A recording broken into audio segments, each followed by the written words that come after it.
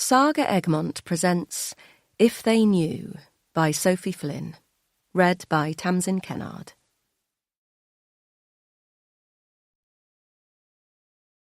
Chapter 1. Now, Hannah. All of the couples in the waiting room look just like us, scared, shell-shocked, hopeful.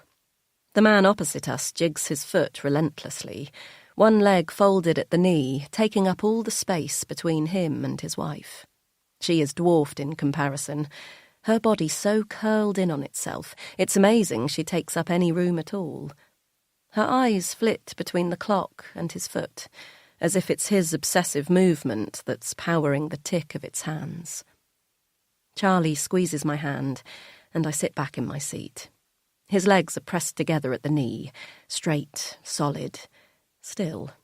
His feet don't tap, his eyes don't roam the room. He simply stares at the door, waiting for it to open, waiting for our names to be called. It's not that this day doesn't mean as much to Charlie as it does to all other nervous couples in here. It probably means more. This is just the way my husband is. Unflappable, his mum often calls him. Cool in a crisis. And that's been helpful these last few years, when we have raced from one crisis to another, and I have simply let myself be blown away with it all, while he stands stock still, blocking as much of the impact from me as he can. Sometimes I've wished he would show some more emotion. I've screamed that at him more than a few times. But I've learned to recognise the signs of feelings in him now that have nothing to do with crying or screaming or falling apart. Where I flail around in our losses, Charlie goes stiff. Right now, he is more rigid than ever. "Charlie and Hannah Wilson?" The smiling receptionist appears from behind the door and calls us through.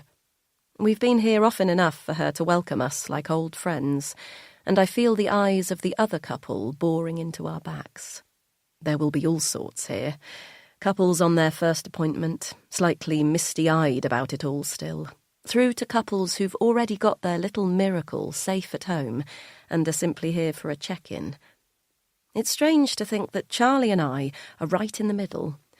The doe-eyed magic of it all long lost in the mountain of paperwork, but not yet secure enough to be strolling through this door completely happily. I cross my fingers and shove them in my pocket, embarrassed at my own childish rituals, still with me after all these years. "Take a seat. Andrea will be with you in just a moment. Can I get you anything to drink? Tea, coffee, water?"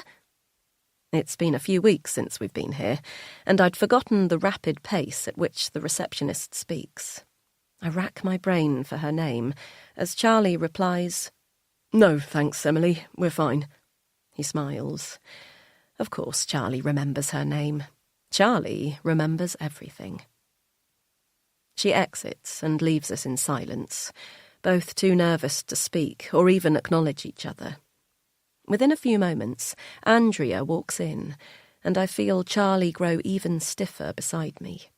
This woman holds our hope in her hands. "Hannah, Charlie, how are you both?" She pulls out her chair and slips into it, smiling brightly as we garble our replies. A mixture of good, nervous, fine between us. "Good.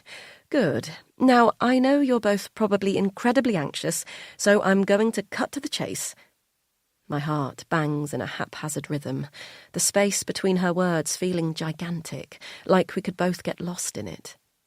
The next words, Andrea says, will either be the start of something or the end. Suddenly, I'm desperate to stay in the between moment forever.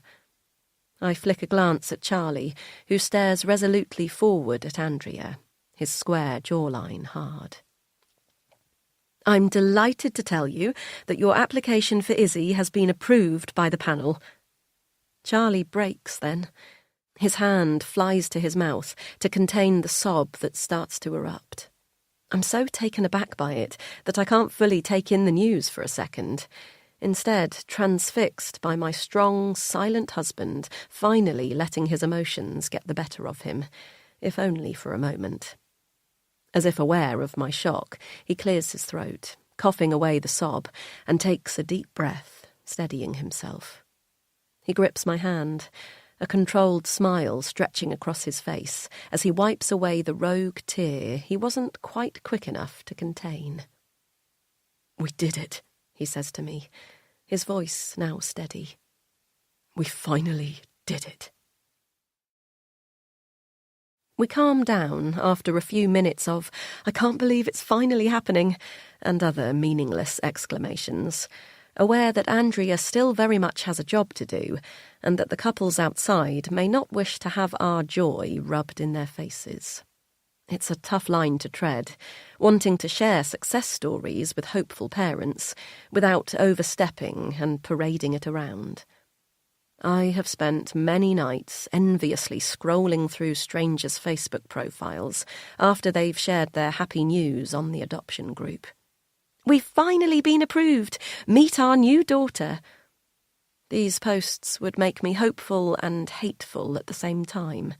So happy that it really could happen to people just like us, yet seething with jealousy that it was happening for a couple just like us, but not actually us. But now it is. Now we are the lucky couple. And isn't that what we deserve, after years of being that poor couple who can't have babies? After living with hundreds of "I just don't know how you cope" statements thrown around without care. We deserve this. That's what everyone would say. Yet the old feelings of nagging guilt start tugging at me. I shift in my seat and feel Charlie's warm hands on the dip in my back, a reassuring heaviness against my spine. There's no space here to start debating again whether I've made enough reparations for my past to deserve something good. Even if I don't, Charlie does. Charlie always has. "So, obviously, we're not quite over the line just yet," Andrea says, bringing me back to reality with a jolt. "No," Charlie says. "There's still the meet-up with Isabella's foster parents before we meet her, but then that's it, isn't it? Before the final home visit where you bring Isabella to ours." Andrea nods, and Charlie looks at me.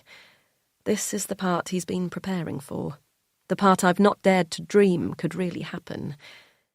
It's the reason he's spent every night after work for the past 2 weeks retiling the kitchen and bathroom, painting the banisters, clearing the garage, as if the only thing standing in his way of becoming a dad is a less-than-perfect home.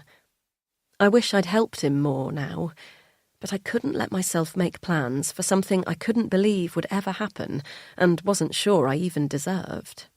For Charlie, it was more simple, and he was right to hope. "When will that all start to happen?" he asks, already poised with his phone in his hand, the calendar app open. "Well, as you well know, in this process there is usually a bit of a wait, but—" Charlie nods. He's prepared himself for this, too. Throughout this entire process, right from when we started trying, totally unaware of what was to come, to now, 5 years on, he's marked every significant date in his calendar, both for when he knows things are happening, highlighted green, and for those he expects to happen, orange. It kept me vaguely sane throughout the IVF process, when all the other women I knew through the fertility forums would complain how in the dark they felt about the process, and how out of the loop their husbands were. I had my own hand-crafted calendar detailing how everything should run, predicted by Charlie, based on diligent research. "The NHS says you can be referred for fertility investigations after 12 months of trying if you're under 35, he told me, after a few months of trying when we were 30. "And if you think you might have an underlying health issue, they'll investigate sooner. Fancy making up an STI? It's funny thinking about how it started, when fertility still felt like a given, something that would come to us if we just tried hard enough, wanted it bad enough. The stars have aligned for you two this time, as we can arrange the meeting with the foster parents this Wednesday, followed by a meeting with Izzy the next day. Andrea takes a breath. And then the final visit, where I'll come to the house with Izzy and do the handover, will be Monday 27th at... She checks her computer. 2 p.m. Of September? I ask, my heart in my throat. Yes, is that okay? I laugh. Yes, that's brilliant. We thought it would take longer, Charlie helpfully adds. I know that it can take a month or so, but this is brilliant. That's 1 week today. Yep, Andrea smiles. I managed to pull some strings for my favourite couple. Tears brim and then swiftly fall down my cheeks. Charlie puts his arm around me and squeezes my shoulder. He leans in and whispers in my ear, I told you everything would be okay. Shall I give you a moment? Andrea asks, and Charlie quickly pulls back, sits upright, and shakes his head. No, we're all good. Let's fill in the next forms, please. Always the practical one. I watch as he and Andrea go over more forms, nodding where I need to, and signing the appropriate boxes. But I know Charlie has this all under control, like he always does. So I let my mind wander. I picture Izzy's beautiful face, her big round hazel eyes and sweet cherub curls, the dimple in her chubby cheeks, and her curled-up left hand, the right one not visible in the photo. I know that image of our prospective daughter so well, every inch of her painted on my memory. Will she look the same when we finally see her in real life? The photo must be 6 months old now, taken when she first got brought into care, when her short life changed irrevocably. They tell you it's important to acknowledge to yourself, and one day to your adopted child, where they came from and the circumstances of their childhood. But I haven't quite come around to it yet. Overdose. That's how Izzy's birth mother died. Only 19, barely out of childhood herself. Her 18-month-old daughter left screaming in her cot for over 24 hours before any of the neighbours bothered to call the police. She wasn't the sort of woman people care about all that much. Charlie fell in love the second Izzy's name came up on the adoption portal. Isabella, he said one morning when I was racing around the kitchen before work. Don't you love that name? Isabella. Isabella Wilson. I stopped what I was doing and turned to face him. He was sitting at the breakfast bar, his eyes glued to his phone. We'd been doing this for long enough that I didn't have to ask him what he meant. When was she added? I asked, grabbing the phone from his hands. 2 minutes ago. Put a request in, I shouted. Now! Charlie laughed, then rested his hand on my shoulder, fixing me with those big, calm brown eyes, and told me he already had. You don't understand what it's like before you've gone through the process. The way that you have to make a decision based on nothing but a name, gender, age, and a few thrown-together facts. Isabella loves feeding the ducks and eating strawberry-flavoured yogurts. So often it's about speed. They tell you it's not, the adoption services, that everyone's applications get reviewed equally. But we learned early on that if you didn't get your name down for a child within the first 20 minutes of them becoming available on the site, it's very likely your application would never see the light of day. Luckily for us, Charlie works from home on his computer all day and set up a special alert to notify us as soon as any updates were made to the site.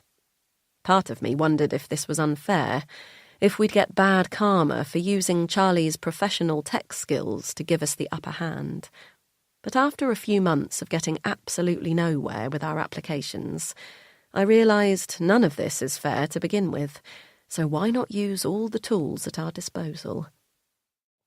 So, nothing to do between now and then, just focus on keeping yourselves calm and happy.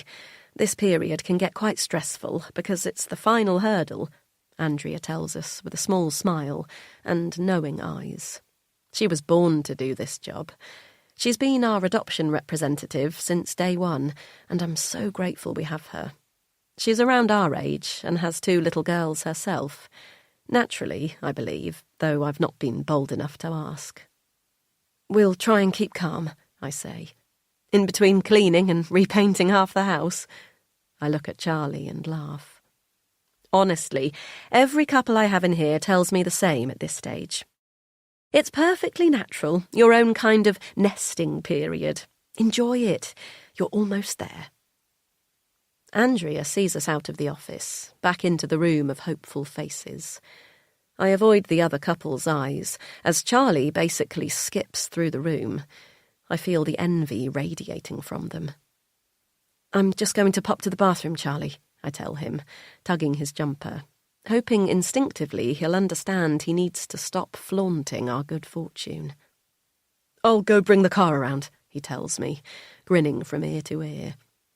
Despite feeling like all eyes are on us, happiness trickles through me, and I return his goofy smile. Once he's skipped through the doors, I turn towards the bathroom down the corridor on the left. You pass another waiting room this way. It's bigger, and quite often full of children coming in with their adoptive parents for catch-ups with the resident psychologist. As I pass through the room, I notice the eyes of almost everyone are glued to the television on the wall. I stop and look up to see what they're watching. Breaking news from the BBC flashes on the screen, the red ticker tape scrolling too fast for me to make out at first. Terrorist attack, I think immediately. London, probably. But no, it's not a large-scale tragedy, not in the scheme of things. To most people, this is barely a tragedy at all. And yet I feel the ground shake beneath me as my eyes take it in. Infamous pop star Jessie Carter, 38, found dead at elite Oxfordshire Members Club. More information to come. "Are you okay?" Suddenly, a stranger is in front of me, her eyes wide. "Do you need to sit down?" I swallow, then breathe in, unaware I was holding my breath. The whole room is staring at me, and I feel sweat trickling down my back. My whole body is on fire. Jessie is dead. I run from the room, down the hallway to the bathroom, where I throw up every last morsel from my stomach.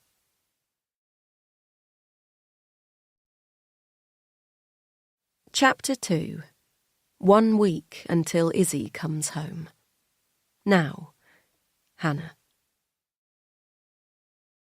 "Are you sure you're okay?" Charlie asks me again as we pull onto the main road. "I'm fine. I've said I'm fine. You're shaking, Han." He takes one hand off the steering wheel and rests it on my knee. "Talk to me." How can I possibly begin to explain this to him? Jessie's face blurs as I try to remember him as he once was, and not the infamous pop star he'll now be forever known as. But no, I don't want to think of him. I can't bear to have him occupy any space where Charlie is. It feels like a whole other betrayal. "I know it's a lot to take in. Believe me, I'm nervous too," Charlie carries on. "But this is what we wanted. It's what we've dreamed of for years. I promise you, everything will be okay." He squeezes my knee, then puts his hands back on the steering wheel, taking up his 10 and 2 position once again. I let a tear drip down my cheek as guilt washes over me. I shouldn't be thinking about anything right now, except for Izzy. This moment should be one of the happiest in our lives. It's the equivalent of seeing 2 pink lines on the pregnancy test, knowing that you've taken the first big step towards becoming a real family, and praying to God that the luck doesn't run out before someone official can make it real. "I'm sorry," I say through the tears. "It's just, I want her so much, Charlie. I almost can't bear it." "I know, darling, I know." I close my eyes and rest my forehead against the window for the rest of the drive home, telling myself that Jessie's death has nothing to do with me. I don't have a right to grieve or feel anything at all. But I do. Deep down, if I let myself admit it, I feel more than just grief. I feel relief. Because surely, now he's gone, there's one less person alive who knows the truth about me. If I keep telling myself these things over and over, perhaps I'll start to believe it. Charlie reluctantly drops me back at the office before heading home. I assured him I was perfectly fine to go back to work, that I'd much rather have something to focus on and keep me busy than spend the afternoon worrying at home. He didn't look at all happy about this, but relented in the end. We have quite different outlooks on work, Charlie and I. For him, it's something he has to endure to get the things he wants. A nice home, no worries about bills, holidays with me. For me, work is much more than that. My job gives me a purpose. It always has. As soon as I walk through the doors to the office, Kate appears with a coffee in hand. "How did it go?" She ushers me into the meeting room before anyone else has a chance to even notice I'm here. "Here, have this. I made it for me, but you look like you need it." I gulp the too strong coffee before I let myself reply. Kate eyes me eagerly, and I wish more than anything I could confide in her, but I know that's not an option. "We got approved." "Oh my God!" she screams, making me spill my coffee down the front of my shirt. "Shit, sorry, but fucking hell, Hannah, that's amazing!" She pulls me in for a tight hug, and I smell the scent of her sickly sweet perfume. Such a contrast with the harsh exterior she presents to the world.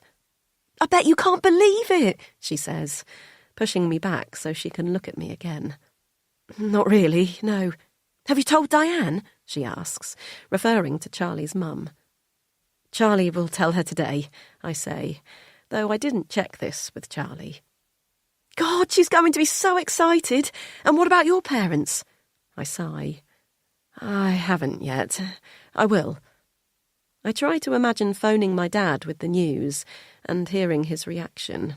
But the truth is, I can't add any more stress to my plate, and interactions with them always end that way.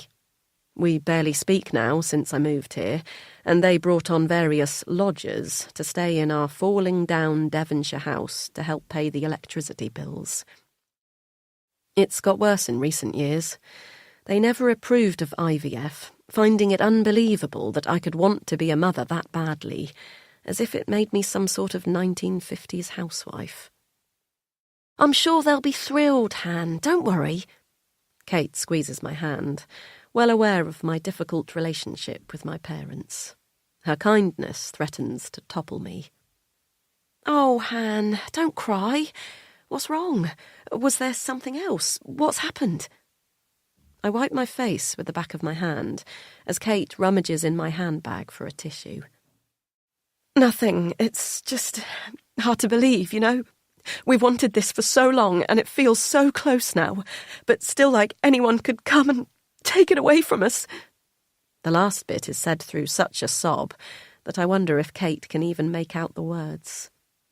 "Han, you said it yourself that once you were approved, all the other visits and meetings are just to make you and Izzy more comfortable, right?" I nod. "We have to meet the foster parents on Wednesday. Then there's the group meet-up with all of us, and finally the home visit and handover this time next week." Kate smiles broadly. "So this is the best bit, right? Stop thinking of them as stages you have to pass and enjoy them. You get to finally meet Izzy in real life, and Jesus, if you think for a second that anyone would come to your home and find it not fit for a child, then you're bonkers. But it's not just the house they'll be judging. It's us. What, the two people so bloody perfect to be parents, it's an absolute crime that the universe has made it so hard for them? Come on, darling, you know that you and Charlie will make amazing parents. What do you think they could possibly find out about either of you that would put them off?" I can't look at her then. My kind, trusting friend who has absolutely no idea of the things I've done. Instead, I hug her again and tell her I love her. It's a funny relationship, really, mine and Kate's. Technically, I'm her manager, which means that breaking down crying on her shoulder and telling her I love her should be wildly inappropriate. But we've known each other and worked together for 6 years now, and I think any barriers between us are long dead. Charlie finds it all rather baffling, coming from a corporate background, where his team members are no more his friends than the guy who delivers our post. but at Women Go Free, it's a family environment. When the owner of the charity relocated from London to a small village for a quieter life, she set up the head office here in the Cotswolds, and I came with her. I was only the communications assistant back then, renting a cheap, cramped room from an elderly couple in Little Chew, the village next to where we live now.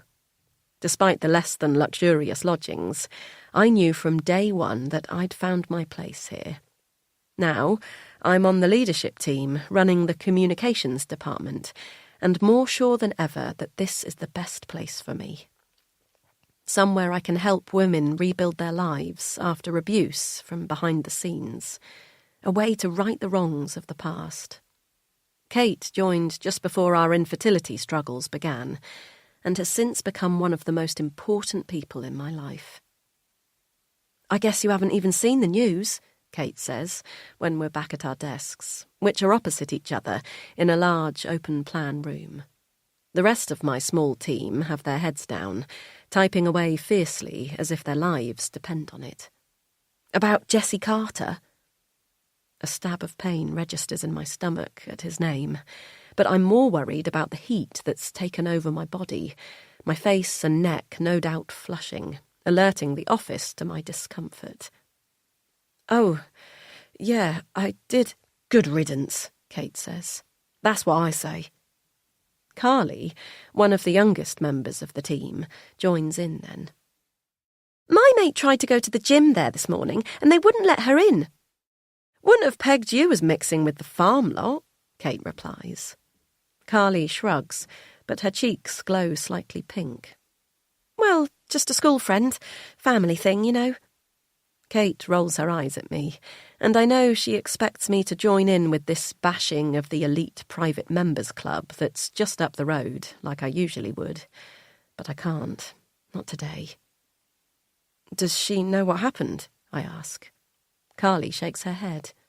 "No, she just said the security up there is crazy, like even more so than usual. Loads of the members were kicking up a fuss, apparently, super pissed off that they couldn't get in for their workout." This time it's Carly who rolls her eyes, and Kate laughs. "Poor little rich folk, so inconvenient when a dead body ruins your day." "Kate," I say. "What? Come on, Han, that guy was a parasite." "Yeah, he really was," Carly adds. "My friend didn't see him while he's been staying there, but her mate did, and apparently he was a total lech to the younger girls, like buying them shots, hands all over one of them. It's gross. He's like 40. "I bet it'll all come out now," Kate says knowingly. "It always does once they die." "What will?" My question comes out sounding more desperate than I intended, and they both look at me in shock, but I need to know what they know. "What will come out?" "Oh, you must have heard the rumours," Carly says, a small smile on her plump pink lips, too young to be marked with wrinkles. "They've been going around for years. You know, the usual Hollywood men bullshit." "I wish we were able to publicly say something about him," Kate interrupts, her voice clear and determined as my stomach churns. "What?" "What? Like you wouldn't want to?" She scoffs. "Imagine how much more powerful our work would be if we could stand up and call out men like Jessie Carter. Abusers get away with this shit their whole lives, and then they die, and people act like they were some sort of hero. But he wasn't. Everyone knows he wasn't. The only reason he's got away with it for so long is because people have been scared." "He's never been charged with anything," I cut in. Carly shakes her head. "No, because he's got that slimy PR guy on his side. You know the one, looks like a rat." Owen's too long face fills my mind, and I squeeze my eyes shut to be rid of him. "Yeah, these men always have someone doing their dirty work. Seriously, Han, I know we can't say anything about him specifically, but is there anything we can do that would reference it subtly?" "Like a subtweet," Carly chips in, and I tilt my head, unsure of the reference, but Kate jumps on it. "Exactly. We're supposed to stand for not allowing men to get away with it, and we hardly ever speak up when something like this happens." "This has nothing to do with us," I say, trying to keep my voice stable while my whole world is imploding. We're not going to tarnish the name of a dead man, just tarnish his name. Are you joking? Jessie Carter's abuse of women is one of the most well-known secrets in the music business. Kate's eyes burn with fury as she looks at me like I'm a stranger. I close my eyes, both to block out her anger and to stop the memories of Jessie playing in my head. The flashes of that night, his face against mine as he pulls me from the floor. "Get up," I hear his gruff voice say. "Hannah, you have to get up." "Hannah!" Kate's voice breaks my thoughts, and I flick open my eyes. She's still glaring at me, but now there's some concern behind her frown.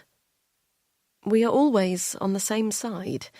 This is unknown territory for us. Usually, I back Kate's anger enough to get us the goal she wants, even if I can't back the delivery. Kate has more righteous anger than I ever could. She knows without a doubt that she is on the right side of things. For me, it's a little blurrier, so I can't be as bold. I won't push as hard as Kate, and she doesn't always know when to back down. It's why we're such a good team. But right now, I wish she would just shut up. "None of us know anything about Jessie Carter," I say, loud and clear. "And it certainly has nothing to do with our work, which is the actual reason we're all here." The rest of the team is staring at us now, open-mouthed at my blatant show of hierarchy, something I never do, especially with Kate. She stares at me with her lips pursed for a second before standing up. "Wow, really? So a known scumbag has died up the road from us, and yet we're all just going to pretend it has nothing at all to do with our work here? Jessie Carter abused women. Everyone knows it. And if you won't stand up for silent victims, even in the safety of this office, then I don't even know what you're doing here." With that, she turns and walks out of the office, leaving me alone to face the disappointed looks from every woman on my team. My eyes swimming with tears, my mind full of Jessie's face. The face I promised myself I'd let go.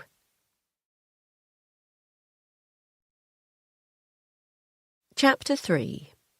Then, New York. I can't believe that I'm actually in a bunk bed. A bunk bed? I'm 19 years old, so it should feel totally embarrassing and awful. But it's not just any bunk bed. It's a bunk bed in New York. Even writing it down sends a fizz of excitement through my stomach. I can't believe I'm actually here. Right from the moment I got the letter telling me that I'd been accepted for the scholarship to study music here, I imagined someone was going to come and tell me it was a joke, or they'd made a mistake. I never believed I'd really get here. But I am. I'm at college in New York. Okay, so it's not exactly like I'd imagined. There are 3 of us in the dorm room. As if a bunk bed wasn't saving enough space on its own, the college has also managed to squeeze another single bed opposite us against the far wall. Apparently they over-accepted on housing applications this semester, so we all have to share. Which is fine. It's fine. Who needs loads of space when you're in New York City? There is a slight sting when I think about the cost of the room, though. When I asked my roommates about whether us sharing one room between 3 instead of 2 meant we would get a reduction in our room rent, they looked at me like I'd spoken another language. Maybe. You'd have to ask at student services, Ari said, twiddling her long curls around her fingers. Maybe I will, I said, unsure of myself. I added with a laugh. I mean, we paid $12,000 between the 3 of us for this room for the semester. That's mental. They both just looked at me and shrugged, and I realised then that the reason they weren't concerned by our situation was that they literally had no idea what it cost. Their rent money certainly wasn't coming from their own bank accounts. As soon as I brought it up, I regretted it. Moaning about the room made me sound like a total brat. But I suppose it's easy not to care about being ripped off when it isn't your money. Ari and Zia won't get that, obviously. But I'm not going to let this one tiny thing ruin my mood. I am in New York, studying music. I am living my dream. And, okay, yeah, I didn't imagine living my dream would involve sleeping in bunk beds, but I can make do. The college isn't really like I imagined at all, to be honest. It's not like you see on films. I rewatched the Harvard years of Gilmore Girls before I came and got totally obsessed with Rory and Paris's little apartment in it.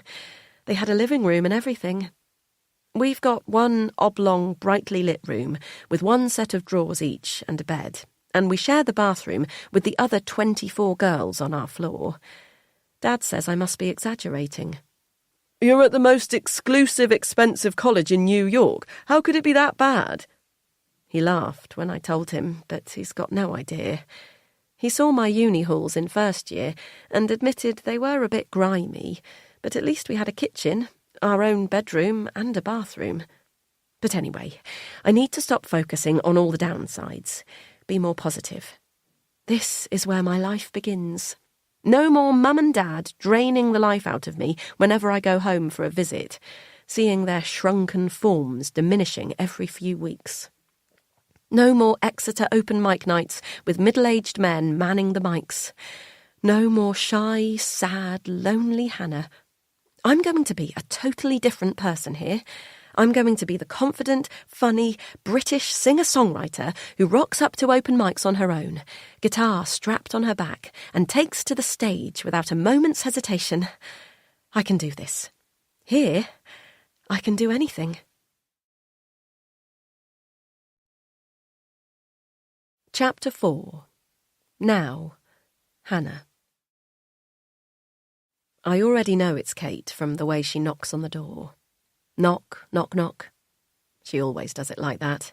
Like she starts patiently enough, but within seconds grows tired of waiting and has to hit the door twice in a row to show her frustration. Come in, I eventually say, when I've left her hanging just long enough to let her know that all is not quite yet forgiven. Kate walks through the door and gives me a sad, almost apologetic smile, but there's still a hint of defiance in her green eyes. This isn't going to be an easy conversation. Look, she says, taking the seat opposite me. I'm sorry for flaring up like that. I know it wasn't appropriate in front of the others. It wasn't nice either way, Kate. Not just because there were juniors around. Well, no, but you know what I mean. That made it worse. I nod. We're in one of the private rooms in the office. Our HR team likes to call it a breakout space, but really it's a small meeting room with a station to work at if you need to get away from prying ears or noisy mouths. But surely you understand where I'm coming from? Her eyes plead with me across the desk, and I grit my teeth. Oh, come on, Hannah. What's going on with you? Is it Izzy? Is what Izzy? She flings her hands up and scoffs. This! She gestures towards me, as if my mere presence is a source of great disappointment.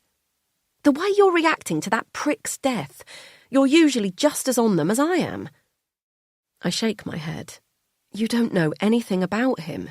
When do we ever know anything about celebrities? She narrows her eyes, but her look of fury has been replaced with total and utter confusion. Look, I get that you've got a lot on right now, and the next week is going to be super stressful. I spoke to Marcy just now. What? Why? Because I'm worried about you. So you went behind my back to HR?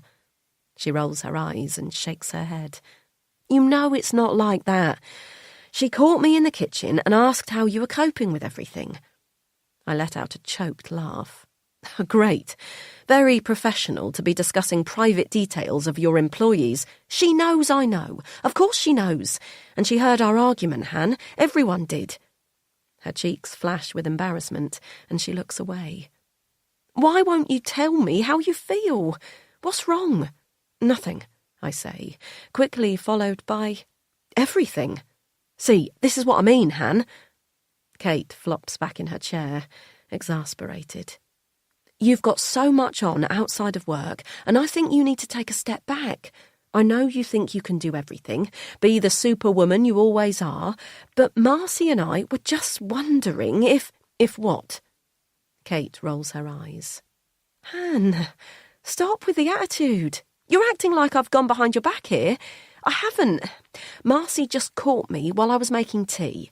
But this isn't about you or me. This is about the charity.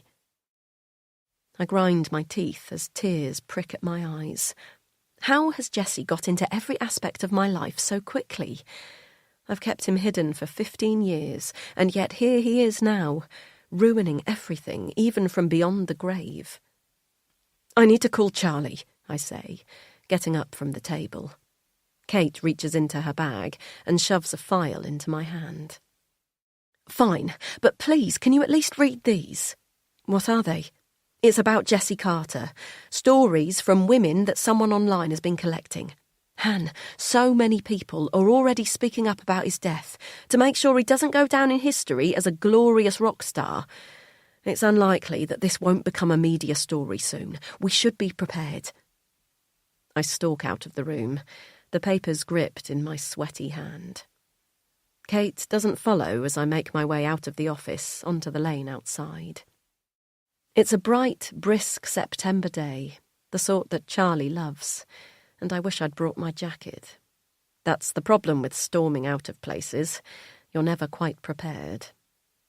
I walk down the lane into the village. It's only 5 minutes or so, but we're basically down a farm track, so every step is a hopscotch between potholes to avoid a broken ankle. By the time I reach the village, I've calmed down somewhat, and am vaguely embarrassed by my outburst.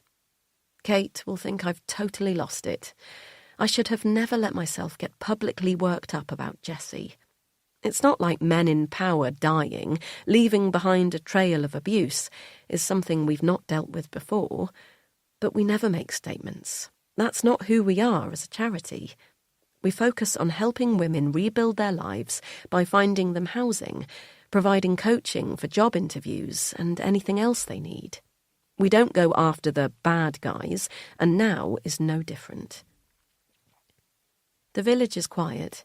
It often is in the week, the tourists not yet set free, but particularly at 2:30 on a Monday afternoon.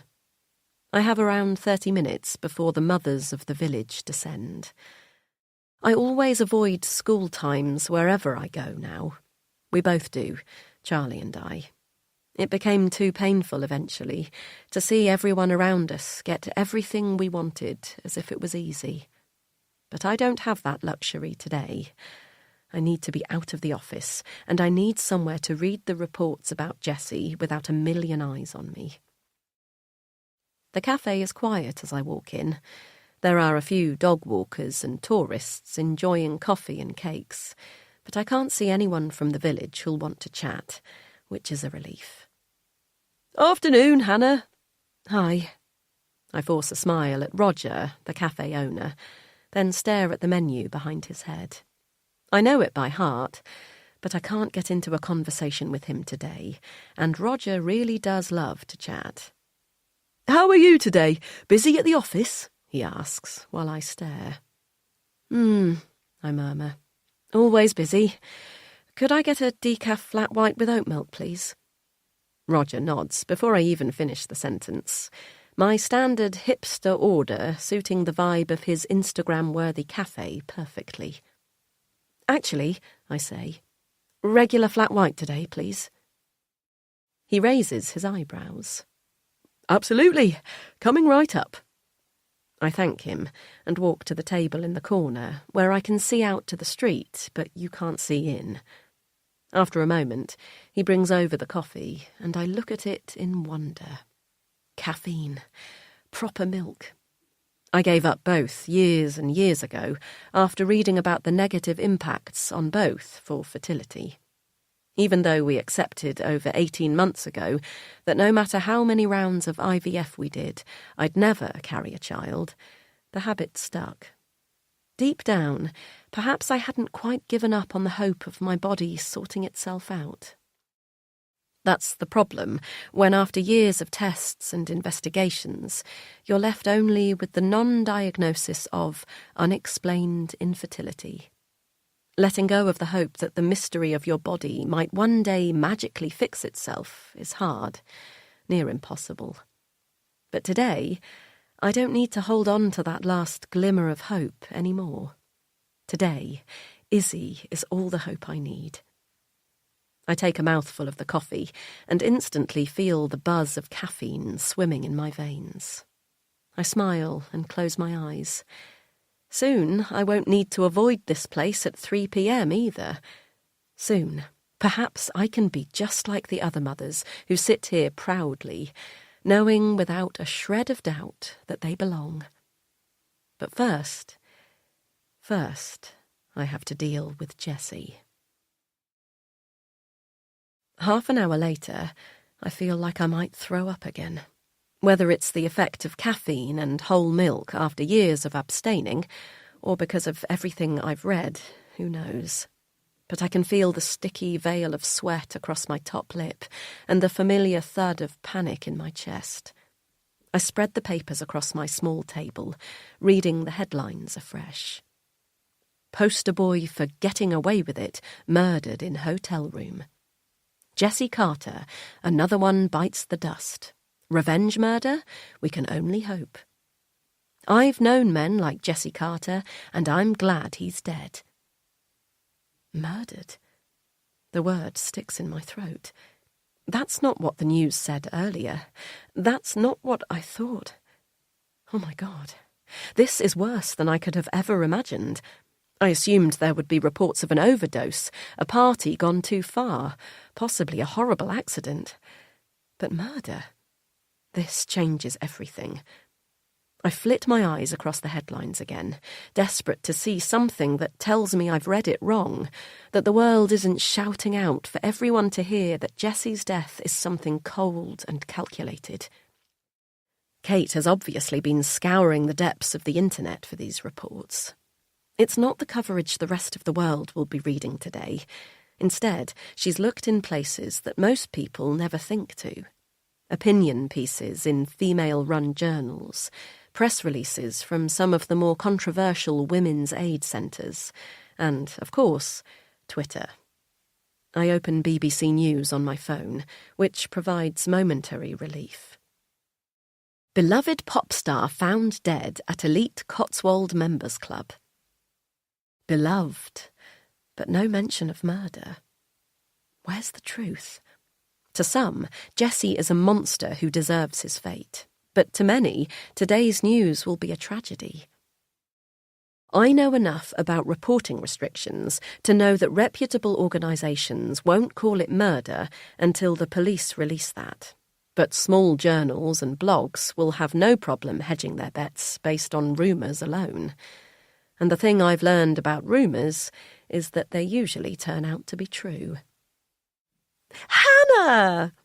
I hear my name being called in a happy sing-song voice across the cafe and inwardly groan.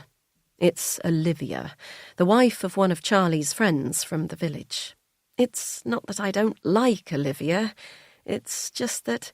How exciting! We never see you in here during the week, do we, Pops?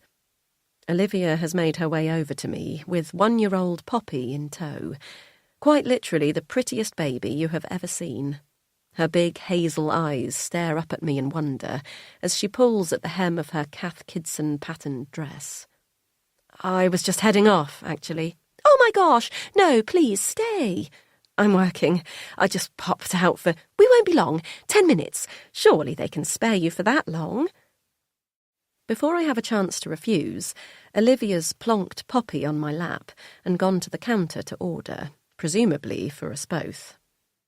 Poppy continues to stare at me, and I can't help but smile at her gorgeous little face, her innocence so alien in amongst my current thoughts. She looks so much like Olivia, with her cherubic jawline, perfect blonde ringlets, and red rosy lips. Despite everything else on my mind, a familiar grief washes over me. I will never see my reflection like this. No one will ever comment on how much my daughter looks like me. I bite my lip and think of Izzy. Gorgeous, perfect little Izzy. She may not have my genes, but she already feels so much like my daughter. That's got to be enough. It's somewhat repugnant of me to wish for more. Here you go, hun. Olivia sits opposite me and pushes a cup of coffee across the table. I got you another flat white. That's what Roger said you were drinking. I thank her, thinking of my already jittering hands from the shock reintroduction of caffeine into my system. Mama! Poppy suddenly cries as she wriggles out of my grip towards Olivia, who reaches for her and props her up on one knee. My arms feel empty without her, so I reach for the coffee. Caffeine shakes be damned. She's so clingy lately, Olivia says, smiling adoringly at her daughter. I was warned she might be worse once Florence went off to preschool, and she certainly is. Honestly, I thought I'd have more me time with one of them in school, but it turns out not so much. She rolls her eyes, so I smile and laugh back, as if I understand the burden of being so very wanted. And I hear you'll soon be joining the no-sleep brigade yourself. Olivia gazes at me with questioning eyes and a smile curled on her lips, pleased to see the shock that must be written on my face at how fast our news has travelled. Is there also a glimmer of a challenge in her question? Does she really think I'll be just like them, the normal mums? The mums who decided to get pregnant at 28, just before their 30s hit and their fertility started to plummet, and were yummy mummies by 29. The mums who never had to think about AMH levels or DNA fragmentation tests, whose only trips to the hospital have been for joyous baby scans, who know, without a doubt, that they are meant to be mothers. Can I ever really be like them? Yes, I say, taking another sip of my coffee. Well, if it all goes through. She waves her hand dismissively. Of course it will, darling. Honestly, we're all just so thrilled for you. It's such a wonderful thing you're doing, after everything you've been through. She leans across the table and gives my hand a patronising squeeze. I don't bother to ask her how she knows about Izzy. Our village is like a schoolyard. Nothing stays secret for long. Charlie plays football with Olivia's husband, Tim, every other Sunday morning on the green. He must have mentioned that we were in the final approval process to the team yesterday. Perhaps he was nervous about today and wanted someone other than me to talk to about it. It's very like Olivia to assume that this morning's meeting went well. Everything in her life does. But I can't be annoyed anymore at things like this. I realised years ago that infertility puts you into this strange category of people where your most private moments become ripe for public consumption. When your body won't do what it's supposed to, everyone feels like they're entitled to give you their opinion. Just relax. It always happens when you least expect it. You just need a break. My friend, sister, auntie, cousin did IVF for 5 years, and as soon as they stopped, got pregnant with twins. You need to go organic and vegan. Dairy is responsible for so many health problems. You wouldn't believe it. Of course, none of their tips worked. Nothing worked. We went from being told, "You're young, don't worry, you have ages," to "You're still the right side of 35," to finally, given your age and lack of response so far, it might be time to start looking at other options. So now, instead, we endure the stories of adoption. Stories of families bringing home perfect babies, only to discover years later they'd suffered abuse and were so traumatised by it they wrecked the family home. Stories of biological mothers turning up years later, clean and sober and ready to take back their children. Stories of failing to bond, of never fitting in with the biological siblings no matter what the parents did. We've heard it all. I don't know why people tell us these stories. I'm quite certain half of them are not even true. But it seems like people feel the need to do a public service announcement when they hear we are trying to adopt. As if they don't relay these urban myths of when it all went wrong, then we might befall the same fate. As if we have walked into this whole thing completely blind. As if we haven't had to endure more paperwork than you'd ever think possible. Information videos, instructional classes, informal interviews, formal interviews. There is nothing we have not done and do not know to prepare for adoption. And yet... "You'll have to bring her to the toddler music class in the village," Olivia says, in her sing-song voice. "She'll love it." I murmur some sort of agreement, too terrified of things going wrong to be able to make such flippant plans. But Olivia doesn't know that. Olivia has no idea what it's like to feel such a tentative hold on your future. In 1 week, we could be parents of a toddler, or we could fail the final processes and be nothing. Just the two of us. Only time will tell. "I really have to get back to work," I say, eyeing the door where a crowd of mothers and school children have begun to gather. I gather up my things and shove the articles about Jessie into my bag, but I'm too slow, and Olivia catches sight of one of them. "Oh, God! I read about that this morning. They're saying he was murdered now, you know. Can you believe it? Just up the road." Her eyes go wide, and she shakes her head in mock horror, but it's glee that shines in her eyes. "You would never think it could happen there. It's so safe. Their security really is excellent. We were there on Saturday morning for a coffee and... Well, I shouldn't say, but, you know, now he's dead, it's hardly like the privacy rules have to be followed." My heart thuds in my chest as I wait for Olivia to continue her gossip. She bites on her lower lip and looks around the now full cafe before leaning in, conspiratorially, to talk in a hushed whisper. "He looked terrible." "Who?" She rolls her eyes and tuts, annoyed at me breaking her flow. "Jessie Carter! Who do you think?" "You saw him?" Blood rushes to my cheeks, but Olivia doesn't notice, too caught up at being able to put herself at the centre of a scandal. "Yep, he was having breakfast right next to us. I said to Tim at the time, he isn't half as good-looking in person. He looked like he'd not slept in weeks, so much older than you see on his Instagram. But I suppose that's filters for you." She sits back and chuckles to herself at that last part, and I resist the urge to grab her and beg her to tell me more. "Something was off with him, though. He was sitting with another man, about the same age, but not anyone, you know, he wasn't famous. They were arguing." Her eyes light up with this latest fact. "I'm sure I'll be called in to give a statement to the police, you know, as a witness. I could very well have been one of the last people to see him alive." My mouth is dry as I try to unpick the flurry of emotions that flow through me. For so long, Jessie has felt so removed from any part of real life that I could pretend to myself that he wasn't a person at all, that he was just a character that would pop up in gossip magazines or late-night chat shows that I would be quick to turn over from.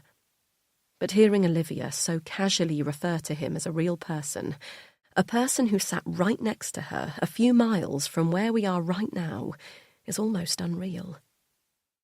"I just wonder why he was here, you know? I know everyone loves the farm, but he didn't look like he was here for a getaway. And that's really why everyone goes.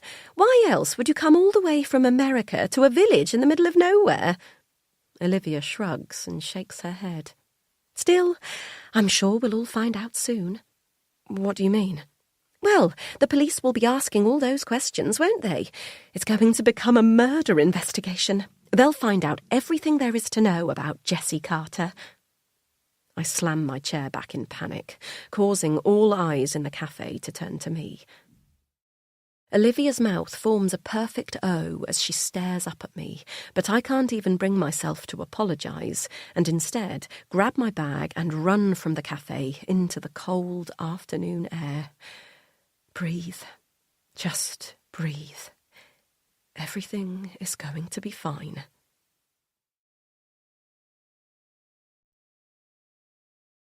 Chapter 5.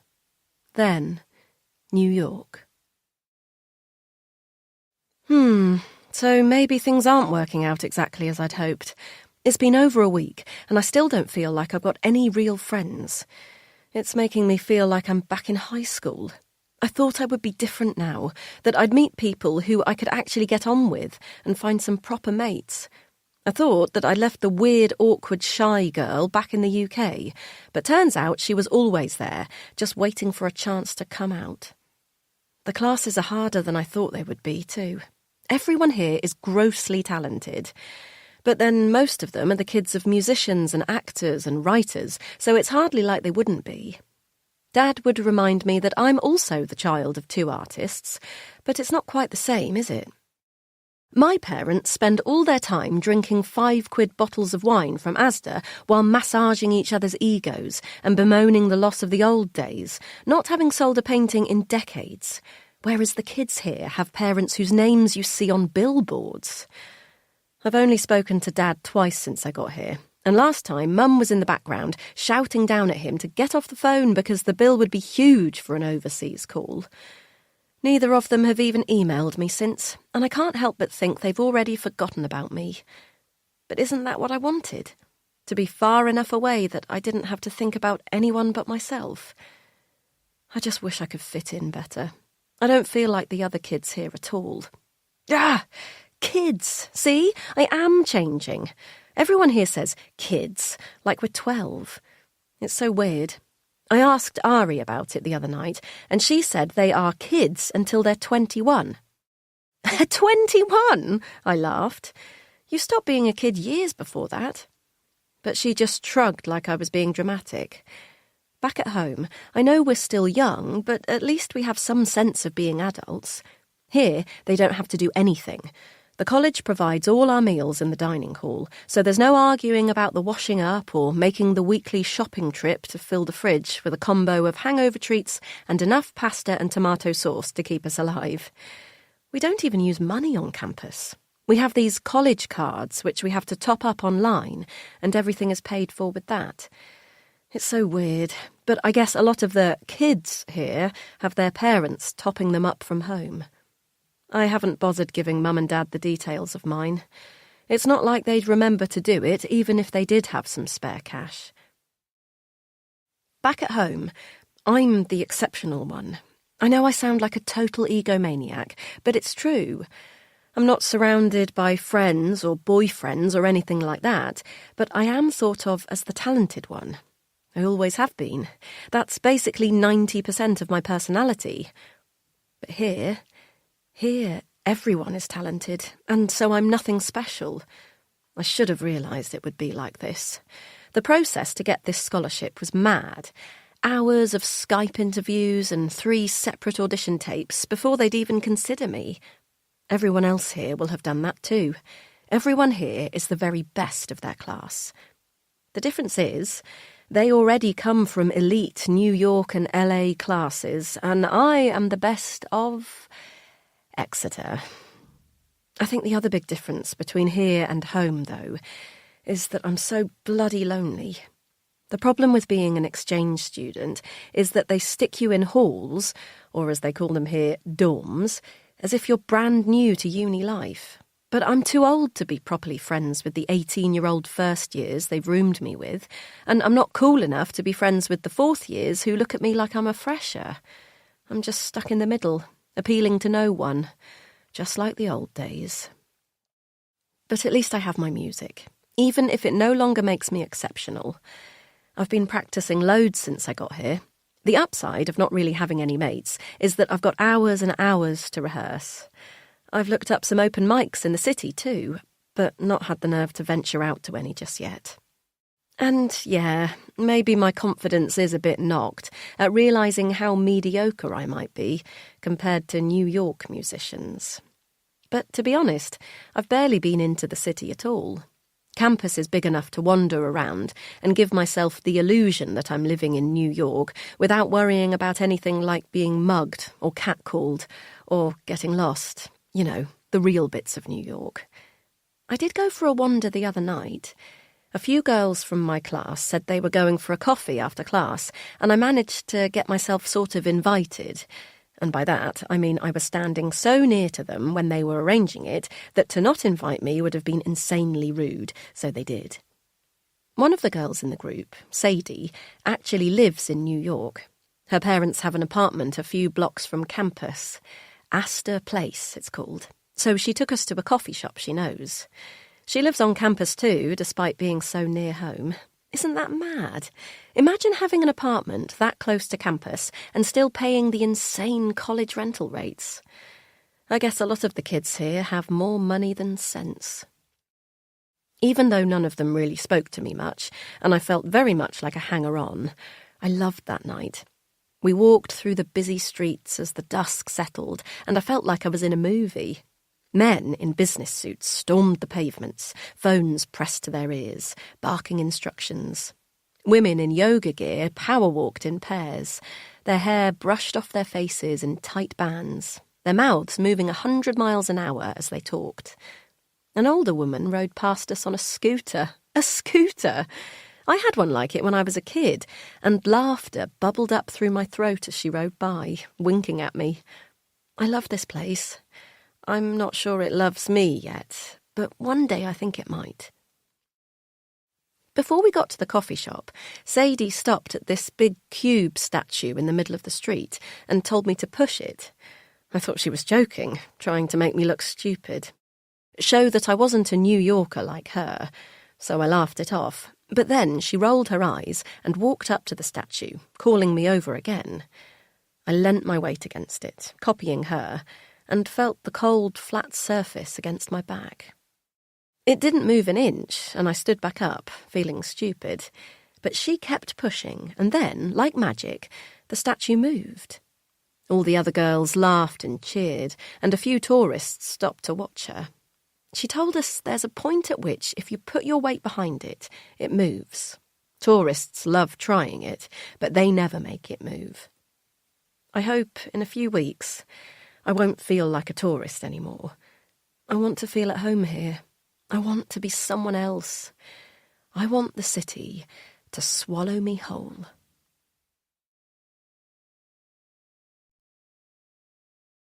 Chapter 6.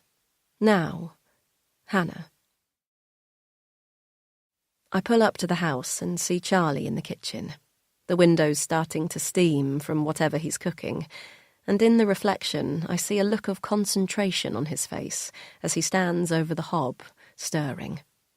The evening is still light, the night not yet drawing in, and for a moment I forget the awfulness of Jessie's death and just watch my husband, knowing in a few moments I'll be wrapped in his arms as he asks me how my day has been. He'll want to talk about Izzy, probably over a glass of wine. His day will have been different to mine, of course. He is not dealing with earth-shattering news and long-carried guilt. Today, for him, will have been pure joy. Perhaps he told his colleagues the news about Izzy as soon as he got back online, sending those silly gifs they all seem to communicate with instead of actual words. It suits him, working like that, away from people day to day, yet connected through silly messages when he needs a boost. I smile at the thought of his celebrations and try to keep up the positivity as I walk through the door. Nothing is wrong, I tell myself. Everything is normal. "Hi," I say, walking into the kitchen and placing my bag down on the floor. Charlie doesn't turn around, and for a second I panic. Does he know about Jessie? But then I see the black headphones embedded in his ears and roll my eyes. I tap him on the shoulder, and he jumps. "Fucking hell!" he shouts, and I take a step back, thrown by his anger. "You scared me. I didn't know you were there. I could have been anyone. You shouldn't cook with headphones in." He shakes his head and batters away my concerns. "The door was locked, Han. I'm not an idiot." He turns back to the pan and pulls it off the heat, the rising steam bringing sweat to my forehead. I wait for a moment, expecting him to say something else, to apologise for the shouting, But he brushes past me to get salad stuff from the fridge, saying nothing. "I saw Olivia earlier," I say, as he chops the lettuce head. "Did you?" he asks, but it's clear he isn't interested. "Yes, we had a coffee." This stops his chopping, and he wrinkles his nose. "Why?" I shrug as I pass him the cucumber, knowing this will be the next item to chop. "She came in with Poppy while I was in there. We chatted. I don't know. She asked me to come to the music toddler group at the village hall." He scoffs. "Seriously? What?" "Bit presumptive, that's all. But then that's Olivia all over." I bite my lip. Despite having had the same initial reaction to Olivia's invite myself earlier, I hoped that mention of this would bring Charlie out of whatever has put him in this funk. "I think she was just trying to be nice, to make me feel like a mum." His eyes soften then, and he nods slowly before putting down his chopping knife and bringing me towards him. He buries his face in my hair as I'm pulled into his warm chest. I breathe in his familiar smell mixed with the scent of buttered onions from the risotto on the hob and close my eyes. "Go sit down," Charlie says, letting go of me. "This will be ready in about 10 minutes. I'll bring it through." He kisses me on top of my head, and I do as I'm told. We're trying to get out of the habit of eating on our laps in front of the TV. It's one of the many things that we started doing as a form of comfort over the last few years that we've never really been able to shake.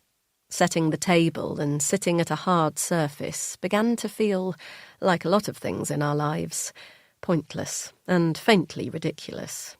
Why drag your body from the warm sofa when it's just the two of you? Why bother with set meal times at all? We could do anything. No one would know or care. I would say this to Charlie sometimes. Isn't it crazy that we just keep getting up and going to work and making dinner and washing up like nothing is wrong, like we're totally normal? He'd sigh and tell me that we were totally normal and things wouldn't be like this forever, but I never really believed him. Life didn't stop when we realised we'd never create it, but it became duller, heavier somehow. But tonight, I set the table. I pull the placemats out of the cabinet, lay knives and forks beside them, and place coasters at a 45-degree angle. This is what a family does. We need to get back into good habits for Izzy. I have to believe that Izzy really is coming home soon. Otherwise, what then? A swell of panic skitters across my skin as I imagine a future without her, without anyone. The relentless, endless days that will come for us. But I breathe through it and come back to the room. I place the salt and pepper in the middle of the table as Charlie walks through the door. "Oh, wow, are we eating in here?" He looks at the table as if I've laid out multiple knives and forks and folded napkins fit for fine dining. "Yes," I say. "We need to stop eating on the sofa. It's not good." "No," he says, still eyeing the table suspiciously. "It's not. I'll bring stuff in." He brings the hot plates and places them on the mats, then leaves and returns again with the bowl of salad and takes a seat opposite me. "Look okay?" he asks, nodding at the steaming risotto. I glance down at my plate and my stomach rumbles in anticipation. "Looks lovely, thank you. Shall I put some music on?" "I'll do it." He runs into the kitchen and back to bring in his speaker. We never use the dining room, and it feels cold and uninviting with just the two of us sitting here tonight. I try to imagine Izzy in here, a high chair at the end of the table, her giggles filling the empty room. Suddenly, the silence feels overwhelming, and I bark at Charlie to just put anything on. "Sorry," I say, as he sits back down, music now playing through the speaker. "You should be. I've just clicked the first playlist that came up," he smirks. "Which was?" "Pop hits." He laughs, and I smile back. We don't speak for a few minutes as we eat. Charlie's made one of my favourites, goat's cheese and beetroot risotto. Beetroot is a hangover from my IVF days.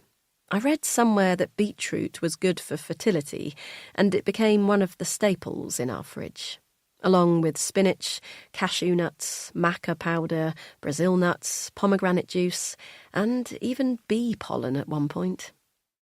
I lived on maca and bee pollen smoothies for a month during our third cycle, in one of my most desperate measures, as if the cure to my infertility was to be found in ground-up powders whizzed together with oat milk in a NutriBullet. But tonight's risotto is not a fertility recipe. I've no doubt Charlie cooked the rice with wine, another formerly banned substance, and lashings of butter. The goat's cheese has been drizzled with honey and placed under the hot grill before being dolloped on top of the gooey rice. The dish's decadence undercut by a crisp lettuce and cucumber salad with sliced apple. "Do you think Izzy will eat beetroot?" I ask, slicing the bright pink vegetable on my plate. Charlie tilts his head, thinking. He never answers a question straight away, even if it's as simple as whether he'd like a glass of water. Everything is considered. "Probably not, no, but that's okay. I'll make her something else." He smiles and looks back down at his plate. "Are you okay?" He looks up and smiles brightly, but worry is creasing his brow. "Yeah, I'm fine. It's just a lot, isn't it? The hope." I swallow and nod. "We're so close now," he adds. "It almost feels too good to be true, like something will come up and take her away from us." He looks down, and I'm gripped by a stabbing of guilt so painful that it makes me tilt forward to catch my breath. Hey. Charlie's up and around the table, suddenly at my side. "I'm sorry, Han. I didn't mean that. Don't worry, we're going to be fine." He rubs my back, and I close my eyes, unable to look at him in the eye. We're silent for a moment as he rubs my back, and I try to collect myself. Then I hear him. Jessie's gravelly voice coming through the speakers. Before I know what I'm doing, I jump up and switch off the speaker. Charlie opens his mouth and closes it again. "I hate that song," he says. "Me too." He walks back to his side of the table and gathers up the plates, scraping what's left of my risotto onto his plate and piling the leftover salad on top. "Did you hear he died?" Charlie says, and I do everything in my power to stop my body from tensing. "Who?" I ask. "Jesse Carter, the pop star. It was on the news today. He died up the road at the farm." I tuck my hair behind my ear and mumble that I had heard. Kate was talking about it at work. Then take out my phone and begin to scroll Instagram, not seeing a single post. Charlie walks past me to take out the plates, but stops to kiss me on the head. "Everything is going to be all right, Han. I promise."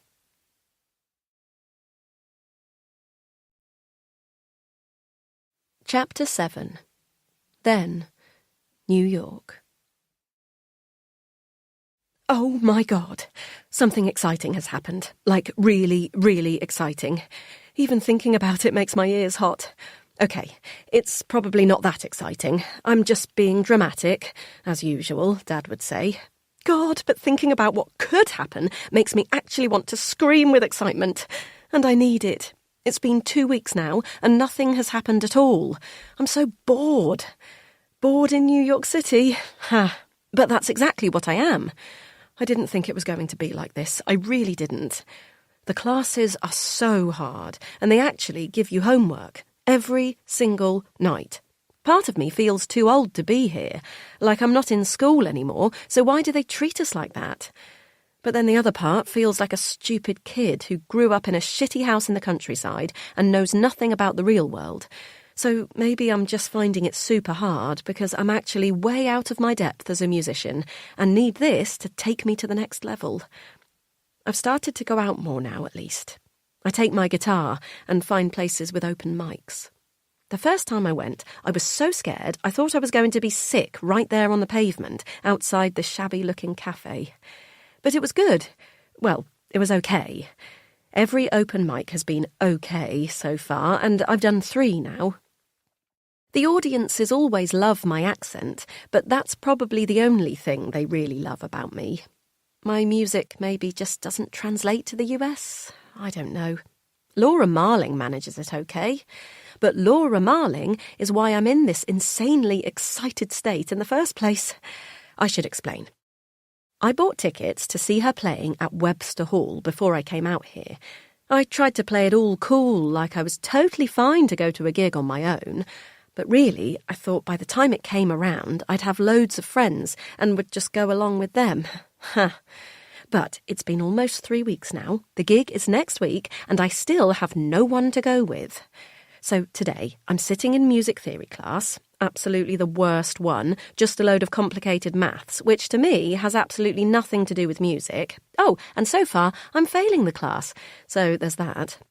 Trying to not show the utter panic that's ripping through me as the professor draws yet more illegible symbols on the board, when I hear them chatting at the back. The cool group. There's about 6 of them. They're all impossibly good-looking in that elusive New Yorker way that I can't quite explain, and they sit at the back of every class, pissing about, and yet still getting A's on every test. They're not the textbook cool group that you see on films about campus life, though. They're a bit grungy, but I guess being cool at a liberal arts college is not being a cheerleader. I don't think we even have cheerleaders here, or a football team, come to think of it. But anyway, they're chatting away about what they're doing next weekend, and then one of them says about going to see Laura Marling at Webster Hall. Some of the others groan, "Really? She's so boring." And I can't help but turn around at this point to stare at them, open-mouthed. Laura Marling? Boring? They're off their tits. I catch his eye then. The guy who always seems to be in the centre of their group. Jesse. And he smiles at me. "You're British, right?" he says, his New York accent smooth like butter. "Yeah," I reply, trying to sound nonchalant. "You know Laura Marling?" I nod. "What do you think? Boring?" I laugh then, letting out the tiniest and most embarrassing of snorts.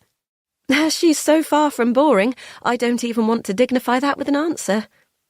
Jesse tips his head back and laughs so loud that the professor tells us both to get out if we can't keep it down. I turn back round, cheeks red, all too aware that a scholarship student can't be seen misbehaving. At the end of class, I pack up my things quickly and head for the door, but he catches me in the corridor. Up close, it's possible he's even hotter than I imagined, though actually not as tall, which is weird, because he definitely seems tall, if that makes sense. "You know she's playing Webster Hall next Friday, right?" I nod. "I've got tickets." "You do?" he says, smiling. "Me too." "Cool." "Very cool." He bites his bottom lip and just stares at me then, my whole body warm and tingling. "I guess I'll see you there, Hannah." He nods and walks off, and every part of me is on fire. Jesus Christ! He's just wearing the same black hoodie he usually wears to class and tight black jeans with rips in the knee. Very cool but totally not bothered New Yorker.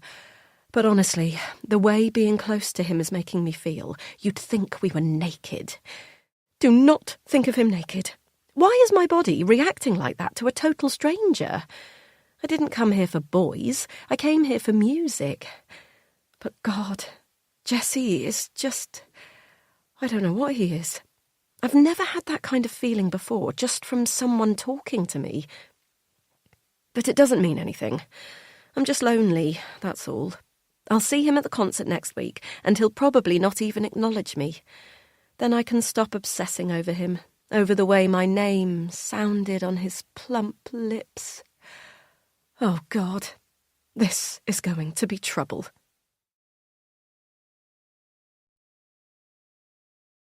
Chapter 8. 6 days until Izzy comes home.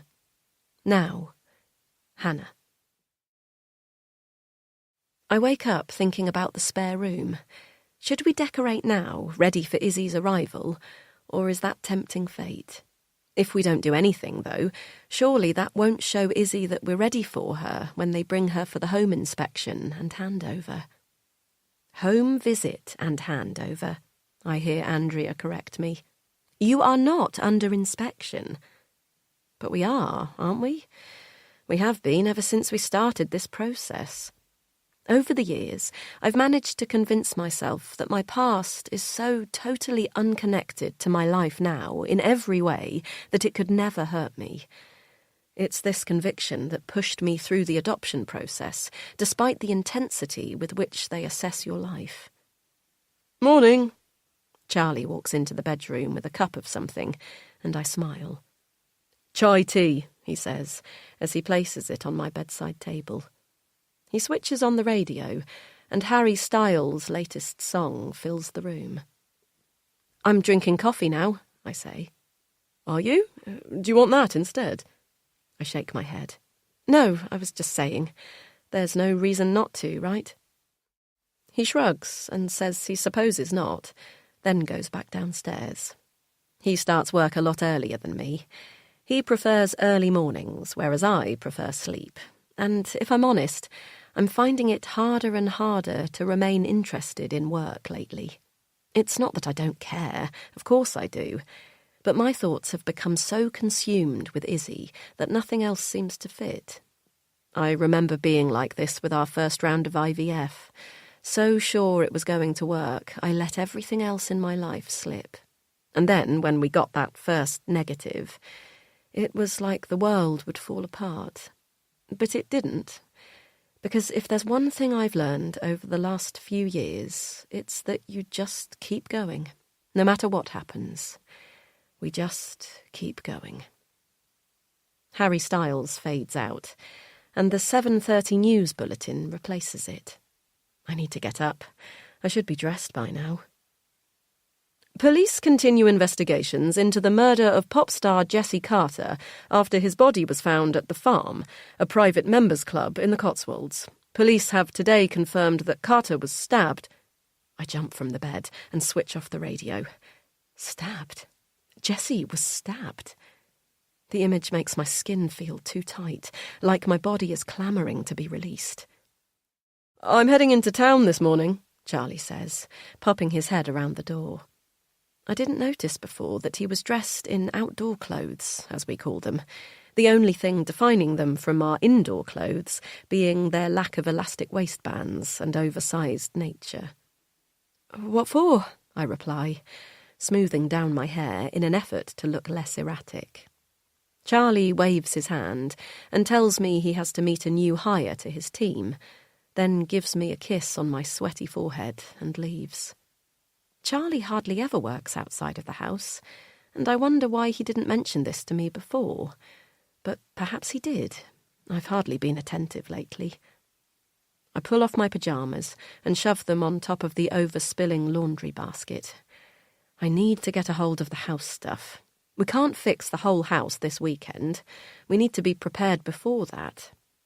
One thing at a time, I tell myself. First, pee, brush your teeth, shower. I walk into the bathroom, chanting it like a mantra. Pee, brush teeth, shower. On the toilet, I see I'm bleeding. I sit and stare at the pink stains on the tissue for a moment, waiting for the grief that has, for years, accompanied this sight. But nothing comes. I throw the tissue into the toilet bowl and watch as the blood mixes with the water and disappears. I've done this so many times, watching my failure flush down the toilet along with the waste. Like that's what I deserve. Each period, each month, marking another round of loss. Another 2 weeks of wasted hope that, despite all the pain before it, let us believe for a moment that perhaps this would be our month. This would be the time I got to run out of the bathroom, piss-soaked stick in my hand, and scream at my husband, "I'm pregnant." How many times have I sat here in tears over a blood-stained tissue? too many to count. You stop counting, eventually. You have to. But you always know. Your life becomes a before and after. Before you realise you are not one of the lucky people whose bodies play fairly, and after. But today, I don't feel grief. I'll never run out of the bathroom like someone on a film. That's not how I'll become a mother. And that's okay. I tell myself Izzy is my daughter. Beautiful, small, scared little Izzy, who right now will be waking up in her foster home, in a bed countless children have slept in before, waiting for us to bring her home. All of the hope and waiting and wishing and the grief and the pain will be worth it for Izzy. She is what we have always been waiting for. Each month of crushing grief was our gestation period, our wait until the world could bring us to her. Brushing my teeth, I start to cry. A pathetic sight looks back from the mirror at me, tears mixed in with toothpaste. We are so close to getting everything we want, and yet my body can't let go of the fear it's held for years, as I hear the newsreader's voice in my head telling me Jessie has been murdered. As if on cue, my mobile rings, and when I answer, I'm not even surprised when they say it's the police. I've never been in a police station before, though I know where our nearest is, 2 towns over. We don't have one in our village, though there is a derelict building where it used to stand. An old-fashioned blue and white sign still hangs above the doorway. The word police, now just an O and a C amongst the peeling wood. There have been various plans from the council to buy it and turn it into something else over the years. But nothing has happened, and so the empty, sad building remains, haunting the otherwise perfect village. This building is not like that. It's brand new, purpose-built. You can't imagine anything else ever happening in the brightly lit corridors and magnolia-painted walls. This is not a place of joy. Of course, it's quiet this morning. Though the station will likely serve as the central point for many of the nearby towns, we're still so far from a city that I don't imagine it sees much action. How must the police have reacted to the news of Jessie's death? I can't help but picture the scene from Hot Fuzz, where their daily call-out involves a menacing swan. What were the officers doing in the moment before they realised they were now going to have to investigate an actual murder? The word sends prickles over my skin, and I lace my fingers in front of me on the cheap MDF desk. This is not a film. This is real. I am really here for an interview about Jessie Carter's murder. Thanks so much for coming in, Mrs. Wilson. It's Hannah, please. The young officer smiles and nods. He can't be more than 30, perhaps even less, and I find this reassuring. If they really thought this involved me at all, they would send someone more senior, surely. They're probably interviewing everyone from the village. Well, as I said on the phone, we're very grateful for you coming in today. As if on cue, another officer walks in. At the moment he says we. As he sits opposite us, my stomach drops. This is the man I pictured when my phone rang this morning. Older, thick, square shoulders, eyebrows so dark they look like they've been painted on. This is the sort of man who investigates a murder. My body radiates heat from beneath my carefully chosen grey jumper. A jumper that should say, I am not usually in police stations. I do not belong here. I am not a criminal. But right now feels like it's screaming, please, sir, don't arrest me. Morning, the new officer says, pulling out the seat opposite me. I'm D.C. Harvey. And I'm P.C. Dales. Had you not got to introductions yet? D.C. Harvey says, and I detect an Irish lilt to his words. P.C. Dales opens his mouth to continue, but D.C. Harvey tuts his tongue against the roof of his mouth, quietening him as they both turn to me. Do you know why we've asked you to come in today, Mrs. Wilson? It's Hannah. Do you know why you're here today, Hannah? He raises his eyebrows at me and sits back in his chair. My jaw clenches. Your colleague said on the phone. He said it was about the murder at the farm. DC Harvey nods solemnly. Right you are, Hannah. And the victim, Jesse Carter, did you know him? Both their eyes are on me now, boring into my body, making my heart beat faster. Did I know Jesse Carter? I knew a boy called Jesse once, halfway between a boy and a man. He wasn't yet Jesse Carter. He was just Jesse. A long time ago, I settle on. I don't know him now.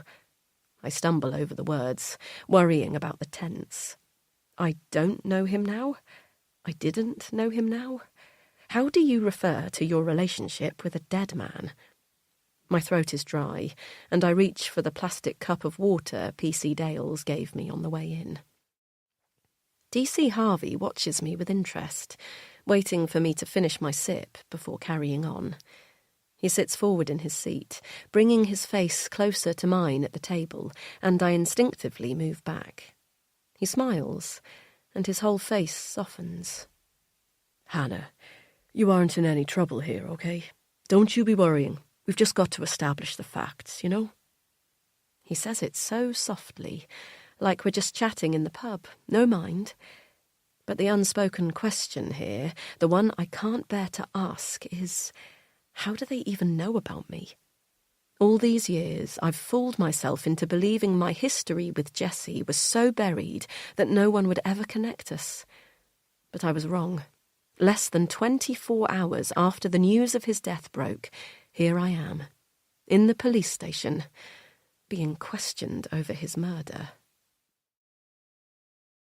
When Charlie and I started the process of trying for a child, I mean really trying, not the fun bit where it's just the two of you lying in bed having sex, then dreaming about babies. I mean the bit that most couples never have to see, the bit that involves NHS funding and doctors and tests and approval. They send you out forms. They need to get approval from your local commissioning group to fund the treatment. They're enormous, these forms.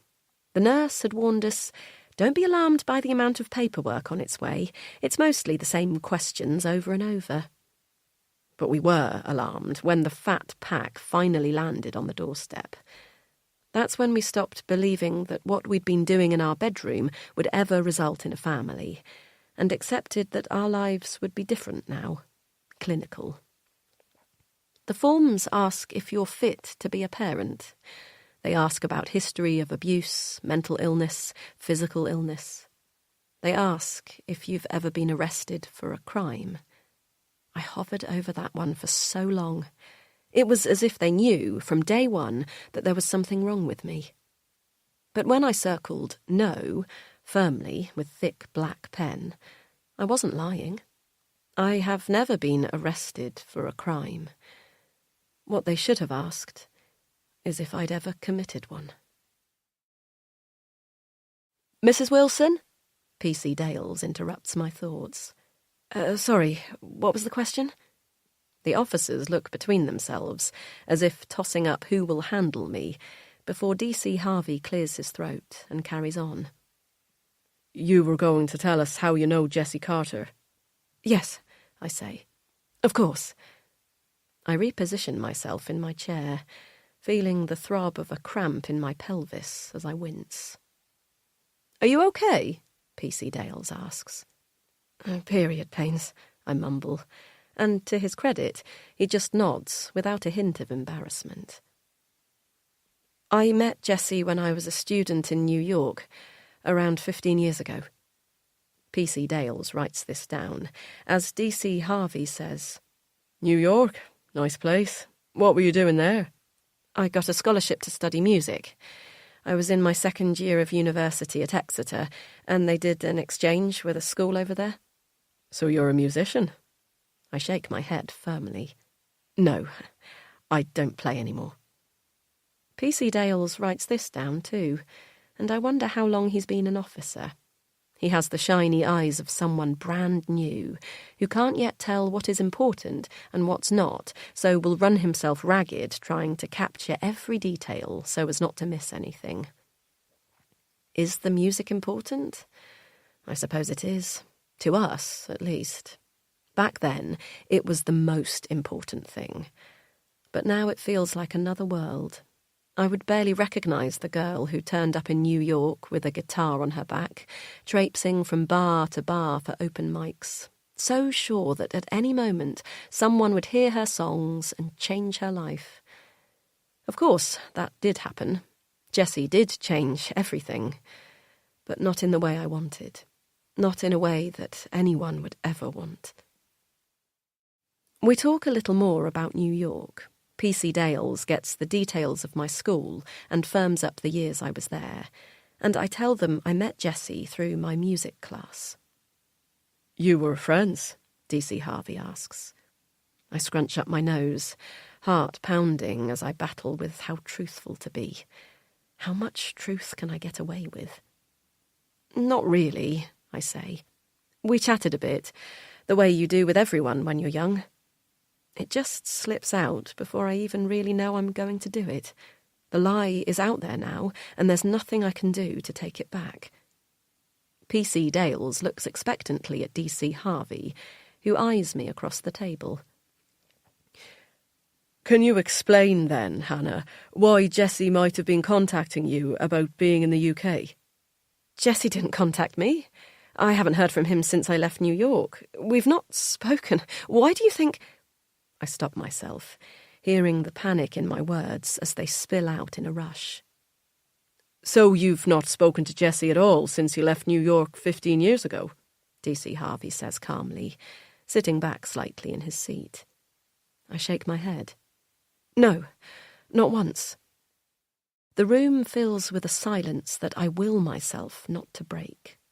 PC Dales looks down at his notepad, while DC Harvey looks at me curiously. There's nothing threatening about his stare. It's almost like that of a cat watching you across the room while it licks itself clean. The tick of the plastic wall clock grows louder as each second passes. "Have you ever used the Telegram app, Hannah?" It's such a random question that I don't answer immediately, racking my brain as to what that app even does. Then I remember.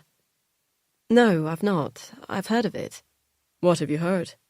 "It's like WhatsApp, isn't it? But it's supposed to be more secure." DC Harvey nods slowly. "That's right. Makes it very tricky for anyone to get any message history. Jessie Carter used it." His eyes bore into me, but I've nothing to say to that, so I just nod back, like this means nothing to me. "But you don't use it?" "No," I repeat. "You can check my phone. I've never used it." DC Harvey smiles and tells me that won't be necessary. I let out a barely perceptible sigh of relief until he says, "We haven't been able to find Jessie's phone, but we found an email he sent that we're interested in." PC Dales stops taking notes and looks between me and the other officer, as if waiting for one of us to slip and break the silence. "It was sent to you," DC Harvey eventually states. "To me?" The officers both nod. "Did you speak to Jessie Carter about his stay in the UK at all?" "No, I've told you. I haven't spoken to Jessie in over 15 years. I had no idea he was staying here." "This email, the one sent to you that you say you've not seen, was asking to see you." "Jessie was asking to see me?" Heat creeps up my neck and lands on my cheeks, no doubt colouring them beneath my carefully applied foundation. "I never got that email. We never spoke. I've no idea why he would contact me now." I should ask to see the email. I know I should. But the idea of it saying something incriminating stops me. If I don't know what it says, I've no need to defend it. A couple of seconds pass, where DC Harvey taps his pen against his pad and looks away. I watch the clock. 10:30 a.m. I've told the office I've got a doctor's appointment, but Kate will be wondering where I am, and I have no idea how I'll explain this to her. Sweat trickles down my back as the clock keeps ticking. Then the silence is suddenly broken. OK, Hannah. That's all we need from you today. Thank you so much for answering these questions for us. We certainly appreciate your time. He stands up, pushing the chair out beneath him noisily, and smiles. I start to follow his lead and gather up my bag and coat, just as he says, "Oh, one last thing before you go. Can you tell us where you were on the evening of Saturday, 18th September, between the hours of 6 p.m. and 1:30 a.m? I stand, holding my bag in one hand and my coat in the other. I was at home. And can anyone confirm that? My husband, Charlie. He was with me all night. Great. Lovely. I'll get PC Dales to take his details from you now, please, just in case we need to confirm that with him. DC Harvey holds out his hand, and I awkwardly shimmy my coat up my arm to hold out my own hand to meet his. My palm is clammy against his cold, strong grip, and I turn away as he smiles, my cheeks red, my lies burning in my throat.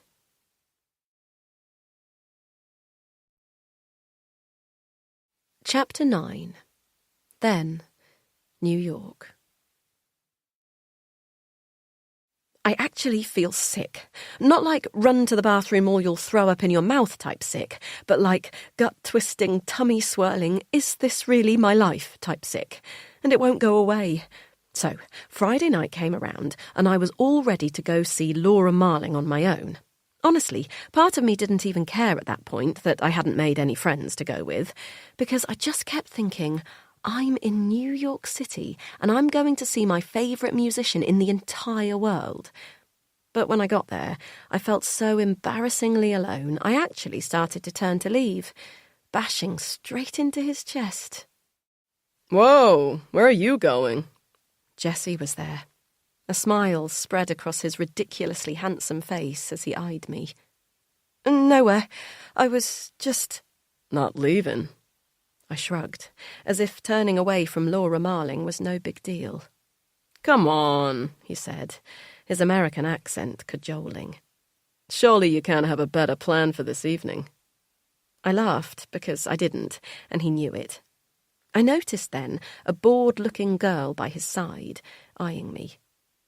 I'll meet you inside, he told her, and she stalked off, giving me evils. Come on, we're going in. He linked my arm and led me through the door to Webster Hall, like there was nowhere else in the entire world we were meant to be. I don't know where the girl went. He certainly didn't meet her inside. He spent the whole night standing behind me, his groin pressed into my bum as the crowd surrounded us, pushing us further forward until I was pressed up against the crowd control bar at the front, his breath hot on my neck as he sang along to Rambling Man. By the end of the night, all I wanted was to turn around, brush his floppy chestnut fringe from his face and kiss him. But I didn't. When the music finished, the crowd quickly died down, and his body came unstuck from mine. He smiled when I turned around, his eyes roaming my body, as if we'd just engaged in some sort of passionate dance. I suppose, in a way, we had. See you later, he said, turning to leave before I'd even caught my breath. I've seen him 3 times since then, and each time we've had a conversation longer than the last. Each time I've begged the universe to make him kiss me, but each time he's kept just far enough away to make me wonder if this connection I feel between us is real or totally in my head. I knew Jessie was going to be trouble. When I read back my last entry, I just can't believe how quickly it's all changed. Jessie isn't just some hot stranger in my music class anymore. Jessie is everything. God, that's ridiculous. He's not everything. I barely know him. I need to write some songs about this feeling before I lose my mind, as if I haven't already. I thought I'd really feel like someone else by now. I thought I'd have stories of my own, friends that liked me. I thought I'd be wandering around the streets of New York with my guitar on my back and gigs under my belt. But all I have is this new obsession with Jessie. Does he even notice me like that? Sometimes I think he must. Why else would he have abandoned his beautiful, bored-looking date and spent the whole gig pressed up against me? But I just don't know. I'm not the type of girl boys like him fall in love with. Despite being here, I'm still the same on-the-edge weirdo I've always felt like. I don't know if I'll ever escape being the weird kid that lived in the big house on the hill in my local village. Too posh for the estate kids, and too obviously cash poor for the rich ones. I've never fit anywhere. Not at school, and definitely not at home with my self-indulgent, mostly drunk disaster parents. But then I found music. I got this scholarship. I'm living in New York City. Surely that means I'm different now. Special enough for Jessie to notice me. Sometimes I have to remind myself why I came in the first place. The first few weeks I'd slope into the dining hall each night, feeling like I was in an actual scene from a teen film, anxiously looking around the hall for a place to sit that wasn't too near anyone but not too far either, to make it less obvious that I was completely alone. Occasionally, people would talk to me, mostly to get me to say words in my adorable accent. But my novelty value would soon wear off and I'd be alone again. Those nights, I'd stick my headphones in and listen to my favourite songs on loop, imagining myself on stage, plucking my guitar under the spotlight, and looking back on these days with nostalgia, where it all began. Music. That's what I'm here for. There's nowhere better in the whole world to make it than New York, right? And the thing is, as much as I tell myself I'm not here to have some film-worthy fling, I can't even separate Jessie from the music and say he's going to be a distraction, because more than anything, Jessie can help me get where I want to be in ways that no one else ever could. He's told me he plays gigs all around the city and knows everyone in the industry. He's even offered to help me book some gigs, real paying gigs, not the crappy open mics I've been playing at. Imagine my name on a gig poster in New York City. Oh, and in case that wasn't enough, his dad's only Anthony Bloody Carter, actual pop-producing legend. Imagine the doors that could open. Plus, Jessie is totally gorgeous and funny, and maybe he likes me. Maybe he could really, really like me.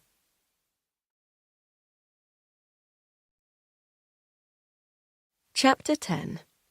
Now, Hannah. I need to speak to Charlie. What if the police phone him before I get home, asking him about Saturday night? What would happen then? I pull out my phone to call him, but stop myself. There's no way I can tell him this over the phone, and something tells me that texting that I need him to lie to give me an alibi would be a very bad choice. The police won't phone him immediately, will they? They seemed happy with my answers. I'm just a random woman that Jessie knew years ago. Nothing more exciting for them to look into, I hope. I drive back from the station in a battle with my foot not to accelerate too much. The last thing I need is to be caught on camera going above the speed limit. That sort of thing would only further point towards my guilt. Why am I thinking like this already? Like one day there will be a trial and evidence will stack up against me. The thought turns my stomach. As I pull into our drive, my phone rings. Withheld number. Is it them? Did they speak to Charlie already? Is everything already ruined? Hello, I answer. Oh, good morning. Is that Hannah Wilson speaking? Yes. Lovely. It's Jane calling from Oxfordshire County Council. How are you doing today? I'm fine. What's wrong? Is it Izzy? It is indeed about Isabella, but not to worry. Nothing's wrong. She chuckles down the phone. You're in that awful waiting period, aren't you now, my love? I know what it's like. I adopted myself. Every phone call sends chills down your spine, doesn't it? But don't worry, it'll be over soon, and hopefully you'll have a lovely little girl to show for it. I close my eyes and rub the spot that's beginning to pound in the middle of my forehead. I'm just calling to confirm our appointment time for the home visit and handover. I've got 2 p.m. on Monday 27th. Is that all right? Yes, I say, opening my eyes to see Charlie standing at the front door, eyeing me curiously. I give him a little wave. Yes, that's great. Perfect, Jane says. She gives me some more information about the visit, and I try hard to listen, knowing this is important, but my mind is whirring. In 6 days, Izzy will be coming home. It's only 6 days. As long as Jessie doesn't get in the way, I'll do everything to make sure he doesn't. In the house, Charlie is full of questions about the phone call. Did they tell you anything else we should be doing? I tell him no, again, that they just rang to confirm the date and time. Did you ask them if everything else was going through okay? No, Charlie, there's no need. There's nothing else to do except wait now. You know that. Charlie nods and busies himself at the coffee machine. I'll follow up with them on email later, just in case. I sit at the kitchen table and flick through our post. There's nothing of interest, just junk mail that I throw into the recycling container on the side. Charlie puts a coffee in front of me, then appears to notice that I'm here. Why are you home? He asks, brows furrowed, as he looks at the clock as if to confirm it is the middle of the day. I sip the coffee as I debate how to start this conversation. Jane's phone call has thrown me, pushing Izzy back into the front of my mind. But maybe that's what I need, a reminder of what's at stake if I mess this up. I've had a weird morning. Will you sit down? Charlie pulls out a chair opposite me and sits. What's wrong? Nothing, I lie. I got a phone call from the police this morning. His face creases into confusion, and I look away, unable to bear seeing the stress this will cause him. What? Why? Outside, the birds sing merrily, and I turn to look out at them. The day has brightened, and it feels wrong to be sitting inside. Han? Sorry, I say, pulling my attention back to the task at hand. It's about that murder at the farm. They're interviewing everyone who's a member there. I meet his eye then, the lie sticking thick in my throat. He frowns. But you're not a member? I wave my hand as if this is no big deal. We have corporate membership through work. They give them to all the local businesses. You've literally never told me that. His voice is hard, and his eyes narrow. I try to laugh. Why? Would you have wanted to go if you could? Charlie hates the farm and everything it stands for. We both do. You can't live in this village without it being a talking point, so it's something we've discussed often over the years, or more like made fun of. One of our favourite Sunday activities is playing Spot a Farmer as we sit in the local cafe for breakfast and watch them walk by dressed in barber and hunters, which have never seen a muddy puddle. It's not often you'll see the celebrities that fly from all corners of the world to the farm, though. They tend to stay confined to their Cotswold playground inside the grounds, where the normal people can't touch them, and the only farm animals allowed are piglets and chickens, kept in perfectly clean pens. But the plain old rich do come out to play, to observe the countryside and shop in our local extortionate lifestyle shops, prices hiked to accommodate them. I'm not lying. We do have a membership through work. The farm gave them out a few years ago as a sweetener when they wanted to get approval to expand their grounds to include another outdoor heated swimming pool, like the council was ever going to say no to them. Why did the police question you, though? There must be thousands of members. This is where I'm going to have to tell some of the truth. Charlie isn't an idiot. He'll know that there's no way a random local woman would be top of the police's call sheet this morning just because we share a membership to the murder location. I grip my coffee cup and look up at Charlie. His face is so tense, but I resist the urge to go to him and stroke away the harsh lines. This is going to hurt, and there needs to be some distance between us to get the words out. I knew Jessie Carter a long time ago. I expect Charlie to look shocked, to say, "What?" the second the words are out of my mouth, but he doesn't say anything. He just opens his mouth slightly and stares at me, then out of the window, before quietly asking, "How?" He was in my music class at school in New York. Charlie looks down, and I know then that I've truly hurt him. And yet this is not even a revelation. But we're honest with each other. We know everything about each other. That's what Charlie thinks. It's what we've always promised each other. No secrets, no lies, not even stupid ones. The silly lies that couples tell that feel meaningless. Like, "But I did leave work on time, I promise. I just got stuck in traffic." Or, "I didn't see that the bins needed taking out, or I'd have done it." We promised to never become that sort of couple. But here we are. "Oh," Charlie eventually says, then gets up from the table and walks to the sink. He looks out of the window onto the garden, and I watch him as the room hums with various noises of the house. So familiar, yet this feels like unknown territory for us.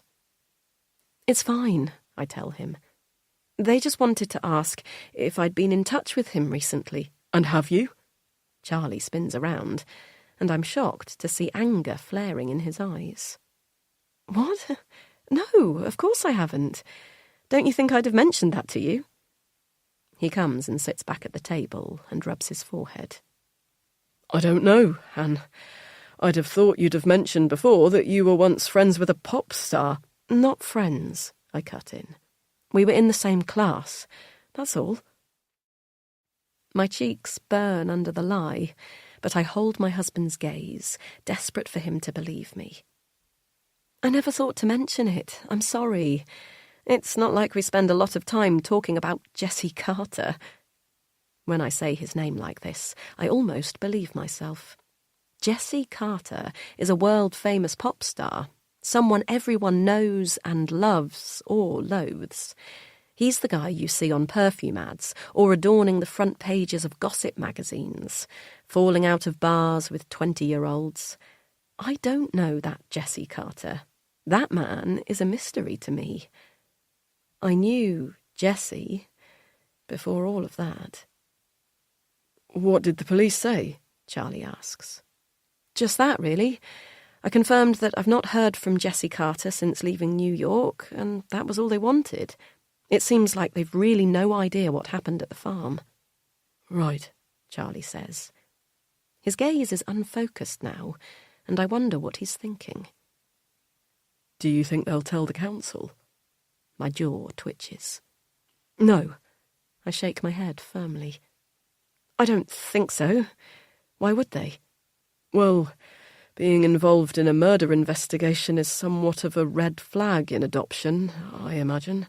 "I'm not involved. They asked me some questions and that was it." "Did they say they'd follow things up?" I shake my head, then stop.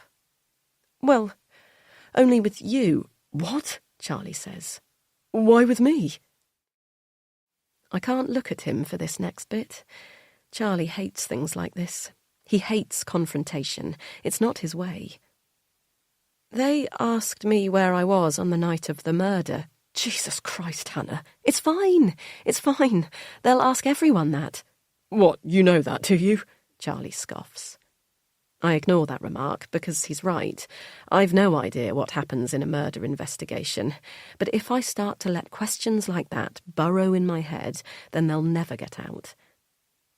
"It was Saturday night," I say. "I told them I was at home, which I was, as you know, but they asked." "What? What did they ask?" "They asked if anyone could confirm that, and And I said you.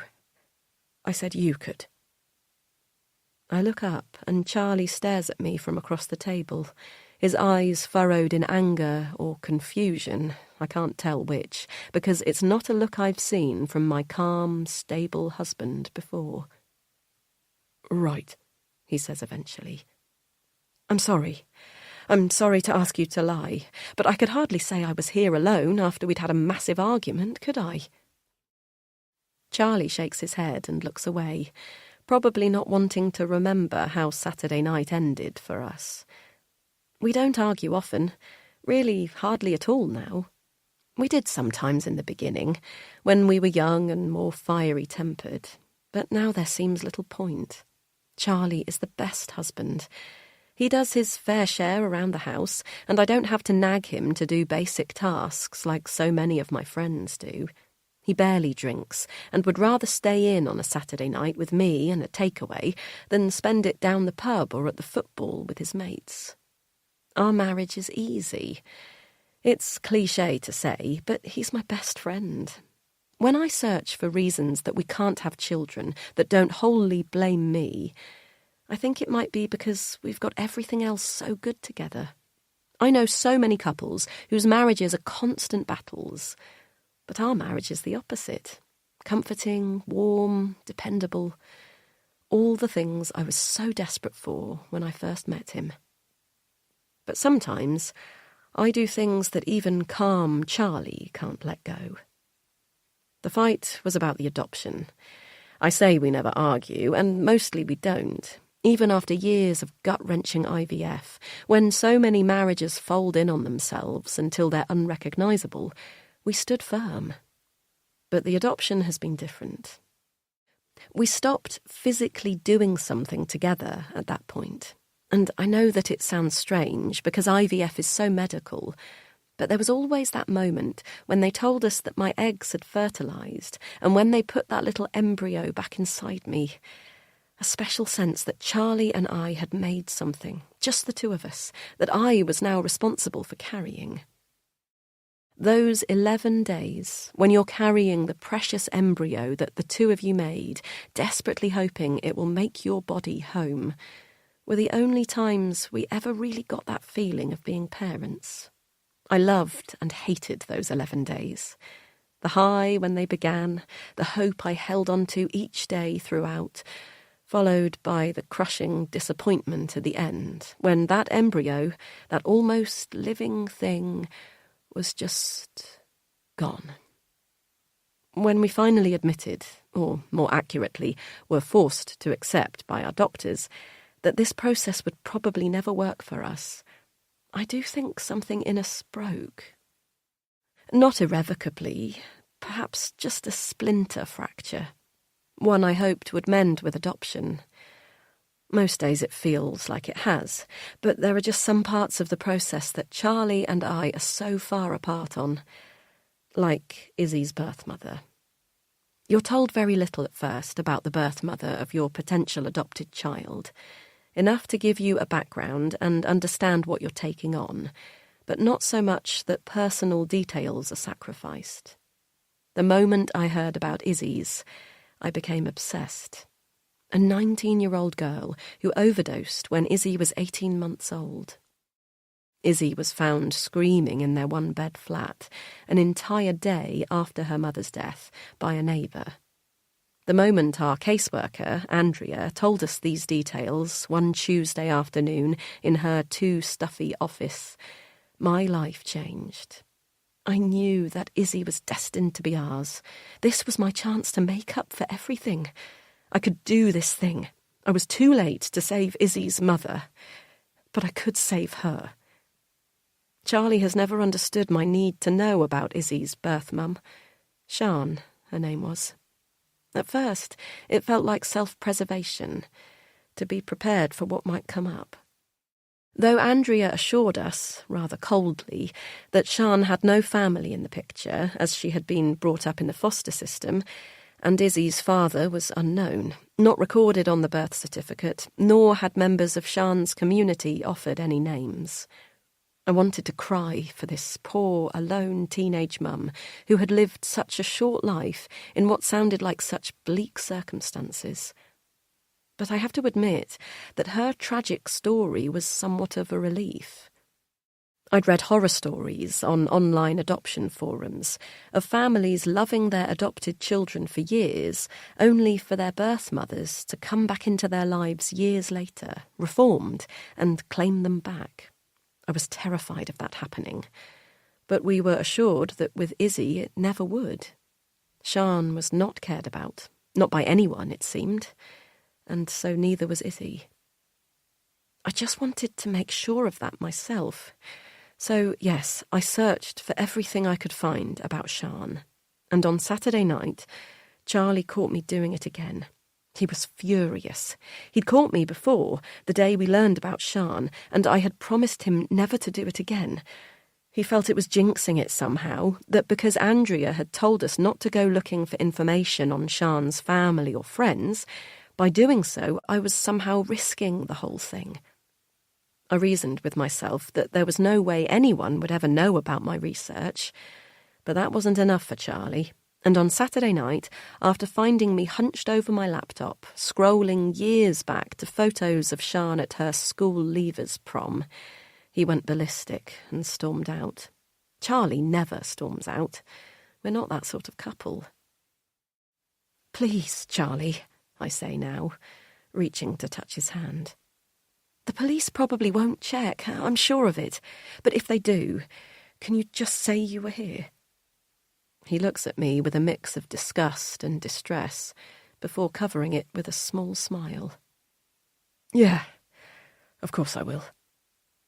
My stomach unknots just the slightest bit as Charlie looks away. "I can't believe this is happening. I just can't believe it."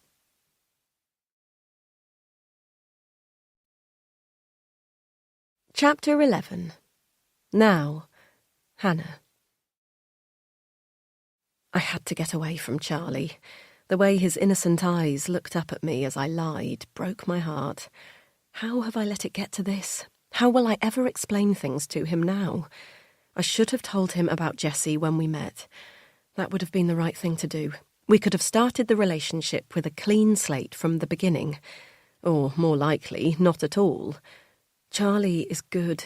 The kind of man that stops in the street and saves worms in the middle of the pavement, not caring how ridiculous he looks or how inconvenient his stopping is to anyone who has to root around him. "They can't look after themselves," he always says when I roll my eyes at another rescue mission. "We have to do it for them." Charlie would never have understood what happened in New York, what I did. There have been moments over the years when I've thought about confessing. Of course there have. But each time I let Charlie see another side to myself that's less lovable, I pull back even more. I saw how he looked at me this morning after learning I am the sort of person who can lie to the police. A little bit of love fell away. A little bit of uncertainty crept into his eyes. I left before I could see any more love draining away, desperate for him to keep his view of me intact. So now, I'm sitting in my car with no idea where to go. I can't go back into the office. Kate will be all over me with questions about where I've been this morning, checking I'm okay, asking if there's anything she needs to know and worry about. After our argument yesterday, I spoke to Marcy and agreed that I'd take a step back this week, to both give me time to go to the many adoption meetings and allow Kate the reins ready for next week, when I'll, hopefully, be off. The feeling of not being needed, not necessary, is one I'm not used to, but I should be grateful I have the time and space to think. I pull out of our drive, still unsure where to go, but aware that Charlie will be waiting for the sound of my tyres against the gravel to signal that I've gone. After a few minutes, the village comes into view. A group of young, attractive couples stroll through the high street hand in hand, wearing matching Barber jackets. One of the women has a Holland Cooper hat on, with a pheasant feather sticking out. I grimace. Those hats are vile, and yet Londoners seem to adore them, as if they don't represent the old boys they claim to be so against on Twitter, out hunting on a Sunday morning, dragging back their dead birds in triumph. They'll be staying at the farm, these couples. They always are. We have a few Airbnbs now in the village, much to the annoyance of the locals, but they're generally used by families who come with Labradors, buggies, and well-worn wellies. Not the London set. They never stay anywhere else. What is it like at the farm right now? Are the police still there, searching for evidence? It's been a few days since Jessie's body was found, and I'm sure the management will have been eager to get them off the premises. It's hardly the height of luxury to see the police sniffing around. I pull my car into the one remaining spot outside the coffee shop and decide to wait it out a few hours here before returning home to Charlie. I just need some peace and quiet to think. Han? A tap at my window, followed by my name, jolts me from my seat. Shit. I wind the window down. Hi, Kate. She smiles in the midday sun, but then her brow creases. What are you doing here? If I tell her the truth, she'll want to come inside with me, and I can't bear the idea of talking all afternoon, not even with Kate. Picking up a prescription, I lie, pointing to the chemist across the road. Oh, she says. I'll come with you. Then you can give me a lift back to the office. Of course Kate wants to come in with me. We're those sorts of friends. She knows every inch of my medical history, and I know hers. The year before last, I held her hand through a heartbreaking abortion, and she's held me up in the office toilets after my period has turned up yet again. We're on two different tracks completely, and I do wonder if that's why our friendship has become stronger when so many of my other friends have disappeared over the years. Kate doesn't want a baby. Not now, not ever. When she fell pregnant after a short-lived fling, part of me hated her, in the way I've on some level hated every pregnant woman I've known in the last few years.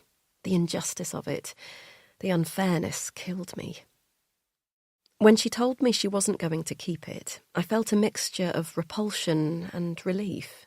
But we talked openly, in a way that I can't with anyone else in my life except Charlie, and I became her biggest supporter. We even had one wild conversation about her giving the baby to me, but it quickly fizzled out in the light of day, when my sanity overcame my desperation, and we agreed it was madness.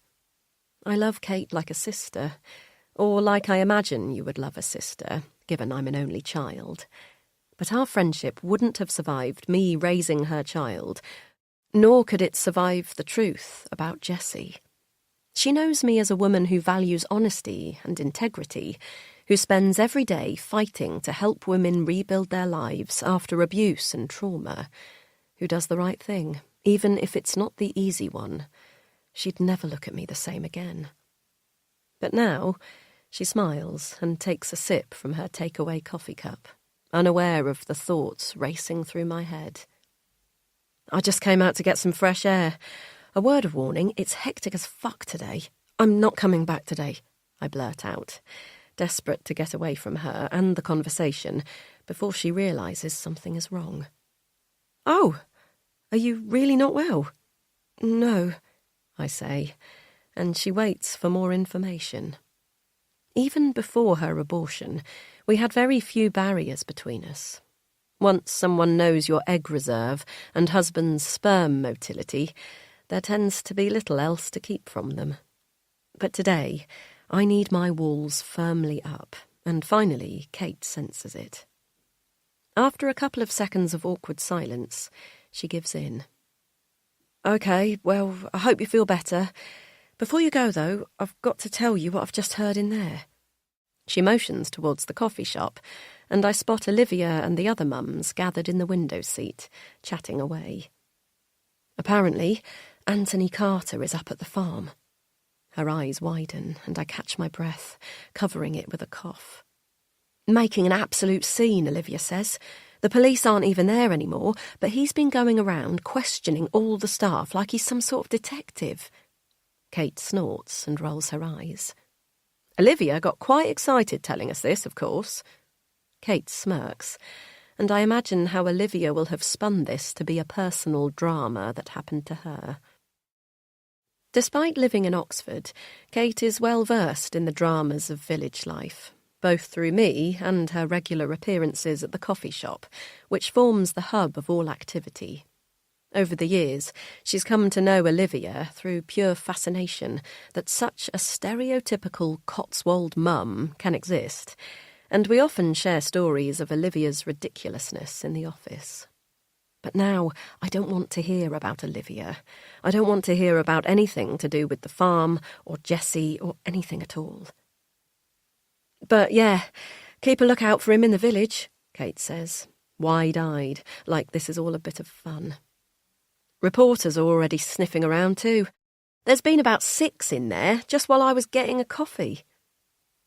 I follow her eyeline and try and spot which of the bodies inside the coffee shop could belong to the journalists, but everyone is packed in so tightly that I can barely make out their individual forms.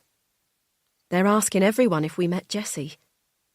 Ice runs down my spine, and suddenly I know I need to be away from the village, away from reporters, away from Kate and Olivia and Charlie. I make my excuses with Kate and drive off, leaving her shouting about my prescription, but I ignore her until I'm far enough away that I can't hear her anymore. Anthony Carter is here, the elusive Anthony. I only met Jessie's father once, but it was enough to make a lasting impression on me. Not the way I imagined. He was the most well-known record producer at the time, a proper household name, and I thought meeting him would be akin to meeting God. It wasn't. Instead, he was the one person that was able to diminish Jessie's swagger with nothing more than a stern look. What will he be doing at the farm? Storming around, screaming at the young women on the staff, I imagine. There'll be no reporters up there. They'd never let them in. Suddenly, I realise it's the perfect place for me to go. I've never used my corporate pass before, but I could. I could find out what's going on, perhaps overhear some waitresses talking about the investigation, try and understand how much the police know. My heart thumps in my chest as the idea takes hold, and I find myself driving in the right direction, up the long private driveway lined by Scotch pine trees, blocking the view from the road. It must be at least a mile before I reach the entrance gates, my stomach gurgling suddenly as I realise I've not eaten a thing yet today. My car crawls towards an oak cabin where a pretty young woman is sitting behind glass. "Good afternoon," she says, smiling to reveal perfectly white, straight teeth. She's the kind of youthful pretty that makes me feel old under the layer of foundation covering my dark eye circles. "Hi," I say. "I have a corporate pass?" She nods. "Lovely. Do you have the card with you?" "Oh, no, I don't. Don't worry." She smiles wider in the face of my obvious panic. "I'm sure we can find you online. What's the name of the company, please?" I tell her as she taps it into her iPad. "Perfect. And if you could confirm the first line of the address, please?" I do. "And your name?" "My name?" She nods and waits. Why hadn't I thought they'd need this? This was such a stupid idea. Now they'll have a record of me visiting, straight after my police interview. God, this is stupid. Unless... Before I know what I'm doing, I've opened my mouth and said, "Kate. I'm Kate Lawrence." As I park my car, a 10-year-old Fiesta that's completely out of place among the Range Rovers and Aston Martins, I tell myself that using Kate's name really isn't that bad. She'll never know, and no one will ever think anything of seeing her name on a list. She is in no way connected to Jessie. Not like me. I follow the hand-painted wooden signs showing me the way to the grounds. A family walks past me. The 4 young children, so near identical, I do a double take. They look so perfect and ethereal, each child shockingly blonde next to the other, all dressed to match. 2 boys and 2 girls. They giggle and chatter amongst themselves, totally oblivious to the rest of the world, as their parents glide behind them, holding hands and take away coffees. What must it be like to be them? 4 children. There was a time when that was our dream. Then, when the IVF began, we pared it down. Perhaps 4 would be too many. Then, after a year or so, we decided we'd be happy with 2, as long as they had siblings. 2 years in, we realised that the life we'd seen for ourselves, a house full of giggling, happy children, was not ever going to be. 1 child, we told ourselves. That's all we need. It's got to the point where I believe that, too. 1 child is enough. It's not what we dreamed, but then what in life is? Izzy is enough. The thought of her sends a volt of excitement through me, swiftly followed by dread. We are so close to getting everything we want, but I know all of it could be taken away if Jessie's murder continues to impede on my life. I have to work out what's going on so that I can make sure I'm well away from it. As I reach the main grounds, I stop for a moment and take it all in.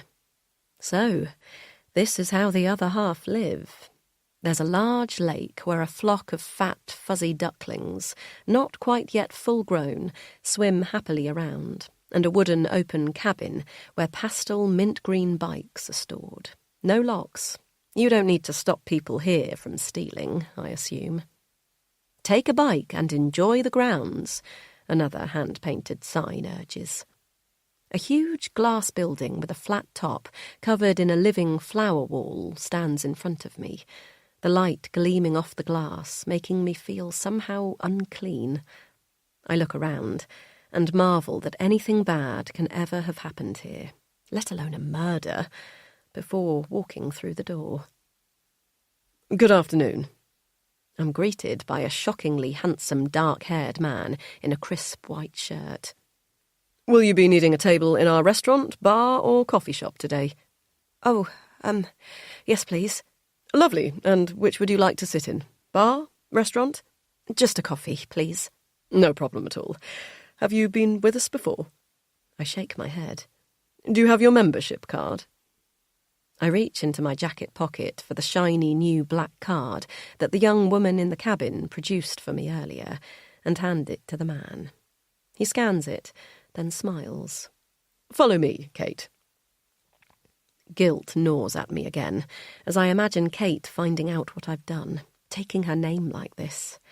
But I concentrate on following the man through the building, my eyes widening at every corner.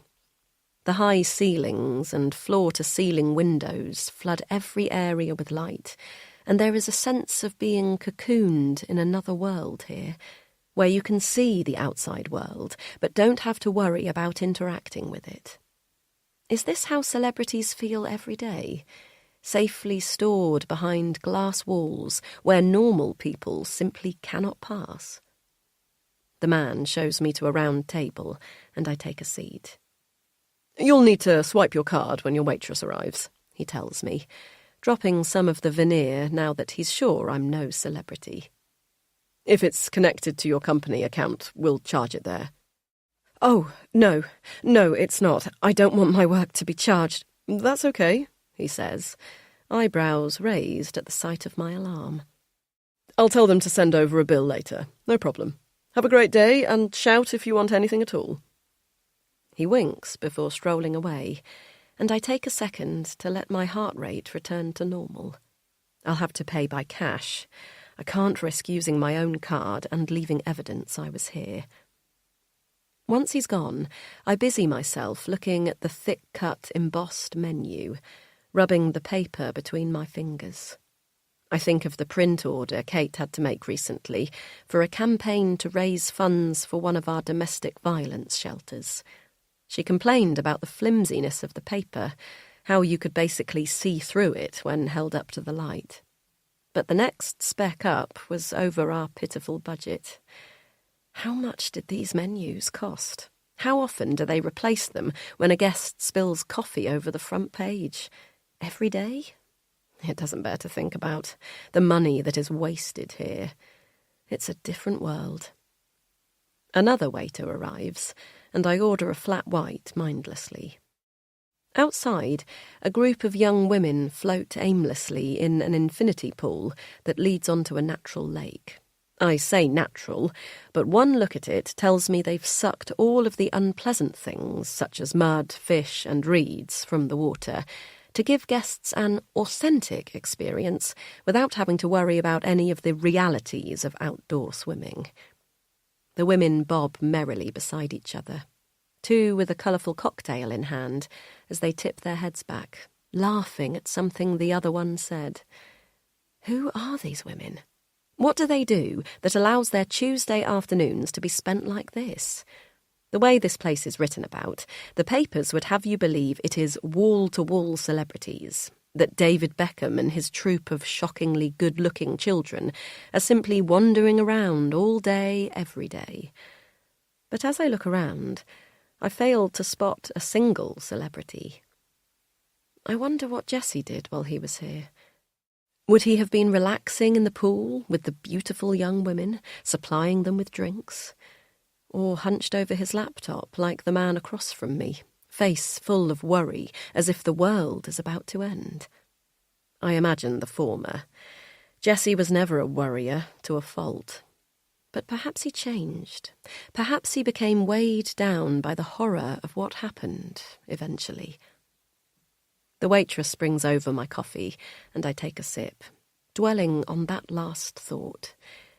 Did Jesse ever feel guilt over it?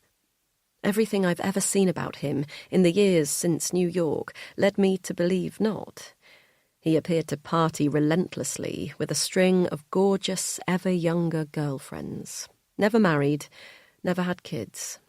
It was as if he stayed the 20-something boy I met forever. I wish I'd seen him as he was now. The thought hits me suddenly and cruelly. It's been brewing in my mind since Olivia described him to me.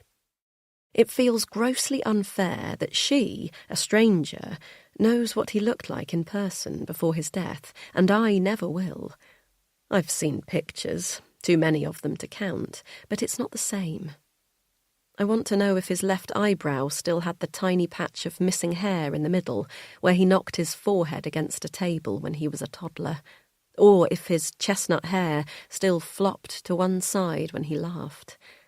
I want to know if he still chewed gum relentlessly, leaving a scent of peppermint wherever he went. I don't know why these things matter to me. I thought they no longer did. I thought any connection between Jesse and me had long been severed irreparably. Yet he emailed me, apparently. Why would Jesse do that? And why would I not have received it if he did? The way the police questioned me this morning, it was like they knew something I didn't. You see it on TV, when the detective questions the suspect. They're never asking things they want to know about. They're asking things they already know to see how you react. Was my reaction what they expected? I can barely remember how I answered, other than telling them I'd not heard from Jesse since New York. But the more I think about it, the more I'm sure that the younger detective frowned at that, as if he knew I was lying. Or at least, he thought I was. I open my phone and scan Jesse's socials. Nothing has been put up since before his death, not even a post by his management team to confirm his passing. I open one of the rare photos of him taken in day-to-day life rather than on stage. He's wearing a plain black hoodie with the hood up, looking into the camera with a smile that suggests someone caught him mid-laugh. Olivia was talking crap. He was still handsome, older, more tired, less perfectly untouched than he once was. But that smile, the dark eyes and floppy hair, you can't deny it. It's so sad, isn't it? A waitress appears by my side to remove my empty coffee cup and nods at the screen. I still can't believe it." Her cheeks shine pink, as if she knows she shouldn't be discussing this with a guest, but there's something in her eyes that tells me she can't stop herself. "Yes, it really is. Did you meet him while he was here?" She nods, and her eyes grow wide. "He came in here every day, always ordered the same thing, a baby chino." She giggles, and I can't help but smile at the idea of this middle-aged pop star ordering hot, frothy milk each day. "That's not what you'd expect," I laugh back. "No," she says. "It really wasn't. Anyway, I shouldn't be talking about this." She smiles tightly and flicks a glance over her shoulder to check no one has already caught her. I sense I'm about to lose her if I can't find a way to keep her talking. "It's okay," I blurt. "I'm an old friend." Her eyes widen. "Oh, gosh, really?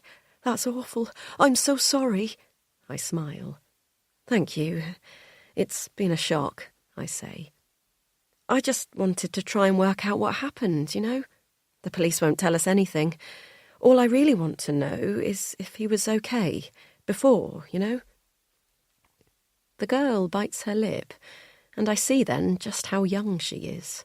Barely out of school, I'd guess. She takes another glance around us, and when she sees no one of note nearby, lowers her voice. "He did seem quite bothered by something, if I'm honest," she confides. "What do you mean?" She frowns. "He was always on his phone in here, not talking, but sending messages. He'd mumble under his breath a lot, so much that other guests would ask to be moved if we sat them nearby." "Do you know what was bothering him?" I ask. She shakes her head. "No, but I got the impression he was trying to get hold of someone and they weren't getting back to him. I heard him once when I brought over his drink. He said—" "Florence?" The good-looking man from before appears behind us, with a tone that suggests he knows exactly what Florence has been discussing, and he is not happy. "Can I grab you for a second?" Florence's cheeks turn bright red as she finishes taking my coffee cup before turning around to leave. The man nods at me, then turns sharply on his heels, and the two of them click away across the coffee shop, leaving me alone. I try to ignore the rising sense of panic that flows through me as I imagine Jesse sitting here just a few days before me, angrily mumbling into his phone, trying to get hold of someone. What if that someone was me? What if he came here to find me, to finally confront what we did all those years ago?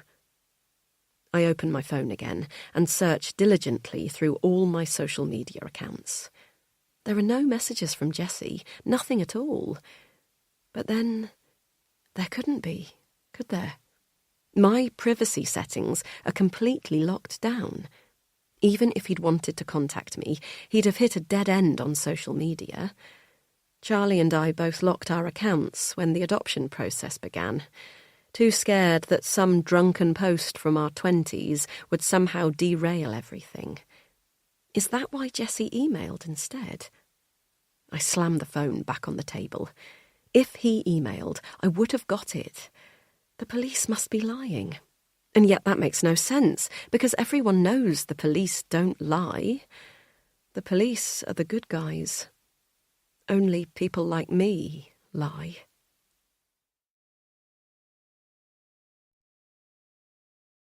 Chapter 12. Then, New York. I'm writing this from Grand Central. It sounds romantic, doesn't it? If I'd pictured myself writing in my diary, sitting on the floor of Grand Central Station a few months ago, I would have been so excited. I couldn't imagine being in New York City 6 weeks ago, let alone being in the middle of the most famous train station in the world, guitar beside me. But now that I'm here, it's not quite as glam as I imagined. It stinks, for a start. I don't even know why I'm here. It's 10:30 p.m, and it's not like I can just get on a train and go somewhere else. Except I could, couldn't I? No one would notice I was gone. The big black sign on the wall of the station gives me plenty of options. White Plains, Westchester, Connecticut. My roommate is from there, Ariana. I've asked her what it's like, but she's never really told me. She just shrugs like it's not important or interesting enough to give any thought to. Or if it is, I'm not worth sharing it with. I played a gig tonight. I was so excited about it. I'm embarrassed I was that excited. It was in Brooklyn, so I had to work out how to get there on my own, which sounded kind of easy, but ended up being a complete nightmare and involved changing trains 3 times, one of which was a complete mistake and added 40 minutes onto my journey.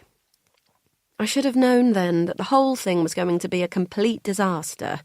But no, that would have been sensible, and apparently I'm a fucking idiot.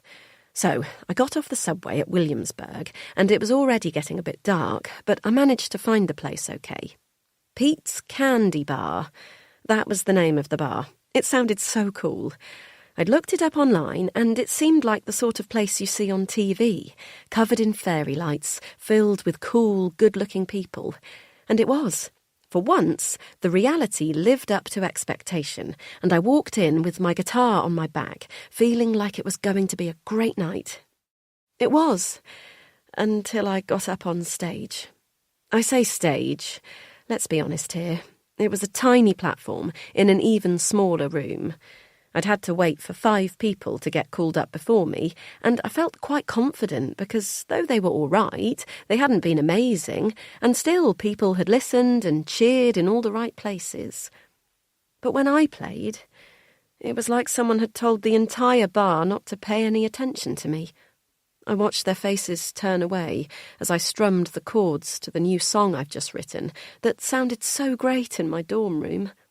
At one point, a whole group got up from their seats and repositioned themselves at the bar, whooping at each other as they downed shots with the guitarist who'd been on before me. That's when I realised everyone here knows each other. Everyone except me. I finished my set to a barely audible applause, my cheeks burning with shame as my throat closed up. I've never felt more alone as I did in that moment. So alone and so stupid. And now I don't want to go back to my horrible cramped dorm room with the roommates who stop talking the moment I walk in. I don't want to be on campus where everyone knows everyone as they bundle down to the dining hall, arms wrapped around each other as they laugh. I don't want to go to the bar and desperately start looking for Jesse like I do every time he might be near. So I'm just going to stay here, just for a bit, where I can watch people rush from train to train, or meet in the middle of the station, underneath the painted constellations, and hug and cry like they've been separated by war. It doesn't matter that I'm alone here. Everyone is too busy to notice. Oh my God. He's here. He's actually here. This must be actual fate. It's him. It's Jesse.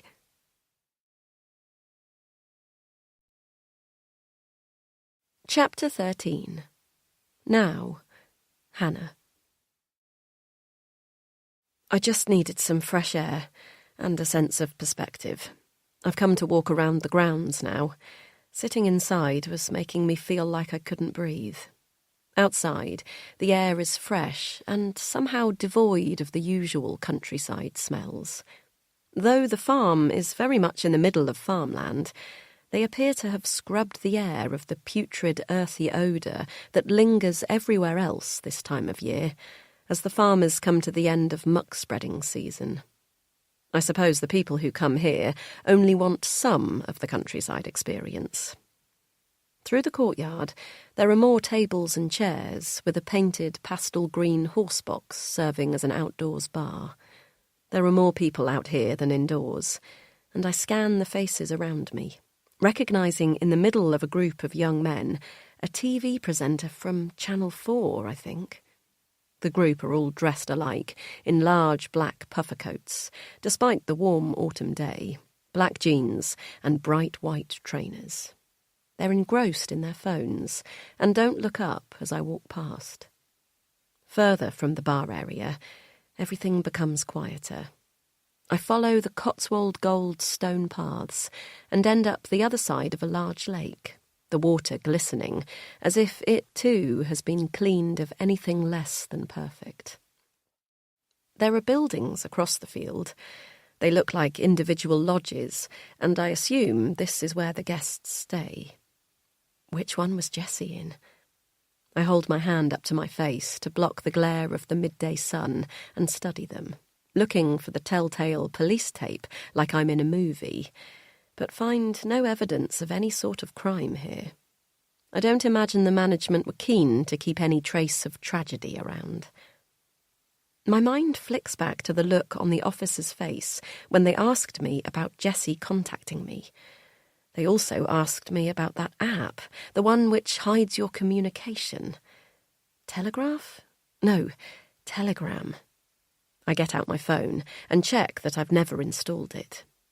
I remember Charlie did once, after a friend told him about it at a party, though I'm pretty sure, like most fads, he never actually used it widely, just with that one friend. No, there's nothing on my phone. I come back to the same question. Why did the police say Jessie emailed me if he didn't? He must have. I just never received it. Does that mean the person the waitress mentioned that Jessie was so anxious to hear from could have actually been me? I try and work it through logically. I already know he wouldn't have been able to message me through social media. How else would you try and find someone? He could have Googled me, I suppose. I get out my phone as I walk and type in Hannah James, my maiden name that Jessie knew. The first few results are useless, but then my LinkedIn profile pops up.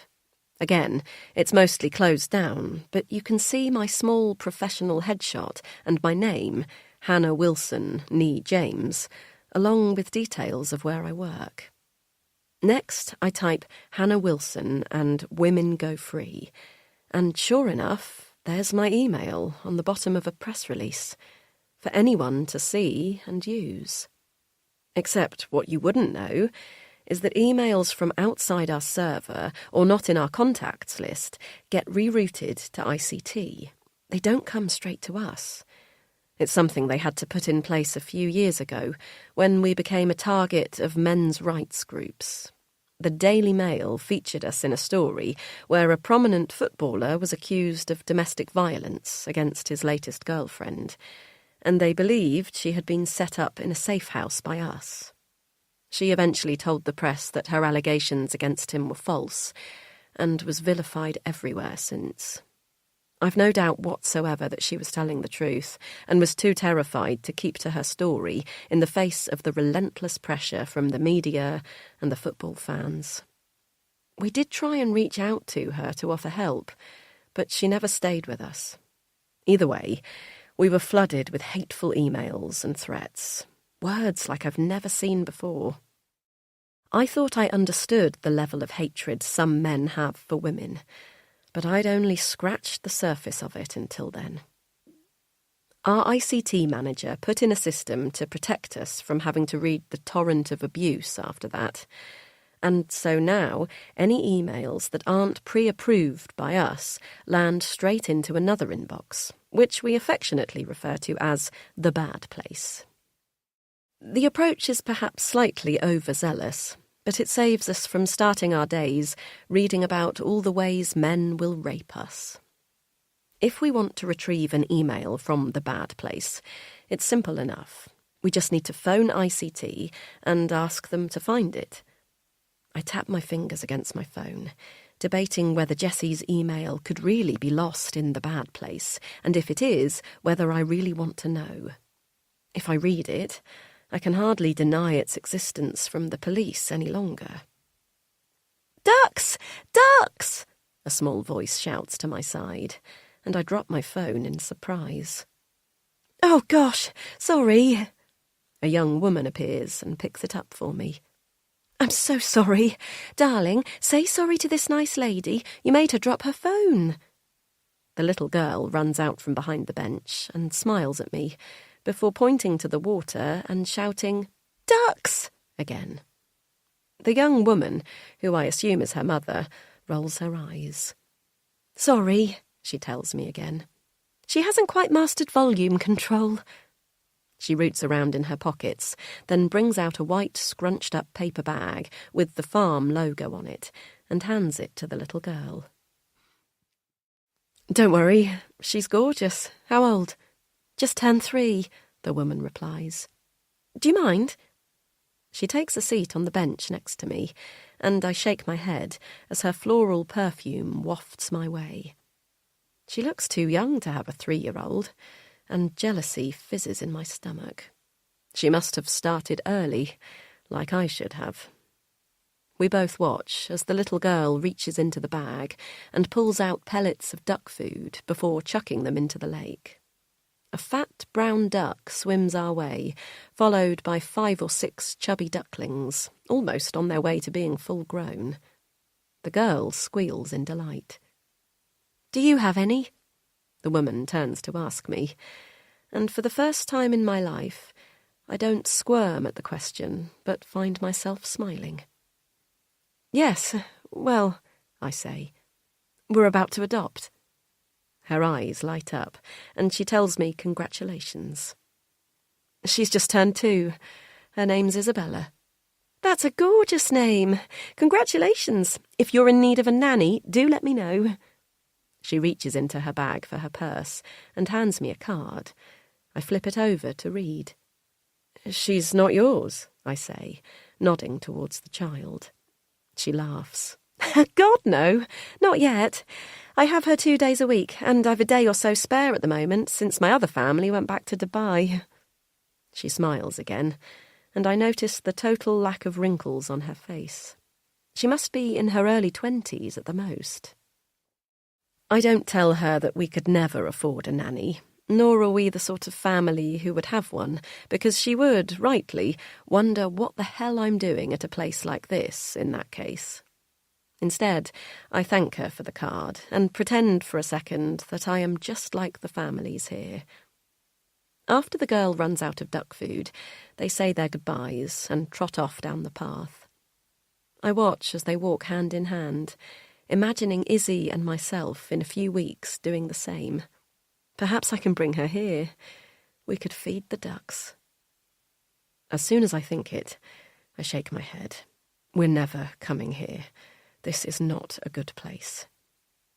My anxious brain throws out the line, no, this is the bad place. I need to phone ICT. I need to know if that email exists, tying me to Jessie, pulling me away from Izzy. I dial the number and wait as the phone rings out. The email is here. I've read it 4 times, and yet it still feels unreal. A quick call to ICT got it unlocked and sent over within minutes, and now it's here on my phone. I pull my jacket tighter around me as I read it again. Hannah, I need to see you, please. I've tried everything I can think of to get you to speak to me, and nothing has worked. I'm coming to the UK. I'll be in your village. You have to see me. I won't give up. This isn't going to go away, Hannah, and nor am I. Jessie. The police must have read this. They must have. Will they know that I've now read it too? Heat pulses through my body as I realise how stupid I've been. I should have left it in the bad place. No one could have accused me of knowing he was here then. Now I'm implicated, aren't I? I lurch forward as a wave of pain shoots through my stomach. What have I done? I grab my phone and delete the email, as if that will solve the problem. Charlie would know what to do. Charlie, the one person I can never, ever tell the truth to. What a mess.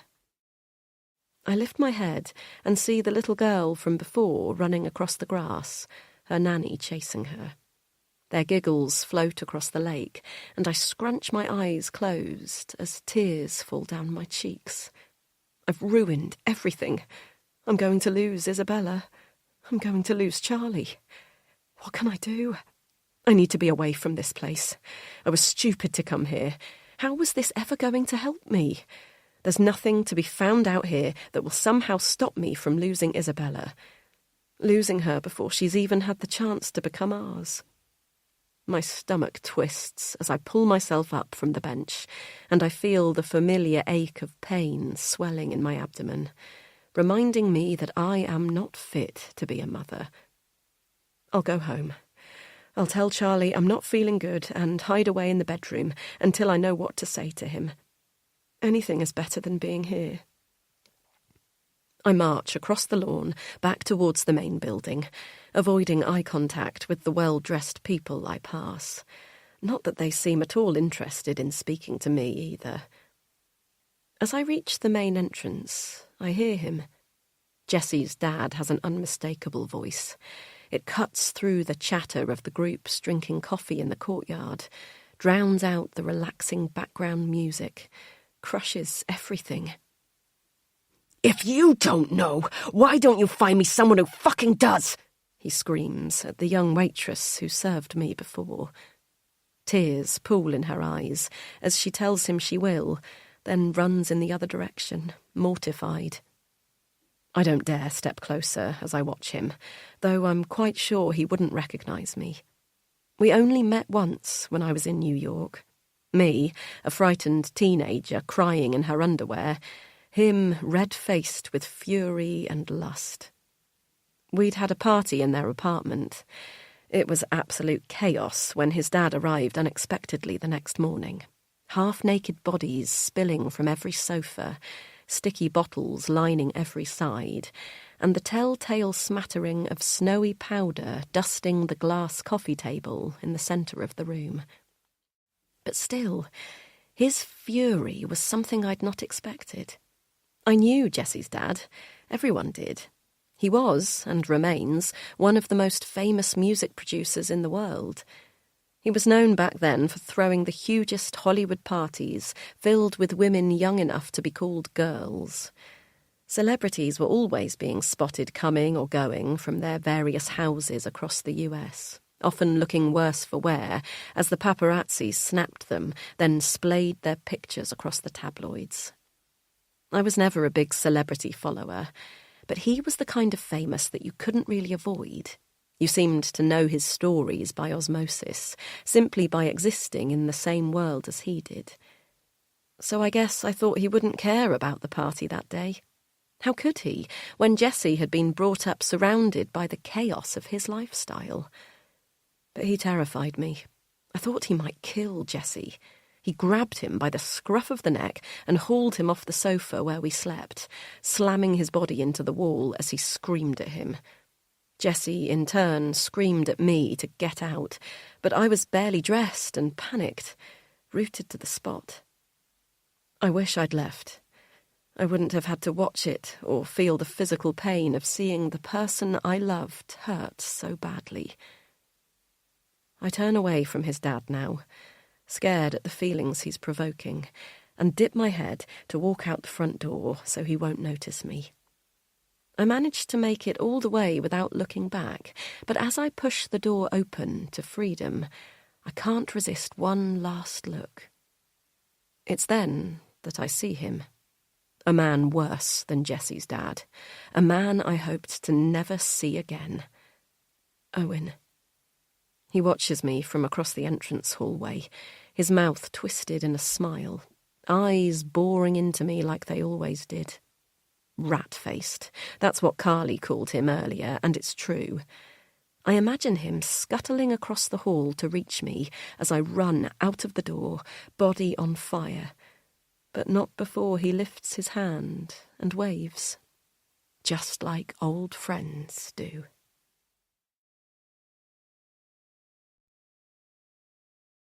Chapter 14. Then, New York. Oh my God, last night was insane. I had to stop writing because Jessie came over and I didn't want to be that sad girl sitting in the station writing in her diary about how crap her life was. He was with a few mates, but when he saw me, he left them and came straight over. "Look who it is," he said, a smile curling his lips. "Are you going somewhere?" I shook my head. No, just... He laughed and moved my bag off the seat next to me to sit beside me. He smelled of cigarettes and peppermint, and all I wanted to do was kiss him. His knee touched mine for a second, and because he never seems to wear jeans without rips in the knee, I felt his skin against my own. You're a weird girl, Hannah James. He likes to full name me, and every time he does, it's like I've never heard that name before. On his lips, my name sounds magic. His friends came over, but he told them he'd see them later and waved them away. They looked disappointed, and one of the girls at the back glared at me, but they followed his instructions and left us alone.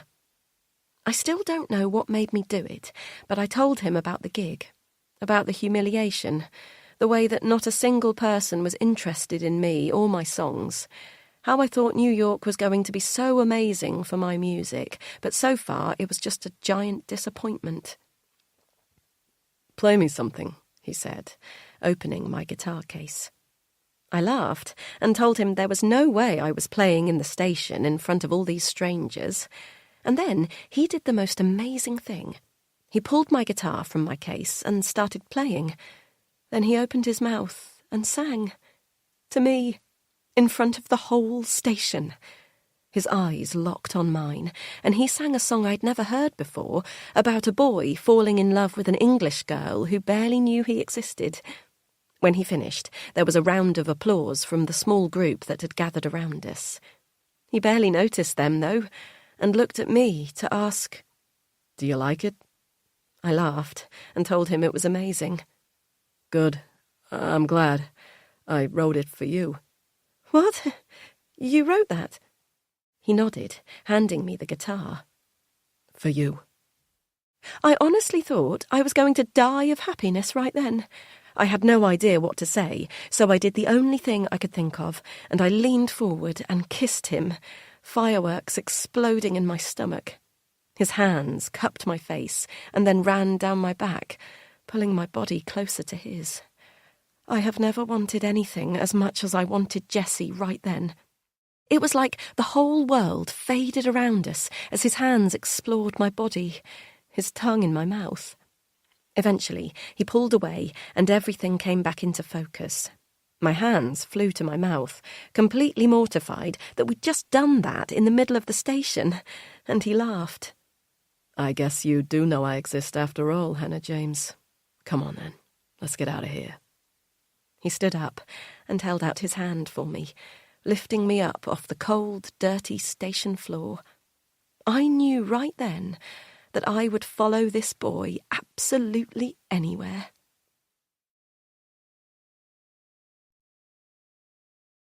Chapter 15. Now, Charlie. Charlie hadn't been listening for the post the day he first discovered Hannah was lying to him 4 weeks ago.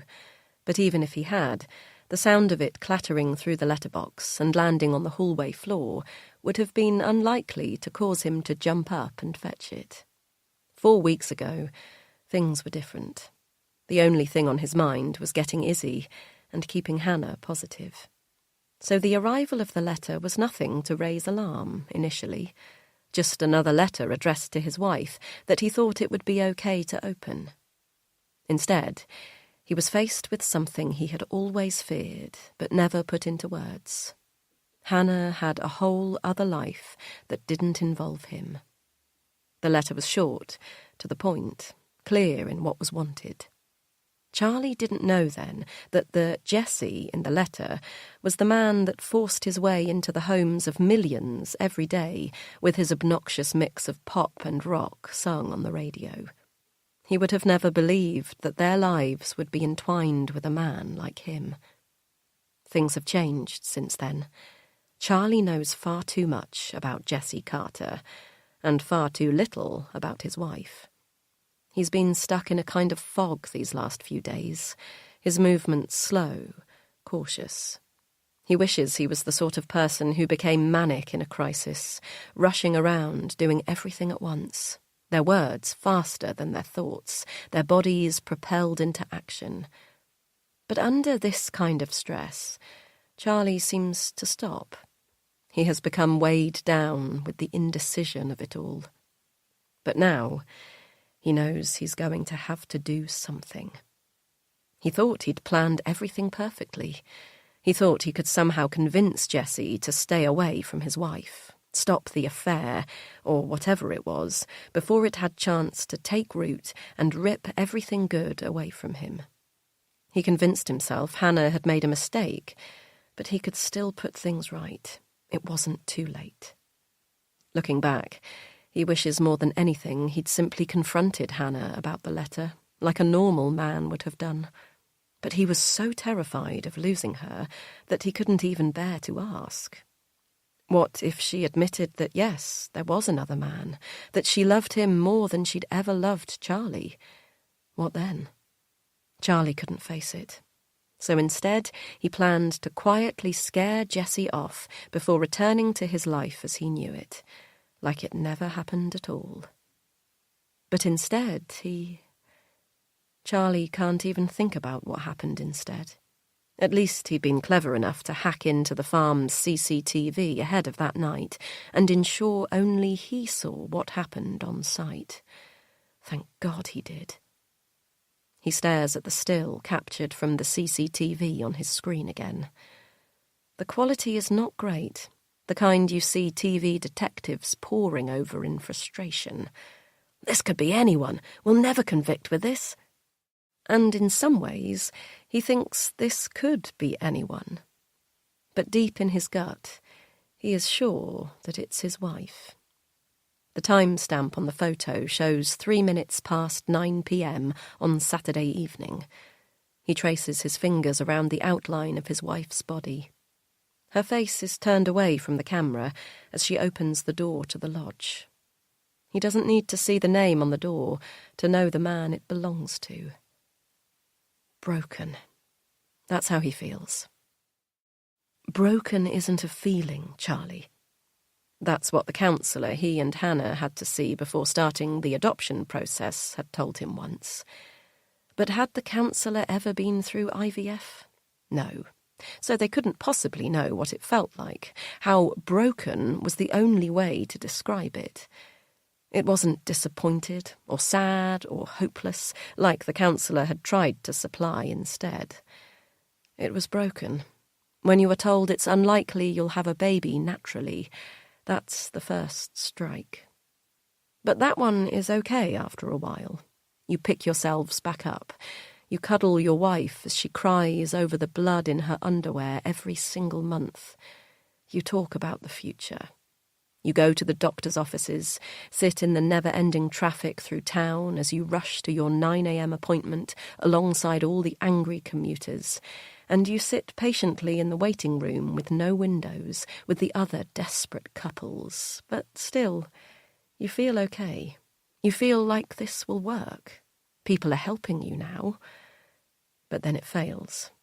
Then you start to really break. Small pieces of you each time. A chunk of you is torn off every time you have to tell your wife negative again when you read the line on the pregnancy test. Just one line, never two. You come to dream of 2 lines appearing so you can turn around and tell her, but they never come. And finally, the appointment where they tell you, despite up to that point promising that you just need to be patient, to keep positive, that it'll happen for you, that there's no more hope, that they don't know why, but they know this for sure. You have to stop. The 2 of you will never make a baby. He heard Hannah listening to a Taylor Swift song once, one of her favourite artists, who he'd previously thought was a bit vapid. But this song spoke about letting go of something you wanted so badly, being like slowly dying from 1,000 cuts, and that's how he felt, he told the counsellor. The years of failure had broken him and Hannah down slowly, piece by piece, to the point where he didn't know how they'd look when he put them back together. The counsellor frowned. He knew the point of these sessions was to sign them off to start adoption, and his job was to be the positive one, looking to the future, like Hannah never could. But he was stuck. It hurt too much. He thought it was the worst pain he'd ever feel, the most scared he could be. When they finally found Izzy, he thought that part of his life was over. Hope was here, and he'd never have to be scared of the future again. But looking at the photo of his wife entering the room of a man soon to be murdered, he realizes he was wrong. Now, he is truly terrified, because even though he's erased all evidence of his wife's visit to Jessie, the police have somehow connected the two of them. And worse yet, Hannah has lied to them. He can't let himself think about what this all means. Hannah is not the sort of person to lie like this. But it's Jessie Charlie blames for all of this, not Hannah. Hannah doesn't deserve to be caught up in this, whatever this is. Neither of them do. For years, all they've heard is how cruel life is to them. It's so unfair this is happening to you. You'd make the best parents. And it's true, they would. No one will love Izzy as much as Hannah and he will. He is so certain of that he feels like screaming at the world for threatening to take it away from them yet again. He closes his computer screen, relieved to be rid of the image of Hannah, then leaves the house. He isn't sure where he's going yet, but he knows he has to go somewhere, do something. Their journey cannot end like this. Hannah cannot be involved with Jessie Carter's death.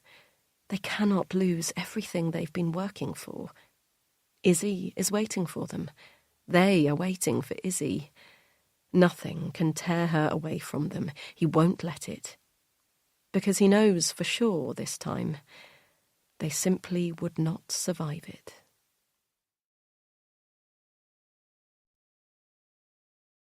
Chapter 16. Now, Hannah. It takes all my effort not to run back to the car.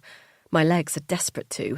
My whole body wants to flee, to get us away from this place as fast as it can, but I know I can't do anything to make me look suspicious. The last thing that I need is to be memorable. So I walk calmly back across the gold-stoned path over the driveway, which before looked so idyllic, but now feels horribly artificial with my head down, checking over my shoulder every few steps to see if Owen is following me. As I finally reach my car, I let out a sigh of relief and slam the door closed behind me. I should have known he would be here. He was always lurking in the shadows, even back then, before Jessie was really anybody. PR people are supposed to stay in the background, and yet Owen has manoeuvred himself to be front and centre of Jessie's career, cultivating almost as much of a personality for the camera as Jessie himself. I've seen the two of them in various articles and TV shows over the years. Though I try my best to avoid stories about Jessie, it's basically impossible. We were at Friends for New Year's Eve, the year before last, when Jessie appeared on their huge TV in the middle of the living room, sitting on the couch of a talk show, laughing at whatever was being said.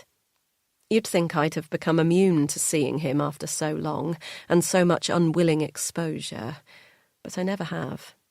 Every time his face appears, my heart physically hurts.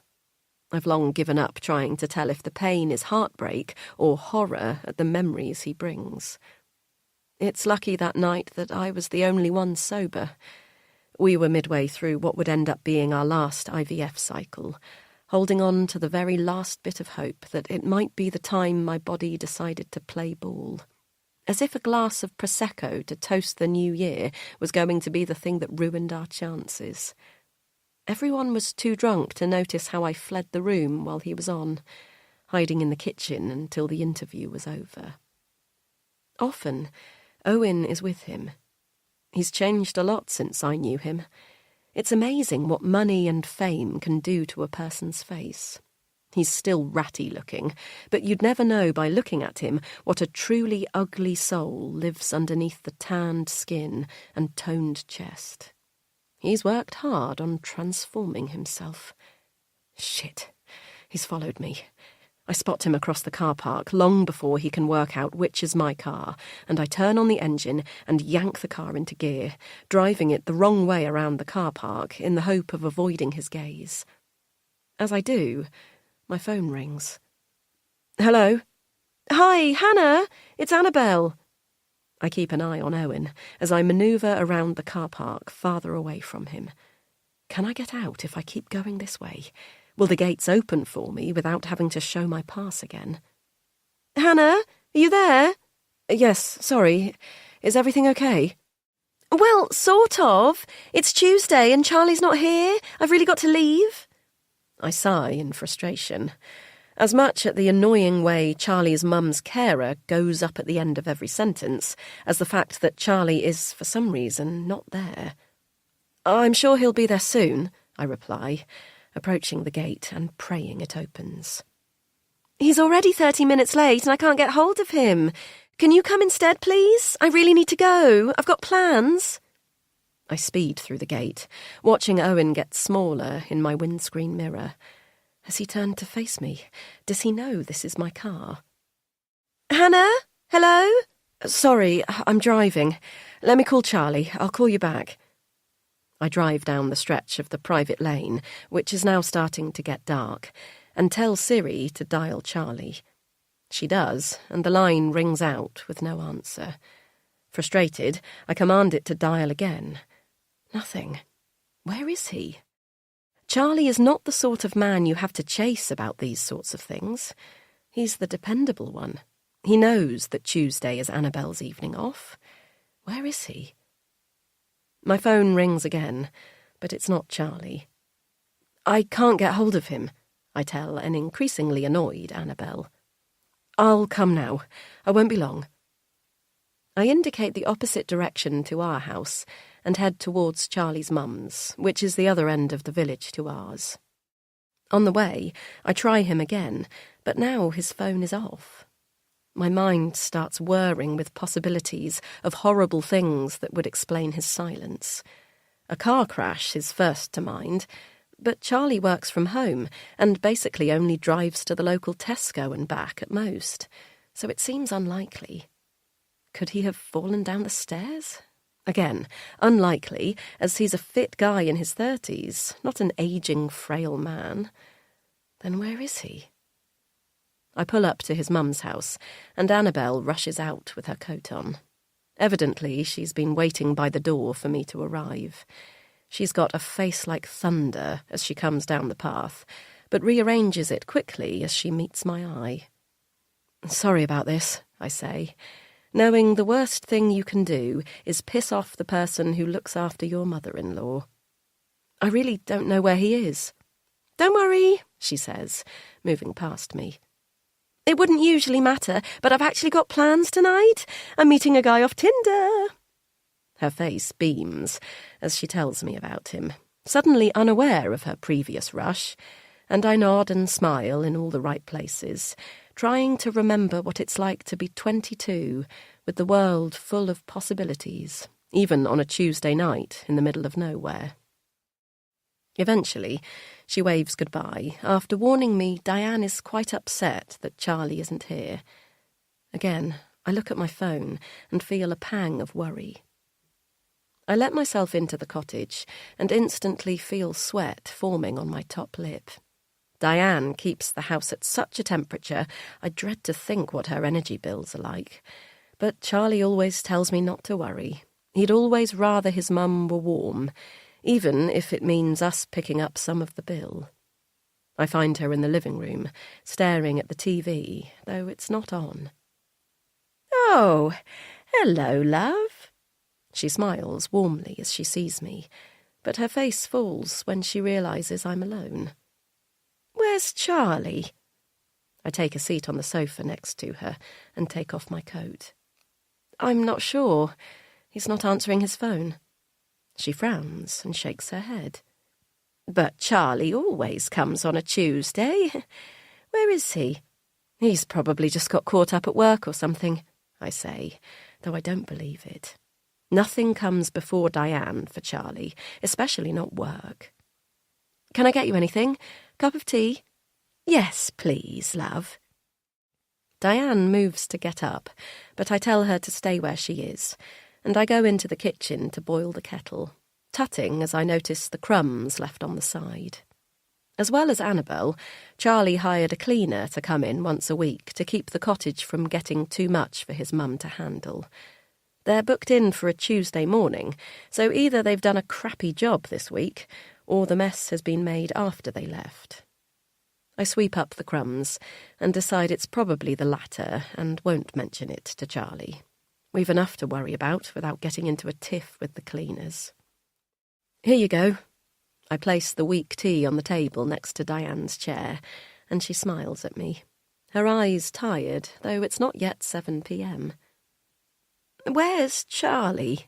she asks again, and this time I tell her he's got caught up at work, but should be here soon. Sometimes it's easier to tell her what she wants to hear.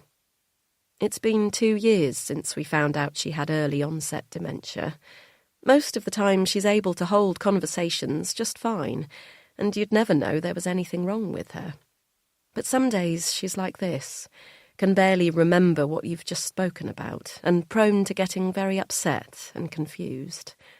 It breaks my heart to see her in that state, so I'll do everything I can to avoid it, even if it means a small white lie. "How's our little girl?" she asks, taking a sip of her tea. "She's great," I say, unable to stop the smile that spreads across my face at the mention of Izzy. Diane's referred to Izzy like this ever since we first mentioned that we were looking at her details online. Our little girl, like she's always been part of the family. "You'll be able to meet her soon." "I can't wait. She's going to get the biggest cuddle you can imagine." Diane smiles at the thought, and we sit for a moment in comfortable silence. "I've got her a present," Diane says, putting her tea down and going into the kitchen. She brings back a small brown bag I'd not noticed earlier and places it in my lap. "Only small?" "Oh, Diane, you shouldn't have. We don't even know." Diane tuts at me. "She'll be coming home, don't you worry. Charlie said you're basically through all the—" Her face screws up into an angry frown as her mind grasps for the word. I'm desperate to supply it, but know that it'll only make her cross, so I wait it out, biting my lip as her eyes search around the room. "You know, the things you have to get through, the—" "Checks," I blurt. She nods firmly. "Yes, that's what I was going to say. The checks. Is it cold in here? Shall I turn the heating up?" "No, it's boiling." I laugh, wiping a bead of sweat from my top lip. "Where's Charlie? He hasn't been to see me for such a long time." "He's on his way. He's stuck at work." "I never see him any more." "You saw him on Saturday, Di. That's just a few days ago." After our fight on Saturday night, Charlie fled to his mum's house for a few hours. He's not the sort of man to get into a fight, then disappear to the pub with his mates, so I wasn't surprised when he said he'd been here. She frowns, then glares at me. "No, I didn't." I sigh, and try to distract Di by opening the present she's bought for Izzy. It's a beautiful illustrated picture book about a polar bear that goes to live with a new family. Tears spring to my eyes as I turn the thick pages, thinking how lucky we are to have Diane in Izzy's life, yet furious at the illness which is going to take away so much from her before Izzy can ever really know her. "This is beautiful, Di.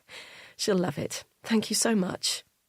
"Charlie hasn't been here since last Tuesday," she snaps back. "Okay," I say, putting the book down. "Maybe I got it wrong." "You did," she says. "You're wrong. Charlie wasn't here." She scowls at me, her face unrecognisable from the mother-in-law I've known and loved for over 10 years. It's little things like this that seem to upset her so much, and there's no point arguing with her or trying to remind her that she's got a degenerative disease. This isn't the real Diane. The real Diane is the sort of mum who would say, "Silly me, you must be right. I've got my days muddled." Even if she was 100% certain you were wrong, because she'd hate to do anything that could upset you. I fight back tears as she continues to scowl at me, wishing more than anything that Diane could be here right now. I miss her. So does Charlie. "I'll put Corrie on for you, Di, shall I?" Her scowl slowly unfolds, and she turns to face the TV as I switch it on, quickly absorbed by the unfolding drama on the screen. Despite only watching it when we're here, Charlie and I have come to know the storylines almost as well as Di, and I pull my knees up on the sofa and cuddle them to me as I watch, desperate for something to give my mind a moment's peace. "There's been a murder, did you know?" Di says to me, her eyes still fixed on the screen. "No," I say. "I must have missed that one. Who is it? Not Roy?" She tuts. "Roy left at Christmas, but I don't mean on here. There's been a murder up the road." She turns to me then and points out of the window. "Annabelle was telling me all about it. Been all over the news. Haven't you seen? Some pop star, apparently." "No, I haven't seen it." The lie sits heavily in my throat, and I'm glad for the first time ever that Diane is not wholly herself to spot the signs of my deceit. But how can I talk to her about this? How can I hold a conversation about the death of a man that once meant everything to me, as if he's nothing more than an idol to be gossiped about? As if by dying, he hasn't potentially ruined everything I've built for myself since. "I'm so sorry," Charlie bursts through the door, shocking us both so much that Diane lets out a little shriek. "Jesus, Charlie," I say, hand on heart. "What are you doing? You scared the crap out of us." He barrels into the small living room, minding his head on the beams, and goes straight to his mum, planting a soft kiss on her cheek. "My phone died," he says, by way of explanation. "I'm sorry I wasn't here." Diane shrugs as she beams at her son. "That's okay, love. Hannah and I have been watching Corrie." She turns back to the television, satisfied that Charlie is here and everything is right with the world. He slumps back into the sofa, as if exhausted. "Where have you been?" "Bloody car broke down after getting petrol," he says, his eyes mirroring his mum's, glued to the telly. "Where, though? I didn't pass you on the way." He waves his hand as if this doesn't matter. "I pulled off the road just after the petrol station, when the warning light came on." I frown and tap him on the arm to get his attention. "Why didn't you call? I was worried something had happened to you. Annabelle had to call me." "I know, you said on your text." He finally turns to face me, and I notice there are dark circles under his eyes. "I'm sorry. I had no battery and I was stuck on the side of the bloody road." "What happened to the car?" Charlie shrugs and tells me something to do with the spark plugs in an irritated tone. He hates cars. Despite being one of the most intelligent people I know, he can't work them out at all. When his dad was alive, he'd sort everything for us, and despite dragging Charlie out into the cold on Sunday mornings to teach him how the engine works, how to change a tyre and all of that, Charlie could never get the hang of it. It's a source of real irritation for him. I can tell he feels like it's the sort of thing a man should be able to master, and whenever we have car problems, it sends him into a rage that we have to call the AA for the most minor issues. "I had to borrow someone's phone to call them," he tells me now. "Luckily they were nearby and could come straight out. It's all fixed now." "Will it be expensive?" I ask. "The last thing we need is a massive bill right now." He shakes his head and turns back to the TV. "No, just the call-out charge. I've paid it already, don't worry." His hand finds mine, and we sit for the rest of the episode in silence, watching the dramatic lives of the street's residents play out on screen. When Diane gets up to go to the bathroom, I raise the issue of her forgetting his visit on Saturday night. "I'm sure it's nothing," I say, when Charlie starts to scratch the back of his head anxiously. "Don't worry about it. The doctor said short-term memory loss was normal. Still, it might be worth mentioning next time you see them." "She's fine, Hannah. You don't need to make a big deal out of this." Charlie snaps with such venom that I don't know what to say. Charlie never snaps, not at me, at least. And pathetically, I feel tears coming to my eyes. "Shit. I'm sorry, Han. I'm being a dick." He pulls me in for a hug, but his body is tense against mine. "Oh, that little bugger," Diane says, walking back into the room, breaking us apart. She points at the TV where a teenager is on screen arguing with his mum. "He's a lying little toe rag, that one. Can't believe a word he says." Charlie smiles at me, but the air in the room has changed. We watch the rest of the show in silence, and all I can think about is what Diane would say if she knew the truth about me and what I've done. She'd never believe a word I said again, nor would Charlie.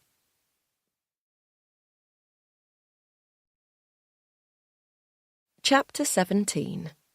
5 days until Izzy comes home. Now, Hannah. "Have we got everything?"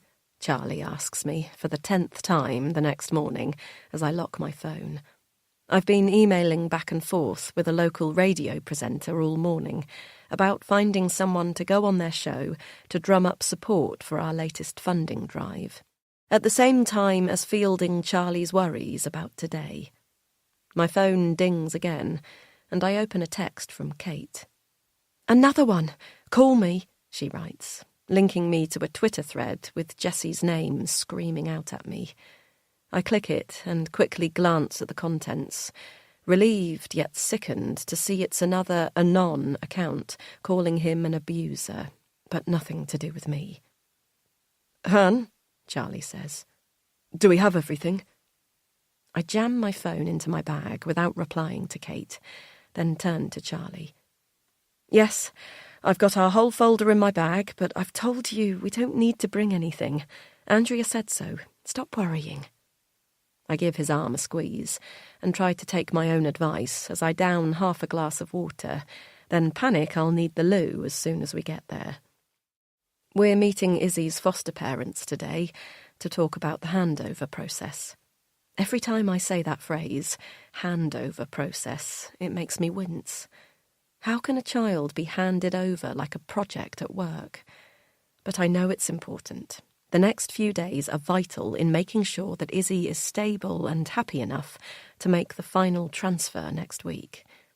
My hand idly caresses my flat stomach, thinking of all the times during IVF that a transfer meant something else, something to be medically prepared for. But that's over now. This transfer is as real as any of the embryos we had. More real, in fact, because Izzy is a little girl waiting to meet us, not merely the idea of one. Well, she might be waiting to meet us. She's only 2 years old and will only be marginally aware of what's happening to her. She's been with her foster carers since her birth mum died, when Izzy was 18 months old. In some ways, they're the only safe parents she's ever known. Elaine and Michael. We have met them before, briefly, at the suitability panel a few weeks ago. That's where Andrea, our caseworker, presented us as a match for Izzy to a panel of 10 or so people in child protection services to make a case for us as her adopters. Elaine and Michael weren't on the panel, but they came to show their support, which meant a lot. They're the ones who've loved and cared for Izzy like parents from the day she was found, so to have their support is huge, though I must admit, under their watchful eyes, I couldn't help but feel like Charlie and I could never match up. My phone pings again, and I scan my work emails quickly, aware that I've been stretching even Kate's goodwill this week with my lack of presence at the office. There are a few marked urgent that I flick my eyes across and deem not to be urgent at all. But there are two that grip me. The first is a series of tweets forwarded from Kate from a well-known feminist campaigner.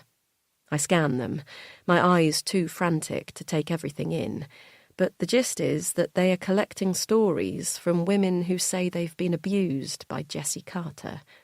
Kate has forwarded it with just one line. "I told you, the truth always comes out. Let's talk." I close the email, unable to force myself to look at what this could mean, and open the next one that's caught my eye. It's from ICT. I open it and read the short message telling me they've found a few more emails from the address I asked about yesterday, and did I want to see them? My stomach churns. I'm going to have to tell the police. There's no way I can pretend that I don't know about the emails. I email back saying to forward the messages and switch my phone off. "Come on, Han. We'll be late."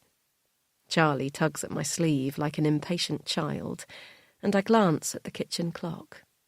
We've left an hour and a half for a 30-minute journey, so there's no way we'll be late, but I understand Charlie's nervousness. In a process like this, you don't want a single thing to make you look anything less than perfect. I grab my bag and finally leave the house, decisively walking to the car and slamming the door behind me. Charlie sits in the driver's seat for a second, and then gets back out of the car to double-check the front door is locked, something he always does when he's anxious, then gets back in. "Okay," he asks, his cheeks red from running in and out of the house. "Yep, let's go." I give his hand a squeeze as he pushes the car into gear and bite my lip, waiting to hear for a sign that the car is playing up again. But we pull away smoothly, and I let out a little sigh of relief. I did say we should take mine, but he refused. I know why. He thinks my car would make us look unsuitable. It is a bit of an old banger, a slightly rusting Fiesta that I got second-hand 5 years ago and have never replaced, whereas Charlie has the sensible grown-up car. He got it on finance when we started IVF, so sure that he'd soon need a big car with 5 doors and a massive boot to cart around our family. I could never even hate the car for its emptiness, because I loved Charlie so much for his relentless hope in the face of all the crap. After this, I'll call the police. I'll tell them about the emails. Perhaps they'll believe that I knew nothing about Jessie's visit, that we are not at all connected. I can't risk the alternative, that they think I'm lying to them, and they tell the council I'm absolutely not a safe person to give Izzy to. Even the idea of it brings my forehead out in a hot sweat. "You okay?" Charlie says. I nod, dabbing my hairline with the back of my hand. "Just nervous," I say. We pull up outside the address we've been given, but I tell Charlie to drive around the block a few times before we park the car. As he does, I study the estate. It's a 1980s or so new-build development, made for small families. We're on the outskirts of Banbury, the farther side from us, but it still feels too close. Andrea advised that the foster parents will not have contact with Izzy for the first few months after we bring her home, to help her understand that the new transition is permanent and that we aren't simply minding her for a holiday. But what if we run into them during that time? I imagine the 3 of us strolling hand in hand through Banbury High Street and spotting them. Izzy perhaps shouting, "Mama! Dada!" at the top of her voice, and all the strangers on the street turning to stare at us like we're abductors. "What's wrong?" Charlie says, pulling the car up. "Nothing." "You're shaking your head." I tut, unaware of my movements. "I was just thinking something stupid, worrying about running into Elaine and Michael in Banbury after the adoption, and we literally never go to Banbury. You hate it?" Yeah, I guess, I say, remembering the one trip we made to the cinema here that was promptly abandoned mid-film when a group of teenage boys kept throwing popcorn at the screen. Charlie told them to pack it in, and they flew out of their seats at him like feral animals, all gangly overgrown limbs and hair gel. Charlie found it mildly annoying, but I was horrified, and the cinema attendant, not much more than a teenager himself, had to kick the boys out. I spent the rest of the film worrying they'd be waiting for us outside when it finished, so much so that I begged Charlie to leave early to avoid them. He thought I was bonkers, kept telling me they were just kids, nothing to be scared of, but gave in eventually when I couldn't settle to the film. We've not been to Banbury since, and so he's right. The chances of us bumping into Elaine and Michael here are slim. "Ready?" Charlie asks. We both look at the house. It's a red brick end of terrace with a small front garden and a paved path to the front door. There are ornaments in the garden. A small deer sits next to a cat with green gemstone eyes. I imagine the looks we'd get from our neighbours if we tried to put these outside our house. They'd be appalled. But really, the ornaments are quite sweet. I imagine Izzy squealing with delight at the cat, and bite my lip at the thought of her not seeing it again. Charlie leads me by the hand up the path and knocks on the door confidently. We wait on the step like schoolkids, watching through the flower-patterned glass of the front door. 2 figures appear, blurred by the pattern, and I take in a deep breath. This is going to be okay. Don't think of the emails. Don't think of Jessie. Don't think of the police. "Morning," Michael says, opening the door with a smile. Come in, come in." We step into the small hallway and do an awkward shuffle as Michael steps back to guide us through to the living room. The smell of gravy and roast chicken permeates the house, and I sneak a look into the kitchen as we pass, expecting to see a full roast on the sides, but the small square kitchen is empty. "Hello," a voice sings from the living room, and I follow Charlie in. Elaine is sitting on the couch, dressed in a beige top and loose black trousers. "I won't get up," she says, pointing towards her hip. So Charlie strides across the room and energetically shakes her hand, bending over as his height dwarfs her. I move to do the same, but trip on the edge of an upturned rug and decide it's better to just take a seat as my cheeks colour. I hate introductions. I never know what to do with my hands. Charlie is a natural handshaker, but for me it feels businesslike and strange. He comes to sit next to me and places his hand on my knee, giving it a little squeeze, as if to tell me to calm down. Everything is all right. As Michael and Charlie discuss a round of hot drinks for us all, I notice that the walls of the living room are lined with an array of framed photographs and take the time to study the children memorialised behind glass. There are so many. My heart aches as my eyes roam across their sweet, smiling faces and try to spot which chunky baby from the many could be Izzy. "She's not on there," Elaine says, and I blush, caught snooping. "Sorry, I was just... There are so many." Elaine smiles. 36 in total. That's how many we've fostered over 18 years. My mouth drops open. "Their pictures go up there once they've left, something to remind us of their time with us."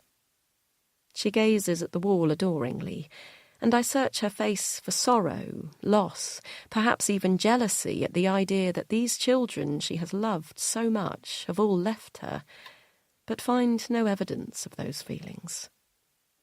"It must be so hard, what you do." She shakes her head, looking back to me. "Best thing in the world.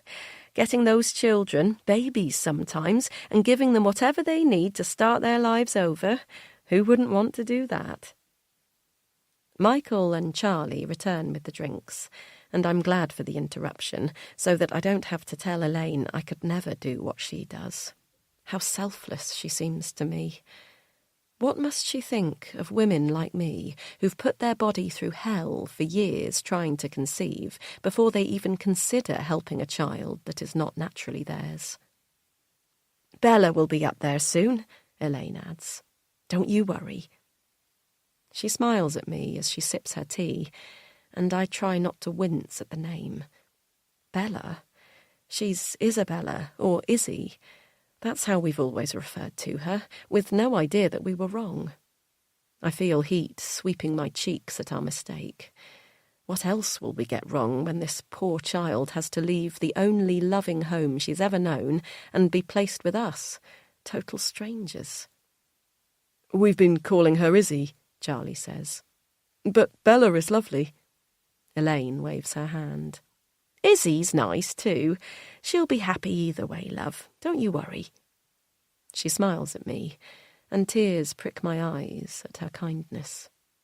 "So, how are you both feeling?" she asks, and Charlie looks at me to respond, but the words are stuck in my mouth. I'm feeling like we're closer than ever to getting our family, and yet I cannot imagine it happening. I'm feeling like any minute now the police are going to storm the door and demand I tell them everything I know about Jessie. I'm feeling that I've let down my husband in the worst possible way, and he's going to suffer the most for the terrible decisions I made before I even met him. "We're okay," Charlie says, squeezing my hand. "We're so close to the end now, aren't we?" "It's just the beginning," Elaine says. Not unkindly, but with a word of warning. "The day she comes to live with you, your whole lives are going to change." Charlie nods enthusiastically. "Oh, I know. Believe me, we know. We're doing everything we can to make the house ready for her. I've started painting her bedroom.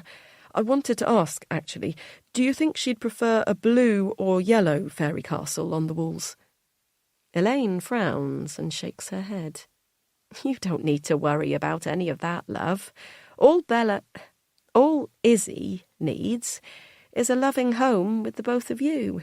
She'd be happy sleeping in a plain white room if it meant there were two parents who loved her coming in to wake her up every day." Michael nods firmly at the end of Elaine's speech, as if to mark the point, then sips his tea noisily. "Of course," Charlie says, his cheeks blushing. My heart aches for him. He just wants to do the right thing at every step, but I already know we'll never be able to do that as parents. "Blue," Michael says eventually. "She likes blue." Charlie smiles, his shoulders dropping slightly as he repeats, "Blue," as if to confirm.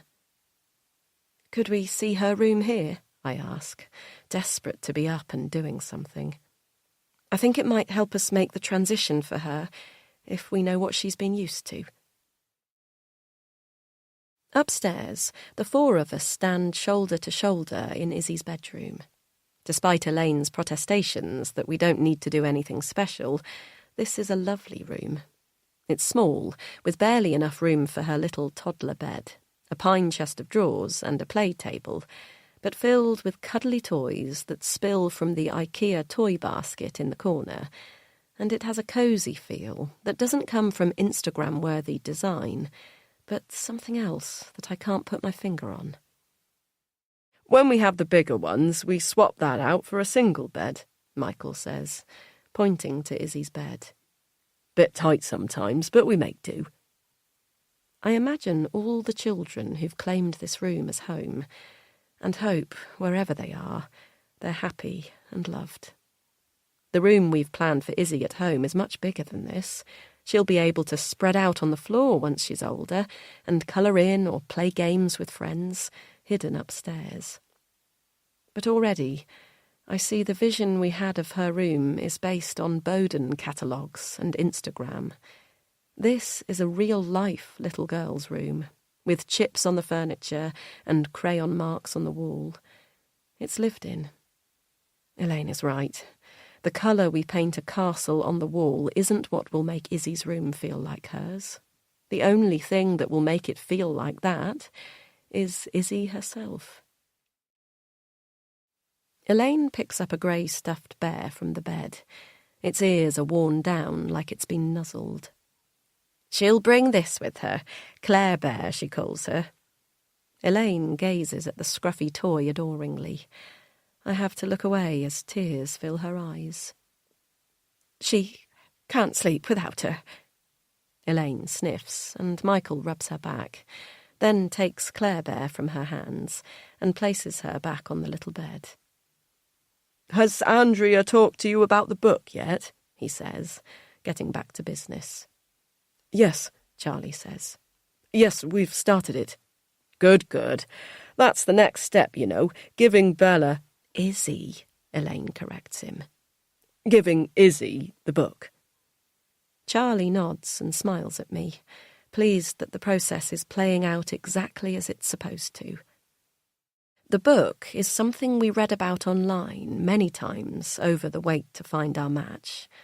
Before your child can come and live with you, adopters are asked to put together a scrapbook of sorts, with pictures of you and your family and the child's new room, to help them become acquainted with you before you meet. We dreamed of making one for our own child one day, and it doesn't feel quite real that we're at this stage, even now. The book lies open in our living room, nothing yet stuck down. It's been harder than we had thought. How do you choose which photos of your life to include? Every picture you have starts to look wrong. You're smiling too much so that it looks fake. You're looking off camera as if aloof. You're holding a glass of wine as if totally irresponsible. We should do the book tomorrow when we meet, Elaine says. Give Izzy the chance to look at it over the weekend. Charlie looks at me, momentarily horrified, like a child who's about to be found out for not doing his homework. Yes, I say, saving him. That would be great. We have started it, but can't choose the perfect pictures, Elaine offers with a smile. I blush at our obvious quest for perfection. Yeah, I say. We just keep finding problems with every photo. All the couples say that. I promise you, Izzy isn't going to be searching your faces for anything but love, and I can see you're both absolutely full of it. So don't you worry, my sweet. Don't you worry. She rubs my arm and gives it a squeeze, and once again I find myself biting my lip to avoid tears falling. An hour or so later, we're back at the car. That was good, Charlie says, opening the car door. Wasn't it? I nod and slide into my seat. Really good. They're so lovely, aren't they? Charlie starts the engine, and we pull away from their street, Elaine and Michael waving us off from the doorstep. They are. We're very lucky. We've both read some horror stories about foster parents during the handover on various adoption forums. Experiences range from fosterers who don't care a jot for the children in their care, who break the adoptive parents' hearts in their haste to hand over the child in a never-ending revolving door, to ones that hold on too tight and make the process so utterly heartbreaking for the child that the adoptive parents are seen as abductors. What if we can't be as good as them? I ask. Charlie sighs. We won't be the same for Izzy, but we'll be good parents, Han. You know we will. We're going to love her so much, and they've said, haven't they, that that's the most important part. I look out of the window and murmur agreement. But they're good, aren't they? Really good. Charlie shrugs, as if we have nothing to worry about, but I don't think he's hearing my words. We drive for a few minutes in silence, and then Charlie pulls into a petrol station. Want anything? He asks, getting out of the car. Why are we stopping? He frowns. For petrol? He says, as if I'm stupid. But you got petrol last night. I didn't. You said you broke down after you'd been to get petrol. He shakes his head, frowning. No, I didn't get petrol. I broke down on the way to get it. That's why I need it now, because I couldn't get it last night. He shuts the car door and walks around the back of the car to fill up. I watch him in the wing mirror, trying to ignore the voice in my head telling me that I'm not wrong. He definitely said he broke down after he got petrol. So why do we need it again? If he needed it so badly last night that he went before going to his mum's, in the opposite direction, how did we manage the journey to Elaine and Michael's without filling up? Charlie walks past the car door to the station to go and pay, and I watch him in the queue. He doesn't look at me once, though I'm sure he knows I'm watching. He keeps his eyes trained on the floor, not even noticing when the queue moves. I know one thing for certain. My husband is lying, but I have no idea why.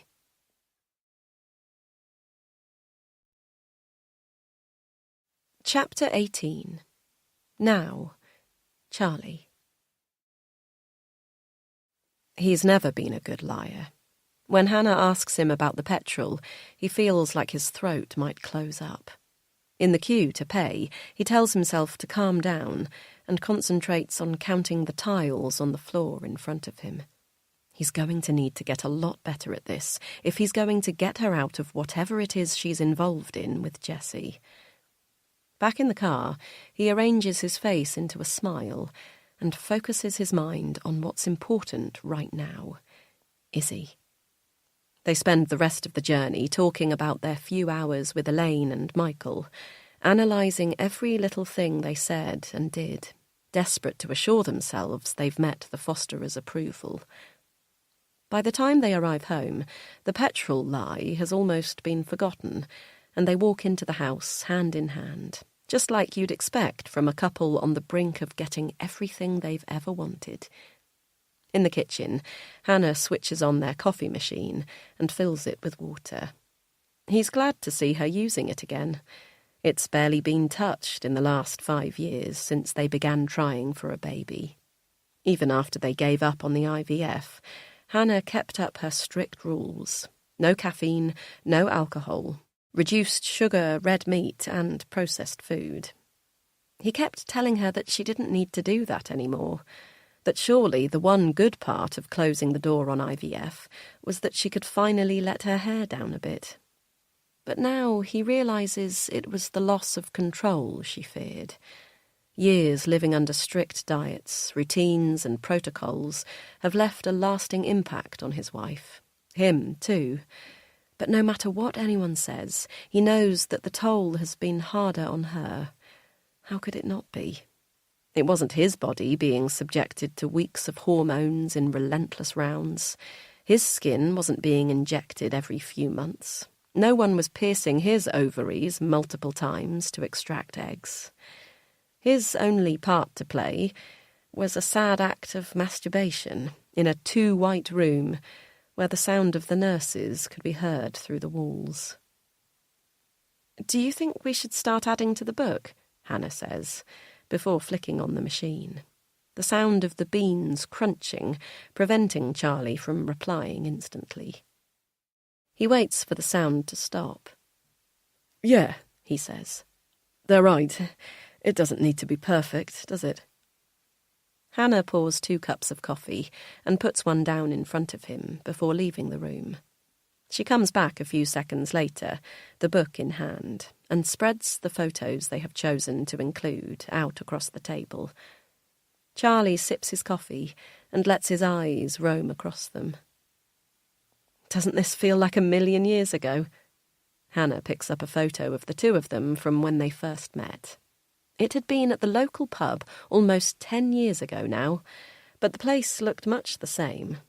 The crazed collection of old beer mugs hanging from the dark wooden-beamed ceiling, the Inglenook fireplace roaring behind a group of laughing locals. Charlie has spent most Friday nights there since turning 18. There wasn't a lot to do in the village as a teenager, still isn't, But at least they had a decent pub, and he had a good group of mates. Though they'd all gone off to university while he'd stayed at home, coding in his bedroom, a lot of them had come back to the village, to the surprise of all of them, for a few years after graduating. Friday nights in the pub were always the same. A few pints and a bowl of chips between whoever was in the village that night, followed by drunken walks home through the pitch-black lanes, lit only by torchlight if one of them remembered theirs. Nothing exciting, but it was enough for Charlie. But that Friday, everything changed.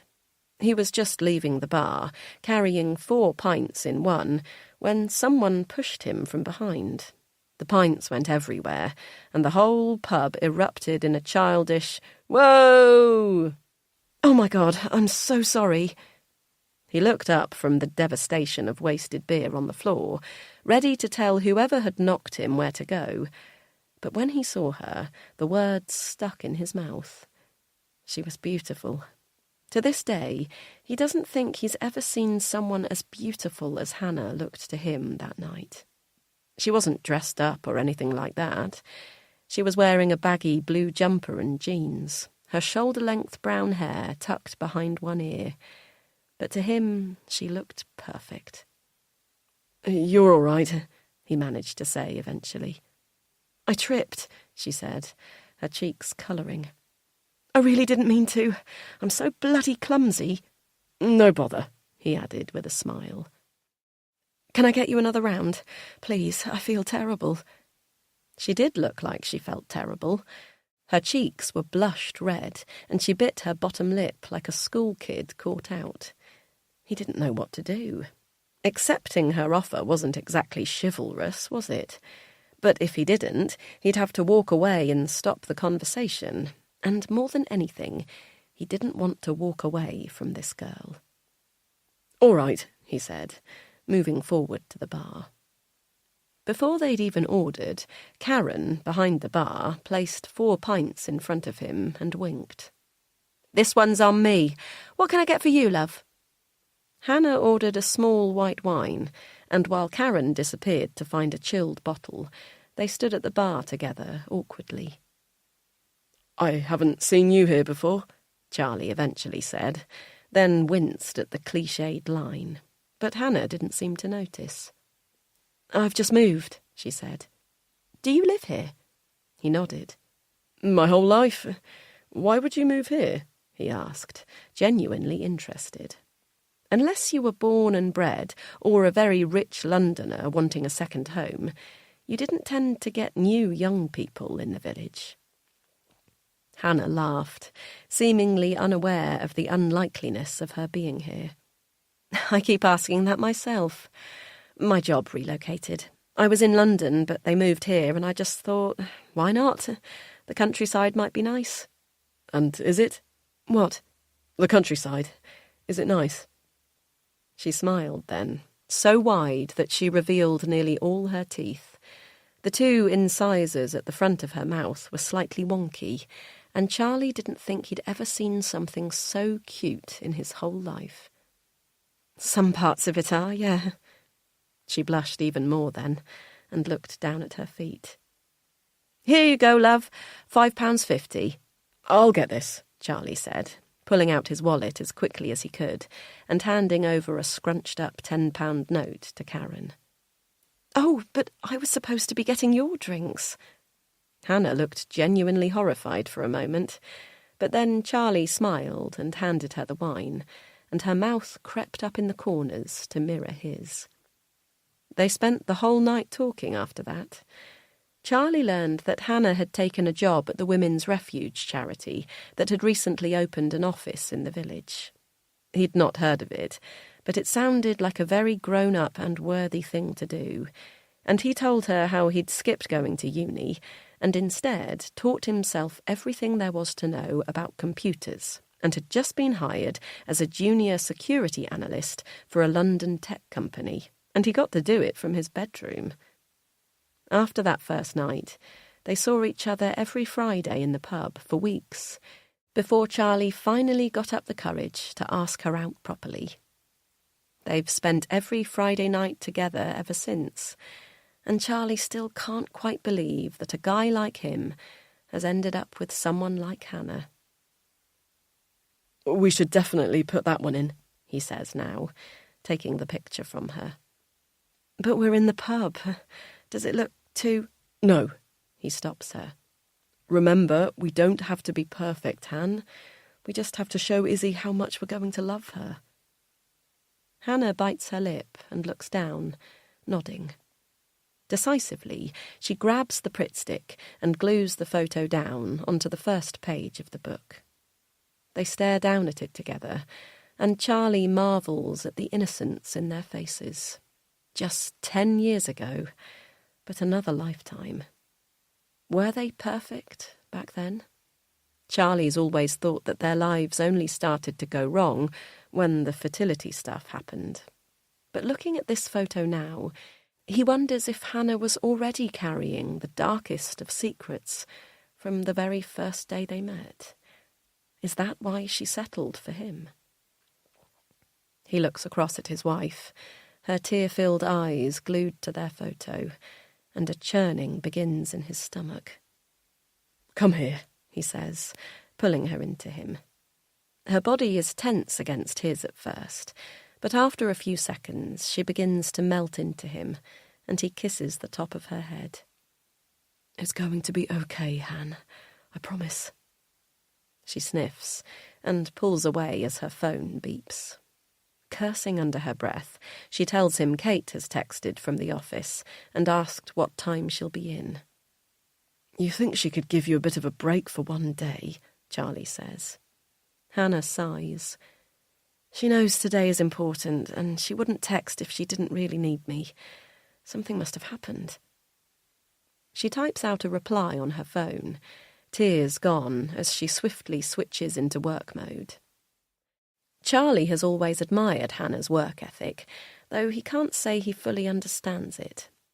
He's been lucky that he's been able to find work doing something he actually finds interesting, but he'd always rather be at home with Hannah than upstairs breaking systems to work out how to secure them.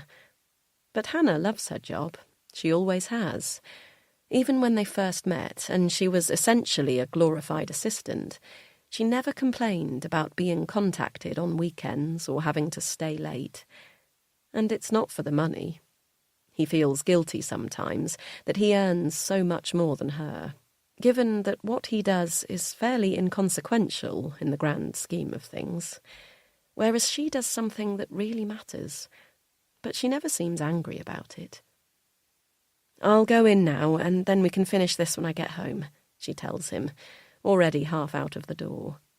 He gets up and gives her a kiss before she leaves. For a moment after she's gone, he thinks about going upstairs and logging into work, distracting himself with an easier-to-solve problem. But the more he stares at the photo of them 10 years before, the more he knows the only thing he needs to think about right now is saving his family.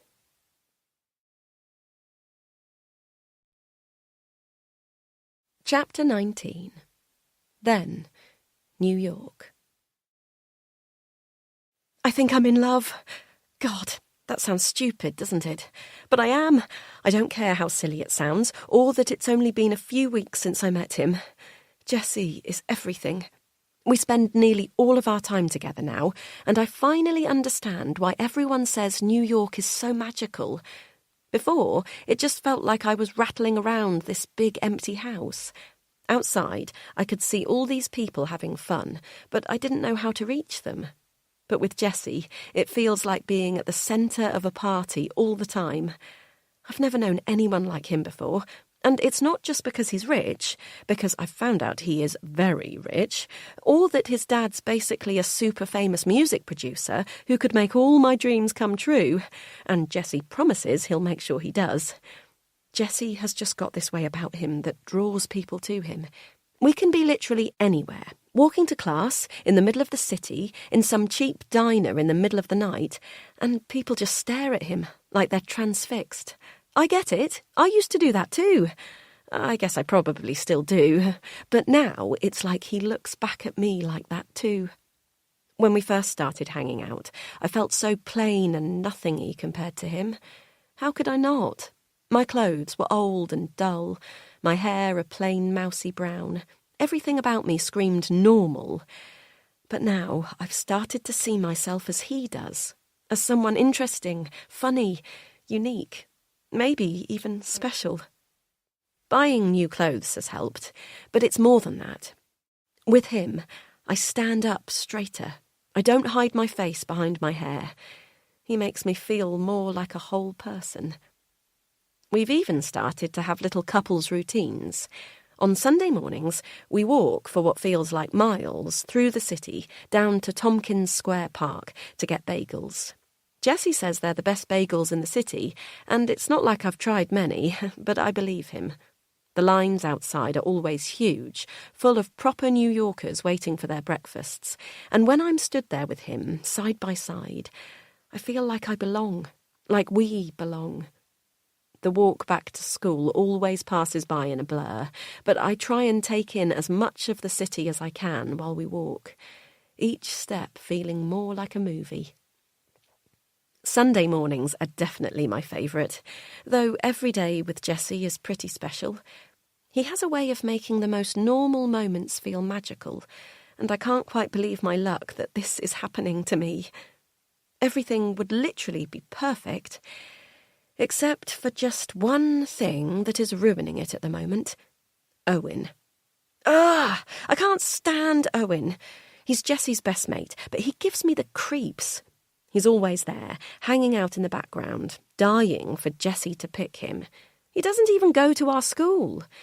He and Jessie have been friends since they were kids, apparently, though I can't imagine a world where the Carters hung out with Owen's parents. Even now, Owen doesn't have his own place. He crashes on the sofa in Jessie's dorm room. It must piss off his roommates. Imagine some ratty-faced guy sleeping in your dorm every night. But no one says anything to him because no one wants to piss off Jessie. I know Owen doesn't like me. He can't stand that I've come and taken Jessie's attention away from him. But, that's normal, right? I'm Jessie's girlfriend. Ha! I don't think I've even written that here yet, but yep, I am. We're official. He asked me to be his actual girlfriend. I thought New Yorkers were all about the dating scene, and we'd carry on like that for months, but thank God Jessie wanted more. We were in Union Square when he asked. I'd dragged him to the big Forever 21 there to get a new outfit to wear to a gig I had the next day. Any other boy would have moaned and done the whole bloke at a clothes store act. But honestly, Jessie makes everything more fun. We raced up and down the escalator. The shop has 4 floors, and then played hide and seek until one of the girls working there came and threatened to chuck us out. I found a cute pleated skirt and a little black off-the-shoulder jumper and a few other things to try, and took them to the changing room, telling him to wait outside so I could show him before I bought anything. But as I was half changed, he appeared in my dressing room door, grinning from ear to ear. "You can't be in here," I squealed. But he pressed one hand gently over my mouth and the other to his lips, telling me to shush. He pushed me back against the changing room wall, and oh my God, it was hot, ridiculously. He pushed my knickers to one side, and we actually did it right there in the changing room, like something out of a film. How can he do that? All the boys I've been with before are so clumsy about sex. OK, so there's only been 3, but still, it's enough of a sample to know that Jessie is really something special. Afterwards, he grabbed all the clothes I was going to try and marched us to the tills. "I can't get them all, Jessie," I said, when we reached the front of the queue, and he piled everything I'd picked up onto the counter. I was thinking of the £275 I had in my account to get me through until the end of term, 6 weeks away. "You're not getting anything, Hannah James," he said, with a smile, as he handed over his card. The girl serving us couldn't help but smile, and I blushed. thinking of what he'd just done to me in the changing rooms. All the clothes were bagged up, and we basically skipped out of the shop. "You didn't have to do that," I told him, as we walked out into the evening. Union Square was starting to settle down now the commuter rush was over, and people were walking around in the dusk, chatting, all wrapped up in coats with coffees in hand. "I know," he said, "but I wanted to." We stopped to sit on a bench, and he pulled my face towards his warm breath leaving clouds between us. "I want to do everything for you, Han." He kissed me again, then pulled away suddenly and looked at me seriously. "I want you to be my girlfriend." The sound of the city hummed around us as I tried to understand what he'd just said. "What? Why?" He laughed and stroked my face with his cold hands. "Because I like you. I like you a lot. Haven't I made that clear?" He tilted his head and raised his eyebrows, and I blushed again, thinking of the changing rooms. "Yeah, but, you could have anyone you wanted, so—" "I don't want anyone. I just want you." Looking at him then, with the lights from Union Square behind us, his big brown eyes never leaving mine as people passed us by in a rush, I can honestly say I would have done anything for him. How is this my life? Things like this don't happen to me. Boys like me sometimes, sure. They like me enough to text me sometimes, then forget, or go for a drink, a quick snog, then say we're better as friends. Boys do not fall head over heels for me in a matter of weeks and ask me to be their girlfriends. Ever. "So," he said, after a few seconds of me staring at him like a total idiot, speechless. "What do you think? Do you want me to be your boyfriend?" "Of course I bloody do." I laughed and pulled him back to me, his lips meeting mine. Even writing it again now makes me all warm inside. It really was perfect. Until... "Look who it is." A voice broke us apart, and I felt the weight of another person join us on the bench. Owen. "Hey, man," Jessie said, apparently genuinely happy for our romantic moment to now include his ratty best friend. "Want to come celebrate with us?" And that was that. I can't really complain. We did have a great night after that.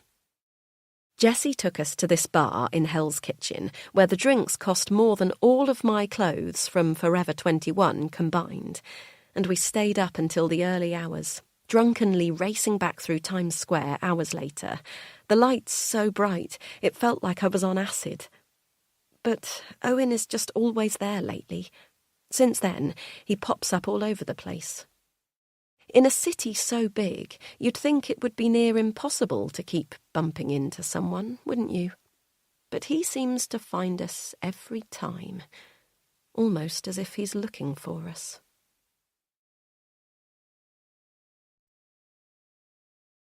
Chapter 20. Now, Hannah. I wasn't lying to Charlie. Kate did ask me to come into the office, and I had every intention of going. But on the drive over, the news came on, and once again all they were talking about was Jessie's murder. It's been confirmed now by the police. This time, the radio presenters had vox pops of people from around the village, people I knew. "You'd never think it could happen around here," Roger, the coffee shop owner, said. "But it wouldn't be anything to do with the locals," he added. "Those celebrities treat this place like one big party. It's no wonder something happened up there." "I couldn't believe it when I heard," Olivia squealed. I rolled my eyes. Of course she'd found a way to centre herself in this. "But it's hardly surprising, is it, with his history? But no, I can't see how anyone from the village would have anything to do with it," she said. "I'm a member of the farm, obviously, but most round here aren't. It's not for everyone." I imagined her smiling smugly at the journalist when she added that line, letting them know that although she lived in the village, she was more of a London elite type, just like them. But eye rolling aside, the interviews have really rattled me. I was so sure that any connection between Jessie and me would never be found. But if people are already asking about the locals, how long will it be before someone discovers that I was once at the same college in New York as him? That I've been interviewed by the police? I need to get ahead of this. I need to understand what this even is before it has chance to ruin everything, and I can't help denying that I'm involved. Seeing Izzy's foster parents today made everything so much more real. In a few days, that little girl is going to come and live with us. We're going to be responsible for her every moment of the day. She needs to know she can depend on us, no matter what happens. And right now, I'm having trouble even getting myself through the day. I've got to sort this out before she comes home. Everything is supposed to be perfect for her. How can I let her start another life in chaos? That's what I tell myself as I pull into the farm car park for the second day in a row, that this is all for her. "Hello again, Miss Lawrence." The girl from yesterday welcomes me as I show my pass to get through the gate. I smile and shield my face from the sunlight, partly hoping this will be enough to stop her from recognising me, though the idea is totally ridiculous. She's clearly not blind. Even so, I put on my sunglasses and pull my coat up around my chin as I walk across the grounds to reach the main entrance. Once inside, I order a coffee and sit at the same table I had yesterday. I take out my laptop and pull up a blank Word document, then start typing mindlessly into it. My brain, for some reason, decides that typing lyrics to Adele's latest album is the best way to make me look professional, and I keep it up for a few minutes until my coffee arrives. "Here you go," the waitress says. She seems pleasant enough, but I was hoping for the chatty girl from yesterday who seemed so keen to gossip. "Thank you," I say, taking out my card automatically before putting it back, remembering again that I can't leave any digital trail. "Is cash okay? You don't want to put it on your account?" I shake my head, then begin to root around my bag for the spare change I usually keep in the inside pocket. Relief floods me as my fingers feel the shape of a few £2 coins. Once I've placed the money on the table, I make a show of checking my watch, then sigh loudly. "Have you seen Owen Peters today?" I ask, trying to sound nonchalant. The waitress opens her mouth to answer, then looks around the room as if unsure. "He's supposed to be meeting me here, but he's 15 minutes late. I'm worried perhaps he's gone to the other coffee shop." I googled this place before I came. There are 3 coffee shops on site, and I hope this detail is enough to make the waitress think I'm genuinely concerned there's been a mix-up. "I did see him earlier," she says. "You're best off trying moonshines. He's been there most days this week." I roll my eyes and fake a smile. "Of course he has. Typical Owen." The girl laughs, and I slam my laptop shut. "Shall I make that into takeaway for you?" she asks, nodding at my untouched cup of coffee. "Oh, if you could, that would be wonderful, thank you." She nods and takes it away. Is this what it's like to be rich? People bending over backwards to accommodate you? I imagine going into Nero and deciding to abandon my coffee halfway through. I doubt the staff would even notice, let alone offer to go through the faff of transferring the hot liquid from a mug to a takeaway cup, purely for my convenience. Moments later, she's back with the coffee in a brown recyclable cup with the farm's logo printed on the front. I thank her and head out towards the sunshine. Moonshines is exactly what it sounds like. An exclusive bar set up to look like a 1930s speakeasy, only in the middle of a field and serving cocktails costing £25 each, instead of bathtub gin. It takes me about 5 minutes from the coffee shop to reach the tall black doors of the bar, by which time I've drunk my coffee and can feel the caffeine buzzing in my veins. I push open the door and blink rapidly as my eyes adjust to the dark interior. Once they do, I'm greeted by another young, impossibly beautiful waitress dressed in a black waistcoat and crisp white shirt. Her auburn curls spill over her shoulders, and even I can't help staring at her. "Good afternoon," she tells me, in a softly spoken lilt. "Hi," I say. "I was looking for Owen.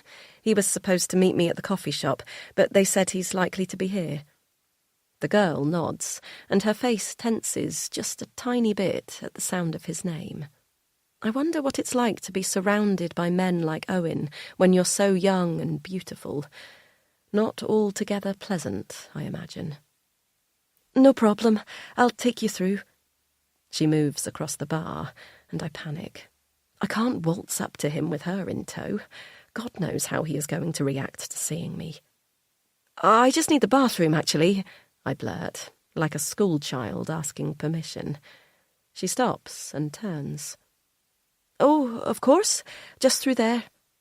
She points to our left, and I nod my thanks, hoping she'll go back to the front area.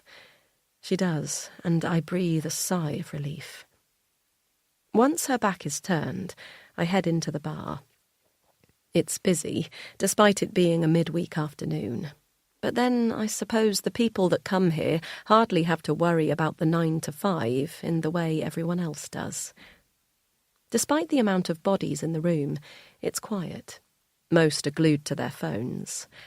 I spot a few faces I'm sure I recognise, perhaps from the TV, or perhaps they just have those sort of sculpted Instagram faces that make all young women blend into one nowadays.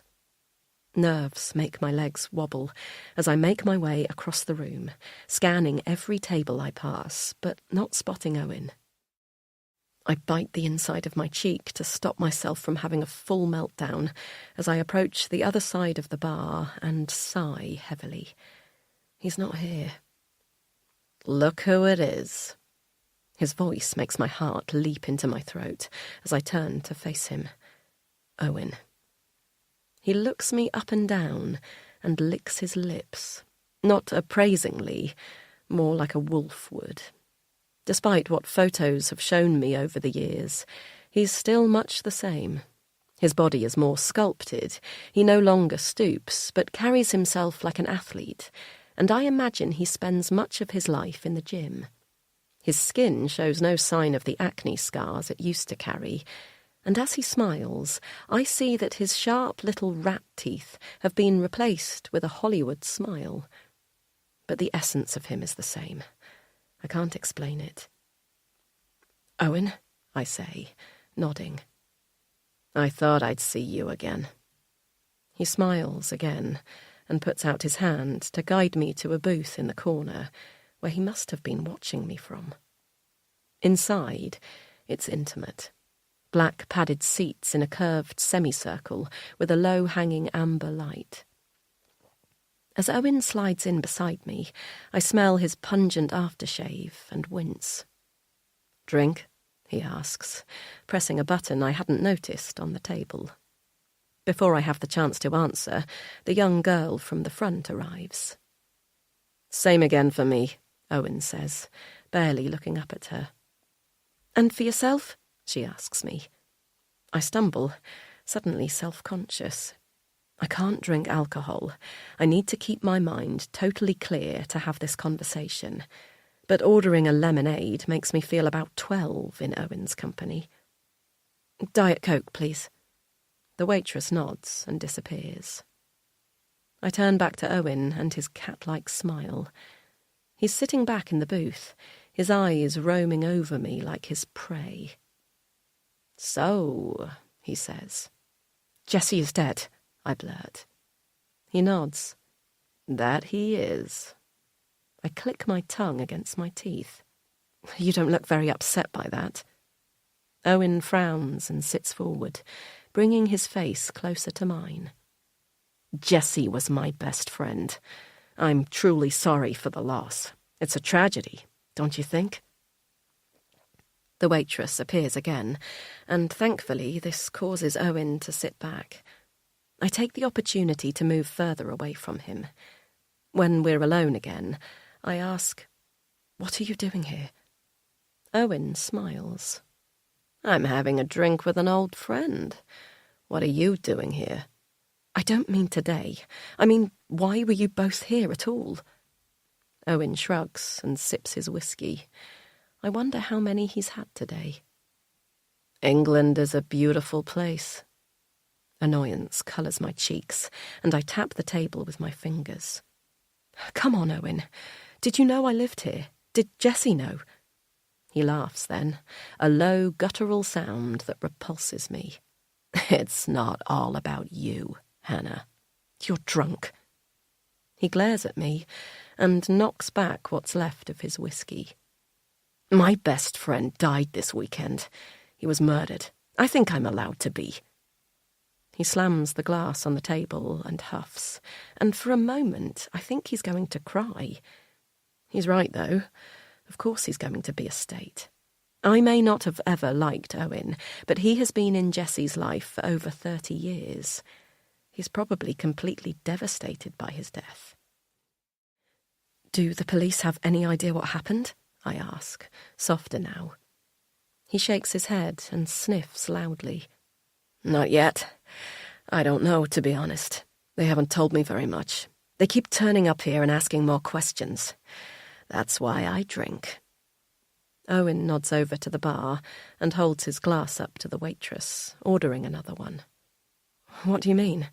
"I don't know what else I can tell them," he says, slurring slightly. "So I keep drinking, and that way, when they come, it doesn't bother me as much to answer." Owen suddenly seems very drunk, very fast. I wonder how many he's had before I arrived. "Jessie was trying to get in touch with me," I say, and wait for Owen to react. "I know." "Did he tell you?" "He didn't have to tell me," Owen says, as the waitress appears with another drink. He looks at me across the table as she sets it down and says, "I know everything Jessie does. I always have, haven't I? How else would I save him from his mistakes?" A chill runs down my spine as I fight the unwanted memories away. Owen has always been too close to Jessie, breathing down his neck even before he was paid to do so. He positioned himself as Jessie's saviour that night, and it seems like he held it over him for the rest of his life. "If you know so much, Owen, why can't you tell me anything about his murder?" He sneers and pushes his whiskey glass around the table. "Why are you so interested in playing Little Miss Detective, hey?"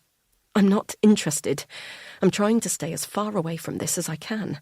I've built a good life here, one that has absolutely nothing to do with what happened in New York with the two of you," I spit. "And I don't want to get dragged into anything to do with this. But why was he here, Owen? It can't be a coincidence that you two are camped up the road from my house when someone kills him, can it?" I want him to tell me I'm being paranoid, that they came here because they're another pair of idiot celebrities who thought it sounded adorable on Instagram, that this has absolutely nothing to do with me. He leans forward and for the first time seems more aware of what's going on. The drunk haze has lifted from his eyes, and his black pupils stare at me with a steady gaze. "You think Jessie was killed because of what you two did?" I suck in air too quickly and cough. "I don't know. It just seems—" "Because if you do, maybe I should tell them that, give them a lead." He nods behind me, and I lean out of the booth to look. Shit. 2 police officers are talking to the waitress at the front of the bar. "Told you," he says, smiling. "They come here every day." He downs the rest of his glass. Tears spring to my eyes at my own stupidity. Why did I come here? How am I ever going to explain it to the police? I'm not supposed to be anything to do with Jessie, never mind sitting having a cosy drink with Owen. Don't worry, Owen says, breaking the ringing in my ears. Go through that door. He nods to the other side of our booth, at a door I'd not noticed before. Brings you out by the lodges. Just turn left when you get out. They'll never know you were here. He smiles at me, and I think of the mouth of a snake as his tongue licks his front teeth. But I don't have time to question Owen's motives. In a few seconds, the officers will turn around and see us both. I have to get out before then. Grabbing my bag, I slip out through the door silently, as if I were never here at all. I walk across the lawn instead of the path, cutting the time to the car park in half. My heart is still thudding in my chest, but I try to steady it, and by the time I reach the car, the adrenaline has started to wear off. Owen didn't seem to think this had anything to do with me. The location of Jessie's murder, nothing more than a coincidence. And surely he's right. Celebrities come here all the time. Why couldn't Jessie just be one of them? A horrible thought crosses my mind, that perhaps what happened in New York when we were young isn't even that big of a deal for Owen and Jessie. Perhaps that wasn't the only time. But no, I can't let myself think like that, because if I do, it means I knew and did nothing to stop it happening to someone else. As I drive out of the gates, I decide this will be the last time I come here. This whole crazy thing is over. It's nothing to do with me. But then my phone lights up with an unknown number. I ask Siri to read the text aloud, and am horrified by the words her robotic voice announces. Hannah, if you don't tell anyone what happened that night, nor will I. But if you do, I promise you'll end up worse than me. Oh.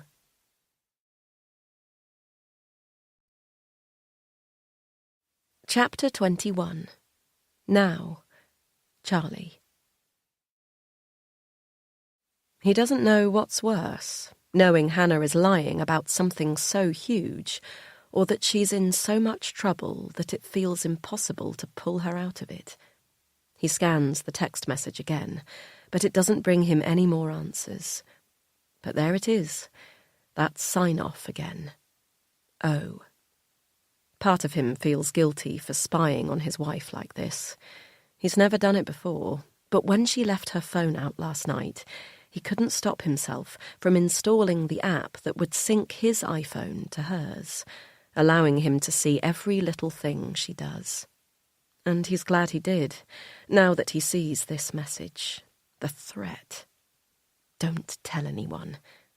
He reads it with a thick taste of dread at the back of his throat. You'll end up worse than me. Oh. Oh. He tries to think of anyone they know with this initial who would sign off a message in that way. There's Oscar, one of the blokes in the village Charlie plays football with on a Sunday occasionally. But he's a semi-retired London banker who moved here a few years ago for the quiet life. Charlie can't imagine a world in which Hannah is caught up in anything with him. Olivia? Charlie frowns. Hannah can't stand her, but he's pretty sure she's no criminal mastermind who'd plague his wife with threatening texts. He types the number into his own phone to check it against his contacts. Nothing. A wave of relief floods through him at this. He couldn't bear for Hannah to have gone to someone else instead of him.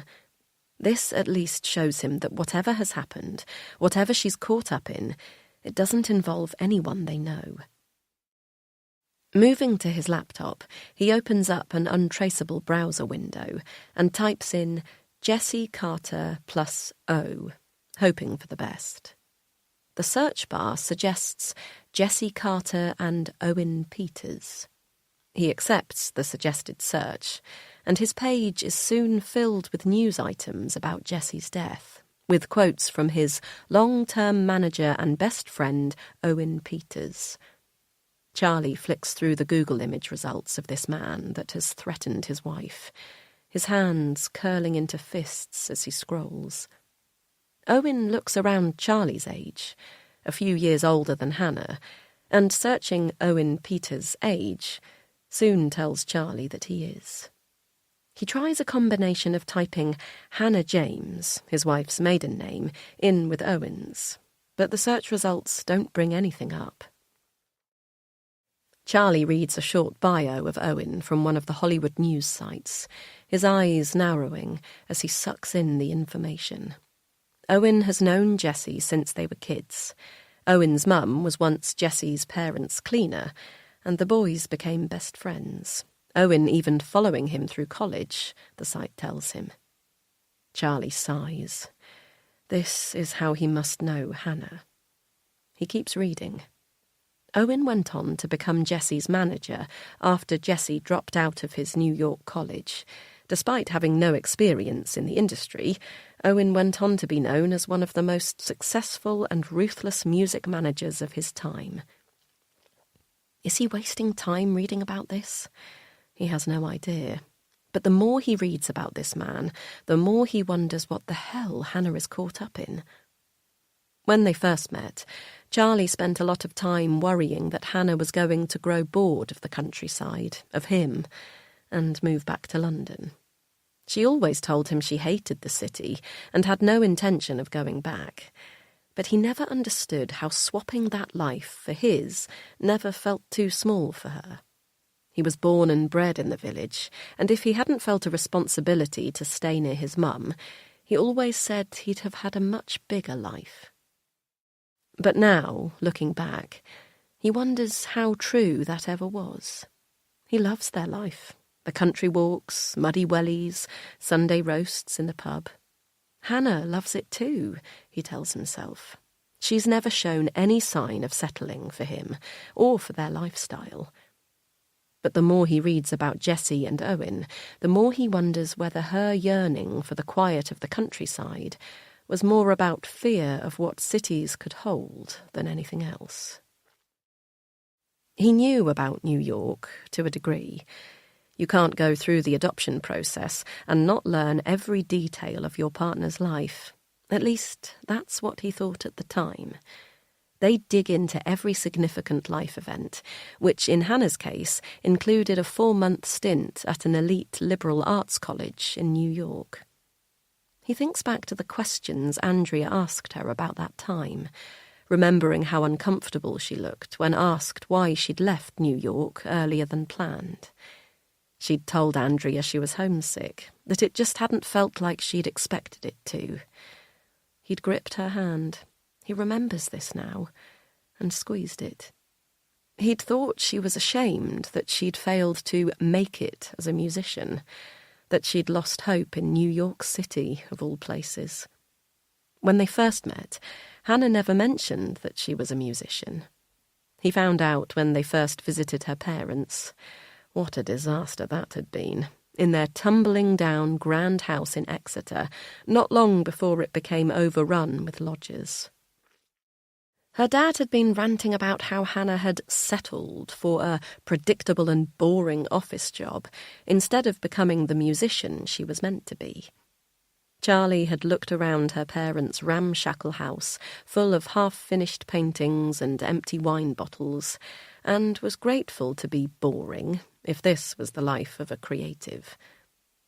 But it did make him sad that Hannah would never sing for him, that she wouldn't share that side of herself. Of course, he'd heard her voice plenty of times, not that she knew it. Over the years, he'd realised she would sing when she thought no one could hear her, and so began to put his headphones on when he cooked. Then, with nothing playing in his ears, he'd listen to the melodies of his wife's beautiful voice in the next room. What else has Hannah kept from him? His thoughts are interrupted as his phone lights up with a text message from Michael.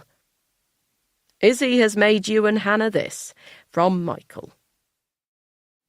Charlie stares at the attached picture. It's a scribble of red pen that, if he squints hard enough, could look like 3 people holding hands. tears well in his eyes as he thinks of this little girl full of hope for her new life, too young to understand how any of it is happening. He can't let anything get in the way of that. He pulls up the map from Hannah's phone tracker again and looks at her last known location, the farm. His stomach rolls. How did she even get in there during the day? It's the last place on earth he and Hannah would ever go before all of this. The snobby members' club up the road from their house is a source of constant amusement to them both. They spend Sundays celeb spotting from the pub window, though Charlie is pretty useless, given the only actors he knows are the ones that appear in Marvel movies. He needs to talk to Owen, but he can't go to the farm. He has no way of getting in. Last time, he had Jessie's help on that front, though, of course, Jessie didn't know that, and used the digital guest pass he'd been sent. As he'd already hacked into the security cameras, he was sure no one would ever know he was there. Charlie can't risk going back to the farm, but he feels an overwhelming need to see Owen in person. If he'd been more proactive with Jessie, perhaps the man would never have ended up dead. Charlie had toyed with the idea of meeting Jessie in person for weeks before he finally did it. He'd told himself it was a stupid idea at first, convinced himself he wasn't the sort of man who could do something like that. But then, eventually, the closer they got to bringing Izzy home, the surer he became that he needed to put a stop to things once and for all. Now, he thinks if he hadn't dithered for those weeks, had trusted his gut the first time he had the idea, none of this would be happening. Before he has time to consider it any further and risk making the same mistake with Owen, he opens an app on his phone that allows him to show a fake number instead of his own, then texts the man. I know what happened to Jessie. Meet me at the entrance to Witchford Woods at 4:30 p.m. Come alone. Don't tell anyone. He presses send, feeling vaguely ridiculous. Reading it back, he worries that Owen won't show. Charlie wonders if he would, if he were in Owen's shoes. It sounds like a con, or like he'll get jumped. He shouldn't have picked the woods. What an idiot. But as he opens up Michael's message to reply to Izzy's picture, Owen's number appears. I'll be there. Oh.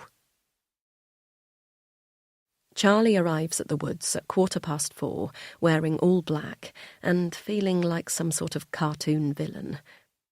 He is comfortable behind the screen of a computer. His work has led to him helping with many police investigations in the past, tracing phones of missing people, providing intel on suspects' hard drives, but never in real life. None of this feels quite real now that he's here, waiting for the man he suspects knows about a murder his wife has... His wife has what? Committed? Charlie bristles. Hannah could never do something like that. Never. It must have been self-defense, if anything. But Owen won't care about that. No one will. Not when Charlie's hacked into the CCTV and Hannah's lied to the police. Those are very much the actions of the guilty. He takes a seat on the bench nearest the entrance to the woods. A few dog walkers pass him, muttering, "Afternoon," as they go. He checks his watch. Almost time. The woods are busier than he expected. He and Hannah come here often on Sunday afternoons, before they go to the pub for a roast, sometimes with friends from the village, but more often than not, just the two of them. They have talked about getting a dog. People have often remarked how strange it is for them to do so much walking and not have one. But in truth, it is one of the many things that has been put on hold while they've waited to start their family. They've watched far too many dog rescue shows on Channel 4 to not realise that the combination of new child and dog can often end in heartbreak. So they walk, just the two of them, hand in hand. He suddenly wishes he'd asked Owen to meet him somewhere else, somewhere with less meaning, Fewer good memories. But it's too late for that. As he looks up, Charlie sees Owen approaching. In comparison to Charlie, Owen has not dressed for a low-key woodland walk. Charlie frowns as he studies his choices.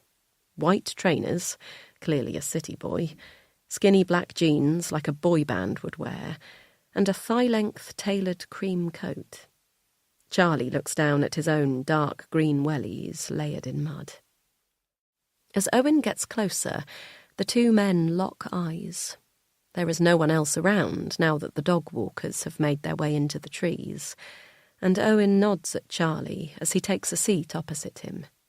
Confidence oozes from the man, and Charlie finds himself sitting up to his full height. For a second, neither man speaks. Charlie hadn't planned how to open, and now he stumbles.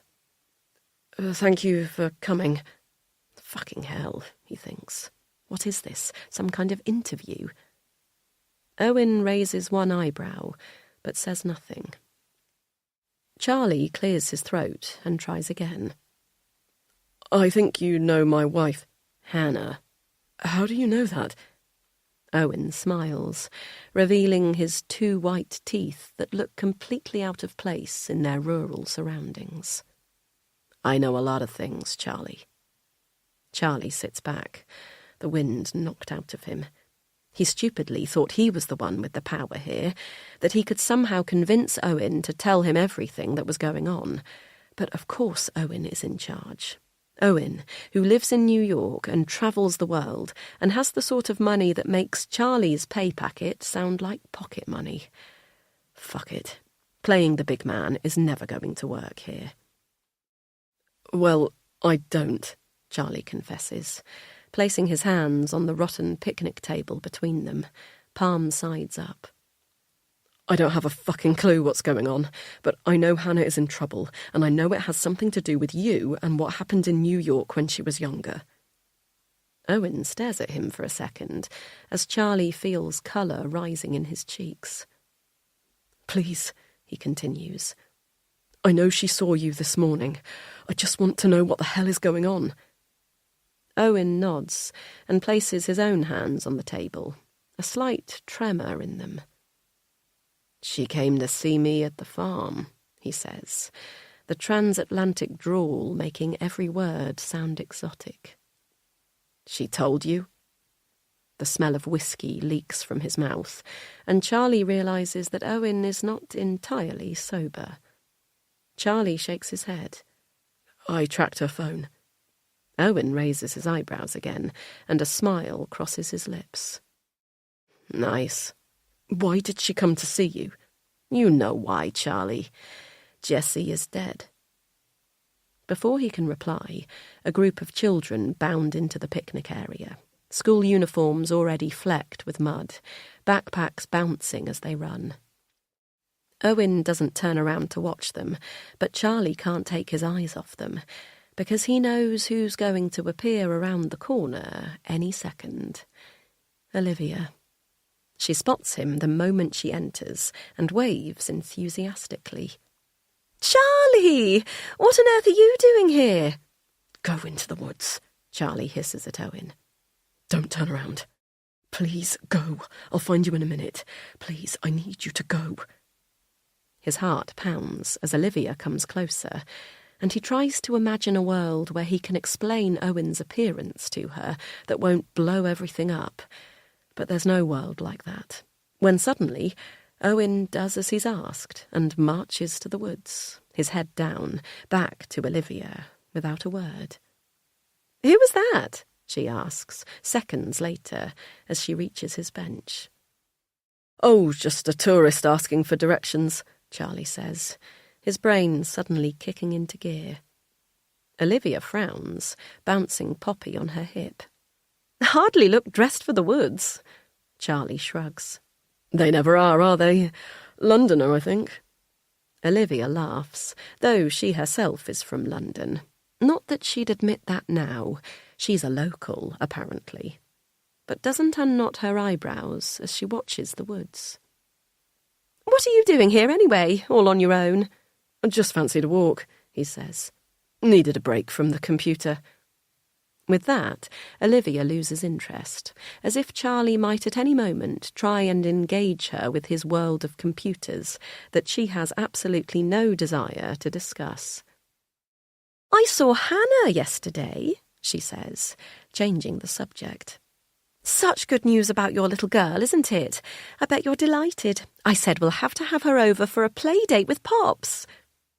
Charlie smiles and says yes, he's sure they will soon.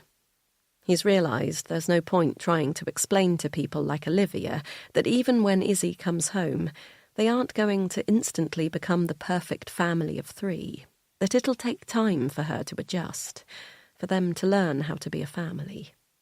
People like Olivia and her husband Tim live in a different world, a world where you leave London for the countryside the moment you decide to start a family, and your firstborn arrives promptly at 9 months after that decision, followed by number 2, 18 to 24 months later, no questions asked.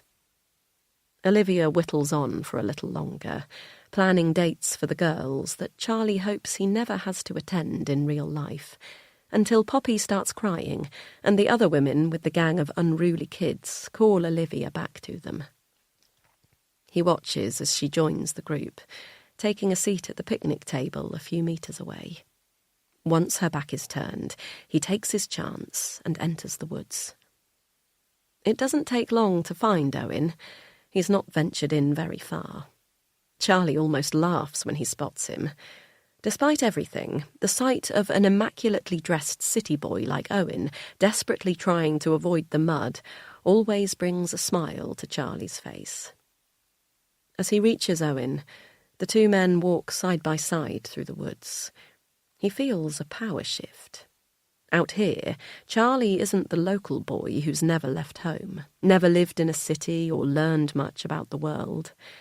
Out here, Charlie is confident, unafraid. "Who was that?" Owen eventually asks. "Just one of the village mums," Charlie answers, walking through the middle of a big muddy patch that Owen tiptoes around. "I didn't want her to see you. She'd probably recognise you. She's that sort." Owen doesn't say anything. He looks around and, realising they're alone, slows his pace, then trips over a branch and rebalances himself unsteadily. "Are you drunk?" Charlie asks, anger flickering at the idea that Owen has spent the afternoon drinking with his wife. Owen shrugs. "I've had a few. Your wife and I shared a drink." "Leave Hannah out of this," Charlie snaps. "She doesn't have to be involved. I need you to leave her alone. I've got the text you sent her. It sounds like you have as much to lose as she does." "I'm not sure I do." Charlie stops and turns to face Owen, anger ripping through him.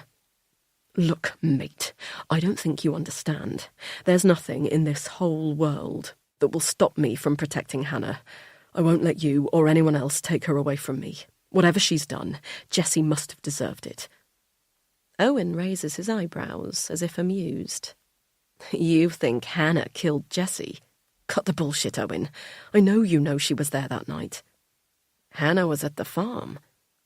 Owen furrows his brows, looking suddenly sober, and Charlie panics. This looks like genuinely new information to the man. "How do you know?" Charlie is unable to speak for a moment. Can he backtrack? It's too late, he realises. Owen knows something, even if it wasn't this. "CCTV, he mumbles, all sense of power long gone. "They don't have CCTV of that night." Charlie shakes his head. "No, but I do. Show me." Charlie scoffs. "Why the fuck would I do that?" "Because," Owen says, a snake-like look in his eyes. "I'm probably the only person who wants to keep the reason behind Jessie's death a secret as much as you do." Charlie searches the man's eyes, his heart racing in his chest. Can he believe him?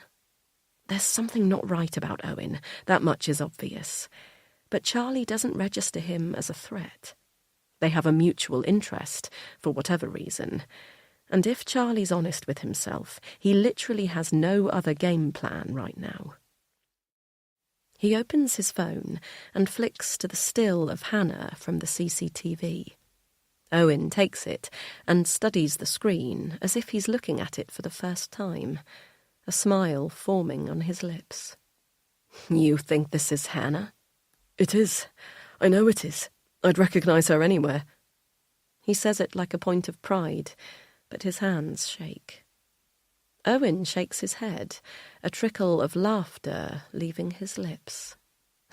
Charlie, this isn't Hannah. This is Heidi.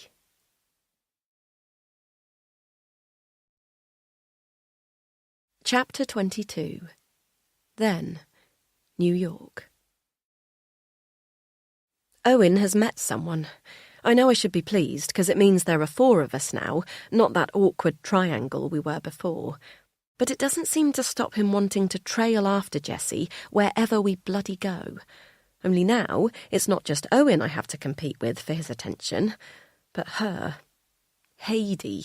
That's her name. Weird, right? Makes me think of the underworld, which is quite fitting, really, because she's a proper little creep. She's only 18, though you'd never tell, because she's been everywhere and done everything, and probably everyone. She's not from New York, though she won't tell me exactly where she is from, and her family don't live in the city. Owen met her on a night out with Jessie, one of the boys' nights I was conveniently not invited to, which would be fine if they were actual boys' nights, but they sound a lot like giant parties full of girls, so it's not like it's just the 2 of them hanging out. I didn't like her from the moment I met her, but Jessie does. He thinks she's a fucking riot, as he keeps telling me. Owen is completely obsessed, of course. I think she's probably the first girl who's ever had eyes for him when Jessie has been around. Though, if you ask me, the only reason she hangs around at all is because of Jessie. It's pretty obvious. She's always trying to make Jessie laugh with the most insane stories of her wild nights out across the States. She has had a bit of a mental life, by all accounts. She's not in college, nor has any plan to be by the sounds of it, and just kind of floats around, meeting people at parties. She says she's got this list of places she wants to visit, and she just keeps going through it. Staying until it's no fun anymore, then on to the next. Like she's in some sort of film. Ugh, I can hear how pathetic I sound. I'm jealous, okay? Very, very jealous. My life is so small and dull and nothingy compared to hers, and I'm terrified Jessie will realise it soon. Why he hasn't already realised that I'm completely out of my league with him anyway is insane.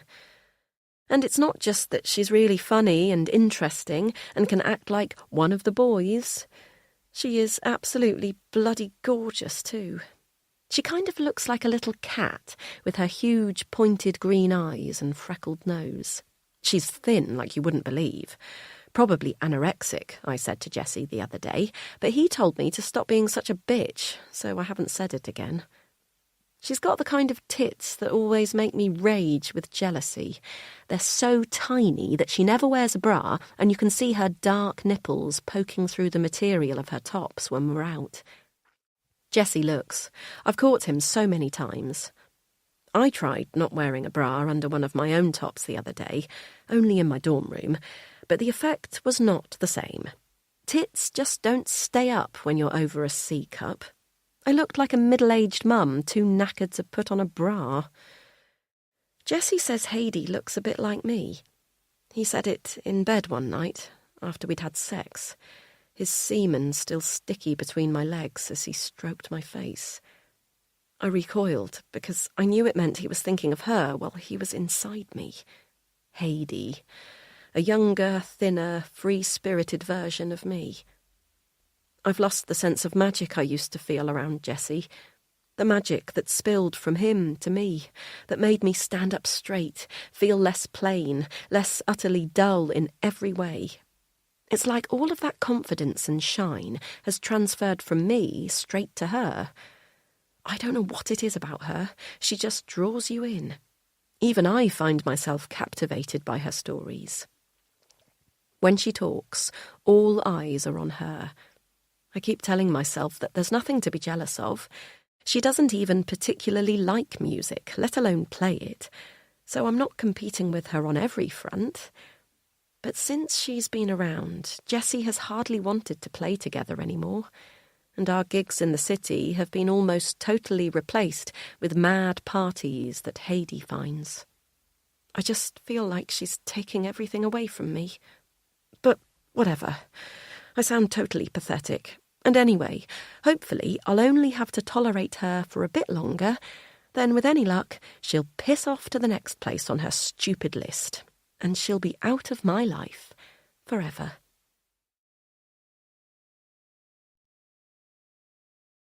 Chapter 23. Now, Charlie. Who the fuck is Heidi? Owen stops and turns to Charlie, but says nothing. What's going on? Charlie snaps. Who is that? Who's Heidi? Owen sighs and rubs his forehead.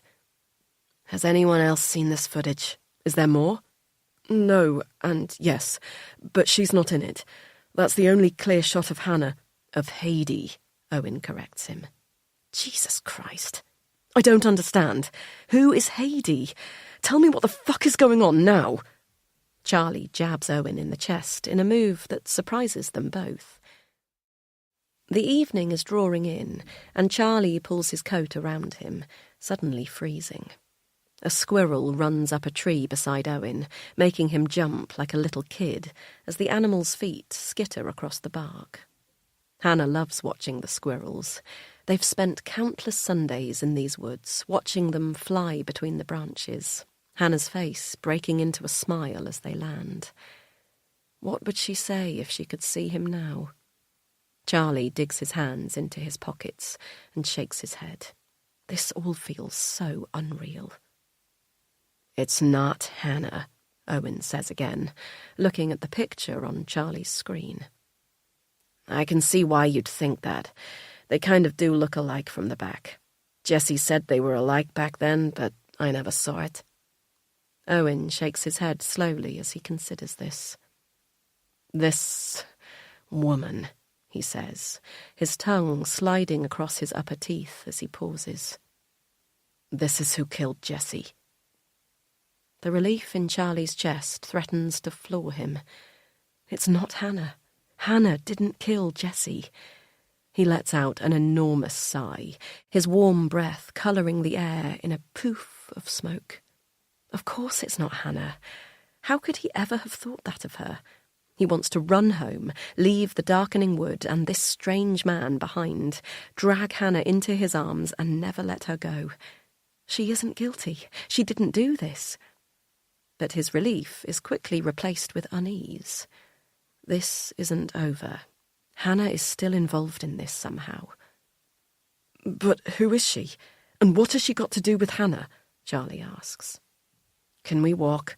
Owen says, before striding off. Charlie matches his step, then overtakes, leading Owen through the lesser-known track where they're unlikely to pass other walkers. Heidi's someone from a long time ago, Owen says, when they're deeper into the woods. We met her in New York. We? Owen nods. Hannah, Jessie, and me. They reach a turn in the path, and Owen looks to Charlie for guidance. He nods right, and they keep going.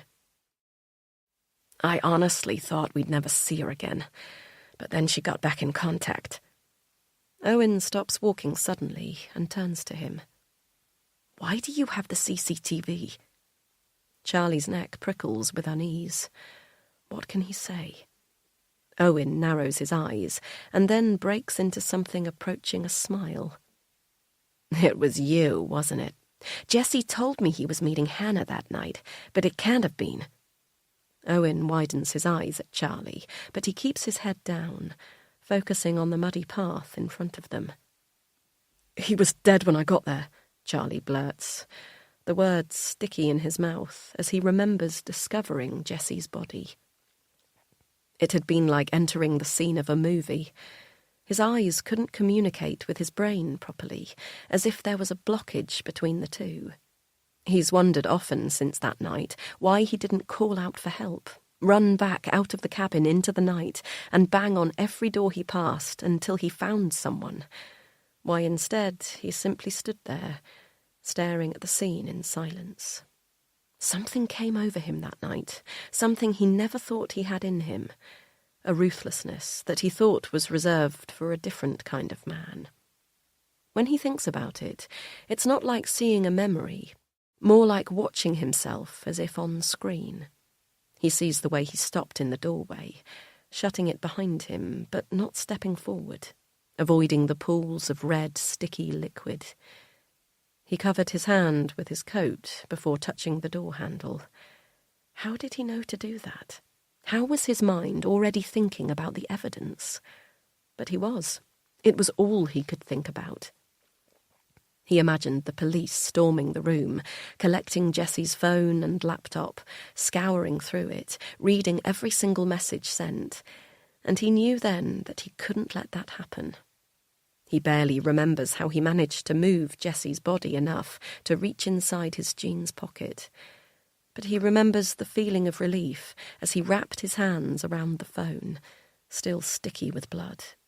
He remembers the way his heart hammered in his chest as he left the cabin, the night pitch black and silent, as he ran across the green back to his car, the sticky phone lodged in his hand.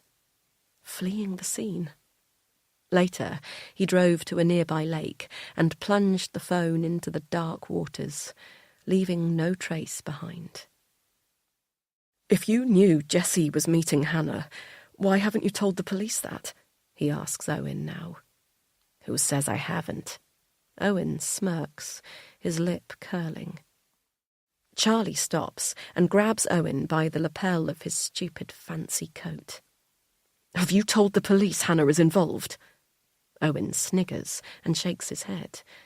Charlie lets go, and Owen brushes his fingertips from the coat like it's Charlie who's tainted. "Why not?" Charlie asks.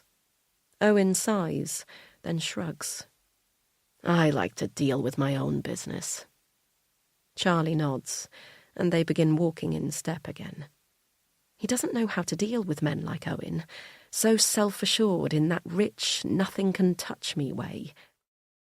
There's an enraging arrogance about the man's face, as if it doesn't even matter that up close the veneer of handsomeness bestowed by well-cut clothes and an expensive gym habit slips away and reveals him for what he really is, distinctly average, possibly even ugly underneath all the money. Perhaps no one ever really gets close enough to notice. "I didn't have anything to do with it," Charlie says. "Oh, I know that. Don't worry." Owen flashes him a smile. "But it doesn't look great, does it? Husband of Jessie's ex-girlfriend turned up the night of his murder." "So they were together?" Owen laughs. "Yeah, man. Wow, you really don't know anything, do you?" Anger curls through Charlie's chest, but he squashes it down. He has to keep Owen talking, and while smashing his fists into the man's face might feel good for a moment or two, it isn't going to help the situation. "Why were you there, Charlie?" Owen asks, as if genuinely curious. Charlie sighs. He's already realised Owen is the type of man who will only give once he's taken. "Jessie was messaging Hannah," he says. Owen lets out a little laugh. "I bet that was a gut punch. A man like that having flirty little texts with your wife." "He wasn't," Charlie says, anger fluttering in his chest again at the mere idea of Jessie with his wife. "He just thought he was." Owen frowns for a moment, then opens his mouth, as if understanding.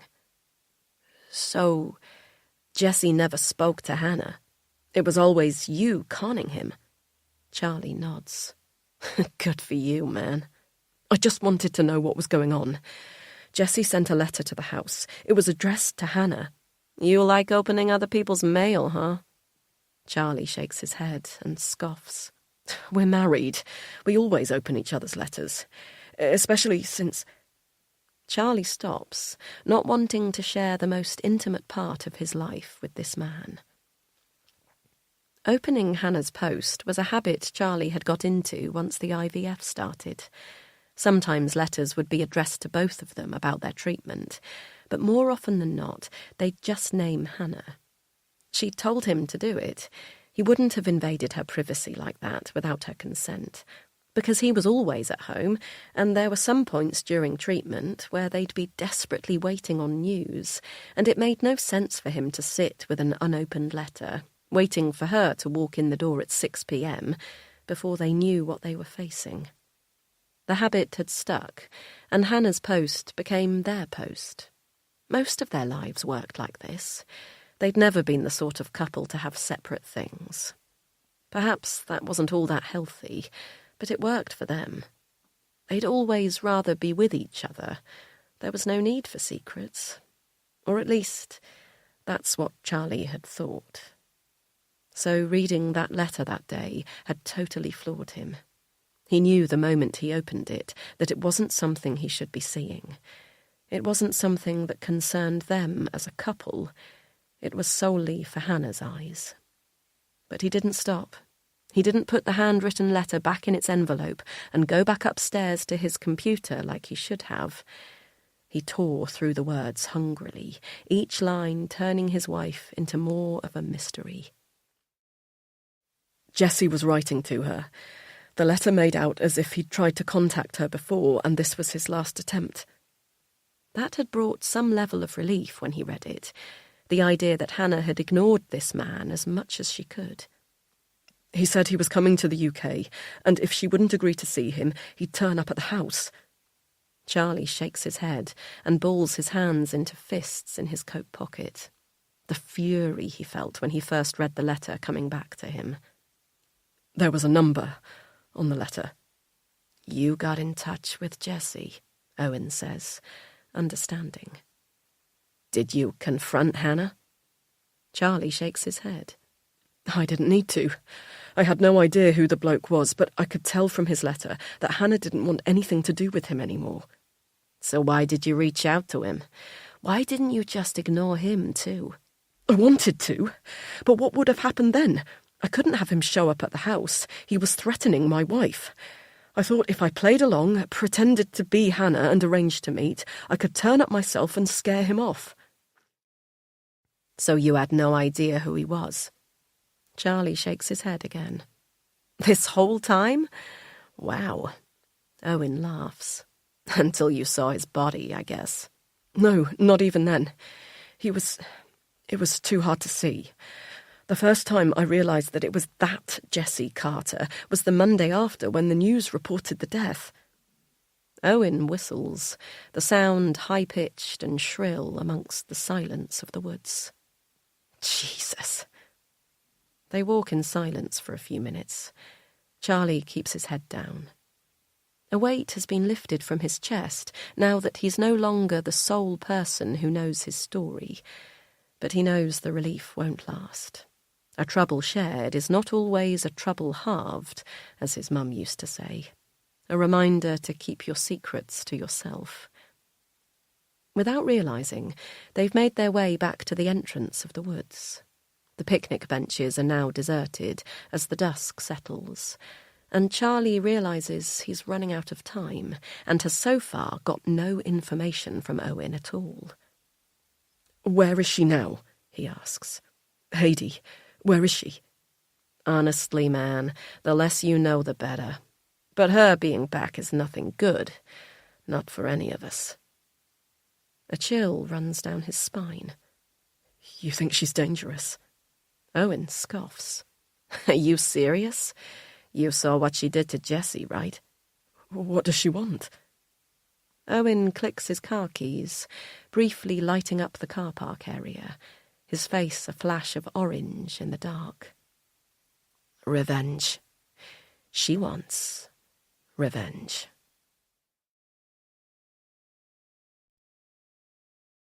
Chapter 24. Then, New York. I don't know what I can do to get Jesse's interest back. Some days I think it's all okay and he still loves me the way he did when we first met. But then other days, like today, I can feel him pulling away.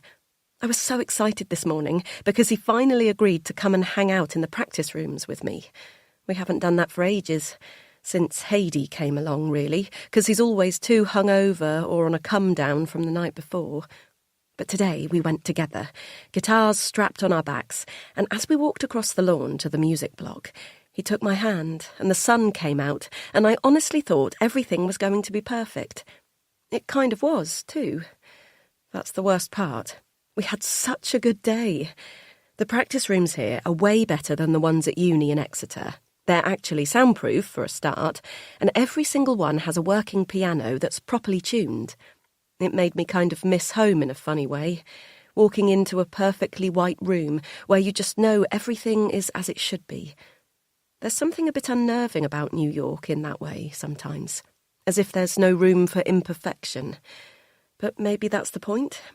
People who come here, people like me, know they're riddled with imperfections, but they've dared to dream that they can make something better of themselves here. That's what New York is all about. I'm talking rubbish as usual. What I really want to write about isn't even practice, though that was absolutely amazing. It's what happened after. But I should mention practice too, because it makes everything even worse. So, Jesse was playing piano. We'd both brought our guitars, but we hadn't even taken them out of the cases, because he was playing so beautifully, I didn't want to ruin it. He was playing, and I was singing, and God, it was so perfect. We worked so well together, and so I asked him if he'd come to the open mic at the pub that night with me and play what we'd just written. And just like that, he stopped playing. All the air got sucked out of the room as he shut the piano lid and told me he had plans with Owen tonight. What sort of plans? I asked. He rolled his eyes. Just plans. Don't be so needy. I'm not being needy, I said. And yes, of course, it was in a bit of a squeal that made me sound the very epitome of needy. I just thought it would be nice to play together. We're playing together right now, he said, a smile curling his lips. And with that, I knew that I could breathe again. He pulled me towards him, and I straddled either side of the piano stool. We can't, not here. He stroked the side of my face, then down my neck, until he unzipped my hoodie and traced a line around my breasts. Sure we can. That's the best thing about soundproofing. And, yeah, that happened. Honestly, I don't even know how to explain it. Jesse just has this way of making me melt. Sometimes I don't even know who I am anymore. The old me would have never had sex on campus, not in a million years. But I don't know, here with him, it's like I don't have any inhibitions. But maybe I should have. Maybe blindly following whatever he wants all the time isn't the smartest thing. After we had sex, he said he had to go meet Owen, and just like that, our day together was over. He didn't even wait for me to follow him out, just kissed me on the head and left while I was still putting my guitar on my back. By the time I crossed campus on the way back to my room, it was already dark, and groups of students were gathered, drinking from Evian bottles that disguised their tequila. It was Friday night, and on campus that means rages, which are basically just shit parties where too many warm, desperate bodies pile into one dorm room heavy with weed and tequila until they pass out. I rolled my eyes as I watched two girls lying on the floor, smashed already. They're so embarrassing. I get that they're too young to go to the bars here, and they haven't got someone like Jessie to get them into places, like I do. But seriously, they're in the greatest city in the entire world, and they choose to spend their weekends so smashed they can't even see it. Not that I can really talk.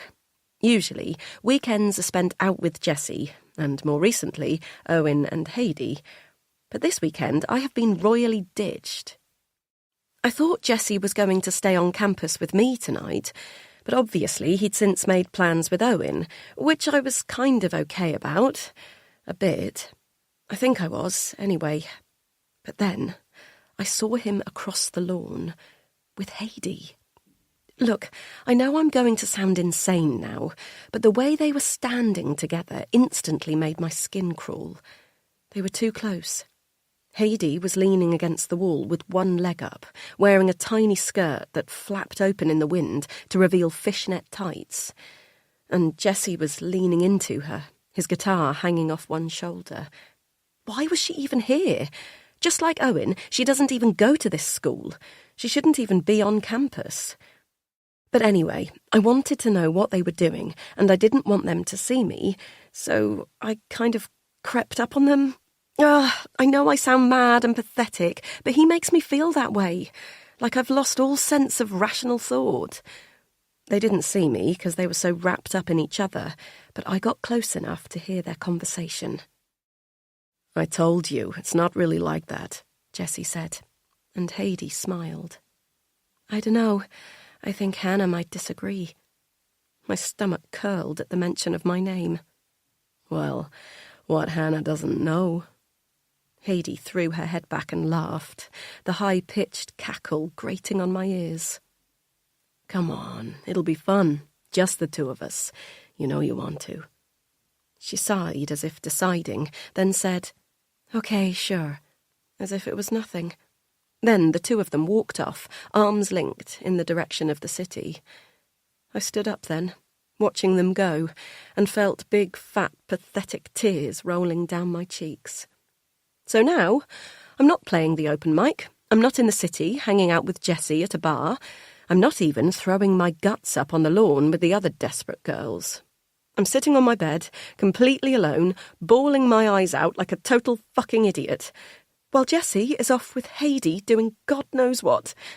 I hate her. I hate her. I hate her. I hate her.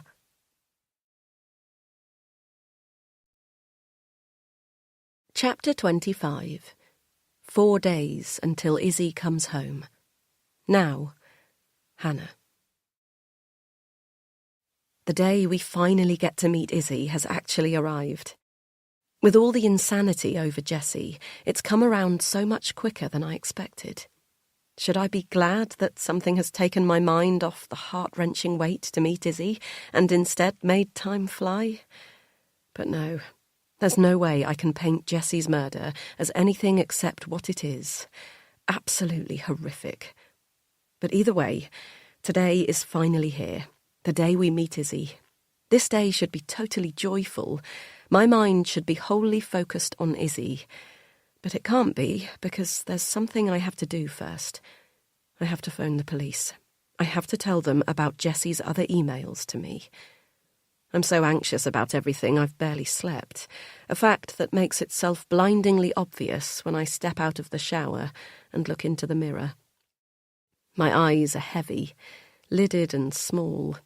Piggy eyes, my mum used to call them. It's not how I want to meet Izzy.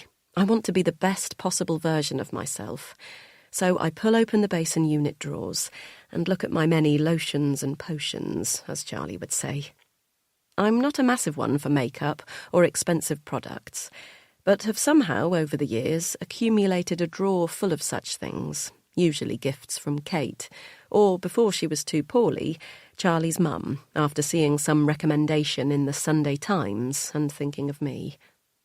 I pull out a tube of eye cream, promising to vanish dark circles, bags and puffiness, and dot it around my eyes, followed by a spritz of rose water hydrating facial spray, then inspect the results in the mirror. I can't say I look any different, but I leave the bathroom knowing I've done my best. And that's what this phone call is about too. I've done nothing wrong, not recently anyway.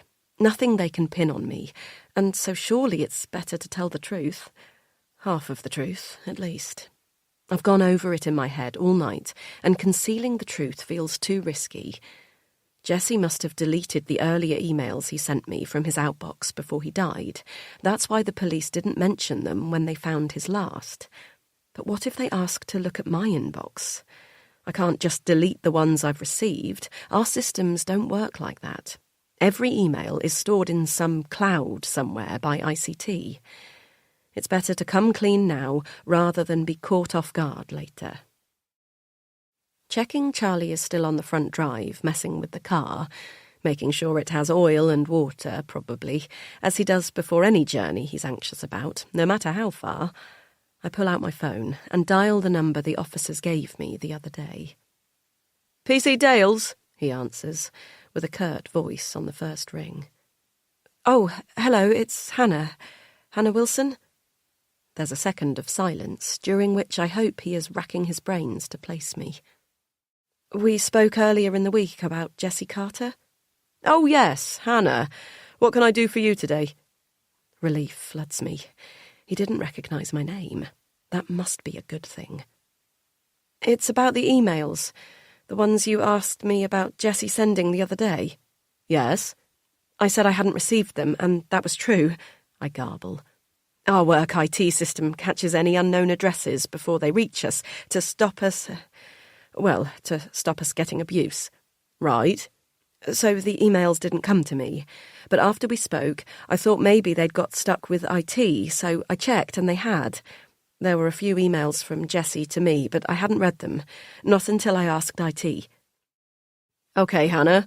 We'll need to verify that with your IT team. Of course, I say. Then give him the name and number of the best contact. And you still don't have any idea why Jessie would be contacting you so persistently? I watch Charlie from the bedroom window as he carefully pours water into the engine, and my heart breaks a little bit all over again. How can he be down there making sure everything is perfectly safe and as it should be for today, while I'm up here lying to the police? No, I'm sorry. I wish I did. It really doesn't make any sense to me either. PC Dales thanks me for the information and says he'll need a copy of the emails from our ICT department. I sit back on the bed and let my body sag with relief. That went well. He sounded like he believed me, and why wouldn't he? There's no evidence of Jessie and I having anything to do with each other for 15 years, and the emails prove that. Jessie was smart enough to not say anything incriminating in them either. Nothing I can't explain away, should the police keep digging. Though the relief feels tenuous, I force myself to believe that this could all really be over and not involve me anymore. I need to concentrate on Izzy. Owen will eventually slink off back to the US, and the police will see this is nothing to do with me. Charlie never has to know what happened between Jessie and me. No one ever has to know. Downstairs, Charlie has come inside, the car now presumably ready to go. "Have you showered?" I call down to him, knowing he hasn't yet, but not wanting to tell him to directly. There's no reply. I wrap my towel around myself and shout again. When he doesn't answer, I pad downstairs, the air prickling my skin. "Charlie?" I say, when I reach the living room, and see him on the sofa, staring into space. What? He snaps around. What's up? Didn't you hear me calling? No, sorry. His eyes have a vacant look I've noticed more and more in the last few days, and I bite my lip, a curl of worry in my stomach. I ask him again if he's showered yet, and he says he'll go now, then brushes past me as he walks out of the room. The adoption book sits squarely in the middle of the room on the coffee table. We finished it together last night, an activity I think we both imagined would feel quite different to how it really did. He ended up working late, and after I got back from seeing Owen at the farm, I was pretty much good for nothing, so came home, but spent the rest of the afternoon staring mindlessly at the television, desperate to take my mind off current events. So we ended up doing the book in a rush, me swearing under my breath repeatedly that I couldn't believe we were doing this so last minute, Charlie ignoring me as he mechanically stuck down photos of our lives as if on autopilot. But it's done. That's the main thing. It doesn't need to be perfect. Just done. An hour later, we're ready to go. Charlie is wearing my favourite shirt, a light blue Jules one I bought him last Christmas, black jeans and smart brown Chelsea boots. By all standards, he looks exactly like the type of man you'd expect a little girl to be spending the afternoon with in the park. He looks like a young dad. Butterflies tickle my stomach at the thought. "What?" he says, checking himself for the cause of the laughter. "Nothing. I was just thinking how lovely you look." Relief fills his face, and he smiles. "You too, Han." I give his hand a squeeze, and then we walk out the door together to the car. "We're an hour early," Charlie says, as he pushes the car into gear. "I know, but it's better than late." Charlie murmurs agreement as we pull away, but I start to feel a headache take hold. Since I've started back on caffeine, I've noticed if I miss my morning cup now, my head bangs. This morning, despite being so early, I didn't allow myself the time to get drinks, or breakfast, come to think of it. "Let's stop for coffee," I say, as we reach the village. "Really?" Charlie looks anxiously at the dashboard clock. "Do we have time?" "I'll get takeaways, and something for breakfast. I've not eaten. Have you?" He shakes his head and tells me he's not hungry. Charlie can't eat when he's anxious. We pull up outside the cafe. The village is still relatively quiet this morning, tourists and walkers not yet up. "I'll be quick," I promise him, before jumping out of the car. Despite the quiet outside, the cafe is busy as ever, with a mix of people in for their coffee before work and the school run, and friends meeting for breakfast. I join the back of the takeaway queue and study the menu, imagining what the three of us might get if we were to bring Izzy here one day soon. "Hannah!" I hear my name called, and turn to see Olivia at the far table with another school mum whose name I've completely forgotten, and their kids. I wave, but she beckons me over. I look forlornly at the front of the queue and reluctantly give up my place. "Morning," I say as I reach them. "We don't usually see you in here at this time," Olivia says. "We're just on our way out. I was popping in to grab something to go, actually." "Well, you'll soon be in here with us all." Olivia places her hand on Poppy's head and smiles, then turns to her friend and says, "Hannah is adopting a little girl, too, isn't she?" She waits. She doesn't wait for my response. "So, I've said she'll have to join us on all our mummy dates soon." The woman smiles at me and tells me that's great. I must be so excited. Despite myself, I smile back, and for the first time, I desperately want to be included in this mother chat. "We can't wait. We're actually going to see her for the first time today." "Oh my gosh!" Olivia claps her hands together. "Oh, darling, how fantastic!" She looks out the window and spots Charlie waiting in the car. She lifts her hand to wave, but he's engrossed in his phone. "I bet Charlie is thrilled." "Yeah," I say, though as I watch my husband through the window, thrilled is the last word I'd use to describe him. "I bet it's ever so stressful, though," Olivia goes on. "I saw poor Charlie yesterday out in the woods. I guess he needed to clear his head." Her eyes widen as if she fully understands the impact of adoption on our marriage. "In the woods?" "Yes, with another man." "What?" The other woman titters, and Olivia laughs too. "Oh gosh, darling, not like that.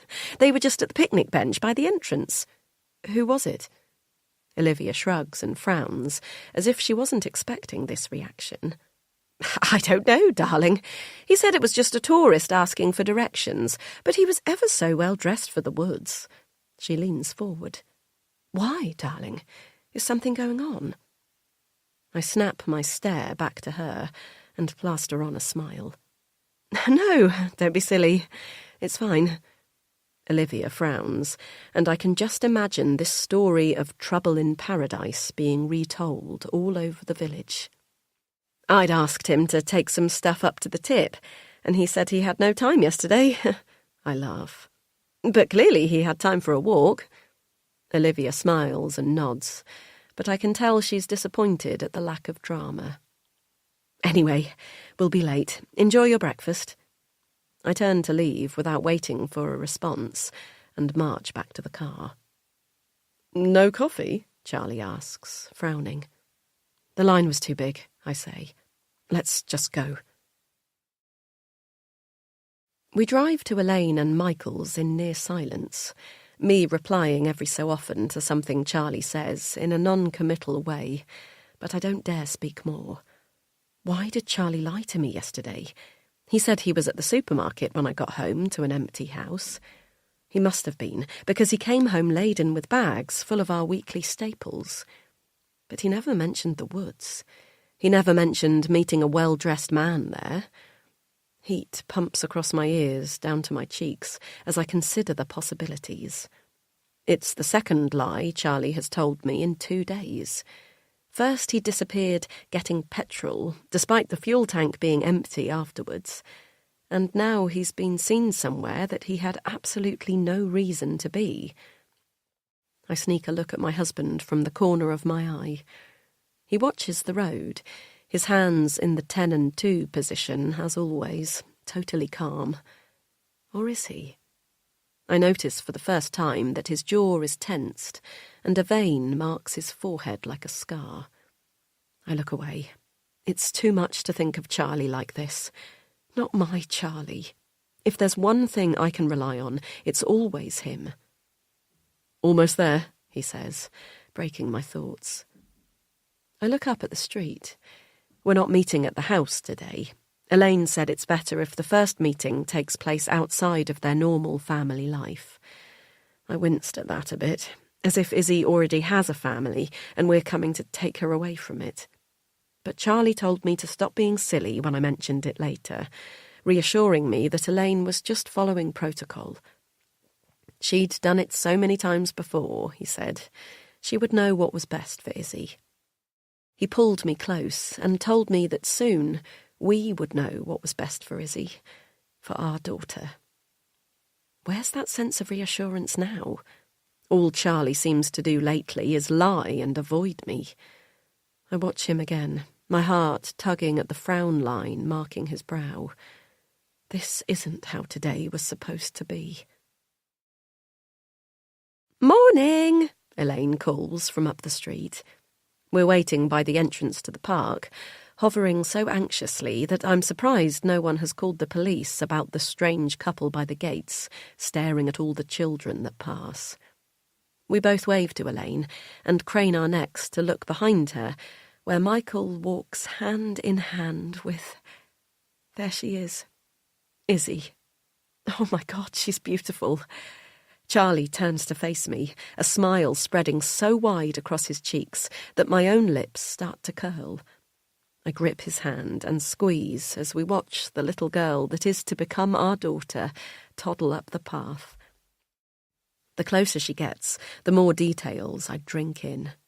Her hair is so curly, curlier than it looked in pictures. I heard children's hair get straighter as they grow up, but Izzy's has gone the other way. It bounces off her head in ringlets, the blonde curls catching the sunlight as she walks. She's dressed in a blue raincoat with brown dogs on it. I look up at the sky, expecting to see rain clouds, but it's the perfect autumn day, and wonder why Elaine has prepared her for the worst, in spite of all the evidence. It's only when I see her face that my delight curdles in my stomach. She looks terrified. The sight is like an electric shock, a sharp hit to my chest that radiates out, aching across my body. As the three of them get within steps of us, a wild part of me imagines running back to the car, dragging Charlie and simply driving away. All this time, we've dreamed of rescuing Izzy, but never considered that from her point of view, we will be taking her away from the only home she's ever really known. "Morning," Elaine says, her cheeks rosy, but her smile tight. "Hi," Charlie replies, while I stare mutely at little Izzy. "Hello," he says to her, crouching down to eye level. She hides behind Elaine's legs, but Charlie doesn't react like I would. There's no embarrassment or fuss about the rejection. He simply stays down at her level and says, "My name's Charlie, and this is Hannah. What's your name?" The air stills around us as we wait for a reply, and just at the moment I'm about to pull Charlie up to break the hope in the air, Izzy's face peers out around Elaine's legs. "Isabella," she says, almost in a whisper. I bite down hard on my lip to stop my eyes from clouding. I need to keep it together. The point of today is to ease Izzy into us. If I show myself to be an emotional wreck, it's not going to be good for anyone. "Hi, Isabella," Charlie says. "It's very nice to meet you." He play bows from his sitting position, and Izzy giggles, sliding herself out further from behind Elaine's legs. He looks up at me, his face so hopeful and joy-filled that it hurts to look at it. This is what my husband deserves. This. When I don't move or speak, he stands up and whispers in my ear to ask Izzy about the ducks, like we'd practiced. "Would you like to see the ducks?" I say, my voice cracking in the wrong places, and I instantly want to swallow the words. Izzy stares up at me, unsure, and for a moment I think she's going to say no, but then Elaine steps in. "You love the ducks, don't you, darling?" Izzy slowly nods, staring at me. "Well, I think Hannah might have brought some duck food with her, so shall we go and feed them together, eh?" I feel around in my coat pocket for the promised food, relieved to find it there. Elaine and Michael don't give Izzy too long to decide. They take a hand each and stride off into the park. Charlie and I follow like children. It doesn't take long to reach the duck pond, thank God. I found it awkward enough just standing next to Izzy, not knowing what to do, but walking alongside her is even worse. What do you say to a 2-year-old you plan to take home in a few days? I wish I was better prepared for this. All the years I've spent desperately wishing to be a mum haven't taught me a thing about how to actually be one. Elaine and Michael take a seat on the old wooden bench, and Izzy hops up with them. There's no room for me and Charlie. "No, sweet pea, you go feed the ducks," Elaine says, plonking Izzy back on the floor. Her big hazel eyes gaze up at Elaine as if she might cry, and the tearing across my chest starts again. "Hey, did you know that ducks actually have 2 stomachs?" Charlie says, in his best children's TV presenter voice, kneeling beside Izzy. "Isn't that cool?" Izzy's eyes trail from Elaine to him, and the 3 of us seem to collectively hold our breath as we wait for her reaction. "I bet we can fill both of those stomachs this morning. What do you think?" Izzy flicks a glance back to Elaine, then to Charlie, as if weighing her options. Then she takes Charlie's outstretched hand, and her gorgeous little face lights up with a smile. "There's a good girl," Elaine says, sighing as she sits back on the bench. She gives me a small, tight nod, encouraging me to follow Charlie and Izzy. At the water, we both crouch down as the ducks flock to us. Izzy laughs in delight, and the sound fills me up in places I didn't even know were empty. I watch the ease with which Charlie cajoles her into opening her fists to take the duck feed. He is such a natural father, it seems criminal that nature has taken this gift from him for so long. I watch them from behind for a while, afraid that by getting involved I might break the spell, until Izzy turns around to face me. She holds her hand out to me and opens it, spilling the duck food on the floor. Her eyes fill with tears at her mistake. Hey, no tears from you," I say. "Let's pick this up and feed those duckies, okay?" I scrabble around, picking up the duck food, removing bits of gravel from between the pellets. "Here you go." I hand her the food, and she smiles, tears long gone. "You!" she says, jamming her hand into mine as she once again opens her fist. This time I'm ready and catch the fallen duck food. You, she says again, pointing at the ducks. I take her little hand in mine and walk towards the pond. I glance up to see Charlie staring at us with so much love and hope that I start to think this really might work out. The three of us get into a rhythm after that.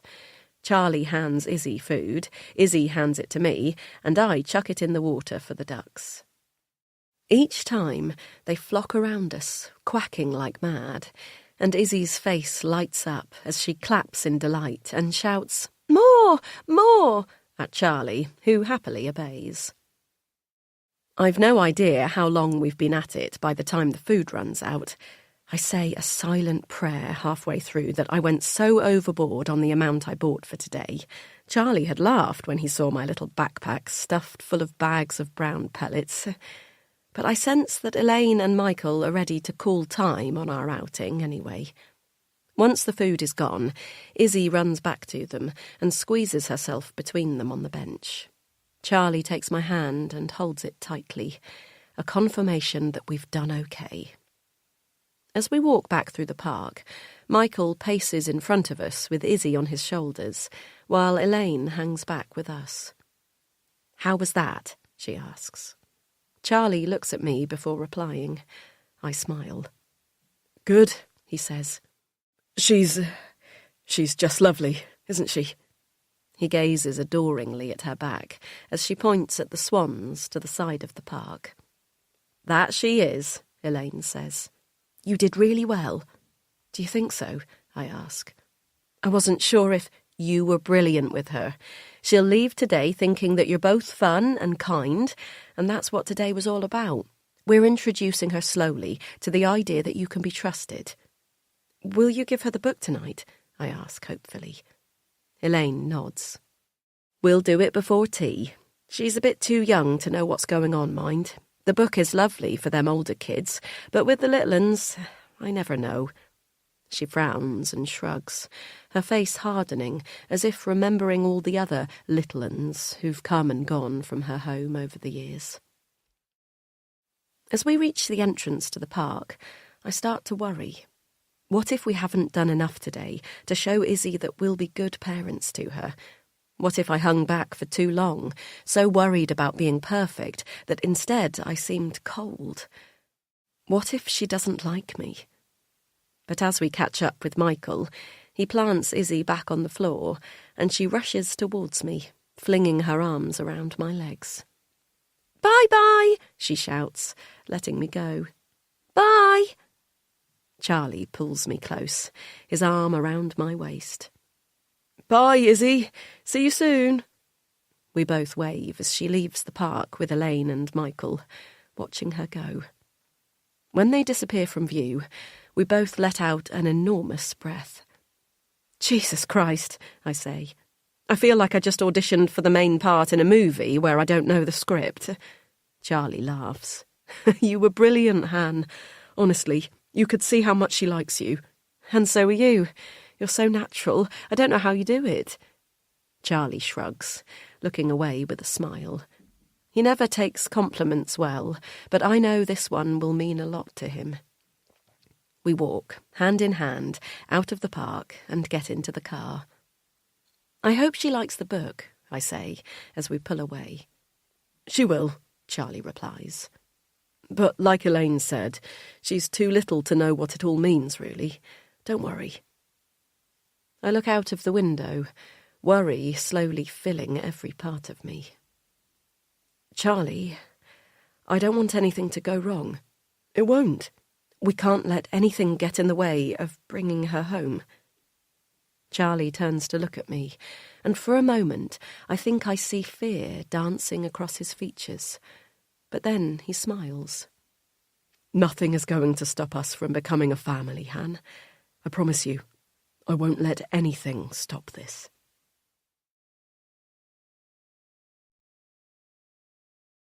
Chapter 26. Now, Charlie. The drive home goes by in a flash, and as Charlie pulls into their drive, he realises that he can barely remember navigating through the lanes at all. His mind has been completely and utterly full of Izzy. He is trying to hold on to the feeling of her hand in his, the look in her eyes as he passed her the duck food, the smell of her freshly washed curls. He already loves her. He knows that people always say this about their babies, but he had worried whether that instant connection, that immediate love, could ever exist between a child that wasn't biologically your own. There's nothing left to worry about now. Well, not about Izzy, at least. Hannah is right. Nothing must come between them and her, not now. They've been through too much to get so close and have something so horrific fuck it up. Ever since his meeting with Owen yesterday, he's silently raged at this woman, this Heidi. How fucking dare she waltz into their lives and try to fuck it up so catastrophically? People were always saying to him and Hannah, "Oh, you have the worst luck, poor you. I don't know how you do it." As if they were some sort of special case that no one could identify. When his mum was diagnosed with dementia, word spread through the village like wildfire, and people were all too happy to tell Hannah and him how ridiculously unfair their life was. They didn't need telling, of course. They lived it every day. For the last 5 years, each new year had been remarked with the same phrase. Well, it's got to get better this year, right? And this year, it finally had. They finally found Izzy, finally have a real chance of becoming the family they've dreamed of being for so long. And then this.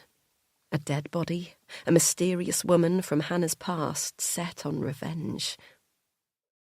Whenever Charlie thinks about it, he almost laughs. It feels unreal that his wife can be involved in anything like this, more unreal than he himself is. But he has to force himself to admit the truth. They are involved in this, and it isn't going to go away on its own. Not since Hannah lied to the police. "I'm going to head into the office for a few hours," Hannah says, as they walk into the house. "Really? Do you have to?" She shrugs, swapping her backpack for her work bag. "I want to. I've got so many things to tie up before..." Hannah won't say, "before she goes on adoption leave," as if saying the words will jinx it. They've barely talked about how different their lives will be in a few short days. There was a time when all they talked about was what it would be like to finally become parents, to bring a child home and make a family. But now they skirt around the issue, both too afraid to look the reality in the eye, knowing that their hold on it is so tenuous. As he kisses her goodbye, he realises that she may also be scared of the future. Hannah loves her job. It's something he loves about her, though he admits he can't fully understand it. She's dedicated to the point of insanity sometimes, and he's been known to drive to the office himself and bring her home when she stays too late. What his wife does matters, and he knows that's important. He's never stopped to consider if there's something else driving her compulsion to help abused women. Until now. What happened with Heidi in New York? What does Hannah know? Or, more worryingly, what has Hannah done? Charlie makes himself a coffee and considers this. He finds it impossible to believe his wife would ever hurt someone. But Owen said that Heidi was back for revenge. He had pushed the man to tell him what he meant, but Owen had clammed up and told him he was better off not knowing. "The less you know, the safer you'll be," were Owen's exact words, and Charlie scoffed at the time, telling Owen this wasn't some sort of fucking film and to cut the bullshit. But the man wouldn't listen. He got in his car and drove away without another word, leaving Charlie with half a story and a whole lot of worry. When he got home after the meet, there was little time to dissect Owen's warning. Hannah was waiting for him, flapping about the fact they still hadn't finished the book. They spent the evening sticking pictures down, almost wordlessly, both lost in their individual worries. What can he do about Heidi? Owen's warning that she's dangerous rings in his ears, but how can he do nothing? In 4 days, Izzy will be living here with them. How can he let that happen with this woman on the loose? When he thinks of her out there, seeking revenge against Hannah, as Owen warned him, a violence erupts through his body that he didn't know he was capable of. He's always been horrified by men who hurt women. When Hannah would come home drenched in stories of their violence, he would shake his head in disgust, hold her as she'd cry some nights, wishing the world was a better place. Yet here he is, wishing violence against a woman. But this woman isn't an innocent victim. She murdered a man. He saw the violence with his own eyes. Jesse's body was laying on the floor, his own blood pooling around him. Charlie didn't know for certain how Jesse had been killed. He didn't stay long enough to inspect the body, but he's heard on the news since that he was stabbed. What sort of woman is capable of that? Jesse was not a small guy. Surely he would have fought her off. Charlie sighs as he reaches the end of his coffee. He feels helpless, lost in a world of too many questions. He's not the sort of man to charge into a situation.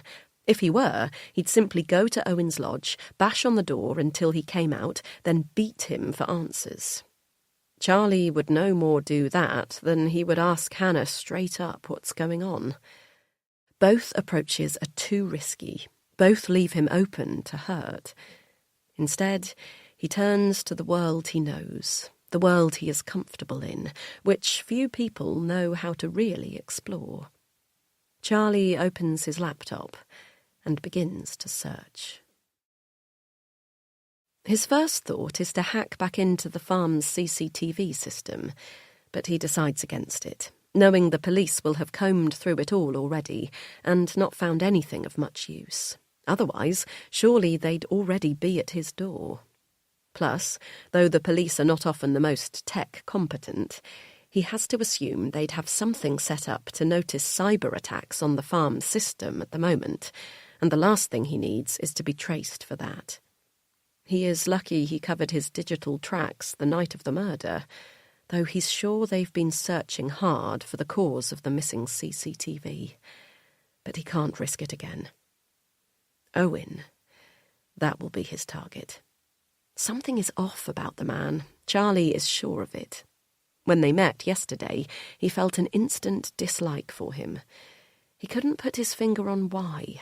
Perhaps it was the air of wealth and privilege that radiated from him like a cloud of gas. Charlie knows that, on paper, he is the epitome of privilege himself. A white man raised in the Cotswolds. But he went to state school. His mum and dad worked their whole lives. His dad as a farmer and his mum as a nurse, and yet often struggled to pay the bills. Their village wasn't always a place where the rich and famous live. When his parents grew up here, it was just like any other rural village, where you knew every single one of your neighbours and were in and out of each other's houses every day. A lot has changed since then, and Charlie knows that, as much as he hates to admit it, when his mum passes away and they inherit her house, his and Hannah's lives will be changed. It's not that he likes to think about that, but the adoption process really dug into their finances, and it made both of them consider their future in a way they hadn't before. You don't have to be rich to adopt, he remembers reading on the adoption website back in the early days. You don't have to be, he'd thought, but surely it helps. He was worrying about it one day at his mum's, before her dementia really set in, when she started rustling through her post, then slapped down a letter from a local estate on the table. The bold black font boasted they had clients willing to pay upwards of £800,000 for a property like hers, if she'd consider selling. Well, at least when I go, you won't have anything to worry about on that front. You'll be a very rich man, his mum said with a grin. But no matter how rich he gets, he'll never be like Owen. That kind of wealth just drips off you, the kind that shows you've never had to worry about money a day in your life. that you can expect places like the farm to exist, to cater for your every whim.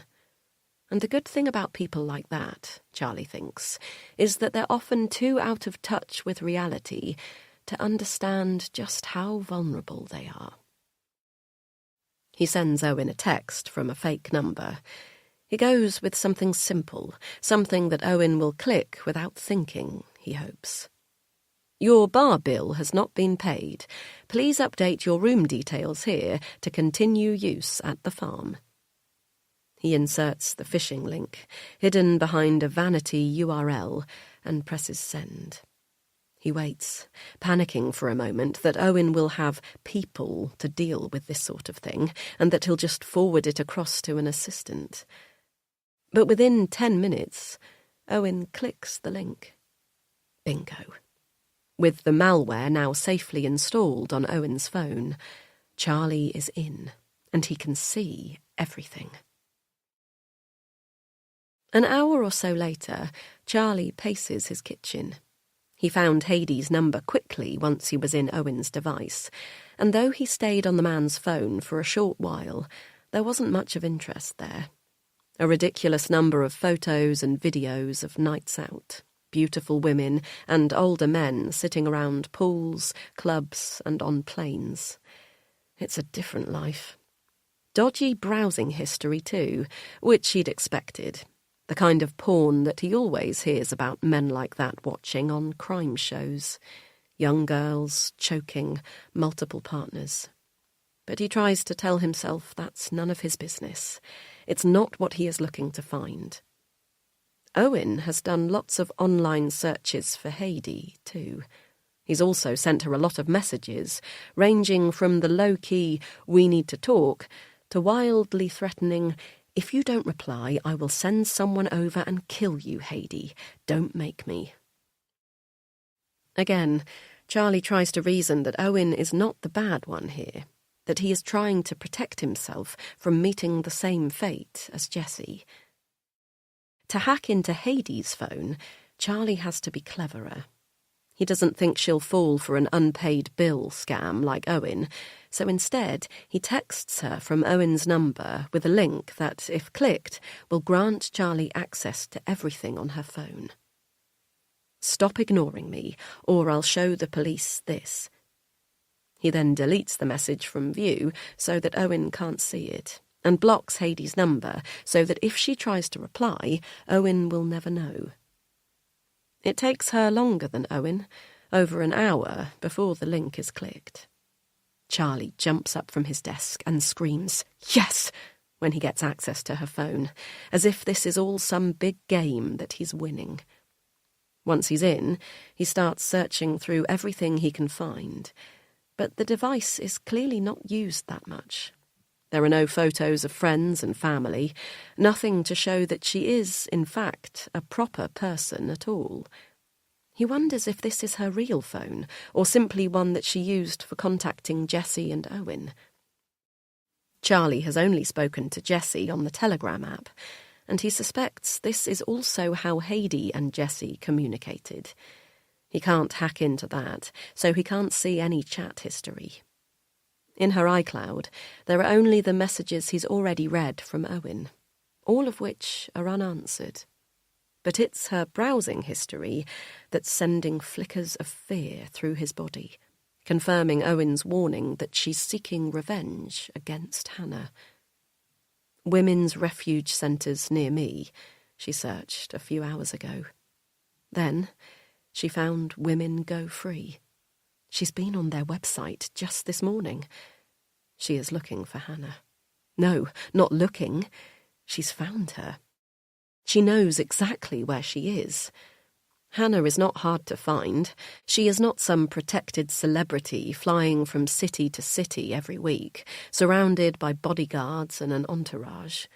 His wife is a normal person, and normal people are easy to get close to. Hades' recent web history shows she knows the exact address of Hannah's work. Has she been there? Has she already contacted Hannah? Is she there now? He pulls out his phone and rings her. "Hi, you okay?" Relief floods his body when he hears his wife's voice. "Yeah, I'm fine. Are you okay?" She's silent for a second, and he panics, but then hears the sound of typing. "Yeah, just busy. What's up?" I wondered what you wanted for tea." He shuts his eyes and sighs. He sounds like an idiot. "I don't know, anything. Can I call you later? I'm in the middle—" "Yeah, bye. "Love you." You too." He hangs up, feeling a mix of relief and anxiety. Part of him feels stupid for imagining that Heidi had already got to Hannah. But then he goes back into her account and reminds himself that this is not a joke. There really is a woman out there who has murdered Jessie and is now clearly looking for his wife. He thinks of his earlier plan to find out where Heidi is and leak it anonymously to the police. But how can he do that? Izzy's face pops into his head again, the recurring background to all his thoughts. If the police question Heidi, whatever Hannah has done must come out. He imagines Andrea, their kind, patient adoption worker, sitting on their sofa and telling them they can no longer have Izzy. He imagines her telling Elaine and Michael that the adoption has fallen through because the couple is involved in a murder. Jesus Christ. How can he do that? How can he tear apart Izzy's life again? How can he and Hannah ever recover? No, he isn't going to the police. For whatever reason, it seems like they have no idea that Heidi exists, let alone that she killed Jessie. The only person he can turn to is the person who's as desperate to get rid of this woman as he is. Owen.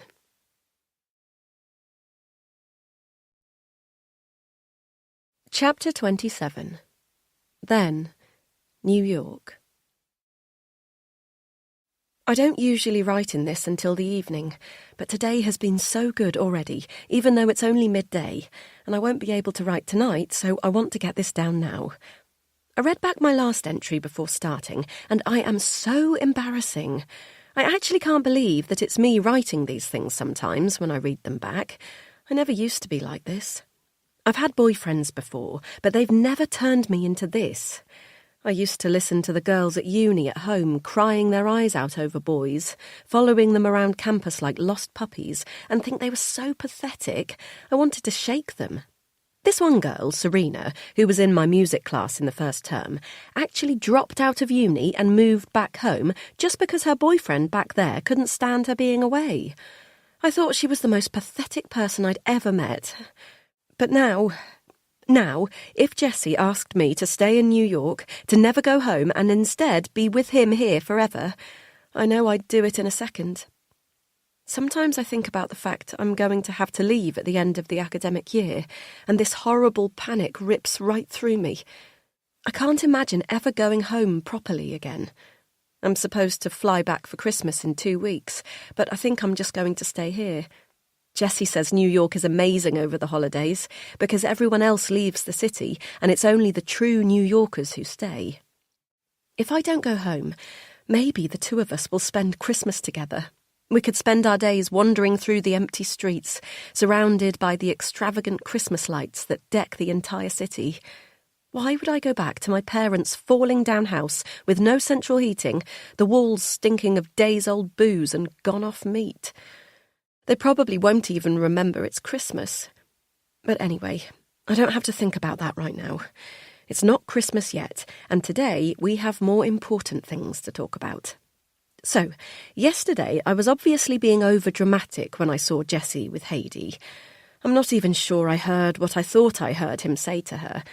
I was standing a little bit back, and they could have been talking about anything. But I wasn't thinking that when I went down for breakfast this morning.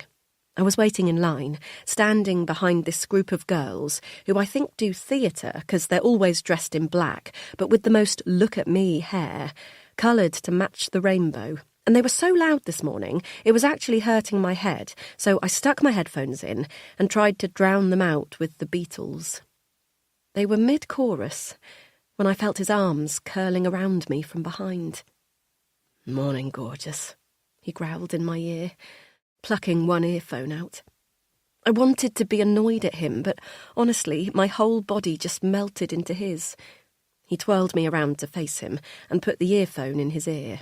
Help, my favourite Beatles song, blaring out just to us. God, this is going to sound so cheesy, like something out of High School Musical, but he started singing along with the chorus in his ridiculously sexy, gravelly voice and pulling me into him, singing at me like we were on stage. The whole dining room were watching us, some of the music students in the corner actually clapping along, and all I could think when he was singing was, "I love you, I love you, I love you." Eventually, the song stopped. Everyone in the dining hall clapped and whooped, and Jessie took a bow, then embraced me, tilting me backwards for a Hollywood kiss. I was laughing so much that tears were running down my face. The old me would have wanted to shrivel up with embarrassment at a scene like this. But with Jessie, I don't know. He just makes everything seem so natural. Like, of course he's going to serenade me in front of half the school. Of course all our classmates will applaud him instead of booing.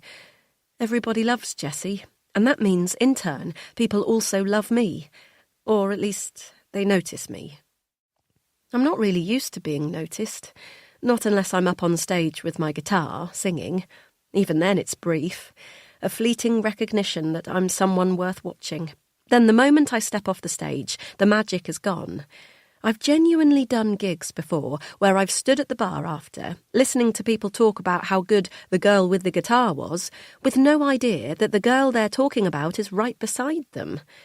It makes no sense to me. How can I be interesting one moment and invisible the next? Let's take a moment to pause from the story and enjoy a few peaceful minutes of music, just for your relaxation. This free audiobook is our gift to you. Thank you for being here.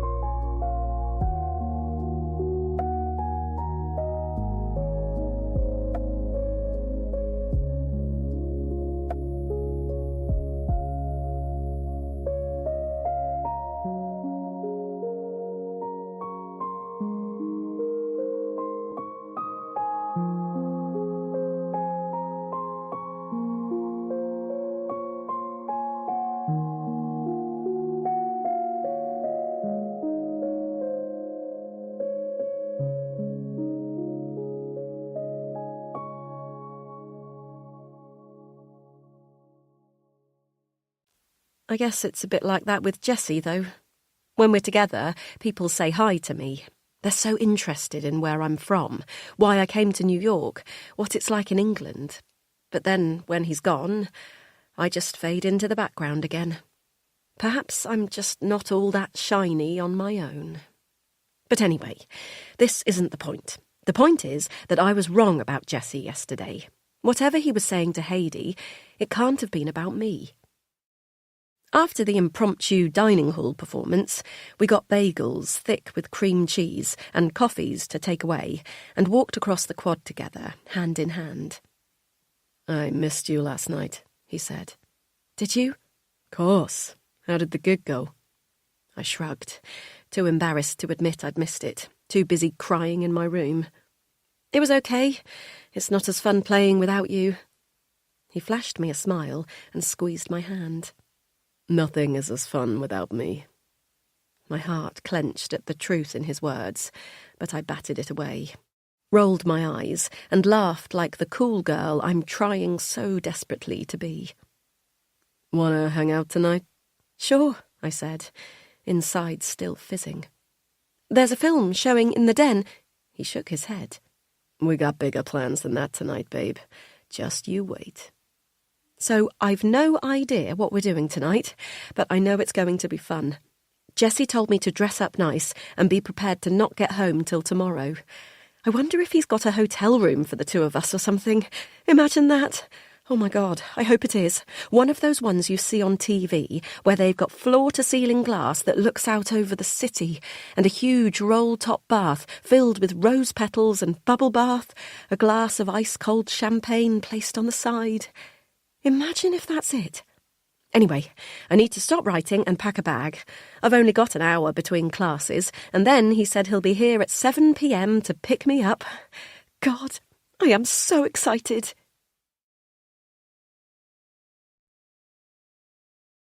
Chapter 28. Now, Hannah. How did it go? Kate asks, the moment I'm through the door. She nods towards the tiny kitchen at the back of the office, so we can chat in semi-privacy. It went really well, I say, as we reach the kitchen. Kate flicks on the kettle and starts to make us both a coffee. Is that all I get? I laugh, a nervous flutter in my stomach as I think about sharing something still so new and raw. No, it was great. We fed the ducks. Charlie was brilliant with her. I knew he would be, but to see them together... Honestly, it just felt... Kate places her hand on my arm. I bet. I'm so glad, Han. Just think, not long until she's yours for good. Did you talk to her about it? I shake my head. She's too little to understand. We gave her foster parents the book, you know, the one I was telling you about, with pictures of Charlie and me. That's so cute. She'll love her room. She'll love living with you. Kate pours the boiling water into our cups, then tops them up with milk. I hope so, I say, as we walk out of the kitchen into the main office. How's this morning been? Kate sits at her desk and rolls her eyes as I open my laptop. Honestly, chaotic as fuck. I try not to wince at her casual swearing, glancing at our assistant, Carly. She's very young, and I do worry that we're a bad influence on her. What's happened? I ask, scrolling through the ridiculous amount of emails that have taken residence in my inbox since last night. Oh, you'll be gutted you missed this, Carly says, overhearing our chat. Her eyes are wide, and there's a little smile on her face, giving me the feeling I used to get at school when I'd walk into a classroom moments after the joke was made. Hardly, Carly, Kate says, suddenly professional. It's not something to be excited about. Carly huffs and turns back to her laptop. A woman came in to report an assault. Here? She came in here? Kate nods. I know. I told her this is only the head office, but she wouldn't listen. But you'll never guess who she was ranting about. Who? Kate sits back, her eyes now wide. Jesse Carter. His name sends jolts of pain all through my body. What? I manage. I know. She was so upset she basically spat his name out. The coffee I've just drunk starts to repeat on me, and I have to swallow hard to force it down. What did she want? Why did she come here? I've no idea, Kate says, shrugging. I tried to get her into one of the private rooms to talk about it more, offered to call the police for her, or one of the actual DV teams, but she wouldn't come in. She just kept saying things like, if this is the PR team, why aren't you saying something about men like Jesse fucking Carter? You know what he's done. I wouldn't be here if it wasn't for him. Carly can't resist any longer, and her chair spins around to face us. She was pretty nuts, though, wasn't she? Like, it wasn't a normal woman. Carly, you can't say that. Haven't you learned anything from being here? There's no normal victim of abuse. Carly bites her lip and frowns, then looks at me as if I might understand. No, I know. I'm not judging her. I'm just telling Hannah for context. The whole thing was just weird. She seemed manic, like she really felt Jessie Carter was to blame for men being abusive. I don't know, it was weird. Did you call the police? I ask. Kate nods. But we didn't really have much to tell them. It's not like we got her name or anything. I take small, shallow breaths, telling myself that this cannot be what I think it is. It can't be. What did she look like? Kate frowns, as if trying to remember. She was quite small, dark hair, kind of pretty, but looked a bit... She flicks a glance at Carly. OK, yes, she did look a bit unhinged. Oh, and she was American. I take in a sharp gasp, which I try to cover with a cough. It backfires, and I end up choking, the panic welling in my chest as I struggle to catch my breath. Kate bashes her fists against my back as tears stream down my face, the air rasping in my throat, desperate to fill my lungs. Heidi. That woman sounds just like Heidi. But it can't be, because Heidi's dead. A few hours later, the office has calmed down, and everyone is getting on with their work as usual. I've had to sit through an hour-long meeting with the CEO about how to deal with the latest police figures on domestic violence and abuse, showing a sharp increase in areas where lower-income households are prevalent. They want me to communicate the strategy for our approach to this, but my mind couldn't focus at all. After, the CEO sent me a message on Slack reminding me that I should have brought Kate into the meeting, as she would be taking my place in a few days. I bit my lip as I read it.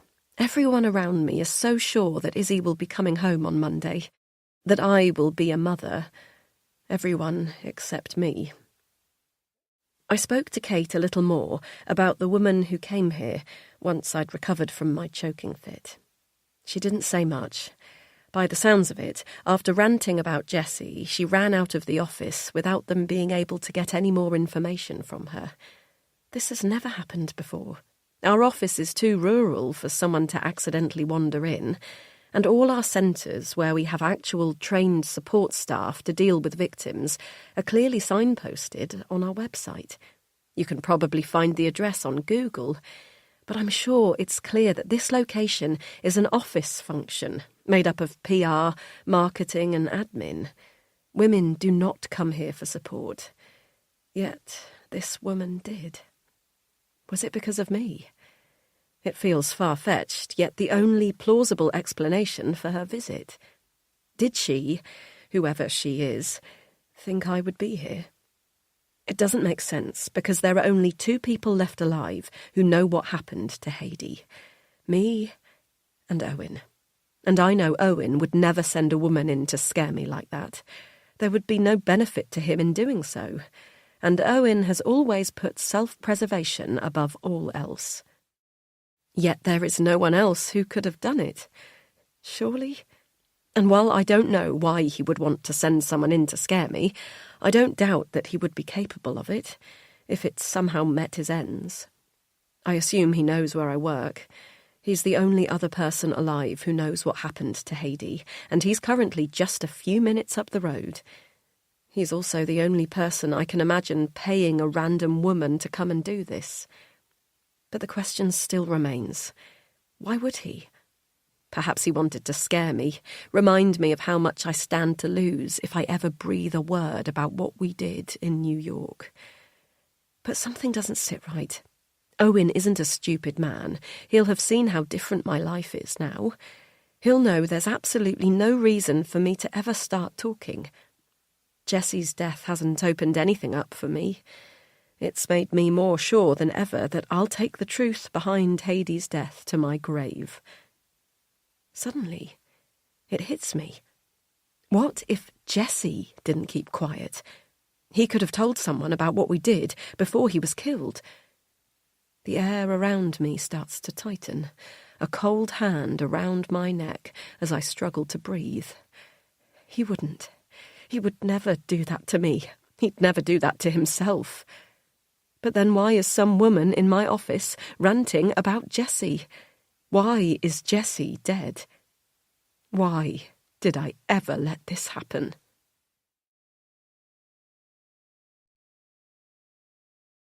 Chapter 29. Then, New York.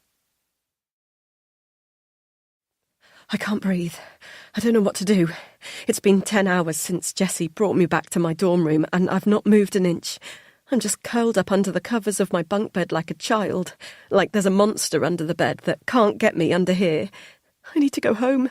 I need to be away from this place, away from Owen, away from Jessie. But still, the thought of leaving Jessie makes the air in my lungs constrict. How can I do that? How can I leave him? Shit. My roommate just came back and asked me what the hell was wrong with me. She pulled back the sheet I've hung from her bunk so that it falls down over my level, closing me off from the world, and looked at me like I was mad. Jessie cheat on you or something? She smirked. I told her to fuck off and dragged the sheet back down in front of me.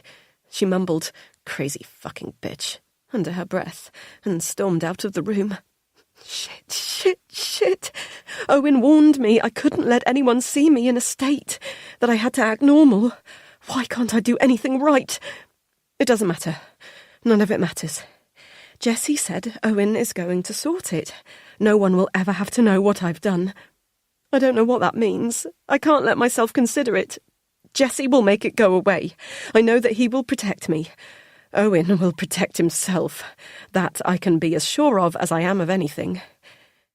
In 2 weeks, I'll be on the flight back home for Christmas. Only this time, I'll stay there. I can't ever be in New York now. I cry harder, aware that this self-pity is disgusting. How could I have done this? I don't even know who I am anymore.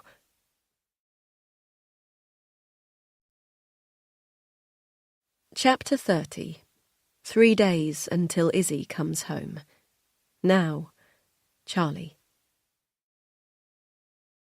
On Friday evening, as he pulls into the busy car park for the pub Owen has suggested, Charlie begins to regret his decision. When he told Hannah he couldn't go to their local tonight, at first she just looked confused. "But we always go to the pub on a Friday," she said, folding his T-shirts from the laundry basket.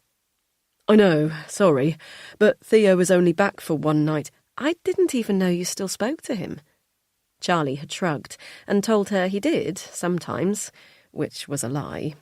He hadn't spoken to Theo in about 4 years, since he'd moved to Surrey and started the world's most perfect family with his wife, Rachel. Charlie couldn't stand seeing the smug look on his perfectly handsome face as he posed for another super dad post, a twin on each arm, on Instagram, and had muted him years before. They hadn't fallen out. That's not really Charlie's style. But he'd gradually stopped responding to things in the group text, and eventually Theo had just faded from his life altogether. It wasn't much of a loss. They'd never really been that close. Theo grew up in the village, but had gone off to board in Year 9, leaving the motley group of mates from the local comp a little behind.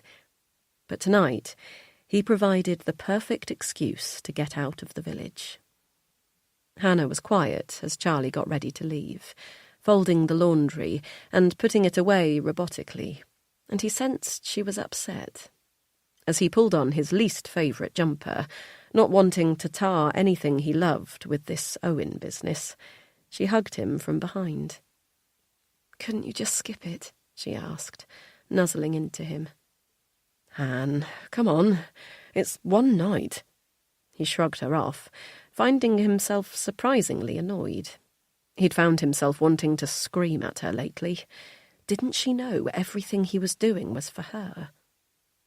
"It's our last one," she said, her voice quiet. "What?" She looked up, hurt in her eyes. "It's the last time it'll be just the two of us," she said, her voice a mix of hope and hurt. "Next Friday, we'll be parents." He felt a fizzle of excitement, which was quickly replaced by another surge of anger. Tonight shouldn't be like this. Hannah was right. It was their last Friday as a couple. They should be celebrating. He imagined them walking into the village pub, hand in hand, ordering a bottle of New Zealand Sauvignon, Hannah's favourite, and 2 steaks. That's what tonight should be. A celebration of everything that is coming. A fond farewell to their life as a childless couple without responsibilities. But how can he do that, knowing Heidi is out there, planning revenge on his wife? "Sorry, darling," he told her, kissing her on the head. "There will be plenty of Friday nights when she's here, I promise." Hannah hadn't followed him downstairs to stand at the front door and wave him off like she usually would when he went out without her.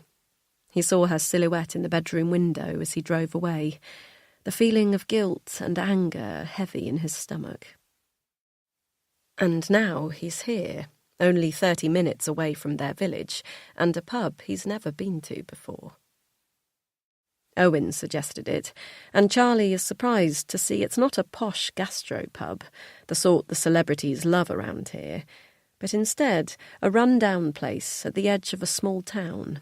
It even has a kebab van in the car park, a proper drinker's place. He cannot imagine for a minute that Owen has been here before, and is glad that for once Charlie will be more at home than Owen. Though he reminds himself Owen is not the enemy here. They're in this together. Inside the pub, the atmosphere is rowdy. It's only just gone 7 p.m, but it appears many of the men have been here for hours already. There are a lot of builders here, their profession easy to spot with their black workmen's trousers covered in grey and black marks from mud and dust, and their thick steel-capped boots. A group of them hover at the bar, overspilling pints being handed out by the barwoman with a smile. Charlie scans the pub for Owen and eventually spots him in the corner by the fruit machine.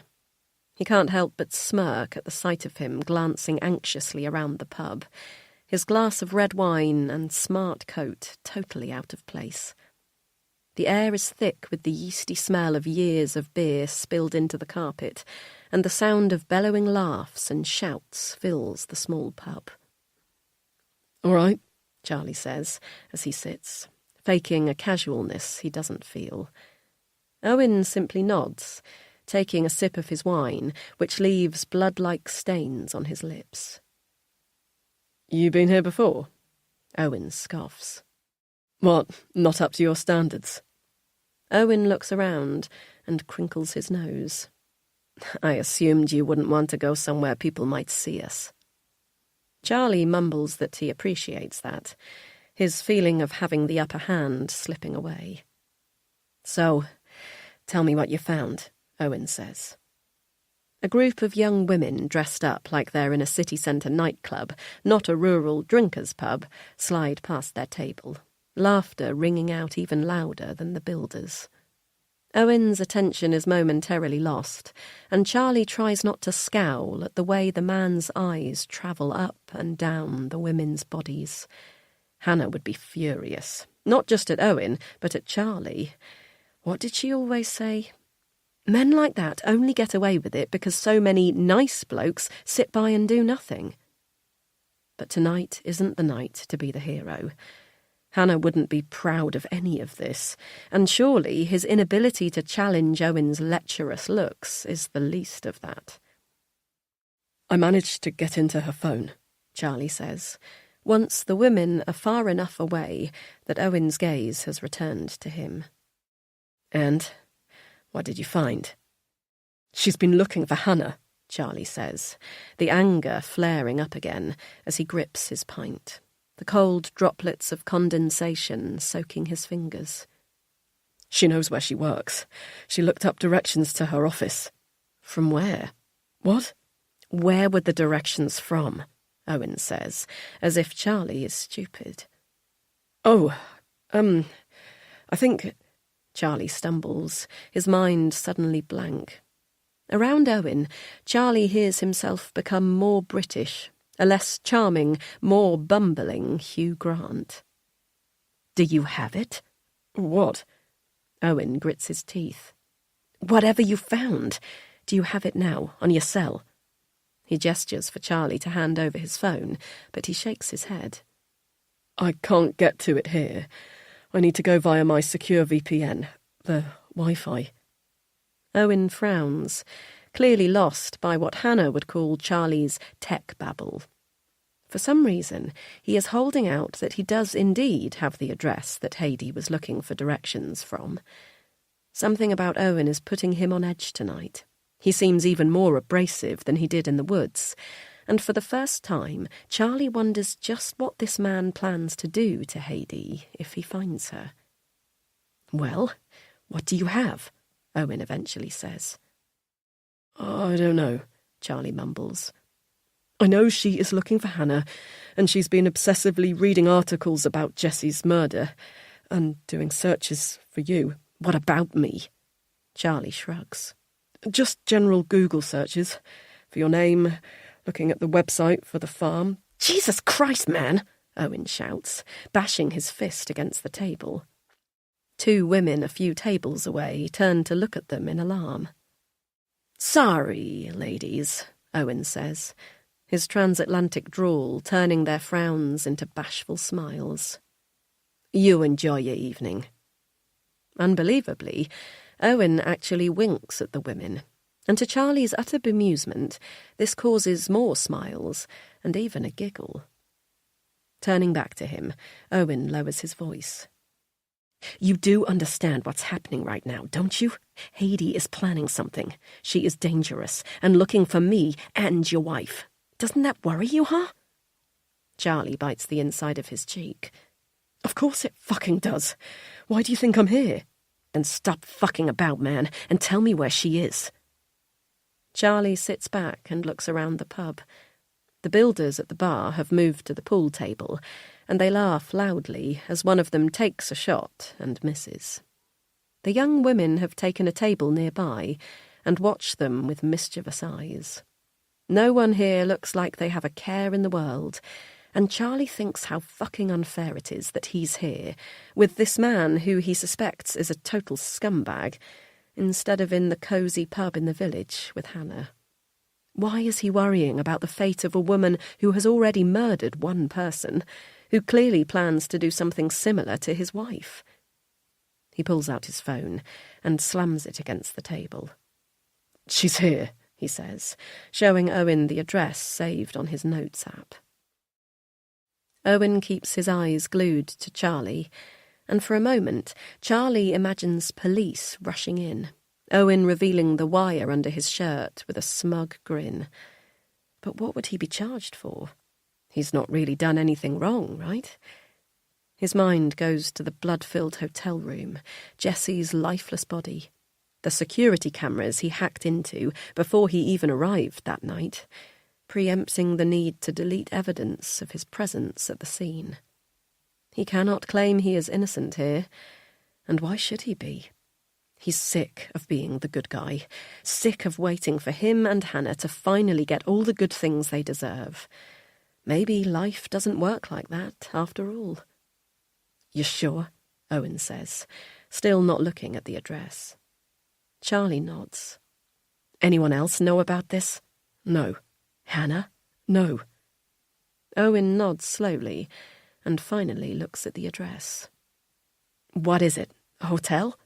"Airbnb," Charlie says, taking back his phone and bringing up the Airbnb listing, handing it back to Owen. Charlie doesn't need to see the screen to know exactly what Owen's looking at. He's studied the 13 pictures of the holiday cottage hundreds of times. He knows you walk straight into the hallway from the front door. On one side is the living room, and on the other the small galley kitchen where the stairs are. Upstairs is one small double bedroom and a bathroom. That's the entire property. It's not homely or welcoming. It's been done up to look like nobody and anybody could live there. Heidi has rented it for 3 weeks for £1,200 and been there 2 already. That means whatever she is planning will be over soon. "Security?" Charlie shakes his head. "It's rural. No neighbours for at least a mile." "You're sure she's there?" He shrugs. "As sure as I can be. The rental isn't in her name, but she's booked it through her email, paid with it from a PayPal on her account." "She won't have rented it in her name. She won't want to leave a trace." Charlie bristles with the reality of what they're discussing. Heidi rented this house for one purpose, to be close to those she wants to kill. One of them is already dead. The house is only 20 minutes from their own, in a village they've not been to because there's absolutely nothing there. It is barely a village at all, really, more a farm track that you drive through to get elsewhere. The idea of this woman being so close to them kept Charlie up last night, and even now he wonders if he has done the right thing coming here tonight and leaving Hannah alone. Suddenly, he is desperate to get home, to leave this rowdy pub and get back to his real life. "I have the key code," Charlie tells Owen. Owen pulls a piece of paper from his pocket and a pen, sliding them over to Charlie. "Write it down. The address, the key code, anything else I'll need." Charlie starts writing, hesitating as he writes the code. "Need for what?" Owen cocks his head, one eyebrow raised.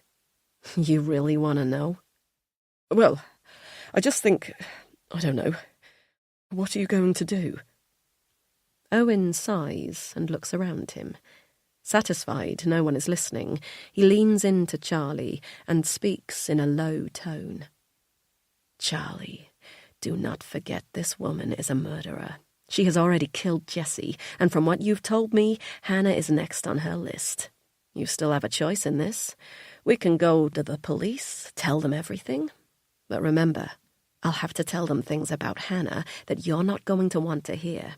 Things that will change your entire life." Charlie hesitates. Is he really the sort of man who will put a woman in danger, even if that woman is a murderer? "Couldn't we report it anonymously? I can give them all the evidence I have about Heidi, and they won't need to connect." Owen laughs. "Come on, man. You don't think the first thing Heidi will do when they arrest her is to tell them everything Hannah and Jessie did to her?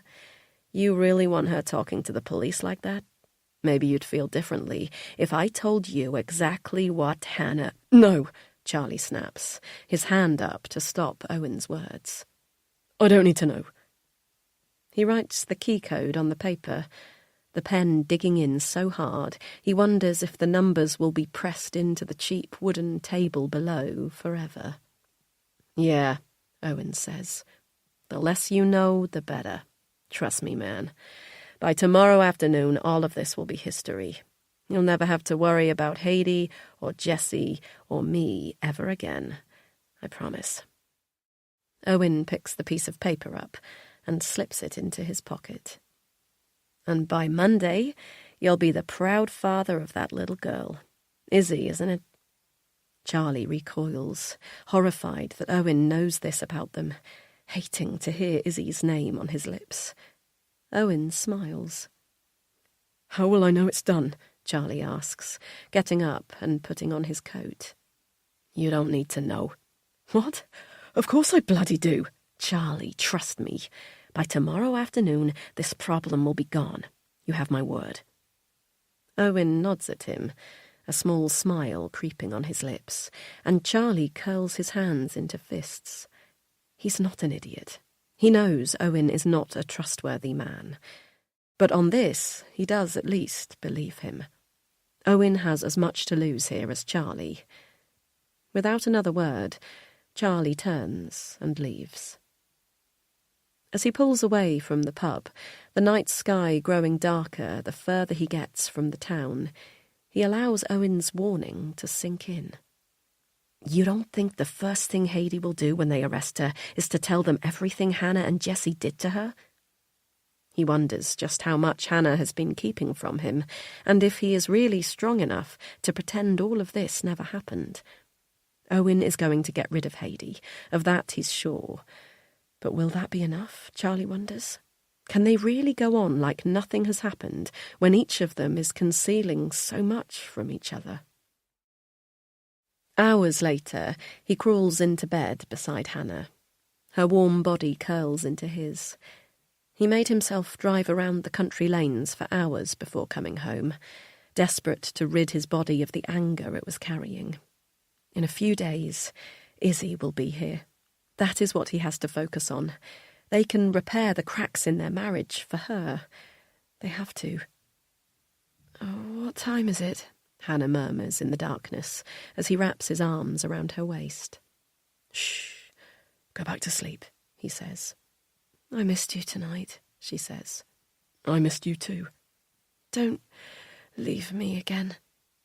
Her words are uneven, formed in a half-sleep state, and he wonders how much of this conversation she'll even remember tomorrow. "I won't. I promise. Everything is going to be okay now. Go back to sleep." Long after the sounds of his wife lightly slumbering, Charlie lies awake, staring at the ceiling. He tells himself he's done the right thing by leading Owen to Haiti. What other choice did he have? But as he drifts off, all he can see is Jessie's blood-soaked body lying on the floor, and the sharp sense that ever since that day, his moral compass has been off. Perhaps it can never return to centre.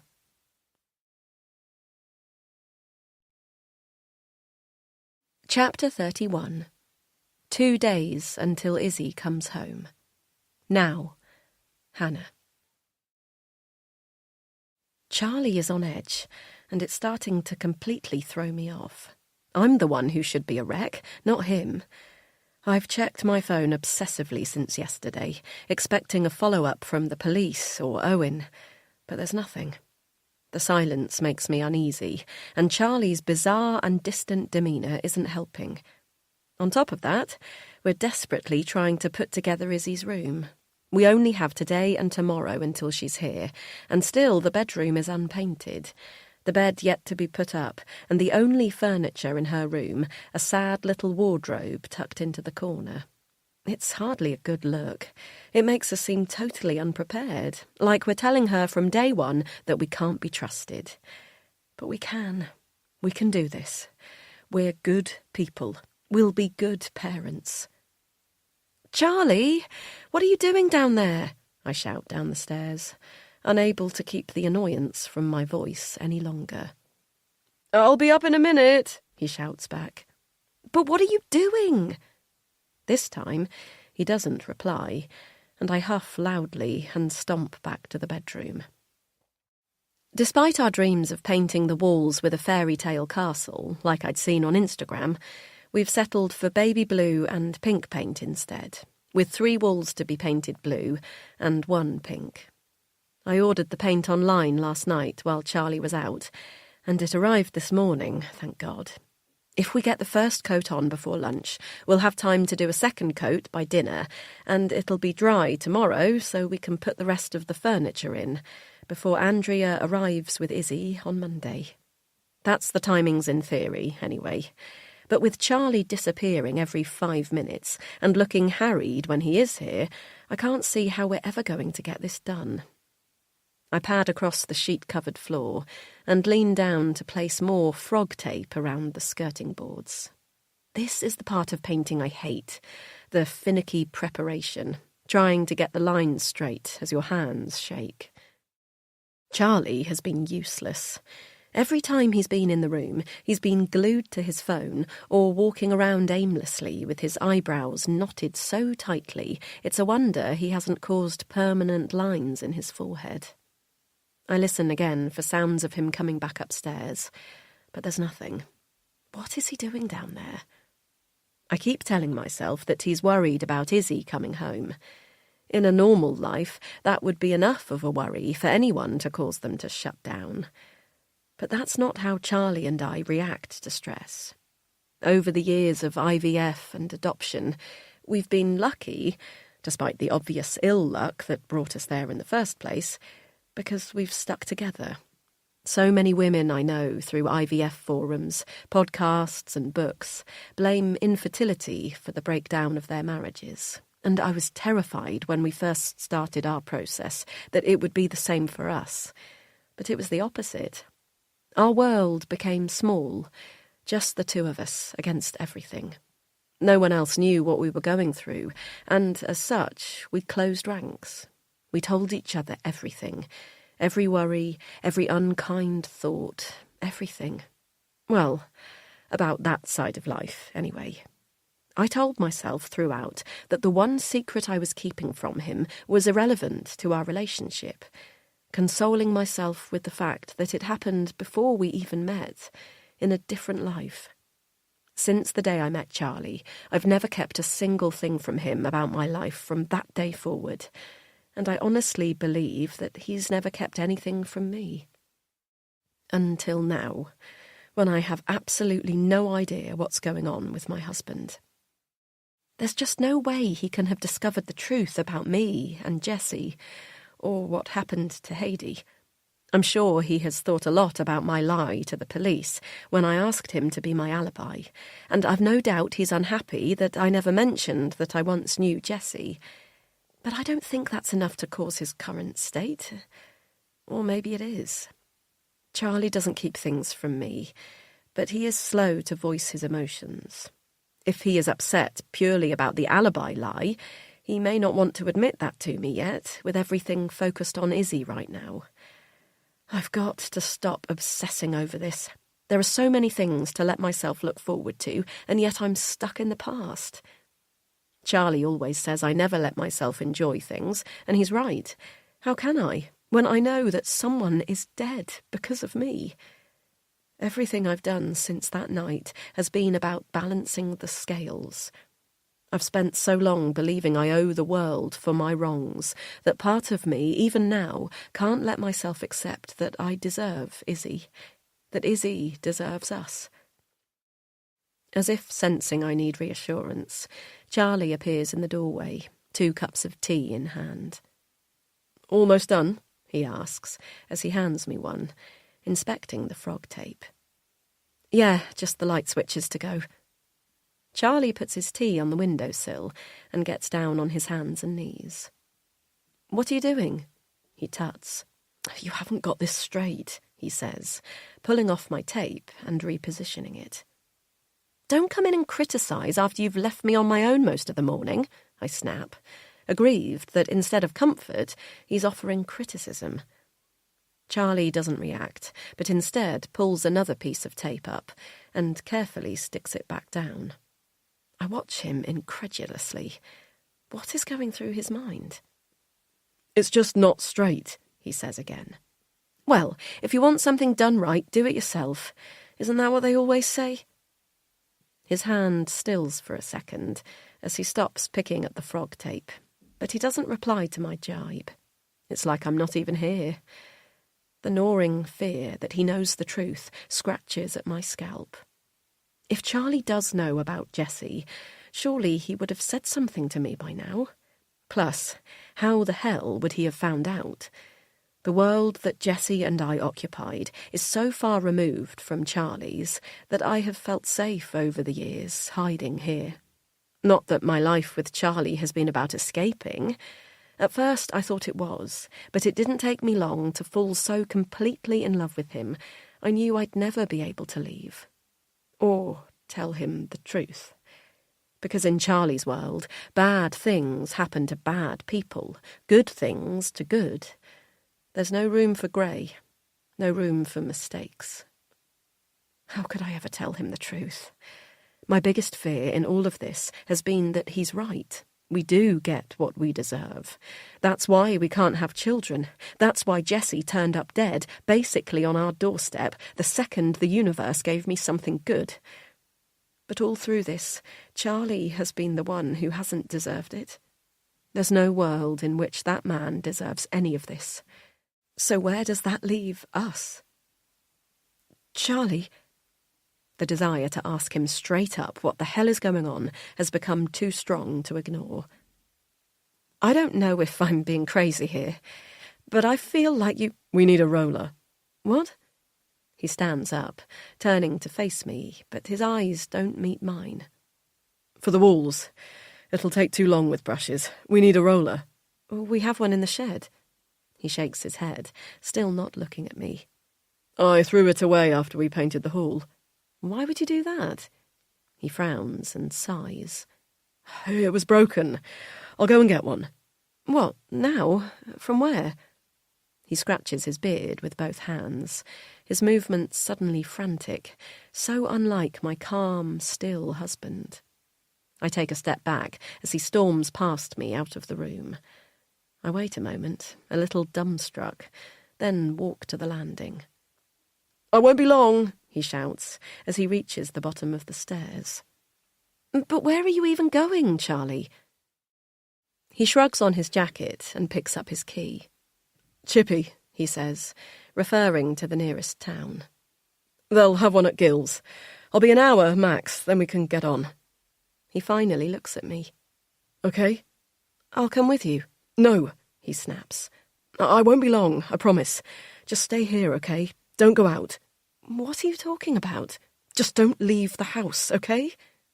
His manic energy makes his keys jingle in his hand, and I nod uncertainly, utterly at a loss as to what has suddenly made my husband so desperate to flee the house, or why he needs me to stay inside it. He turns his back on me and leaves. The front door slams, making me jump, followed by the sound of the lock being turned, trapping me in. I sit on the top step and listen to his car pull away, the wheels spinning as he careers off up the lane. Did he know I was about to ask him something he didn't want to answer? Is that why he's gone off like this? I tap my fingers against the banister and tell myself to stop being paranoid. Tensions are high between us. Of course they are. We're about to change our entire lives. I've hardly been the best version of myself over the last few days. Maybe my anxiety has started to rub off on him. Locking me in is nothing sinister. He quite often does it absent-mindedly, and I have keys, so it's not like I'm actually trapped inside. I go back into the bedroom and start frog-taping the light switches, as if nothing is wrong. I tell myself that by the time Charlie is back, everything will be ready to paint. If he was here, Charlie would make me finish all the prep before I started painting, but he's not. So I do it my way and dip my paintbrush into the gloopy open can of paint. As I brush the baby blue across the once white, now greying walls, each stroke covering up what was there before, I convince myself further and further that my worry about Charlie is all in my head. There's no way he knows what's going on. The only person left alive who knows about it is Owen, who wants this all kept secret as much, if not more, than me. And the police clearly have little interest in me, as they haven't followed up after my phone call to them on Thursday. I'm certain now that the woman who came into my office that same day was nothing more than a coincidence. It's not like I'll be there if she comes back either. Yesterday was my last day before adoption leave. It felt surreal that I'd finally reached that point. Sure, I wasn't heading out the door with a belly fit to burst, but I was leaving knowing that when I next came in, I'd be a mother. I am going to be a mother. Nothing bad is happening. Charlie doesn't know a thing. I finish my section of painting, then text him to see if he's got to Chippy yet. It's been 20 minutes, and the journey normally takes 10 on a good day. I get the instant reply saying his phone is on Do Not Disturb mode for driving. I sigh, decide to wait another 5 minutes and try again. The same message comes back. Where is he? Why is he still driving? I stand up and pace the room, the shed outside catching my eye. I don't know what makes me do it, but before I know it, I'm padding across the damp garden in a pair of Charlie's 2 big trainers I've chucked on, battling with the shed door, which has expanded in the rain and stuck. Eventually, I jerk it open and take a step back. The roller, the one we've had for years that Charlie swore he threw out, stands at the back of the shed, where it's always been.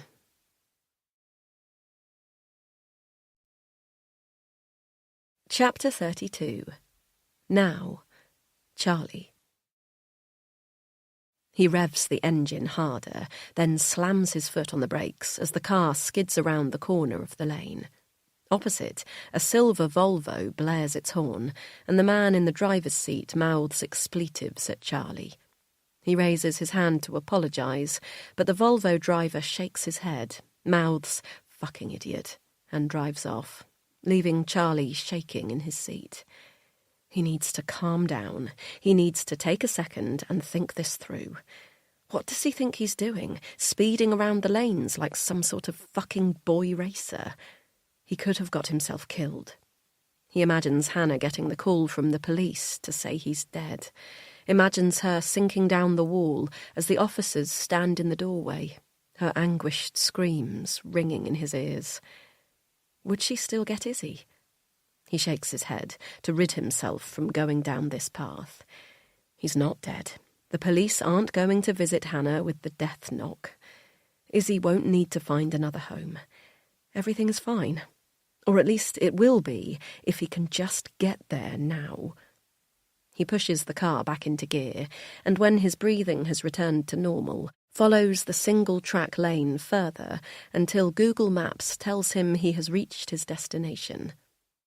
He pulls the car up in a passing place and switches off his engine. He's here. Hannah was right. If you want something done right, you have to do it yourself. How had he ever trusted Owen to fix things? It's his family that needs protecting. He needs to sort this himself, the right way. Not by letting some thug like Owen take matters into his own hands.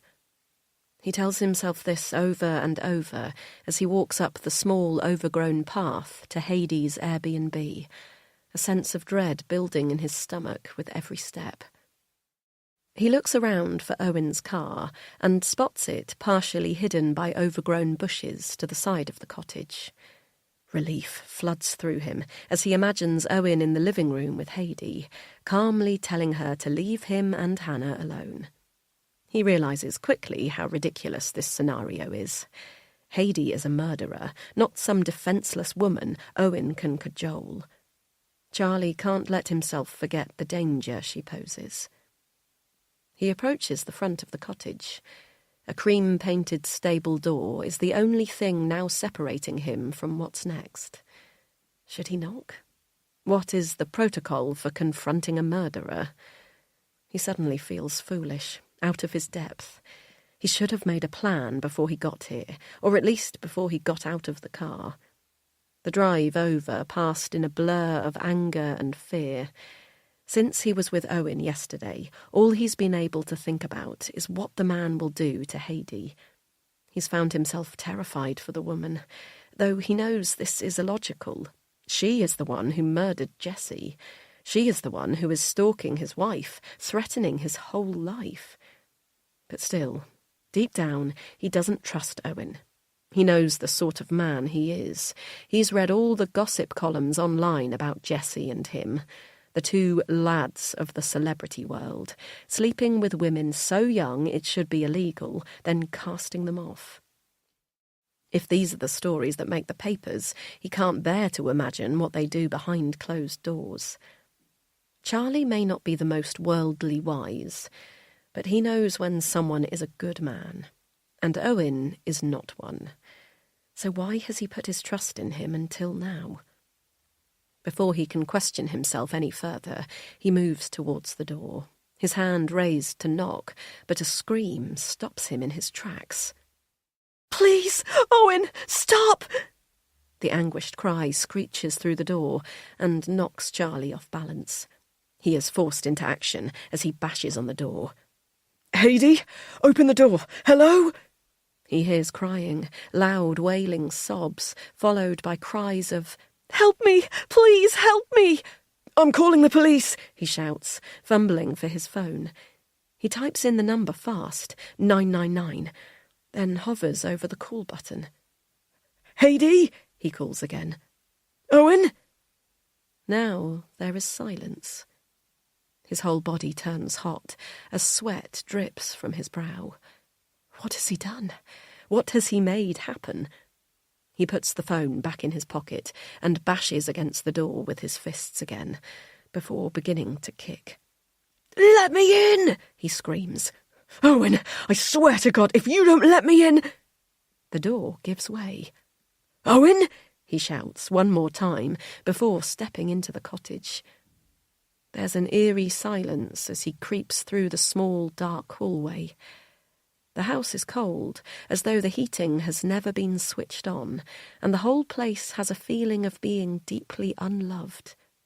Bloody Airbnb, he finds himself thinking, despite everything. Taking over the area without a care. He stops after a few steps and tries to bring himself into the present as the sensations of his body start coming back to him.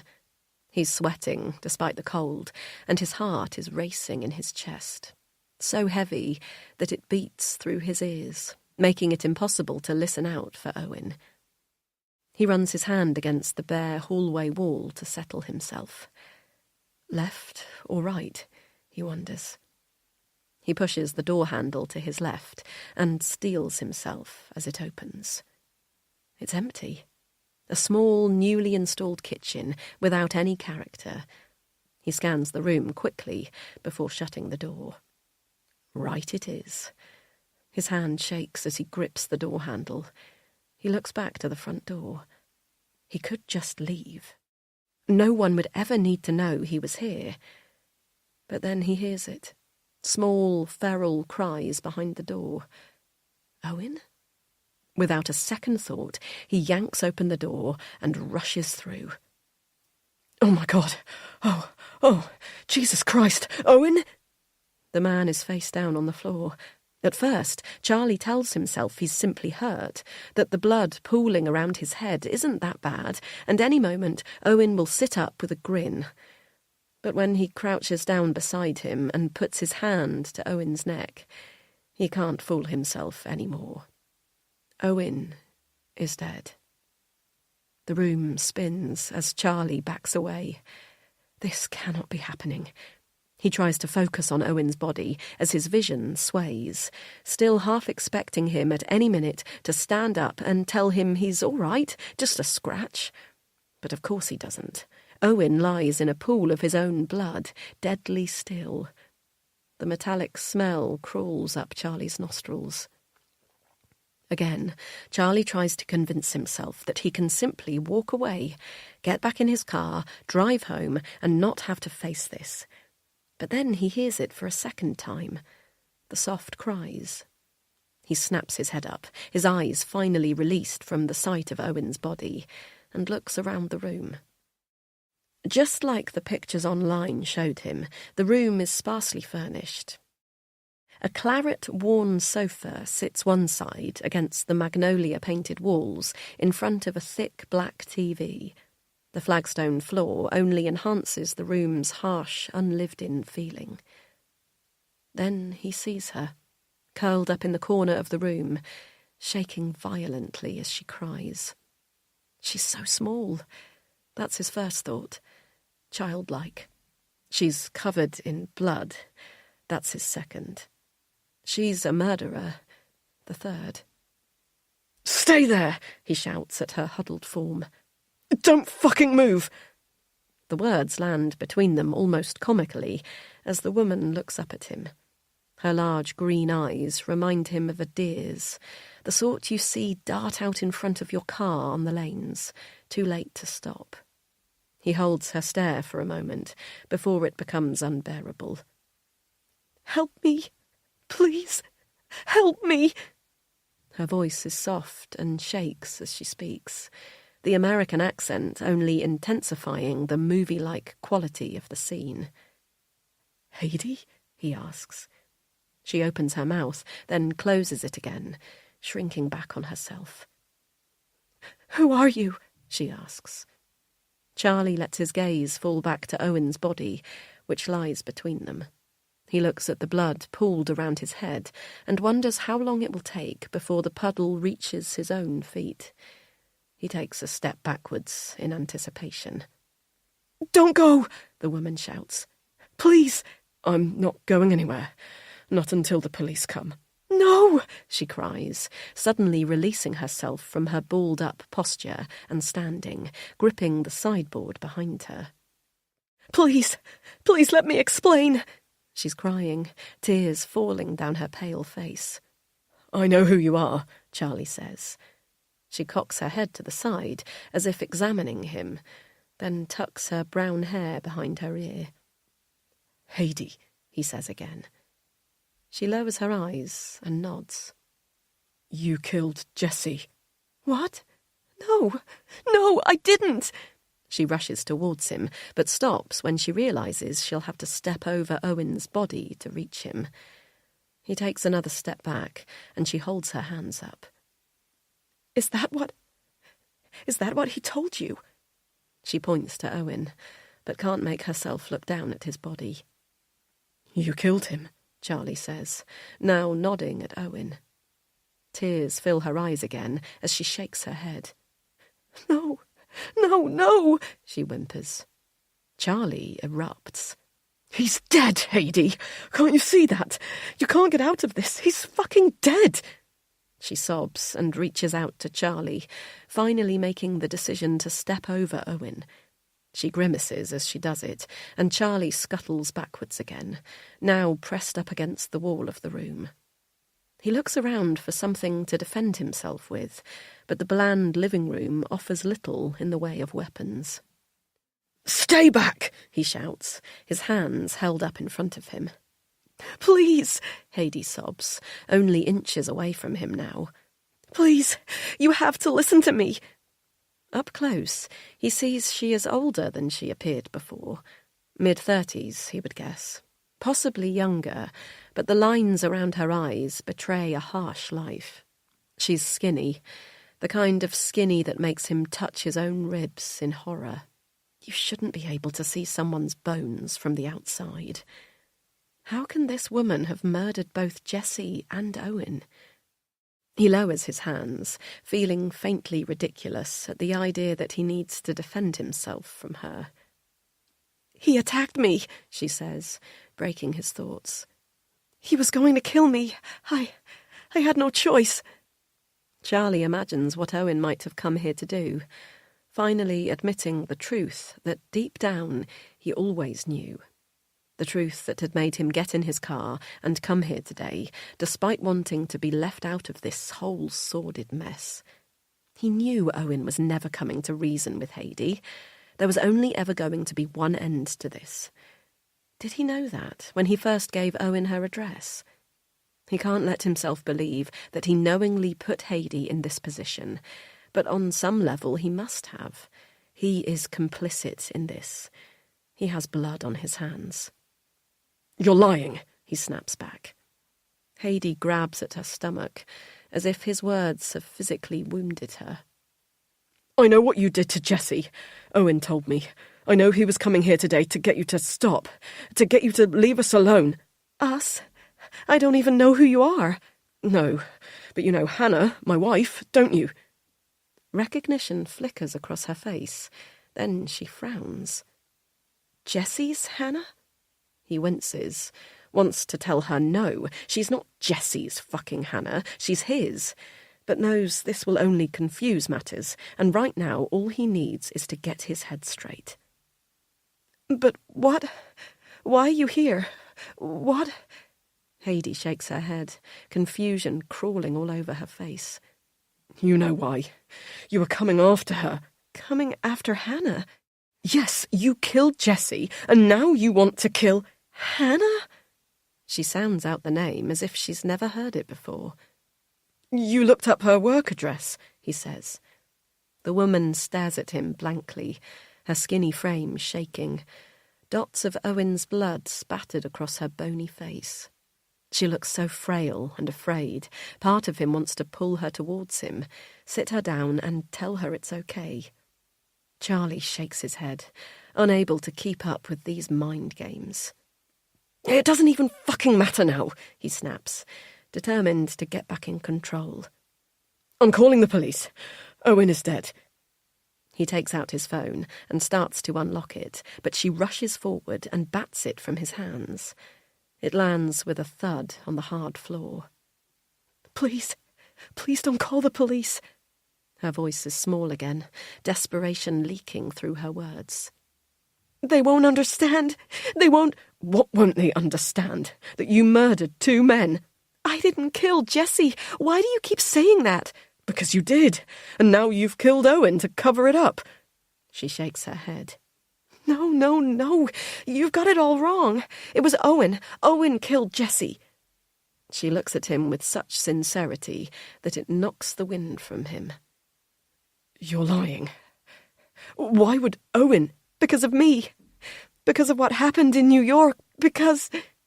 She waves her hand in front of her, as if to conjure the words, tears spilling from her eyes again. Jessie thought I was dead, she whispers. Owen told him I was dead. When he realized I wasn't, he wanted to help me, but Owen... She shakes her head. Owen could never let it come out. Let what come out? What he did, she cries. How much do you know about New York? Charlie shrugs, feeling completely out of his depth. I know enough. You mean you know what he told you, she says, pointing angrily at Owen's body. After what they did to me, she swallows, as if whatever happened is too painful to put into words. Does she mean Hannah and Jessie, or Jessie and Owen? Charlie can't bear to ask, seeing the pain that Heidi carries with her even now. Surely Hannah, his Hannah, can't have done this to her. There was a party. Things got out of hand. I was unconscious. Jessie thought I was dead. He thought they'd killed me. Owen told him I was dead.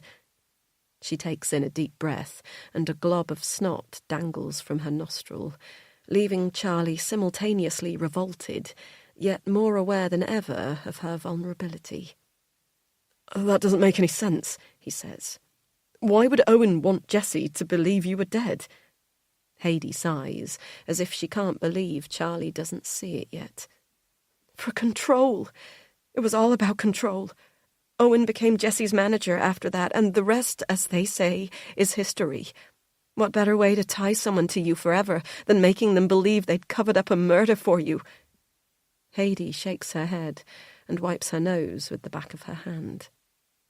Owen paid me to keep away, to stay dead. She stares at him, her glare firm and unwavering, as if willing him to believe her. So what happened? Why did you come back?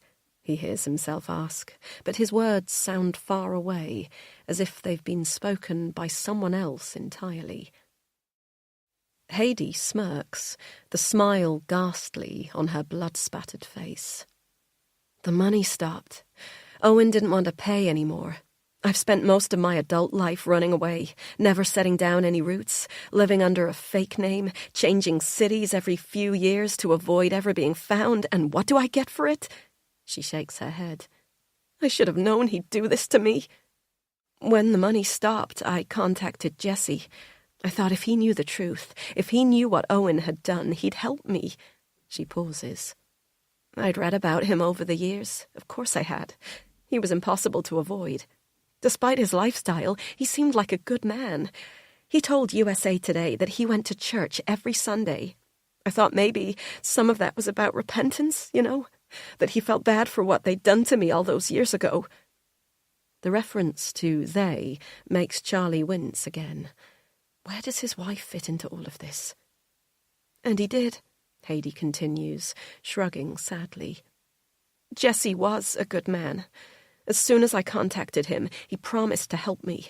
He couldn't believe what Owen had done. He hated him for it. Charlie shakes his head. "Oh, I don't understand," he says. "You're telling me all this time Jesse thought that he'd killed you?" She frowns, then nods. "Something like that, yeah." Charlie closes his eyes, needing a minute to think. He still doesn't understand what part Hannah might have played in this horrifying story, and he's too scared to ask. "Jesse was going to confront Owen," Haidee says, so lost in her telling of the story that she seems completely unaware of Charlie's discomfort in hearing it. "The night that he died. He was going to tell him he knew the truth, and he was going to go to the police."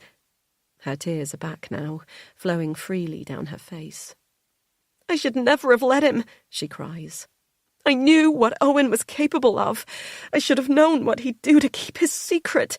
"You really think Owen killed Jesse?" "Yes," she states clearly, betraying no flicker of doubt. "I know he did." Charlie leans against the wall, the room spinning again as he tries to suck in the air around him. He thinks of all the ways he's helped Owen, how he led him here to Haidee. How could he have been so stupid? "Please!" Haidee's voice, now strained and childlike, brings him back into the room. "Please help me. I can't go to jail. I can't." "You won't go to jail. It was self-defense." "How would I prove that? You think they're going to believe me? An ex-junkie who's spent most of her life under false identities? You think anyone is going to want the truth about Owen and Jesse's lies coming to the surface?" Charlie shakes his head. They're famous. They're not untouchable." "Do you have any idea how much money is at risk if the Jesse Carter brand is ruined? Billions. Fucking billions." She pulls at her hair as she begins pacing in tiny semicircles in front of him. He pauses for a moment, desperate to be able to tell her that nothing bad will happen to her, that bad things happen to bad people and good to good. But what if he's wrong? What if there is no such thing as justice, and things just happen, regardless of what you do? Look at him and Hannah. His whole life he has done the right thing, been kind, helpful, selfless, and look where it's got him. But what's the alternative? Help a woman he barely knows cover up a murder? The idea is inconceivable. He shakes his head and starts to tell her the police will know what to do, but as he does, he hears the sound of a car pulling into the lane. Fear clutches him by the throat. "Stay here," he snaps. Her eyes are wide with terror as she looks from him to the body on the floor. He creeps into the stone hallway, his heart bashing in his chest as he approaches the front door. The swirled glass in the stable door is just big enough to see through, though the outside is distorted, like something from a horror movie. He stands to the side of the glass, trying to make sure no one can see him from the other side, and peers out. A figure moves towards the door. A figure that, even distorted, Charlie would recognize anywhere.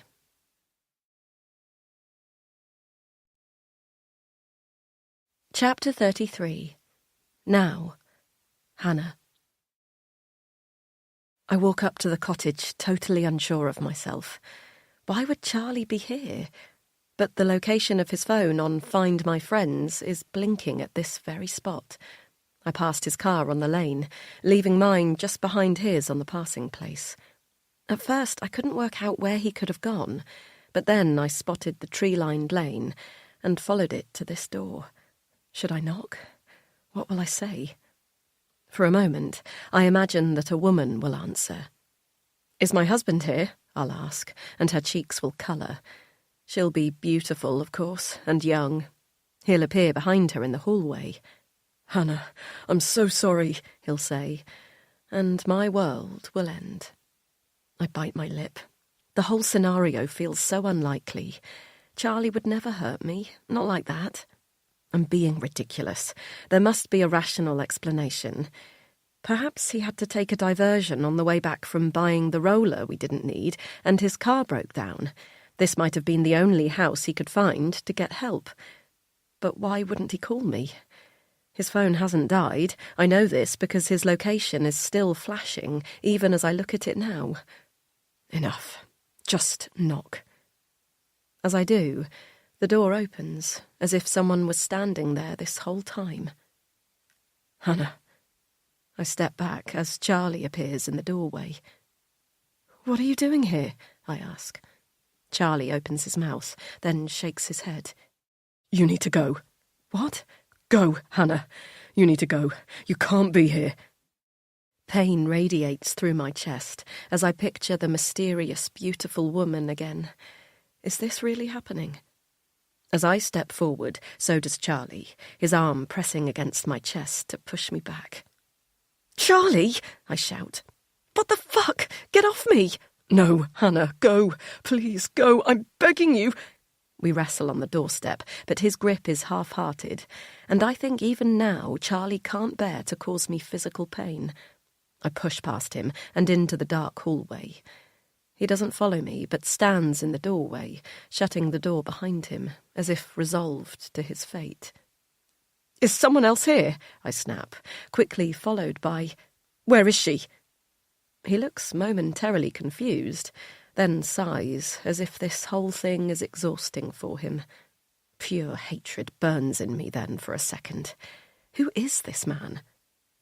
"In there," he says, pointing to the door on my right. I scoff, unable to believe he is giving in so easily. I push the handle down before I can convince myself out of it and fling open the door. At first, the room appears empty. My eyes roam it hungrily, ready to hurl myself at whoever has taken Charlie from me. Then I see them. Bile rises in my throat. I stumble back out of the door. I feel Charlie catch me. "Don't look," he says, his voice hoarse. "Please, Han, don't look." He pulls me down onto the floor, wrapping his arms around me as I cry, my body shivering at the sight of all that blood. Who is it? I didn't even notice if they were male or female. The visceral shock at seeing a dead body so severe that it's like my eyes shut themselves down before I could make anything out. Charlie holds me for a moment, then releases me. I hear him walking back into the room, his footsteps heavy beside me. "What the... Where is she? Hannah, where is she?" His voice cracks as he shouts, and confusion reigns over me. The body, were they not dead? Has she, whoever she is, escaped in the seconds between me backing out of the room and now? Hope springs through me. Perhaps this is not the end of our world. Perhaps whatever Charlie did to this woman is fixable. Perhaps she is fine. I force myself up and back into the room. My body jolts again at the sight. The body is there. I don't look directly at it, but can see its outline without moving my eyes. My husband is pacing the room, pulling back the curtains, asking again and again, "Where is she?" He's lost his mind, I think. The body is here. They're right here. "Charlie," I say. She's there." I point to the body, unable to look at it. He snaps around to me, hope realigning his features, but it disappears when he follows where my finger is pointing. He shakes his head. "No," he says, his voice desperate. "Not Owen. Heidi. She's gone." I look up to my husband, then back to the body. Only this time I let myself see it. See him. Owen. The room spins around me. Owen is dead. Owen is lying dead here in the living room. Whose house are we in? I look around for any signs of personal items, photographs, books, ornaments. but the room is perfectly beige and nondescript. As I do, a second realization hits me. Charlie said Heidi. Heidi. The name sounds foreign from his lips, a dirty word that doesn't belong between us. Charlie, I say, my voice coming out little more than a whisper. He flicks his gaze up to me, seeming startled that I'm here. Heidi's dead. He shakes his head fiercely and pushes past me, out through the door. I follow him into the dark hallway, where he looks up and down, then paces back up and opens the other door. He marches into the room that I can already see is empty. A small kitchen with nothing on the worktops except for a container of cheap instant coffee. He moves to leave the room, but then doubles back on himself, pushing down the door to what looks like the garden. It opens, and he jumps back. "She's gone," he says. "She must have... Oh, God! Oh, God!" "Charlie, stop!" I shout, desperate to pull him out of himself. "What are you talking about? I don't understand." My hand shakes as it pulls at his jumper. He snaps around to face me. His face is white. I search his eyes, desperate to understand what is going on, while horror stories play out in my mind. Has Charlie killed Owen? The idea is impossible, yet my husband is here, alone, with Owen's dead body on the floor next door. "Charlie," I say again, softer this time. Did you do something to Owen?" This finally snaps him from his daze, and his eyes grow wide as he steps back from me. "What? No, I didn't. That wasn't... It was her. Heidi was here. She... What are you talking about?" I cry. "Heidi is dead." He shakes his head and grips my hands by the wrists, bringing me so close to him I can smell the coffee on his breath from this morning. Was it really only hours ago that we drank coffee in the kitchen and talked about paint colours? It can't be. How can that world be a part of this one? She's not dead. I saw her. I promise you, she was here. But that doesn't... You're wrong. It can't be her." Memories of that night flood in as Charlie pulls me to sit at the pine kitchen table. Even hearing her name slip from Charlie's mouth so easily is bizarre. How can this be happening? How does he even know about her? About Owen? I think of Owen's threat to me. "Don't tell anyone, and nor will I." Did he go back on that? Somehow getting Charlie involved? At the thought of Owen, a sharp kick hits me in the stomach. Owen is dead. He's lying in the room next door. This feels too unreal. There is too much to battle with in my head, as memories of him alive just a few days ago at the farm collide with memories of him 15 years ago in New York. Alive. With Heidi. Suddenly, I need to know for sure that he's dead. I never checked him when I arrived. What if he's just injured? What if Charlie knocked him out and he's lying there, struggling, waiting for help? I dash from the kitchen through the hall, back into the living room, and gasp as I enter once again to be confronted with the scene. I instantly know that my hope is misplaced. There is too much blood here for Owen to be alive, but still I have to check. I bend down beside him, far enough away to avoid the pooling blood, the metallic smell assaulting my nostrils, and lean across to rest my fingers on his neck. No pulse. My stomach tumbles beneath me. Of course there's no pulse. Behind me, I hear Charlie enter the room. "Hannah," he says, his voice urgent. "Hannah, look! Please, Han!" He urges me to stand up, to take my fingers from the dead man's neck, and I do. He's holding a note in his shaking hands. "What?" "Just read it," he says, handing it to me. "No one ever has to know any of us were ever here. Just get rid of him, please. I will sort the rest. H." I read it again, once, twice, 3 times, but it still makes no sense. H. What happened here? I ask Charlie for what feels like the millionth time. He shakes his head, tears coming to his eyes, and I want more than anything to hug him and take the pain away. But he has to go through it. He has to push through and tell me what the fuck is going on. He was dead when I got here, he says. I swear. Heidi, she said it was self-defense, that he attacked her. I shake my head and grip his arm. Whoever was here, it can't have been Heidi. Heidi's dead. She's not, he says. So sure of himself, I feel the urge to slap him. Owen told you she was, didn't he? He told Jessie that too, but what? This doesn't make any sense. Hannah, we don't have time for this now. I'll explain everything, but I promise you, Heidi is very much alive, and Owen is very much dead. Our eyes fall back to his body, lying not 6 feet away from us. What are we going to do? It didn't take us long to convince each other that the police aren't an option. There is too much to explain, too much at stake. We can't get rid of him, I say, the words falling from my mouth like some bad movie script. Everything has a film-like quality in this room. My words don't feel my own. Owen's body simply a horrifying dummy. I get the terrifying urge to laugh as Charlie walks around his corpse, looking for ideas. This does not feel real. We could leave him here, Charlie suggests. I shake my head. I touched him. DNA. Didn't you? As I wait for his response, my stomach tightens.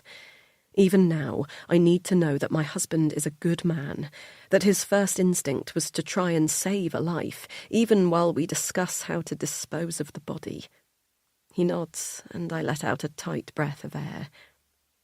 For the first time since I arrived, Charlie stops pacing and stands at the window, drawing the curtains tight. The light from the open door through the hallway is the only thing keeping the room from being plunged into darkness. It is a relief, at first, to have Owen's body slightly clothed in darkness. I watch as Charlie breathes in and out, slowing each time. He transforms in front of my eyes from the manic man I didn't recognise into the calm, still husband I have always known. Eventually, he speaks. We have to call the police. What? No, we can't. Hannah, he says, his voice still and hard against my own fluttering words. We don't have a choice. What else can we do? We can't get rid of his body. I shake my head, looking from the body to Charlie in despair. Of course this is what he wants to do. Charlie is good. Charlie always does the right thing. Anger flares up in me then, burning through my veins, touching every part of me. This isn't fair. This cannot be happening. Charlie sighs and nods, his body so firm and still, I have the urge to run to him and shake him, as if somehow bringing back the frantic man from earlier will break him from this spell of sanity. Yes, we can, I say firmly. And that's exactly what we're going to do. Charlie looks at me, his eyes burning with pain, and I feel my heart break. It's a familiar feeling. I cannot describe how many times a heart can break, and yet your body keeps going. I can't describe how many times I have told Charlie I can't keep going, and he's held me up wordlessly, making sure that I can. I think of the last time our IVF failed, when I saw the blood in my knickers before we even got to test day to see if our transfer had worked. How I stumbled into the living room, eyes blurry with tears, and didn't even have to say a word to Charlie.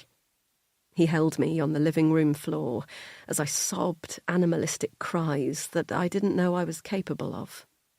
Charlie held me so tightly that I could let myself collapse. He pulled me up when I couldn't stand, nursed me for days when I couldn't get out of bed, all the time his own heart broken. I think of how 6 months later he came to me in the morning, a cup of decaf coffee in hand, and presented the adoption papers he'd printed out upstairs. the hope that filled his face as I cried, once again, for all our lost babies before, and yearning for the idea of one we had yet to meet. I think of Izzy, her beautiful round eyes so full of hope and love when we met in the park on Thursday. In just 48 hours, she will come home. My earlier worries about the house not being ready for her now feel inane. Of course, it doesn't matter that the room isn't beautifully painted, or that we haven't yet bought her the perfect welcome home present. What matters is that we love her. And my God, we love her. I feel it in the pit of my stomach, this raw, animalistic love that I have for a child who is not yet mine, but feels like she always has been. My daughter. Mine. What would happen to her if we went to the police? Elaine and Michael already have another foster child on the way. She won't be able to stay with them. They would never let her come to us, not if we were wrapped up in a murder investigation. We'd never be able to see her again. So what then for Izzy? Another home, another process, another long wait to find the perfect family. Meanwhile, she grows older, more difficult to place. She might never get a new family. She might end up staying in foster forever, only to be kicked out at 18, never knowing real love, a real home, a real family. I picture Heidi when she turned up in New York. Barely 18, no family to care for her. Too skinny, too brittle. Marks on her arms where the needles had plunged. There is no way I will let that happen to Izzy. She deserves a better life. Charlie groans quietly from across the room, shaking his head at my suggestion to get rid of the body. But we must. Charlie has to trust me. He has to let me hold him up for once. This man who has done everything for me has been through it all, holding me up, never letting me down, doing everything right. I will not let him go to prison. I will not let them take Izzy from us. I will not let our lives be ruined again because of Jessie fucking Carter. This time, I will be the strong one. Charlie can collapse. I will hold him up. I can do this for both of us. I owe him that.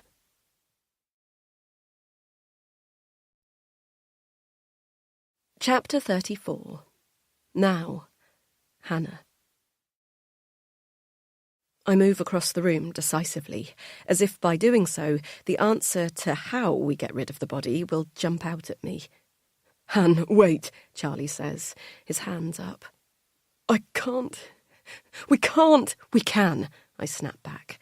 "We have to." He shakes his head. "I can tell the police the truth. I can tell them that Heidi killed him. It wasn't me. We haven't done anything wrong." The hope that swims in his eyes is heartbreaking and enraging at the same time. He doesn't get it. Even now, Charlie believes in the simple facts of right and wrong. He doesn't understand how, even with the best intentions, people can be dragged into things that are wrong, believing them to be right, and how the police don't care about any of that.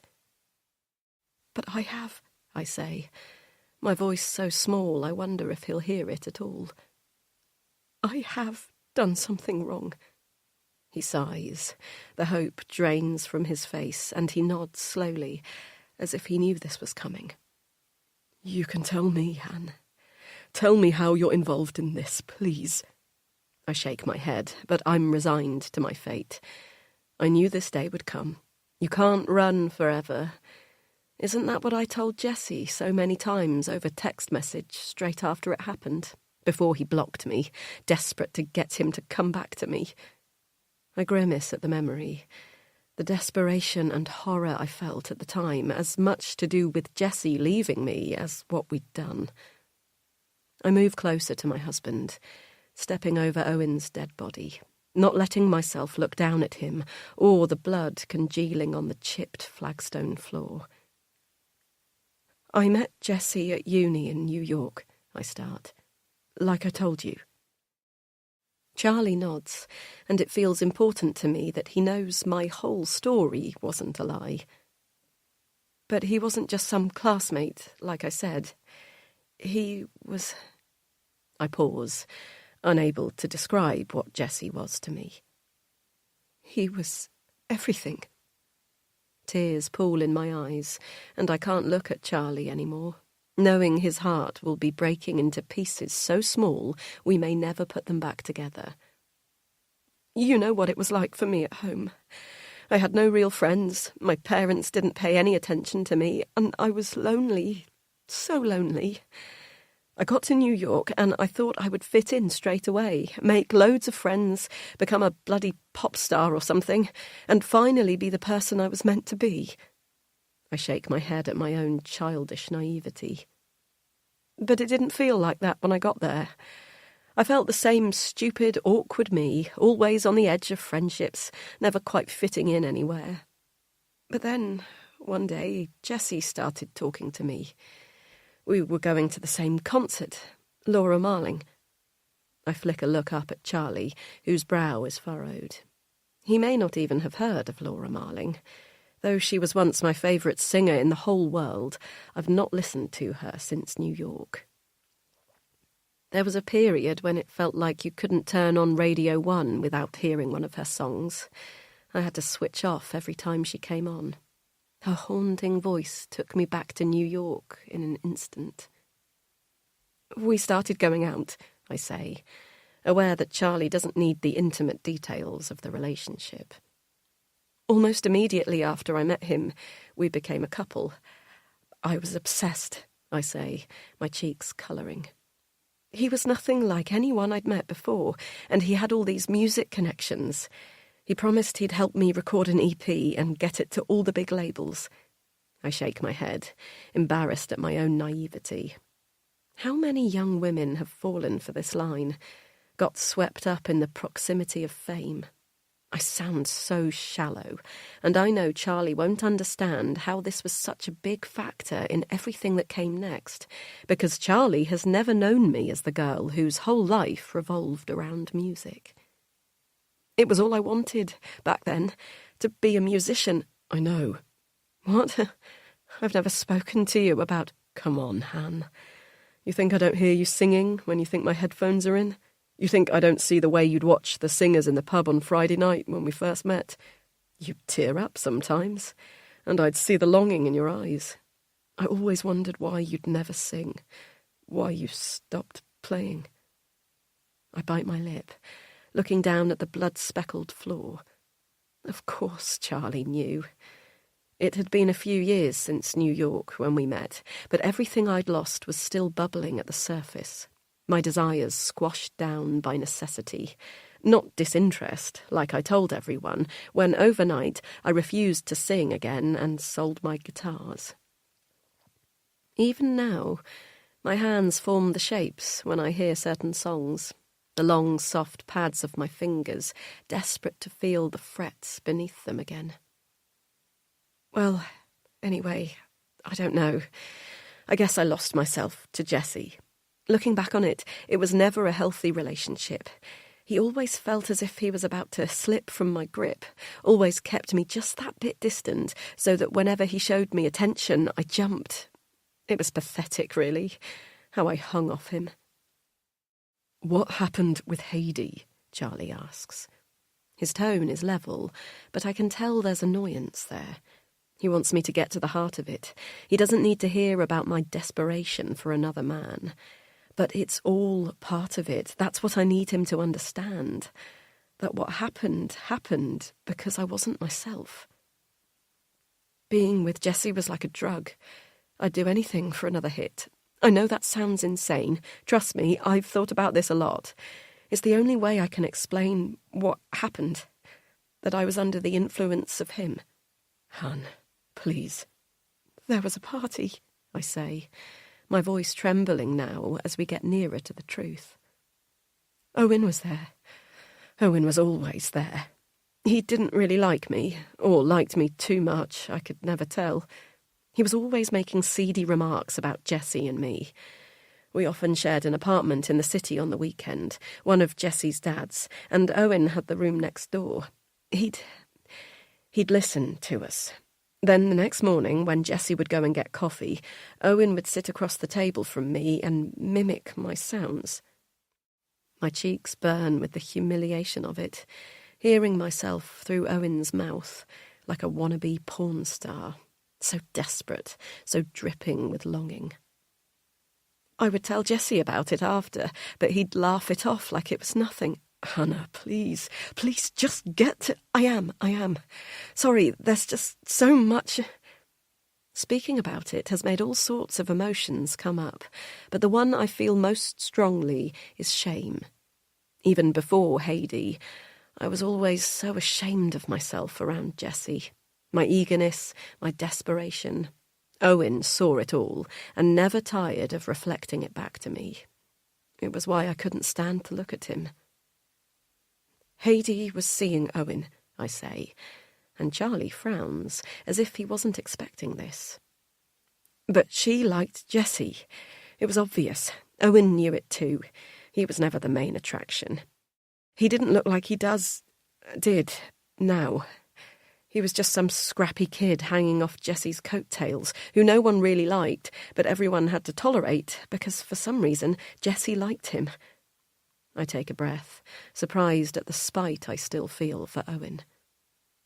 But Jessie wanted a party, so he had one.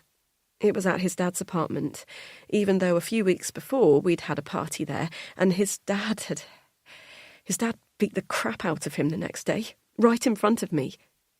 I pause for a second, remembering Jessie cowering behind the expensive black velvet couch as his dad beat his fists down on him, calling him a useless son of a bitch. He didn't care that I was watching in horror from the doorway, clutching at my body in a bra and thong like something from a film. He smiled at me as he left. "Do yourself a favour, darling. Get yourself a real man." His eyes roamed my half-naked body, and I felt physically sick. Jessie's blood was still on his hands, smearing the door handle as he turned it to leave. Jessie was curled in the corner, sobs shaking his body. When I tried to hug him, he pushed me away so hard I bashed my head against the wall and yelped in shock. "I'm sorry," he said, grabbing at me. "I'm so sorry, Anne. I love you, I love you, I love you." He kissed the back of my head, and we cried together. "Hannah," Charlie snaps. "The party. Sorry. Yes, Jessie threw a party, and I went. We'd argued the day before. I was jealous that he was always doing things with Haidee and Owen. I wanted to see him more, and..." I wave my hand, realising this is irrelevant, that I have to keep going or we'll never get to the truth. I got pretty wasted. Everyone did. There were a lot of people there, too many even for his dad's massive apartment. There were drugs, a lot of drugs. I had never done any before New York, but since meeting Jessie, I'd started doing them a lot. Cocaine mostly. But that night, I don't even know. I look up at Charlie, whose face is grey. He looks at me like he doesn't know me, and in a way, I suppose he doesn't. Not this version of me. The worst drug Charlie has ever done is a bit of weed smoked at the back of the pub on his 16th birthday in the village. We laughed about it over the years. How tame we both are. What a lie that was. I don't remember that much. I know Owen got everyone out eventually. It must have been 4, 5 in the morning by this point. It was dark, but the sun was starting to come up. I remember that because his dad's bedroom had a view over the skyline, and I saw a glimmer of orange peeping over the buildings as they undressed me. What? Who undressed you? Things get blurry here. Everything is a flash of colours and textures. The feeling of my silk slip dress being pulled over my head, staying over my face for a second too long and feeling like I was going to suffocate. The hands on my legs, spreading them apart. Haidee's laughter, Owen's voice, Jessie's voice. More laughter. The feeling of Haidee's breast in my hand. I'd never touched another girl before. "Smile, girls," Owen's voice directing us. The flash of a camera phone. Then nothing. Black. Just black. All of them, I say, a whisper. I don't know how it happened. It never made any sense to me after. I wasn't like that. And I hated Owen and Heidi, but somehow we were all in bed together. The four of us. Charlie's eyes widen as shame trickles through my veins, as if this is the worst thing about that night. Did they force you? He demands, colour rising in his cheeks. I shake my head. No, they wouldn't have needed to. If Jessie wanted to do something... I don't need to finish my sentence. Charlie must know by now that I did whatever Jessie wanted. His little puppy, a rag doll in his arms. What happened to Heidi? Charlie asks, back on track, forcing us toward this train wreck that I'm desperate to look away from. I woke up on the floor, I say, remembering the feeling of the thick carpet on my face, drool around my mouth. The sun was almost up by then, so the room was lit. I could barely lift my head. The banging behind my eyes was so severe, I thought I was having a stroke. But then I heard voices, panicked voices. Jessie and Owen were whispering at each other, but so loudly they may as well have been screaming. What the fuck are we going to do? Jessie was saying, over and over, his whispers becoming louder and more desperate. I tried to lift my head, but the pounding was getting worse by the second, and I winced at the sight of the sun. I'll sort it, Owen eventually said, the whisper gone, his low voice uncharacteristically certain, more like Jessie's than his own. Just get her out of here. Jessie walked across the room and lifted me up under my arms. It hurt. I remember asking him to stop, to leave me on the floor, but he pulled harder, and that's when I opened my eyes properly. I saw Heidi face down on the bed, her naked body turned over, so small. She had a red handprint on her bum. I always remember that. It was so red, and I gasped at it, looking between Owen and Jessie, wondering whose hand had hurt her like that. What did you do? I screeched at them, breaking free from Jessie's grip as I walked over to the bed. I turned her over, but she was cold. I thought she was just sleeping, crying maybe. Her face turned away from them both at what they'd done to her, but then I saw the finger marks around her neck. The words spill up through me, and I think I'm going to be sick, remembering the mottled bruising on her thin white neck. I shouted again, "What did you do?" But this time Owen came at me, pushing me back on the bed so I was lying next to her. "We didn't do anything," he spat at me. "This was all you." Tears are pouring down my face now, as I recall the moment I realised what he meant. Me. I had done this to her. I held my hands up to the light. "He told me I had strangled her," I say, my words now barely a whisper. "He had it all on his phone. He said I didn't stop even when she asked me to. He said I killed her." Air whooshes out of me at this admission as I double over, letting the sobs take over my body.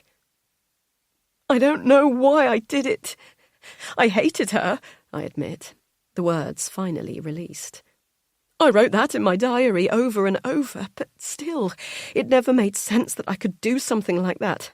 I don't know what happened. I couldn't remember anything. I still can't remember anything. But it was the drugs. Whatever I'd taken had made me..."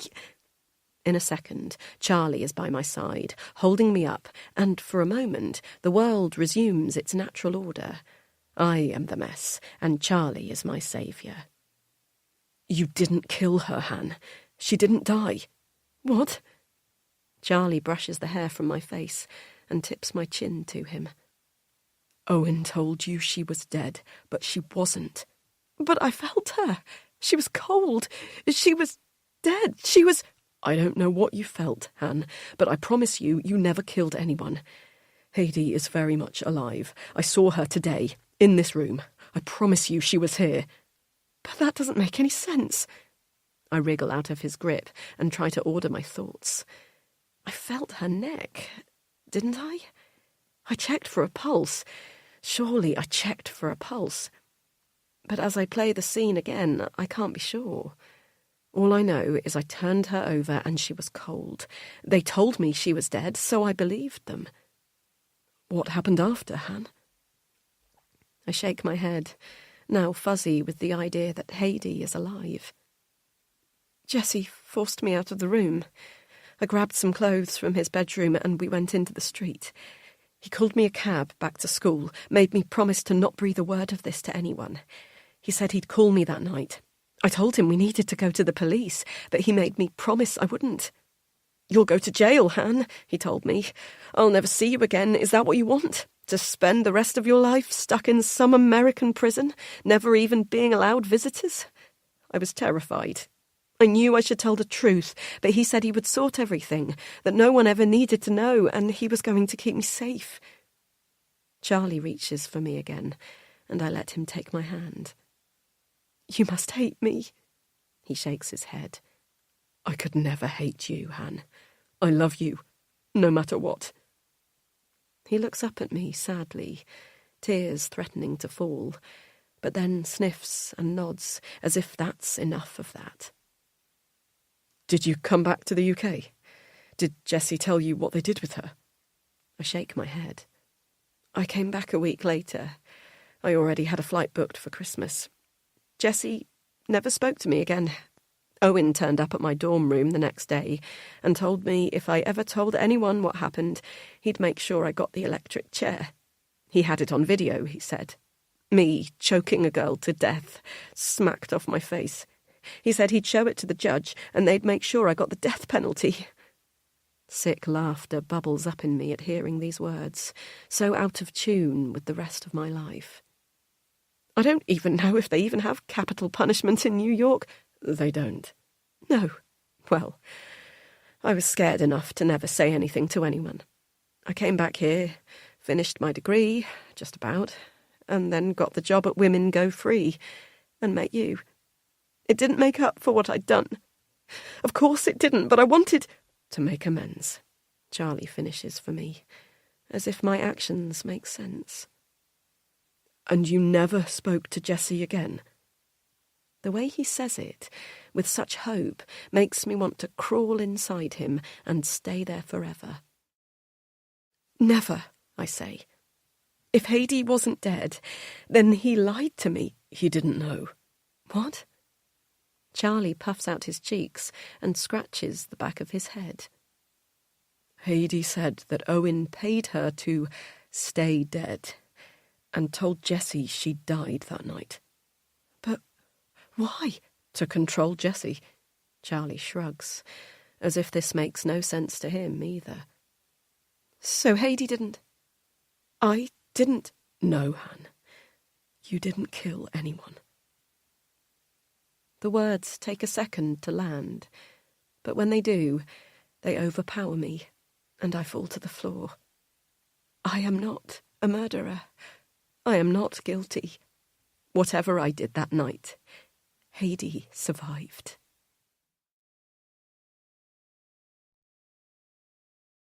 Chapter 35. Now, Charlie.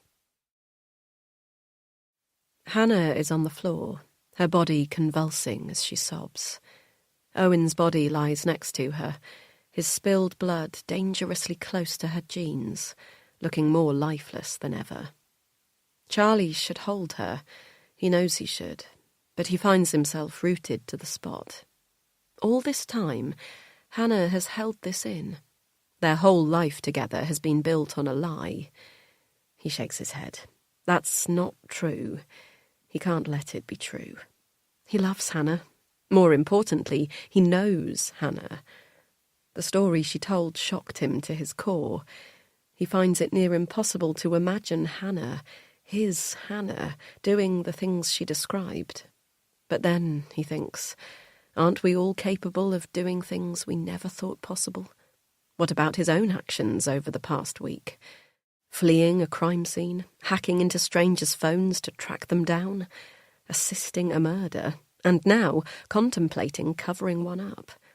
He knows Hannah is right. They can't walk away from this unscathed if Owen's body is discovered. They have to get rid of him. "Han," he says. "Get up. You have to get up." He tugs at her arm, pulling her up roughly. As he grips her thin arm, he realises this is what Jessie must have done the morning he thought Heidi was dead. He loosens his grip and wraps his arms around her waist instead, breathing in the familiar scent of the vanilla and sandalwood perfume he buys her every year. "Come on, darling. We have to do this. Come on." With that, the sobbing stops, and she sniffs loudly before wiping her face. She nods, as if the spell is broken and she's ready to work. He's seen this side of her many times before. Bold, decisive. He knows she thinks that he is the strong one, the one who has held them up through years of failure and heartbreak, but it's always been her. Yes, she falls apart.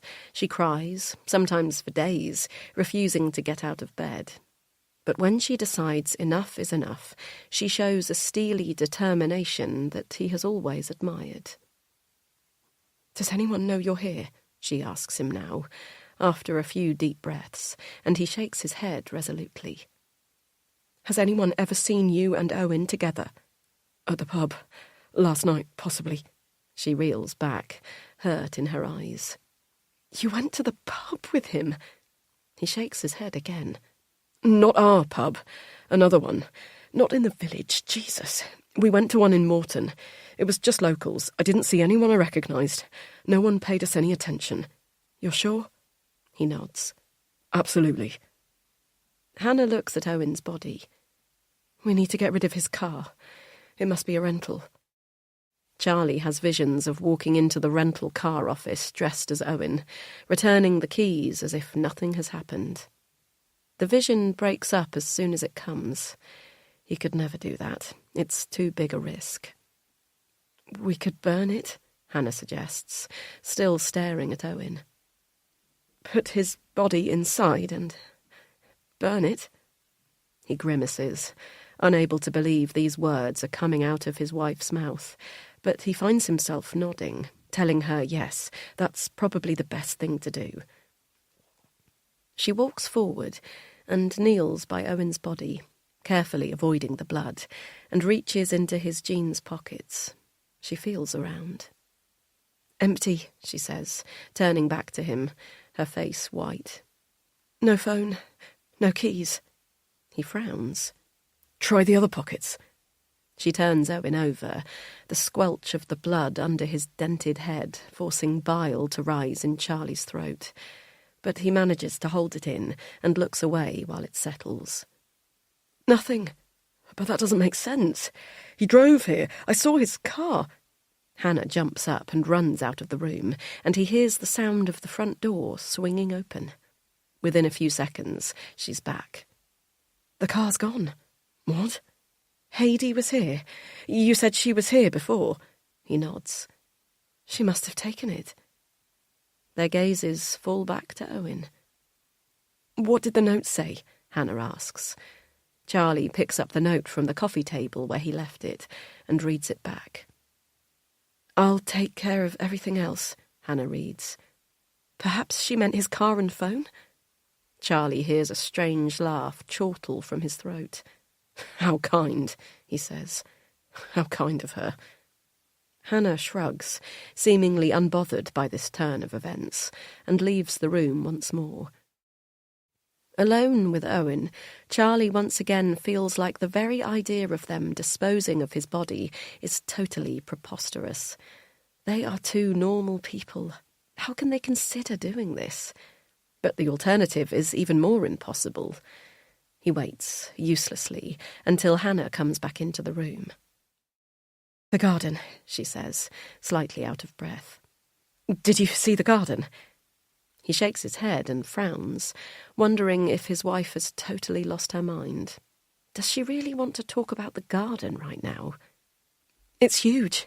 Goes down to a wooded area. We could... She drifts off, and he suddenly realises what she means. Bury him? Charlie splutters. You want us to bury him? Her eyes shine as she nods. No one will ever look, will they? Why would you dig up a garden like this? She leaves the room, and this time he follows her, through the hallway into the kitchen, then out of the back door. She's right. The garden is enormous. The top half is manicured, with a weathered teak garden table and chairs on the patio near the door, and a stone path that winds down to the garden shed. But after that, there is basically a whole other garden. A compost pile covered in junk, presumably from when they renovated the house to turn it into a holiday let. Old pine chairs hacked to pieces, a dark oak dresser covered in paint, even an avocado bath suite. You would never know it was here if you were a guest. The shed hides the pile of rubbish, and beyond that there's a wooded area, just like Hannah said. What if they decide to renovate the garden? Charlie asks Hannah. She shrugs. They won't. Surely they'd have done it by now. The rest of the house is finished, isn't it? They must have decided to just do this part of the garden and leave the rest as it is. But they might, he says, unsure. She sighs and throws her hands up. What do you want me to say, Charlie? They might dig the garden, yes, they might. But if they do, what will they find that can connect us to him? We've never stayed in this house. God knows how many people have. How would they tie it back to us? DNA, he says. But he sounds as unsure as he feels. Only if they had our DNA to begin with, she snaps back. And they don't have mine. Do they have yours? He shakes his head. Of course they don't. He's not a criminal. Plus, if they do ever find him, it'll be near impossible to know who was staying in the house when it happened, won't it? It's not like they date bodies to the day, and I bet this place is filled with different people every week. Charlie stares at his wife as if she is a stranger. Is this information she's garnered from the many thrillers she buries her head in each night, their pages filled with murderous intent? Or is it something more sinister? He shakes the thought. This is Hannah, his Hannah. She's always been good in a crisis, and that's all she's doing now. Okay, he finally says. Her shoulders move down half an inch, and she tells him to look in the shed for a shovel. Once again, he swallows down bile. An hour later, and they are almost done with the hole, the grave. Sweat drips from his forehead down into his eyes, and it stings. He slams his foot down on the shovel once more and throws the dirt over his shoulder. The ground was hard at first, resistant, but the further down they went, the easier it became. His head barely reaches the top of the hole, now they've dug down so deep, though Hannah stopped digging a while ago, both terrified they'd somehow dig so far down that they'd both get stuck down there together forever. It was a horrible image, the two of them trapped in the dirt, unable to climb out to safety. He imagines Owen's body resting here forever, never to be found, soil clogging his nostrils, worms curling through his mouth. He stops himself. He knows he can't let these thoughts take hold, or they will suffocate him. I think that's enough, Hannah says, from the top of the hole. Her face is smudged with dirt, and he wishes more than anything he could tell her to go home and wash up, to leave this to him. But he knows it's not possible. He can't do it alone. She holds her hand out to him, and they quickly realise she won't be able to pull him up. Hannah disappears for a moment, then returns with a stepladder she must have found in the shed. Tie something to it, he says, before she passes it down. Otherwise we'll not be able to get it back up. She disappears again, but doesn't come back with rope. That would be too easy. Instead, she's taken off her jumper and tied one arm around the top of the stepladder. She lowers it down slowly, checking that the jumper will reach all the way to the bottom of the pit. It does. He tightens the knot before he steps on the ladder and climbs out of the hole, the grave. Hannah pulls the step-ladder up behind him, and they both breathe a sigh of relief as they stand at the side of the hole together. "How will we move him?" Hannah asks, in a small, childlike voice. Charlie has already had time to consider this. While he was digging, the repetitive motion aching his body, he has run through the whole thing. They will wrap him in a bedsheet from the cottage, lower him down, then take the bedsheet out. They will have to find a place to dump the bloodied sheet. It will be evidence, and some part of his brain knows that the less evidence they bury with him, the better. Again, he wonders how either of them have retained any of this knowledge, and how much they don't know, how much they are missing that could tie them to this forever. "Go in the house and find a bedsheet. There must be a laundry cupboard somewhere," Charlie tells her, sounding more authoritative than he feels. He glances around the garden, looking up to the skyline as if in fear of being overlooked, though there are no other houses to be seen. The cottage is a mile or so from any other houses. He'd noted that the first time he'd looked up the address on Google Maps, and again when driving here today, as if he knew that the isolated location would serve them well. They are safe. For the moment, they are safe. He follows Hannah inside, leaving her to go upstairs while he returns to Owen. The smell of the blood, or the body, he can't tell, is souring, and he tries to breathe through his mouth to stop the foul odour clawing at his nostrils. "Found one," Hannah says from the doorway. He turns to look at her, thinking of all the times she's held a sheet out to him at home. He'd usually take it from her and make the bed, like normal people. Now, he reaches to take the sheet from her and can barely believe he is about to wrap a body in it. The sheet is not fitted, he notices with relief, just a big, plain white sheet. He wonders about the person who owns this house, if they could ever imagine what would one day happen in their living room.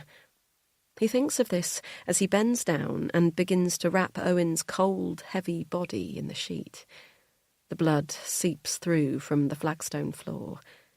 Charlie thinks how lucky they are that the room is not carpeted. Blood would be hard to remove from carpet. These thoughts flit through his head as he turns the body, wrapping it further in the sheet. What can they use on the floor? There will be bleach in the house. There must be. Or will they use cleaners? Some holiday lets use cleaners.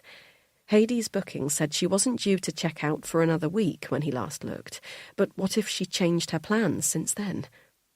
A panic seizes him as he imagines the cleaner's key turning in the door, finding him and Hannah here, blood on their hands. His movements speed up, and he looks down at the body, wrapped from head to toe like a mummy. "You take his legs," he tells Hannah. She opens her mouth for a second as if to argue, but then nods. Together, they lift the body. After, Charlie stamps on the ground to cover the hole, the grave. His efforts are wasted. The land surrounding where they have buried him is a wreck. No one would notice a mound in the ground, even a human-shaped one. But still, they do everything they can to cover their tracks. Hannah went back into the house a while ago while he shoveled dirt onto the body. To clean up, she said, but he thinks she couldn't stand the sight of the body disappearing beneath the soil. Too morbid. He takes the sheet and puts it in an old burnt-out bin the owners must use for bonfires. After a brief trip to the kitchen to find a lighter, he comes back and sets it alight, along with some garden waste. He watches as the flames take hold. It doesn't take long for the sheet to disappear to the ashes. He throws a watering can of water over the top of the bonfire to stop the smoke, then walks back to the house, careful to remove his mud-encrusted shoes before walking in. Hannah is on her hands and knees in the living room. The blood is gone.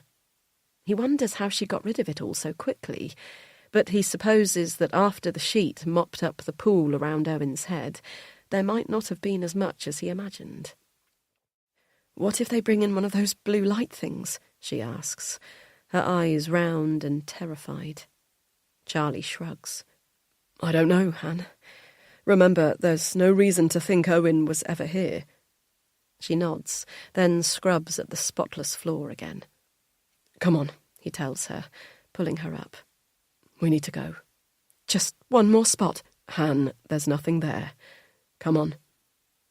He pulls her to her feet and takes the bottle of bleach from her, then walks into the kitchen and puts it in the cupboard under the sink, like nothing happened. By now, it is nearing 5 p.m, and the sunlight is starting to wane. It occurs to him for the first time that someone may have seen their cars parked in the passing place. A flicker of fear itches at his neck, but he keeps it from Hannah. No need to panic her further. "We should be seen somewhere," he tells her instead. "What?" "Before we go home. We should go somewhere public, so that if anything happens, we'll have an account of where we were, that we were having a normal Saturday, acting normal." "I can't see anyone, Charlie. Look at me." Hannah points to herself as if she is soaked in blood, her guilt colouring her clothing. The shocking truth is that Hannah looks fine. The dirt from her face has been smudged off, whether through sweat or washing her face, he doesn't know. But other than the terrified look in her eyes, his wife is unchanged. To the outside world, they are the same people they've always been. Charlie knows he is not the same.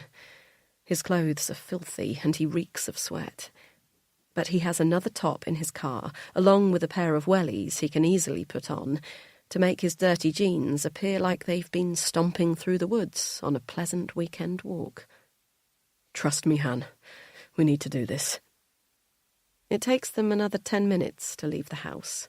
The usual panic you feel at leaving a holiday home is intensified 1,000 times over as they walk around the house again and again, desperately checking they've left nothing behind. Nothing except a body. In this time, they have decided that Hannah will stop at the cafe on the way home, knowing that someone from the village will be in there to chat. She'll tell them how they have spent the day doing Izzy's room, that Charlie is making a last-minute run to the big Marks in Chippy to stock the fridge before her arrival. He will go into the shop and buy everything that a little girl could want. He will make sure to smile at the shop assistant and tell her they're preparing for their little girl to come home, to make sure he is remembered. As if an alibi this late in the day will save them. But they hold on to their plan, so sure that they can get away with this, that they deserve to. As they pull out from the house, neither of them lets themselves believe they have covered up a murder. They tell themselves that they have saved Heidi from a lifetime in prison, saved her from something she doesn't deserve after everything she has been through. It was self-defense. There was nothing else they could have done. Chapter 36. One day until Izzy comes home. Now, Hannah. The frog tape won't stick down. I press it hard with the pad of my thumb, but it sticks to that instead and rips away when I move. "Fucking thing!" I scream, launching the roll across the room. "Han." Charlie appears behind me, his hand on my shoulder. "It's okay." Tension vibrates through me as I concentrate on breathing in for 6, hold it for 7, let it out for 8, and again. It's barely 8 a.m. on Sunday morning, but I've been in here an hour already. How could I sleep after what we've done? Will I ever sleep soundly again? When we got home yesterday, separately, we relayed our stories to each other like criminals. I'd been to the coffee shop, where I'd seen plenty of the villagers, including, of course, Olivia, who I am beginning to suspect must be rather miserable at home to spend all her waking hours at the cafe with various friends. Charlie went to Mark's, where he bored a shop assistant half to death with stories of prepping for Izzy. No one suspects a thing. I shocked myself by how normally I acted at the cafe. I thought everyone would know, that they'd be able to smell the iron scent of decay from Owen's blood, which must be buried in my skin, despite the way I'd scrubbed at the sink. But no one said a thing, just the normal chat, as if nothing had happened. It should have been a relief, that I could slip back into normal life so easily, that my guilt wasn't written all over my face. It was the same way I felt returning from New York. Back then, I curled up in my childhood bedroom after dinner with my parents and wept because they had no idea their daughter was a murderer. Only I wasn't, was I? Whenever I think of Haidee, a burst of rage overtakes my body. How could Owen do that to me, to Jessie? I don't understand the full story yet, I know that. Charlie and I have barely spoken since we got home. He made cheese on toast for us both, then ran me a bath, either to force me into relaxing or to get me out of the way. This morning, I got out of bed while he was still asleep, and it seems he's now up. He walks into the spare room, Izzy's room, with his head down. "Why were you even there?" I finally ask. Last night, in the early hours, the question shocked me awake, but as I watched Charlie sleeping, his brow furrowed, even in his dreams, I couldn't bring myself to wake him to ask. Now I bring his chin up to face me and look me in the eye. He rubs his face with his hands, and when he takes them away, I see the impact of yesterday on him. His eyes are red raw, dark, heavy bags cling to his skin. He looks a mess. "It's such a long story. We have time?" He nods, knowing this is inevitable. "It started with Jessie." Charlie tells me everything, then. How he intercepted a letter meant for me from Jessie a month ago, and faked texts from me in attempt to break up whatever was happening before it took hold. I wonder for a moment what would have happened if I'd received the letter instead. Would I have replied?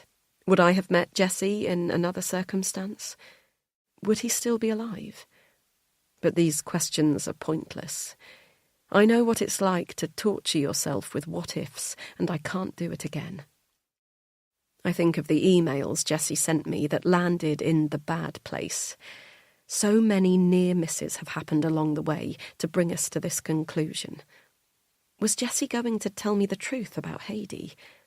My heart aches for him at knowing how his world would have been ripped apart when he realised what Owen had done to him. But so little of the story makes sense to me. If he was coming to the UK to tell me the truth about Haidee, why did he bring Owen? How was Jessie still with him after knowing what he'd done? My thoughts race on as Charlie continues his story. He tells me how he tracked down Haidee for Owen, believing her a dangerous murderer who was now looking for me. Owen had convinced him she wanted revenge for what we did and wasn't going to stop at killing Jessie. I was next, he said. He really believed I was next. So he led Owen straight to Haidee's door. He winces as he tells me this, and I pull him into a hug, trying with everything I have to reassure him that he is not responsible for what happened. He could never have known Owen would attack her. But could he? I have always thought Charlie to be good, properly no grey areas good. But he is not stupid, not by any means. What did he expect when he led Owen to Haidee? He must have known something bad would happen. I did, he says, and I realise I have spoken my thoughts out loud. It's why I went to the cottage yesterday. I couldn't bear the idea of him hurting her, or her hurting him, or anything terrible happening because of me. I thought I could get there in time and stop it, whatever it was. I don't understand how you even found her, I say. Charlie presses the palm of his hands against his eyes, leaving red marks on his delicate skin. I was there. The night Jessie died, he says, and my heart stops. The confession winds me for a second. Did you? No! God, Hannah! No, I didn't have anything to do with his death. The colour drains from his face as his eyes grow huge. You believe me, don't you? I do. I think I do. I know I do. But my hands shake as I pick up the frog tape once more and recommence my task. I place it around the light switch, sticking it down and ripping it back up when my shaking hands can't get it straight. Again, I try, and again. Han. Charlie's breath is on my neck. He sweeps my hair so it falls over my shoulder and kisses me softly. I'm sorry, he says. I'm so sorry. He turns me around to him and presses me against the wall. Our lips meet instinctively, and suddenly my body is on fire. I want my husband in a way that I haven't for years, in the way I used to before sex became timed and medical. An hour or so later, we're still lying with our clothes piled around us on the spare bedroom floor. This is Izzy's room, I suddenly shout, grabbing my T-shirt and shoving it over my head. Oh, I don't think she'll mind, Charlie laughs. Seriously, Han, it's fine. But I'm too busy shoving my clothes back on like a disgraced teenager to take any solace from his words. What if the room smells of Han? Charlie's up now, and he grabs me roughly by the arm. Stop, seriously. I promise you, we will not be the first parents to have sex in their child's bedroom. He smiles, a red tint marking his cheeks as the words leave his lips. Parents. We are parents. I smile, allowing his certainty to pass through me. You really think she's going to be here tomorrow? I ask, tentatively. He nods as he pulls on his joggers. I know she is. He picks up the frog tape and finishes putting it around the light switch in one easy movement.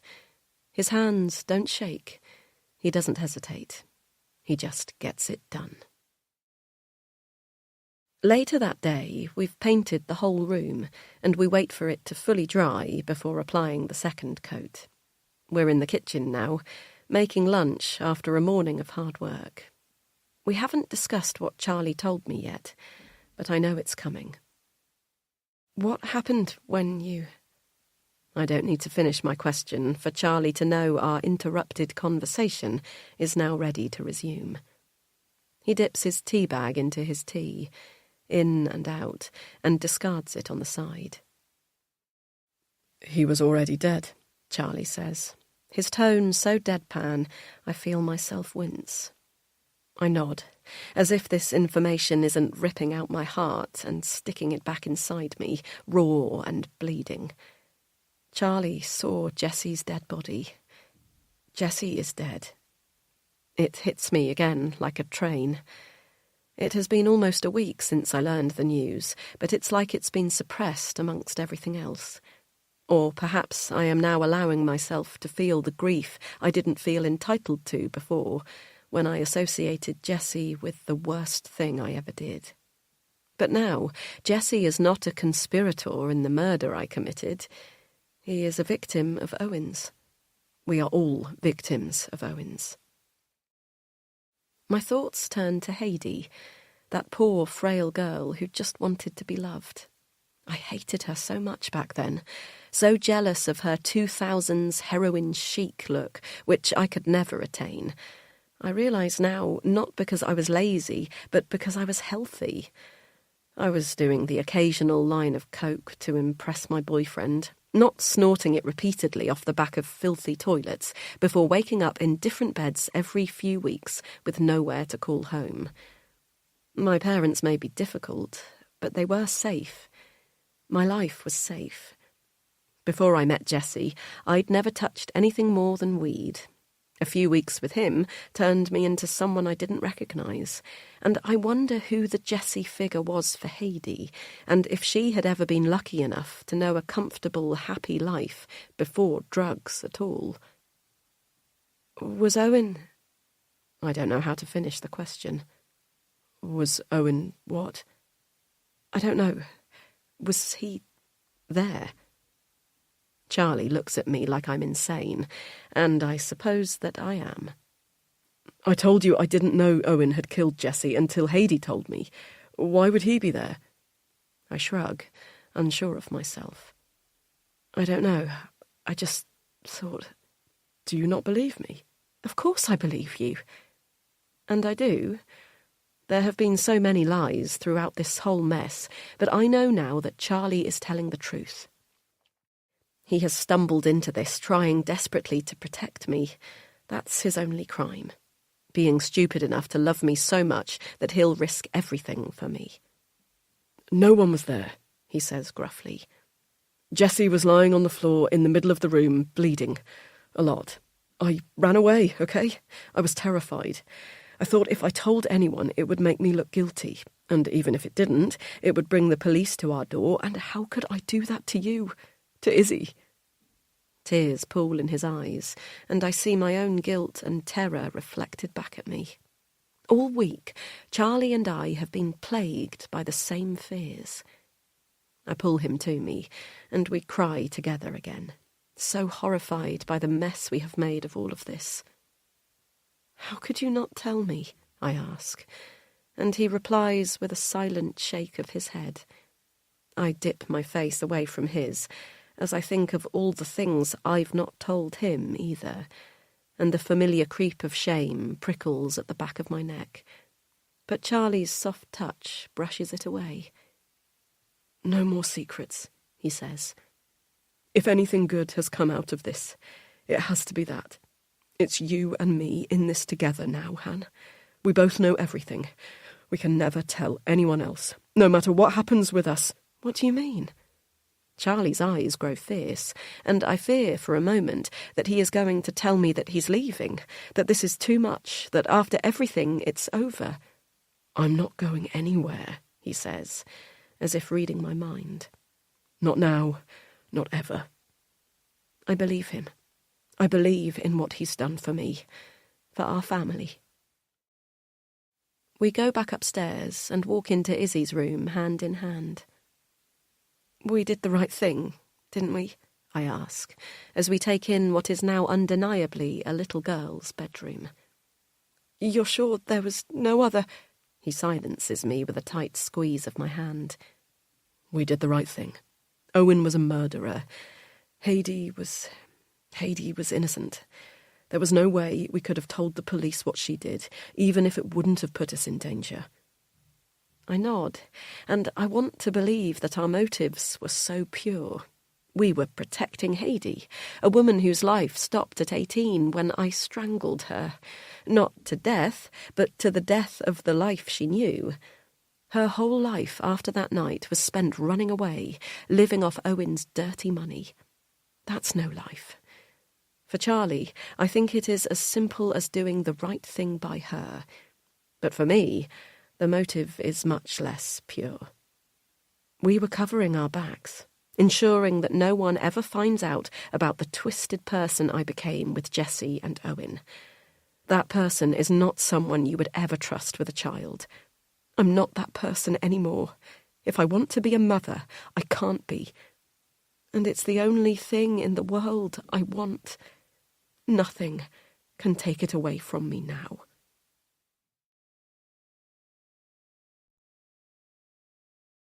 Chapter 37. The day Izzy comes home. Now, Hannah. They're here. They're actually here. We hear the sound of tyres on the road before we can see the car. We've been standing anxiously in the bay window of the living room, overlooking the street, for an hour, coffee cups long cold in our hands as we wait. Is it them? Charlie asks, as I crane my neck to spot the car. A fizz of something. Terror, excitement, flutters in my chest as I see the dark blue of Andrea's Toyota. Yes, I tell Charlie, though he can now also see the car and squeezes my hand tightly. Andrea pulls up to the curb and is joined within seconds by Michael's battered Corsa. Izzy will have travelled with them, and I strain to see in the back of their car for her blonde head, but Charlie pulls me away from the window before I spot her. "Come on," he says, dragging me to the front door. "You don't want Izzy to catch you watching her from the window like a nutcase." He laughs, but it sticks in his throat, the sound raw and hungry and wild. Neither of us have slept very much. How could we, after what we've done? I dreamed of burying Owen alive, hearing his cries only once we'd dumped the last shovel of soil on top of him. I woke drenched in sweat to find Charlie out of bed already. In the kitchen, he sat at the table with a cold cup of tea in front of him, head in his hands. "He was definitely dead, wasn't he? We did bury—" He looked up at me with his eyes black. "He was definitely dead." I nodded and went back to bed, but it was hours before Charlie followed me up. We must have had 2-3 hours of rest at most, and yet we're still bouncing around this morning like excited puppies. How can we not? The moment is here. Izzy is coming. There must be something sick inside of me to take joy in this, knowing what we've done to get it, but part of me feels righteous in my glee. 5 years it has taken us to get here. 5 years of hope, 5 years of pain, of waiting, of disappointment, of heartbreak. That kind of longing, that kind of despair, it breaks something inside of you. Perhaps it's why burying Owen felt like the only way forward. Would a person without a hole inside them so readily have dug a grave? How can we know? All I know is that we were broken and we have done this. But now Izzy is here. Now we are whole. Now things will be better. "Shall I pop the kettle on?" Andrea says, once we are all seated in the living room. Charlie and I staring at Izzy hungrily as she plays on the floor between us and Michael and Elaine. "Yes, if you could, that would be great, thank you," Charlie replies, as I continue staring. Izzy is captivated by a picture book she's brought with her. It's the kind that has fuzzy material inside. A woolly sheep is currently being prodded by her pudgy fingers. "Sheep!" she squeals, holding the book up to Elaine. Elaine smiles and tells her, "Yes, good girl, it is a sheep." I glance at Charlie, a smile curling at my lips. She knows animals. Of course she knows animals. I think of the informational videos I've watched on YouTube late at night about early years child development. I hear the confident American woman's voice advising that children should be able to name animals and follow 2-step instructions, such as take off your socks and give them to me, by 24 months. I have the bizarre urge to utter this sentence, just like the woman on the video did, so sure that her daughter would obey. But I won't. I'm scared to even speak to Izzy, let alone give her a command, in case she ignores me entirely. Andrea walks back in the room with 2 cups of tea, and I tear my eyes away from Izzy to get up and help her bring the other mugs in. In the kitchen, she places a firm hand on my shoulder. "Are you okay, Hannah?" My eyes dart to my hands, as if the mud from the grave is still encrusted in my fingernails. But my hands are clean. There is not a speck of dirt on me. Nothing. "Only it's okay not to be," Andrea continues. "It's a lot to take in. It's normal if you're feeling apprehensive—" "No," I interrupt. "I'm not. Not at all. There's nothing more I want than for Izzy to be here." I smile, too wide, and see Andrea recoil away from me briefly before she resumes her normal blank expression. How many times has she done this, I wonder? How many times has she dropped a child off with a new family, simply hoping for the best? probably 100 times at least. To her, today is another day at work. But for us, it is everything. It is the beginning of a life we have dreamed about for years. A life that has been waiting for us, putting everything else on hold. And now it's here. And I wish more than anything that I could scrub clean the memory of this weekend so that it would not seep into today. How did I cope after New York? I forced myself to think back on those early days when I arrived home. The memory of that night still half blank and blurry, with only Owen and Jessie's words the morning after the evidence of my crime. It wasn't until I started my first job, working with victims of domestic violence and abuse, that I felt I could look myself in the mirror again. As if I had somehow balanced the scales. Not equally. Nothing I did would ever right the wrong I believed I had committed against Heidi. But I knew that falling apart would solve nothing, and instead dedicated myself to helping other women. That's what I have to do here. There is a little girl in the other room, desperate to be loved, to be mothered. I can do that. If there is one thing I am sure of, it's that I can give Izzy all the love in the world. We both can. I pick up the cups decisively and march back into the living room. Once I've handed them to Elaine and Michael, I sit down on the floor next to Izzy. "What's this one?" I ask, stroking the black and white felt of the book.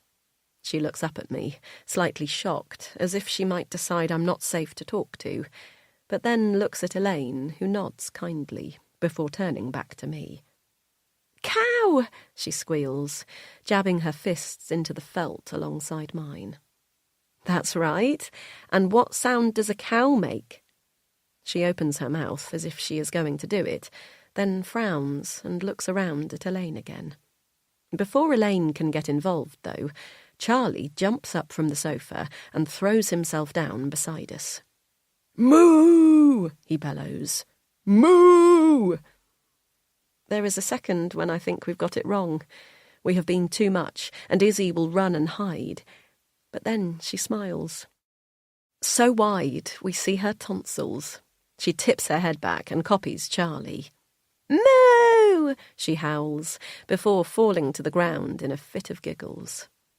Charlie looks over her to me, nodding slightly, which I return. "It's okay," the nod says. "Everything is going to be okay." Hours later, everyone is gone, but the house feels full. Izzy is here. Izzy has stayed with us. The goodbyes were painful. Izzy's whole body shook with excruciating sobs as Michael and Elaine drove away, but Andrea stayed with us for a while to help calm her down. She sat Izzy on her knee and told her the story she's been telling her all week about how Charlie and I are her new mummy and daddy, and we love her very much. She cried harder at that, saying she wanted Elaine and Michael, or as she calls them, Laney and My, and the rejection hurt like nothing I've experienced before. Of course, I know she is just a child, crying for the only safe parent figures she's ever known, but I wished it hadn't had to be like this. Eventually, Andrea calmed her down and chose that moment to leave. It feels so strange to be alone with Izzy, to have her in our home unsupervised. It's time for her nap soon. Elaine was very keen to impress this upon me as she left, as if I might force Izzy to stay up all day and night if she didn't make sure I knew. I can't imagine how it feels for Elaine to drive away from Izzy today, leaving her with two people who, despite the formal processes, are basically strangers. Guilt gnaws at me as I imagine the utter horror Elaine would feel if she knew what we did just 2 days ago. But no, we are not going to think of that today. Today is about Izzy. I walk back into Izzy's bedroom, where she is sitting on the bed with Charlie. He is attempting to read her a book, but she's more interested in the puppy patterns on the sheets we bought her. They're Cath Kidston, which was a bit of a splurge, but when I saw them online, I couldn't resist. The baby blue fabric is dotted with every kind of puppy you can imagine, with the names of each breed beneath. I take a seat by Izzy on the bed and read her a few. Dachshund, I say, pointing to one. Or you can say sausage dog. This gleans a smile, and she strokes the puppy on the duvet. Sausage dog, she says in a small voice. Sweetie, I think it's time for your nap, I say, trying to make my voice as reassuring and motherly as I can, as I rub her back gently. As if on cue, Izzy opens her mouth wide in a comical yawn.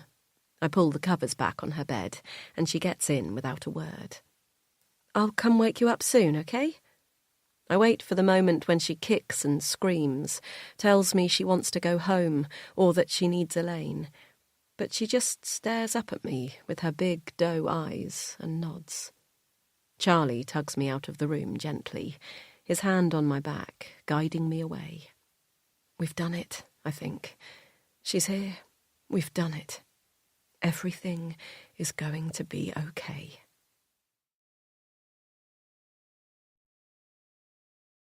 Chapter 38. Now, Charlie. Their daughter is asleep upstairs. He says it to himself again and again, unable to believe the deliciousness of the words on his lips.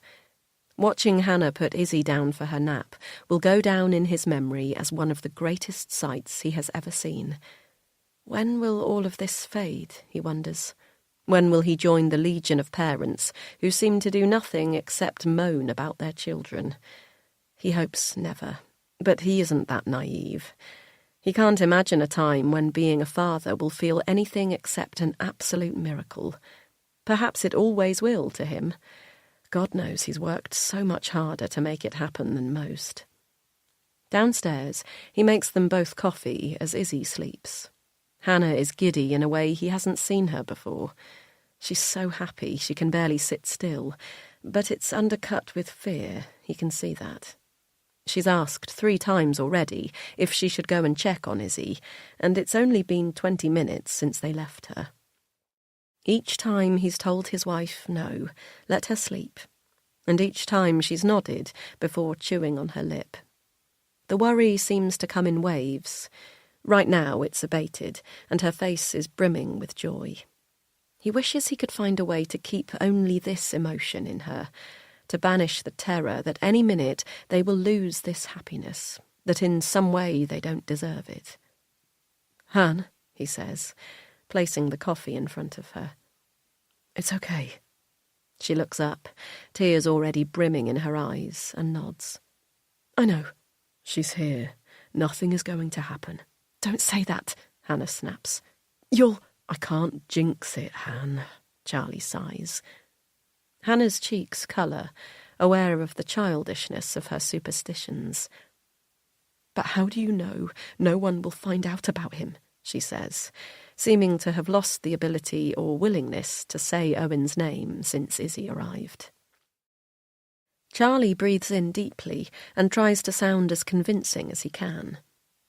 No one is going to find his body, and if they do, there's nothing to tie him to us, right? She nods. They have been through this dance so many times since Saturday. Hannah, he says, now kneeling in front of her and taking her hands in his. We did the right thing. You know we did. Owen was a murderer. He killed Jessie and would have killed Heidi too if she hadn't stopped him. We saved Heidi from a life in prison.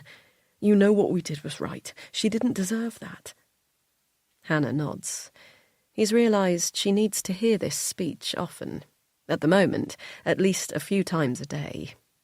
He's willing to give it to her as often as she needs it. Maybe this will become a ritual that lasts with them a lifetime. Maybe he'll never stop telling her these facts. What they did was right. They both need to hear it. And if, occasionally, Charlie remembers a different version of the night Jessie died, a version where the man gargled in pain on the floor, a name that Charlie could have sworn in the moment was Hannah, not Heidi, And instead of helping the dying man, calling an ambulance while there was still a chance for him to live, Charlie shut the door and let him die alone. He tells himself that the mind can play all kinds of tricks. He tells himself that he is a good man. He always does the right thing. And when he can't tell himself that, when he's sure that horrifying version of the night is the truth, he tells himself that sometimes, perhaps the right thing is people getting what they deserve. It works both ways.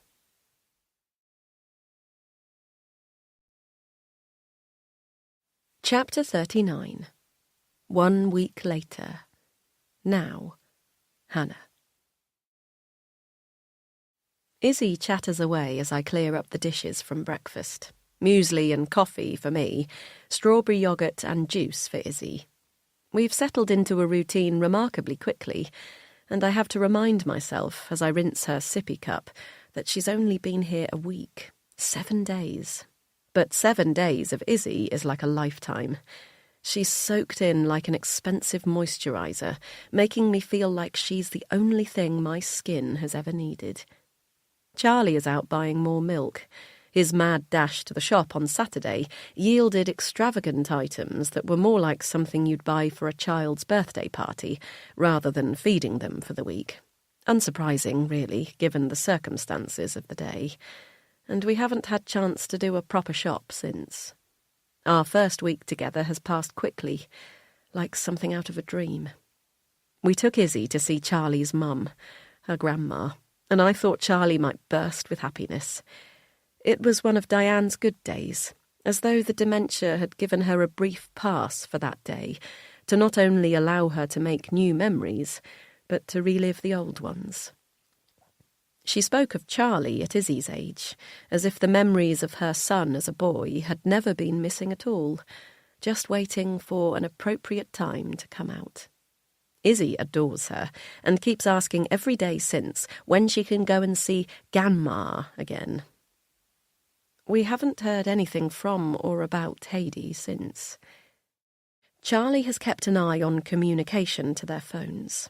Heidi has had none, which seems ominous, but Charlie thinks the phone he hacked was probably a burner. Owen had a lot in the first few days. Messages from journalists asking about Jessie. The police repeatedly reminding him he needs to contact them to be interviewed. None of the messages have been returned, and they've since stopped coming. Charlie says this is a sign the phone has been disconnected. I won't go so far as to say we feel safe now, but I do feel somewhere near at peace with what we did. Charlie has taken to repeating like a mantra that we did what we had to, that we did the right thing, that Owen was a murderer and Heidi a victim that we saved. Each night he repeats it as we get into bed. He doesn't need a response. He just needs to say the words, to have them heard. It's very hard to believe that it wasn't the right thing now that we have Izzy. She is so happy, so utterly loved and wanted in this house. It feels absurd to think we could have done anything different, anything that would have threatened the life we now share. I do still dream about Owen. I still hear his screams as we shovel dirt into his open mouth and he begs us to stop. He's always alive, always begging for his life. But it wasn't us who took it. We just cleaned things up. That's the mantra I tell myself. We are not guilty. We did nothing wrong. "Mama!" Izzy yells from her high chair, and my heart fills. She has just started calling me this in the last day or so, and each time she says it, I feel like I'm shedding my old skin and being remade into something good. "Yes, darling?" I say, turning around to face her. The morning sunlight spills across the kitchen from the front door. We've learned that Izzy doesn't like to be sat with her back to the door, and so positioned her high chair side on, with a sight line down the hall from the front door through to the back. "Look," she says, pointing at the door. "Look!" Her chubby face beams so wide I can barely force myself to turn away to follow where she is pointing. I briefly see a person's outline through the glass in the front door and register a flicker of annoyance before turning back to my daughter. My daughter. The word is still utterly delicious every time I think it, let alone say it. We're still in the trying it out phase. Charlie and I will say it to each other around the house, testing it out, hoping to be brave enough to announce it to the world any day. We've been able to keep things just between the three of us for the last week, only venturing out into the world to visit his mum. We've let our phones ring out, our texts go ignored. It has been wonderful, a total retreat from the world. As if on cue, at that moment, two things happen. My phone rings, and the door knocks again. The outside world suddenly desperate to get in. I check Izzy is safely strapped into her high chair and pick up my phone from the worktop as I walk to the front door. Kate has called. Again. She's been phoning on and off for days, but I've been resolute in my silence. I love her, but I can't let her in just yet.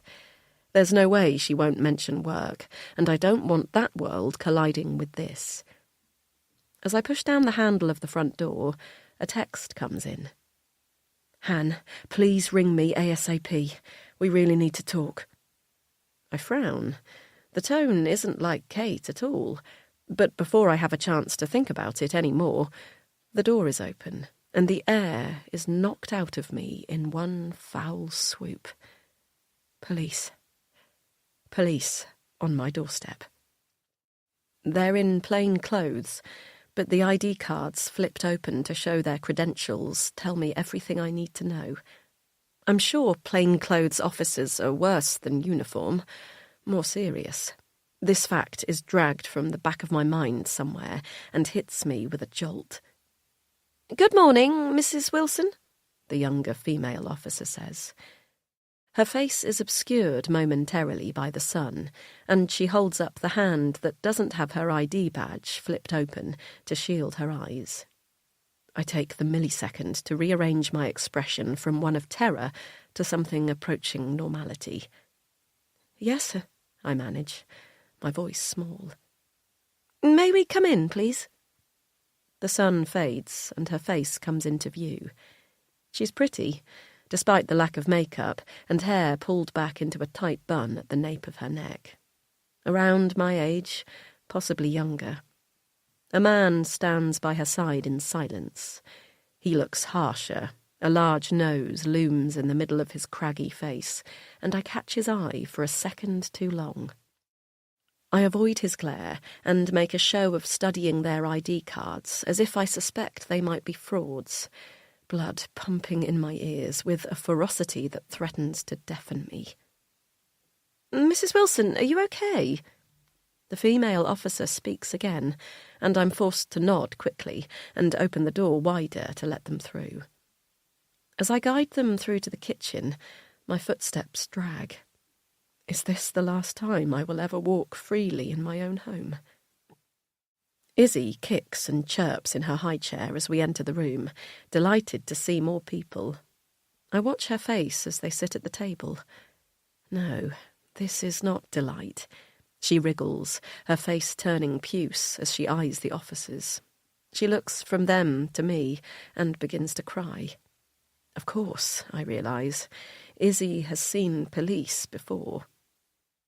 When her birth mother overdosed and left Izzy to cry out in anguish alone while her body slowly decayed, it was officers who came to Izzy's rescue. She will have been picked up by someone just like these two, held against their rough nylon uniforms, sirens perhaps blaring in the distance as she cried. Her mother's body carted away like rubbish. What have I done? How could I bring her home, knowing that this was a possibility, that once again she could be forced to watch as her mother is taken away and never returned home to her? "My husband is on his way home," I blurt, wanting to buy myself some time. Charlie will know what to do. I am useless without him. The female officer exchanges a concerned look with the other before wiping it from her face and looking back to me. I pick Izzy up from her high chair and pull her into my chest. "It's okay, sweetie," I tell her as she cries, more softly now that she's in my arms. "It's okay." I turn her away from the officers so that I'm facing them, and she is tucked safely into the nook of my neck, facing the front door as she likes to. "We're sorry to come unannounced," the female officer begins. "We have tried to contact you over the last few days on the phone, but it looks like you've had your hands full." She smiles, and a moment of hope bubbles in me. I think of the missed calls on my phone, withheld numbers that I've assumed were spam. All the time, that has been the police. But why would they wait? If they had found Owen's body and traced it to us, why would they give us a few days to get away? "I'm going to pop her down in the other room," I tell them, before carrying Izzy into the living room, where I switch on the TV and start another episode of In the Night Garden, her favourite. She's placated now as I place her safely into her playpen and tell her I'll be back in a minute. As I leave the room, I regret the choice immediately. If I am to be taken from Izzy any moment, I should have kept her with me until the very last second, breathing in her indescribable scent of warm skin and love. But no, she does not need to see what is about to happen. She deserves to be cocooned from that. At least this time I, as her mother, have a choice over what horrors my daughter is subjected to. "I'm just making some tea," the officer says when I come back into the kitchen and find her flicking on the kettle with the assurance of someone who has done this in strangers' homes many times before. "I'm DC Arlam. This is my colleague DC Stanton." She smiles and nods towards the cupboard above her head, as if asking me if that's where the mugs live. I nod back and get 3 tea bags from the cupboard next to her. I pass them to her, and she pops them into the mugs just as the kettle boils. "Milk?" she asks, and I nod mutely. "Sugar?" I shake my head, and she smiles again. "He has too, despite me telling him it'll rot his teeth. Do you have—" I reach behind her for the sugar pot and slide it over.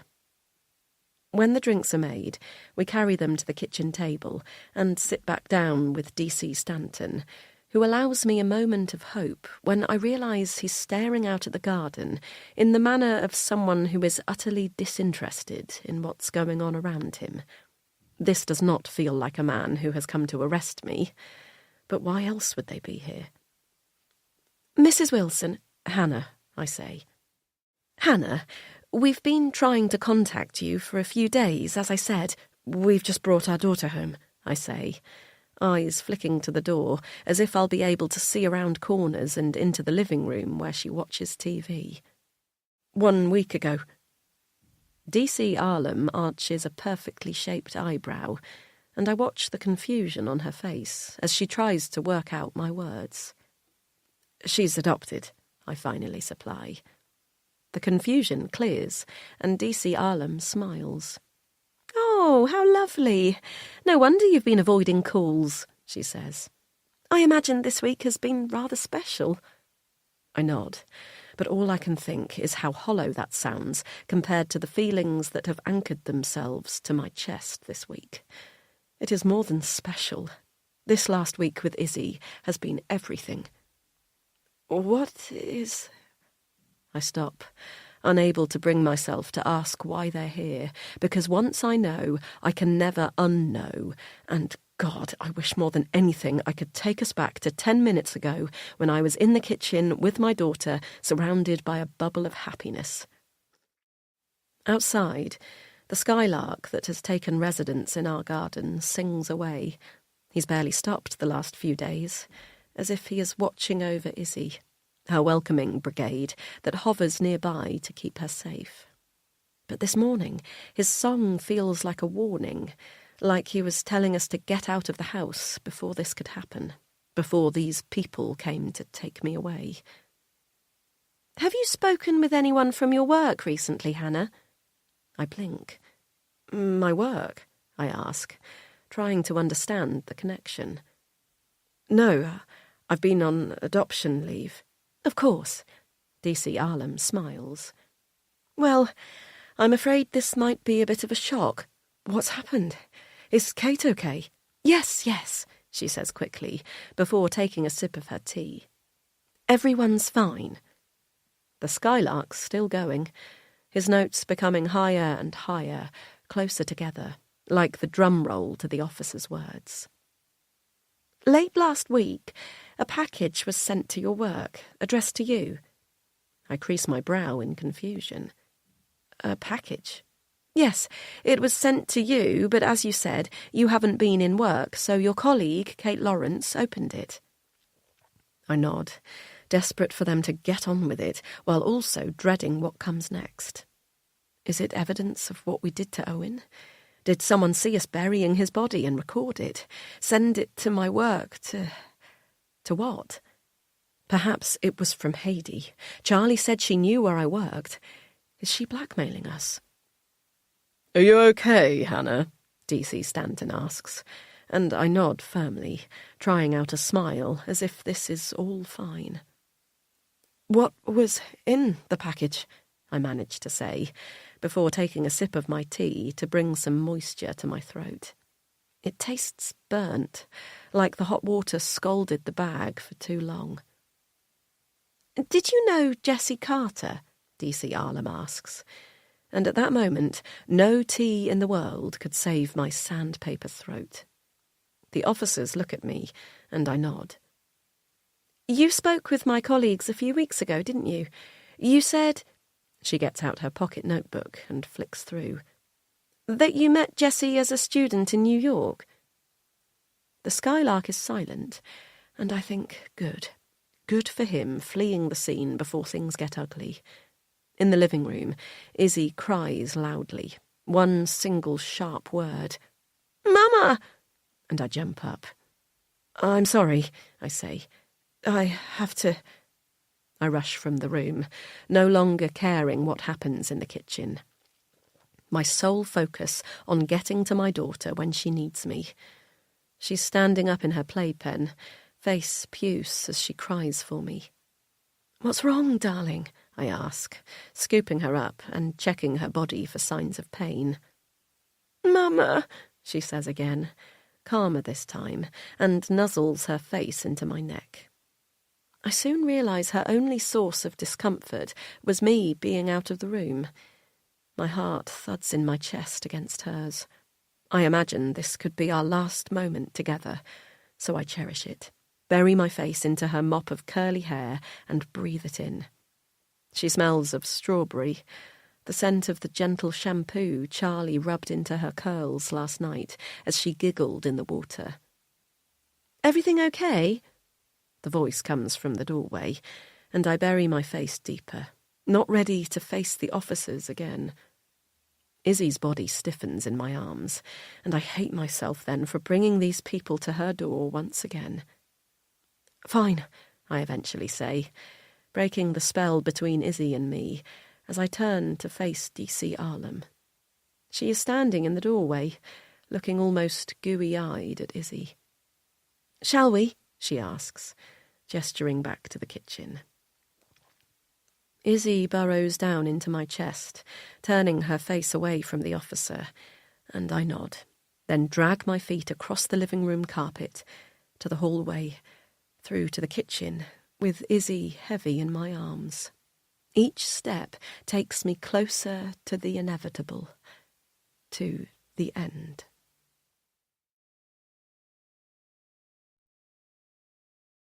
Chapter 40. Now, Hannah. I keep Izzy in my arms as we sit back down. She's unhappy being near the officers, but I can't bear to leave her in the living room alone again, and I'm not sure I could have prized her out of my arms if I tried. Her pudgy fingers grip onto the neck of my jumper tightly as I take in deep breaths to try and fill my lungs with the air they're so desperately craving. So, DC Stanton booms. Where were we? DC Arlam takes this as the cue to produce her notebook again, a tight smile on her face as she asks, So, You knew Jesse Carter? A tight nod. But you hadn't seen him since you left New York? She flicks through the pages of the notebook. 15 years ago? Another nod. Yes, that's what I told the officers the other day. Yes, she replies. We're just double-checking. So you'd not had any contact with Jesse Carter since you were students? He hadn't got back in touch while he was staying at the farm? I shake my head.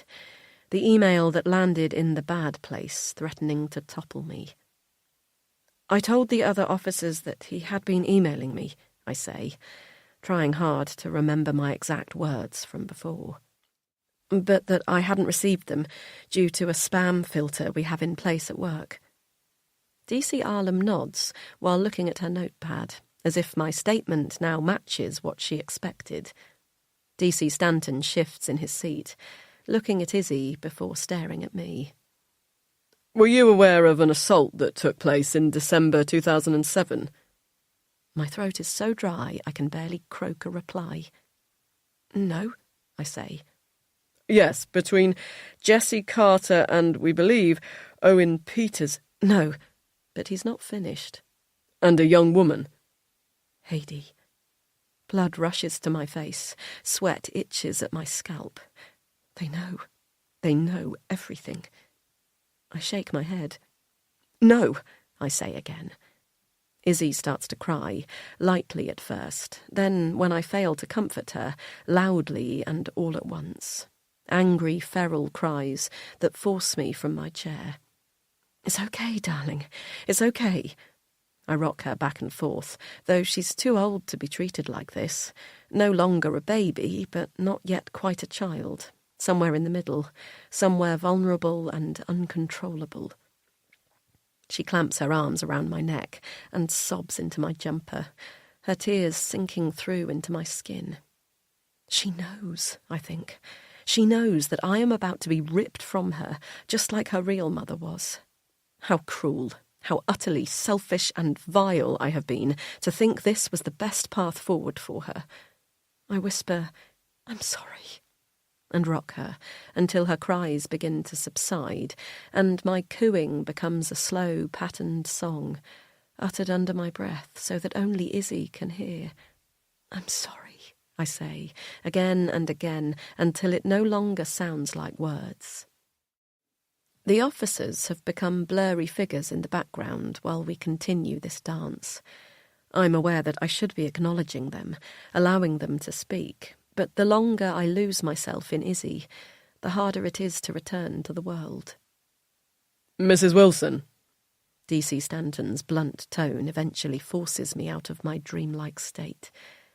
I open my eyes and look at them. Their faces are impatient, but not concerned. How long was I whispering to Izzy? It felt like hours, but I realise from the looks on their faces that it cannot have been more than seconds. How strange time is, to work so independently of us. Sorry, I say. I sit back down, Izzy still clung around my neck. What were you saying? My voice sounds almost normal. The package that was sent to you at work last week, DC Arlam says. It contained a video. The statement is hard, definite, objectively factual in a way that none of our words so far have been. A video. My mind pictures a video cassette tape, as if it's 20 years ago. But did they say a package? Was there CCTV outside the Airbnb? We saw no cameras. We checked. But there must have been. Someone has captured us on film and sent that to my work. Perhaps Heidi herself as a final revenge. There is no other explanation. Something like calm washes over me. The truth is here. Someone has seen us. Everything is over. In the face of it, I'm no longer terrified. It's like I've lost all feeling, except for the reassuring thud, thud, thud of Izzy's heart against mine. Yes, DC Stanton cuts in. A video of an assault. It would be more accurate to call it, He eyes Izzy before lowering his voice. Rape. Oh. Not this, then. Not the murder. The rape. Rape? Why had I never thought of what happened to Heidi like this before? Despite knowing how it ended, I'd always pictured her enjoying the night with Owen and Jessie, though I never pictured her enjoying my part. But her, with the two of them, I imagined all sorts of things. But no, she must have been unconscious. The thought hits me like a slap. They had sex with her while she was unconscious.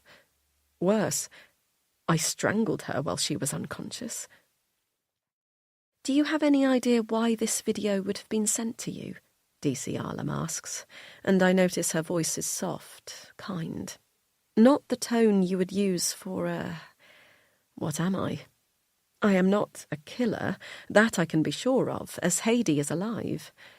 But I am nothing good, and yet the officers talk to me as if I am. That's... I struggle for the words. That's awful. Who was on the video? I ask. The officers look between themselves, as if deciding whether to divulge this, and I think they are acting, because surely they have discussed this already. Their hesitation is merely theatrics. We believe the video shows Jessie Carter, Owen Peters, and an unidentified woman. The world shifts again. Am I the unidentified woman, or is Heidi? If it were me, surely she would be questioning me over that. It starts to burn between my legs. Was I raped? God, this is unbearable. I jiggle Izzy on my lap as she twists my hair around her fingers, catching it every now and again, the pain reminding me to breathe. Do you know Owen Peters, Mrs. Wilson? DC Stanton asks. Do I? Not did I? They do not know Owen is dead. I pat Izzy's back and glance at my fingernails, expecting them to still be filthy with the mud from Owen's grave, but they are clean, manicured, innocent. A bit, I say. Back in New York. Not well. Do you have any idea why this tape would have been sent to you? I open my mouth. I am not in the tape. I am sure of this now. The officers are looking at me like I am on the edge of this, whatever this is, not slap bang in the middle. No, I say. I'm sorry. I don't. DC Arlam narrows her eyes as she watches me. Do you often get things like this sent to your work? I shake my head again.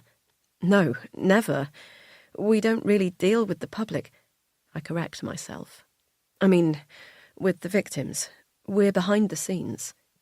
Your colleague, Kate Lawrence, mentioned that a woman did come into the office recently to report an assault and kept mentioning Jessie Carter. I had forgotten this. How had I forgotten? It must have been Heidi. Kate has seen Heidi. Heidi has been in my world. I am connected to Heidi, therefore connected to Owen, and they will use that one day to connect it all when they find his body. Hannah? Sorry, yes. I think Kate mentioned that, but I wasn't there, so... You didn't see this woman? No, I was out. Meeting...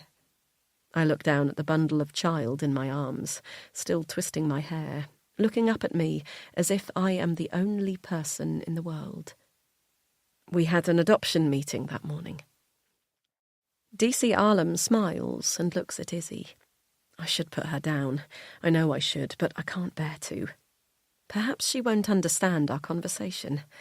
Perhaps it's fine to keep her here until the last moment. Do you have any idea who that woman might have been? DC Stanton cuts in, his tone impatient. Your colleague believes the woman in the video and the woman who came into your office that day are one and the same.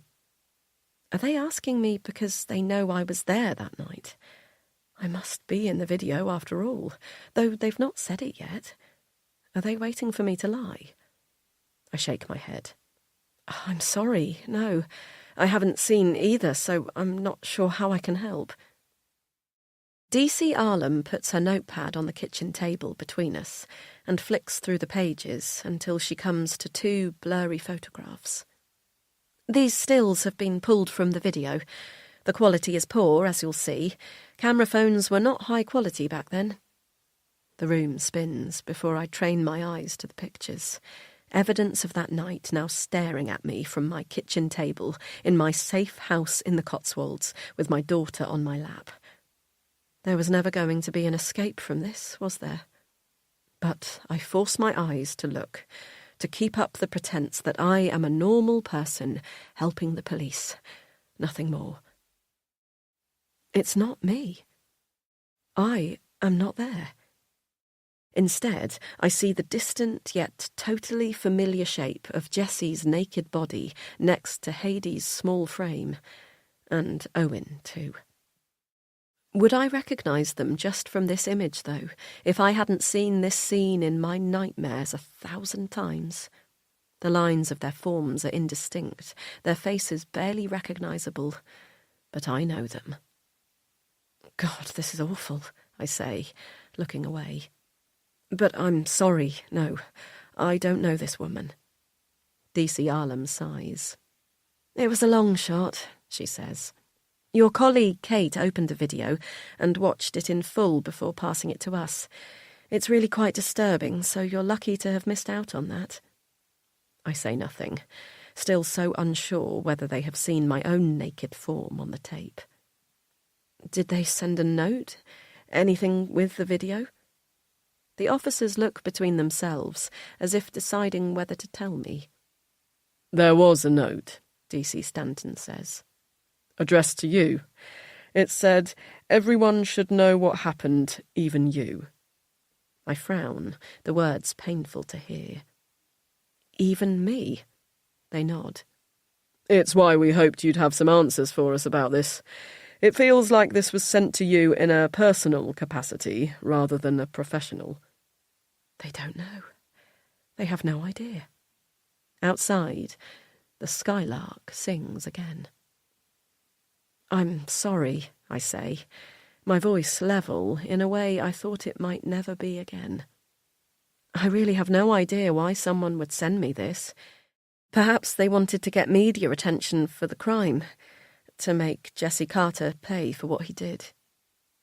Something flickers in DC Arlam's eyes, and I realise this is already the motive they have been working with, that I was never front and centre in this crime.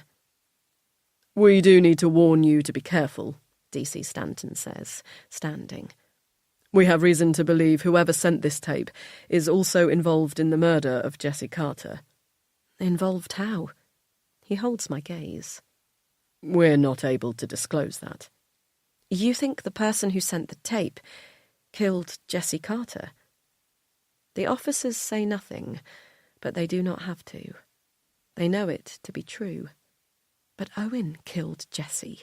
That's what Heidi said. Owen killed Jesse, and Heidi killed Owen in self-defence. But what if Heidi killed Jesse, and then killed Owen to cover it up? Oh, God. That would mean... The sound of the front door opening drains every last drop of blood from my skin. Hannah? Charlie's worried voice shouts from the hall. He appears in the doorway red-faced, his eyes wide and fearful as he takes in the officers. "Dada!" Izzy cries in my arms, and despite everything else around us, a smile lights up Charlie's face as he steps forward and takes her from me. My arms feel empty without her, bereft, as they fall back into my lap. Charlie stands in front of me, bouncing Izzy on his hip like she loves, her face now lit up with joy, while my husband's has grown pale. His eyes flit between the officers and me, as if he can will them to disappear on his own. "Mr. Wilson," DC Stanton says, standing. "What's going on?" Charlie snaps, and I beg him silently to calm down before he raises any more suspicion. He glances back at me, and I smile tightly, hoping to communicate to him that everything is fine. It's something to do with work, I start to say, at the same time as DC Stanton begins to talk. I'm afraid your wife was sent a rather distressing video in the post at work. Charlie frowns, then looks at me, unsure. But she's not at... It was addressed to me, but Kate opened it, I supply. We just needed to ask her some questions about it, DC Arlam says now, standing. But I think we've got everything we need, right? DC Stanton takes another look at me, then Charlie, as if debating. Go away! Izzy suddenly shouts from Charlie's arms, her face screwed up in frustration. Go away! Hey, Charlie says, turning her to face him. There's no need for that. But our daughter is inconsolable, tears falling down her plump red cheeks as if this is suddenly all too much. DC Stanton chuckles, a deep, throaty sound, while DC Arlam smiles uncomfortably. I think we'll take that as our cue to leave. I'll take her out, Charlie says to me, before leaving the room with Izzy still in his arms. His footsteps bash against the stairs as I hear him walking her into her room, her cries decreasing with every step. Sorry about that, I say. She's still settling in. It's all new. Of course, DC Arlam says. Don't worry at all. Like I said, we have everything we need, and we'll be in touch if anything else comes up. What will happen now? I say. She shrugs. Depends where the investigation takes us. As if seeing the fear in my eyes, she adds, I'm sure it won't bring us back here. Don't worry. She pats my arm and nods towards the door for me to lead them out. As we walk down the hallway, my heart grows heavier, head buzzing with the possibilities of this new information. Heidi could be guilty, Owen could be innocent, of murder at least. I could remain on the periphery, out of shot, barely involved at all. We'll call if we need to follow anything up, DC Arlam says, the other side of the door now. I nod, saying goodbye before shutting the door. Through the glass, I watch their figures growing smaller as they retreat, and I don't look away until the sight of the unmarked black car blurs and fades to nothing in the distance. Han, Charlie calls from the top of the stairs. His face is white, his eyes wide. I thank God that he wasn't here throughout the questioning. There is no way Charlie could have hidden his guilt. What the fuck? Shh, I snap. He shakes his head. She's down for a nap. But it's not time. He runs down the stairs, and when he reaches the bottom, says, Do you really think that matters right now? Tell me what happened. What's going on? We walk into the kitchen, shutting the door behind us to prevent any stray words making their way up the stairs and creeping into Izzy's room. I flick on the kettle while Charlie hovers beside me, getting out 2 mugs and placing a tea bag in each. Kate was sent a tape. I thought you said it was sent to you. I sigh loudly. Yes, it was, but Kate opened it. What was on it? Fear dances in his wide eyes. Not us, I say quickly. It was the video of that night. He frowns. The kettle clicks, steam escaping from the top. I pour boiling water onto our tea bags and watch as the colour turns brown. The night in New York. I nod. We take our mugs to sit at the kitchen table. So they saw. I shake my head. I don't think I was on it, I say, the words falling out with a mix of ecstasy and horror. They didn't seem to recognise me, anyway. Charlie screws up his face and takes a sip of his tea, instantly regretting it as he clicks his tongue against the roof of his mouth. Too hot. I don't understand. No, nor do I. Did Kate watch it? He asks. I nod. You need to talk to her. What? Find out what was in the video. Perhaps the police weren't telling you the whole truth. Perhaps they did see you on that tape and were coming here to see if you'd lie about it. The thought churns my stomach, and I grip my hands around the mug, scalding my fingers. Why had I not thought of that? If they knew I was on the tape, I've just put myself top of their list of suspects, having lied about it. But how can I phone Kate if she has seen me on the video? I think of her incessant calls over the last few days, the text message she sent me earlier saying to call her. Shame prickles my skin. Han, Charlie says, peeling my fingers from around the mug and lacing them with his. Call her.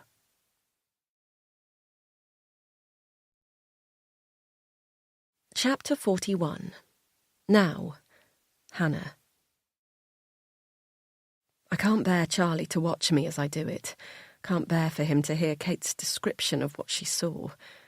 Though I've told him what I did to Heidi, the idea of him hearing someone else potentially narrate it is too horrifying.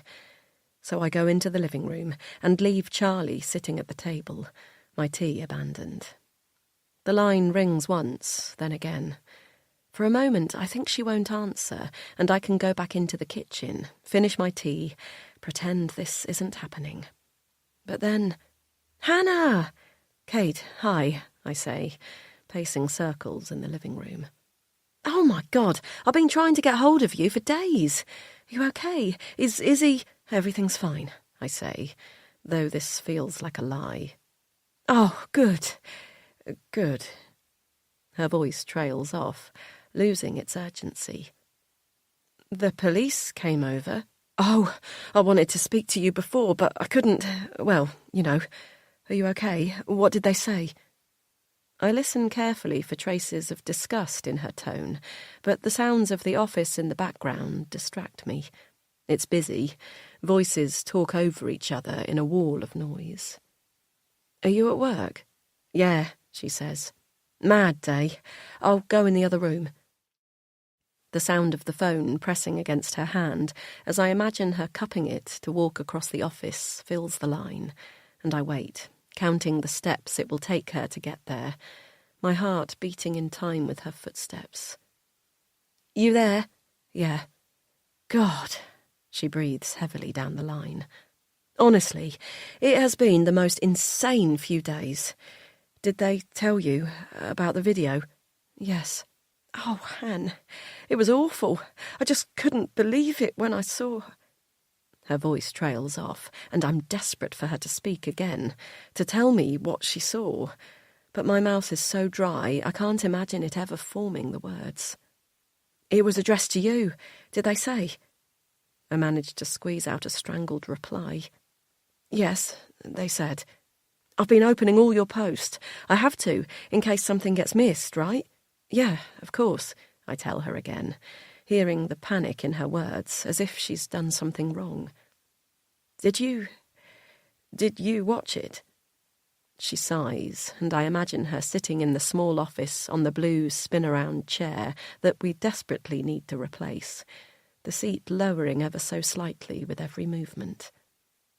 Yeah, she says eventually. It was awful, Han.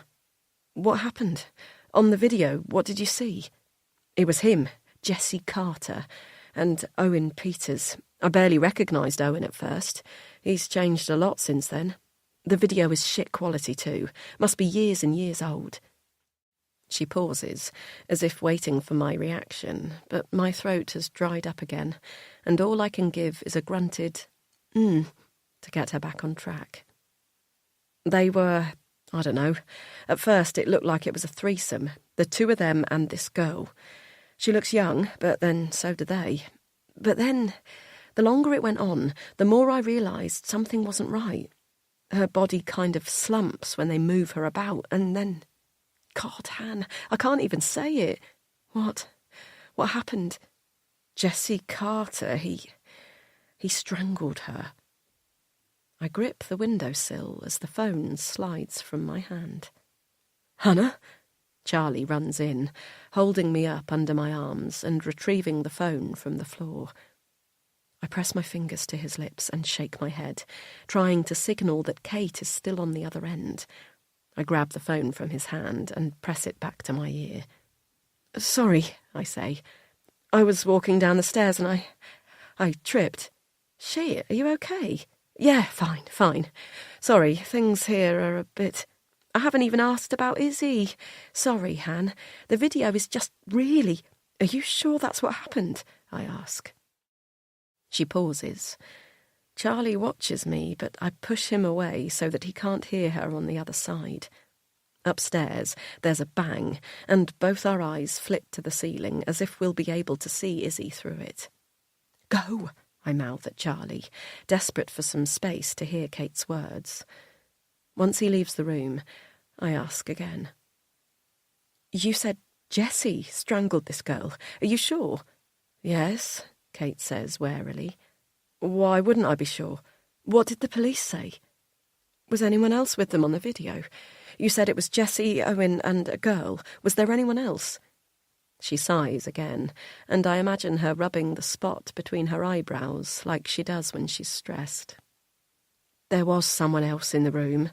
I told the police that. But she wasn't... You couldn't really see her.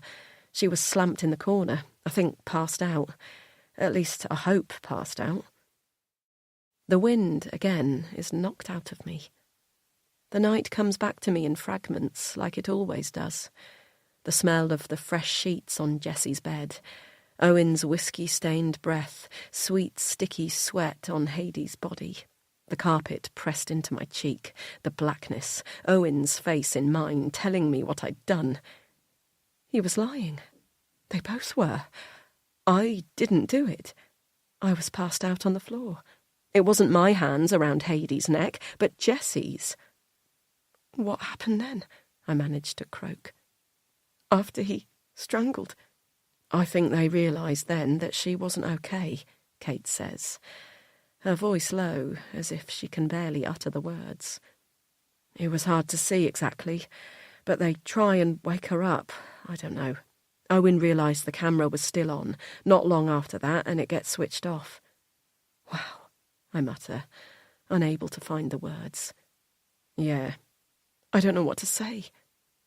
The girl from the tape, Kate says, her voice back to full force. I think she was the one who came into the office the other day. You know, the one I mentioned. I close my eyes, feeling it all coming full circle. Are you sure? Well, no, she admits. The video isn't great, so it's hard to be certain. But it makes sense, doesn't it? If they did something to that girl, and she somehow had evidence of it, wouldn't she want everyone to know? So he didn't go down in history as pop royalty. The venom is back in her voice, and I'm reminded of the day we found out Jessie had died.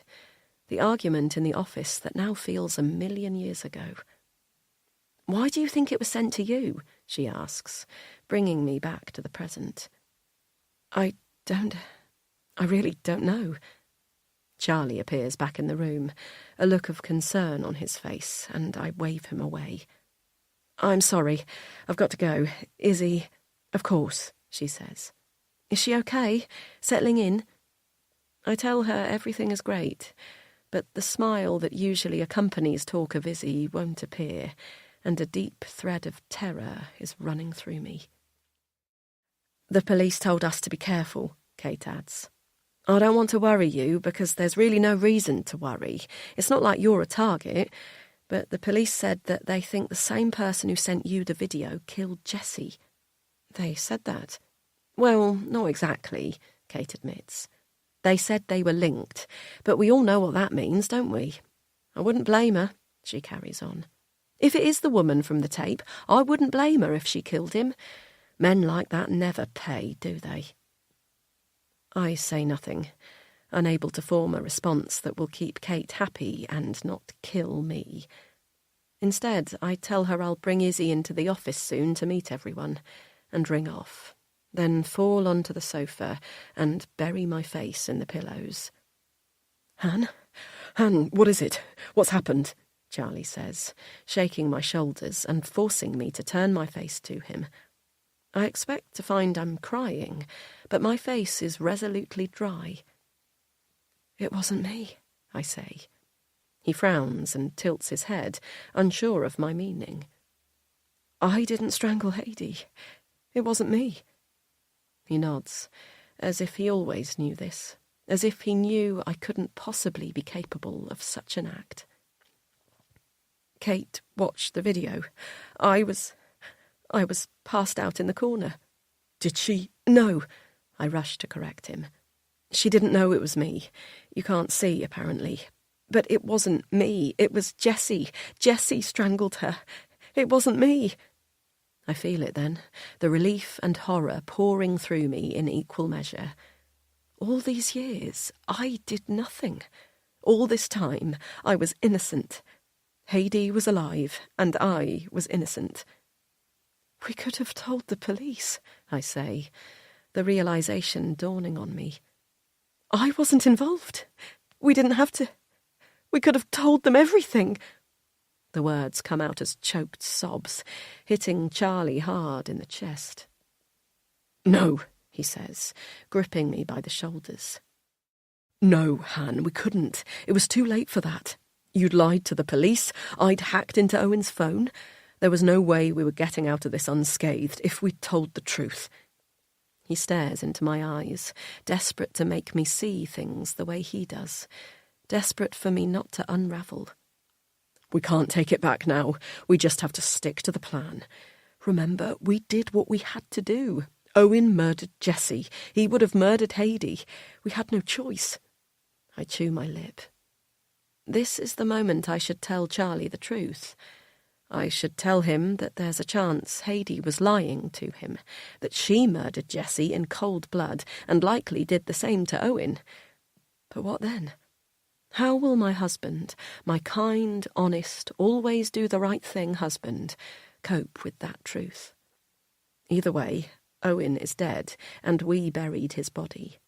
Owen is not innocent in all of this. He engineered every moment of pain, forced Haidee to live a false life, forced Jessie into unknowingly depending on him forever, and left me believing I was a murderer, all to give him what he wanted. He may not have murdered Jessie. He may not have tried to murder Haidee, but he deserves what he got. Yes, I tell Charlie. You're right. I know you're right. And this is fine. The police don't know I was on the video. There's no way to tell it's me. And now they know that Jessie and Owen had an enemy who is not us, who has nothing to do with us. There's nothing to link us to Haidee, even if they do find out it's her in the video. Charlie nods, moving his hands from my shoulders down my arms, his grip loosening, becoming more comforting. We did the right thing, he says again. I nod, biting my lip to stop the tears spilling from my eyes. Upstairs, Izzy cries for me. The pull of her in need of me is so strong, it's like my body reacts before my brain, and I get up, leaving Charlie alone in the room. Before I shut the door, he calls for me. Han, he says, and I turn to face him.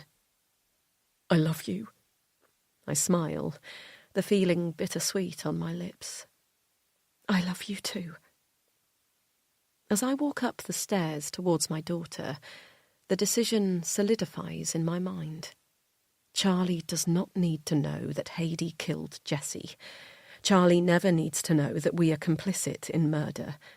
An accidental killing in self-defence he can live with. But he cannot become the villain of the story. I will not put that on him.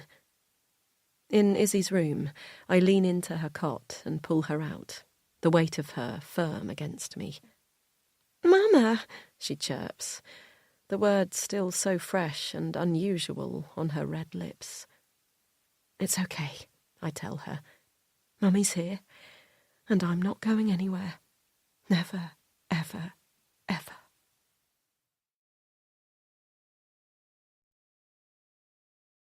Chapter 42. 1 year later. Hannah. Fruit shoot! Izzy calls from the back seat, her voice a sing-song melody that I will never tire of hearing. In a sec, darling, I say, checking my mirrors before indicating left to turn down the small lane. I switch up the car speaker, letting Izzy's current favourite song fill the car. The sunshine melody overridden by her attempts to sing along. She shouts, "You! You!" telling me she wants me to join in, and I do, my voice filling the car in a way that I once thought it could never do again. Whenever Charlie hears me sing now, it feels like something in us both is healing. Izzy has turned into such a happy little girl too. Everyone says it, as if they are surprised by the fact. I suppose in some ways they should be. Izzy had little chance of turning out this way if you take into account how her life began. Looking at her now, you would never suspect the darkness from which she took her first tentative steps into the world. I smile back at her in the rearview mirror, my heart full to bursting with the happiness of her.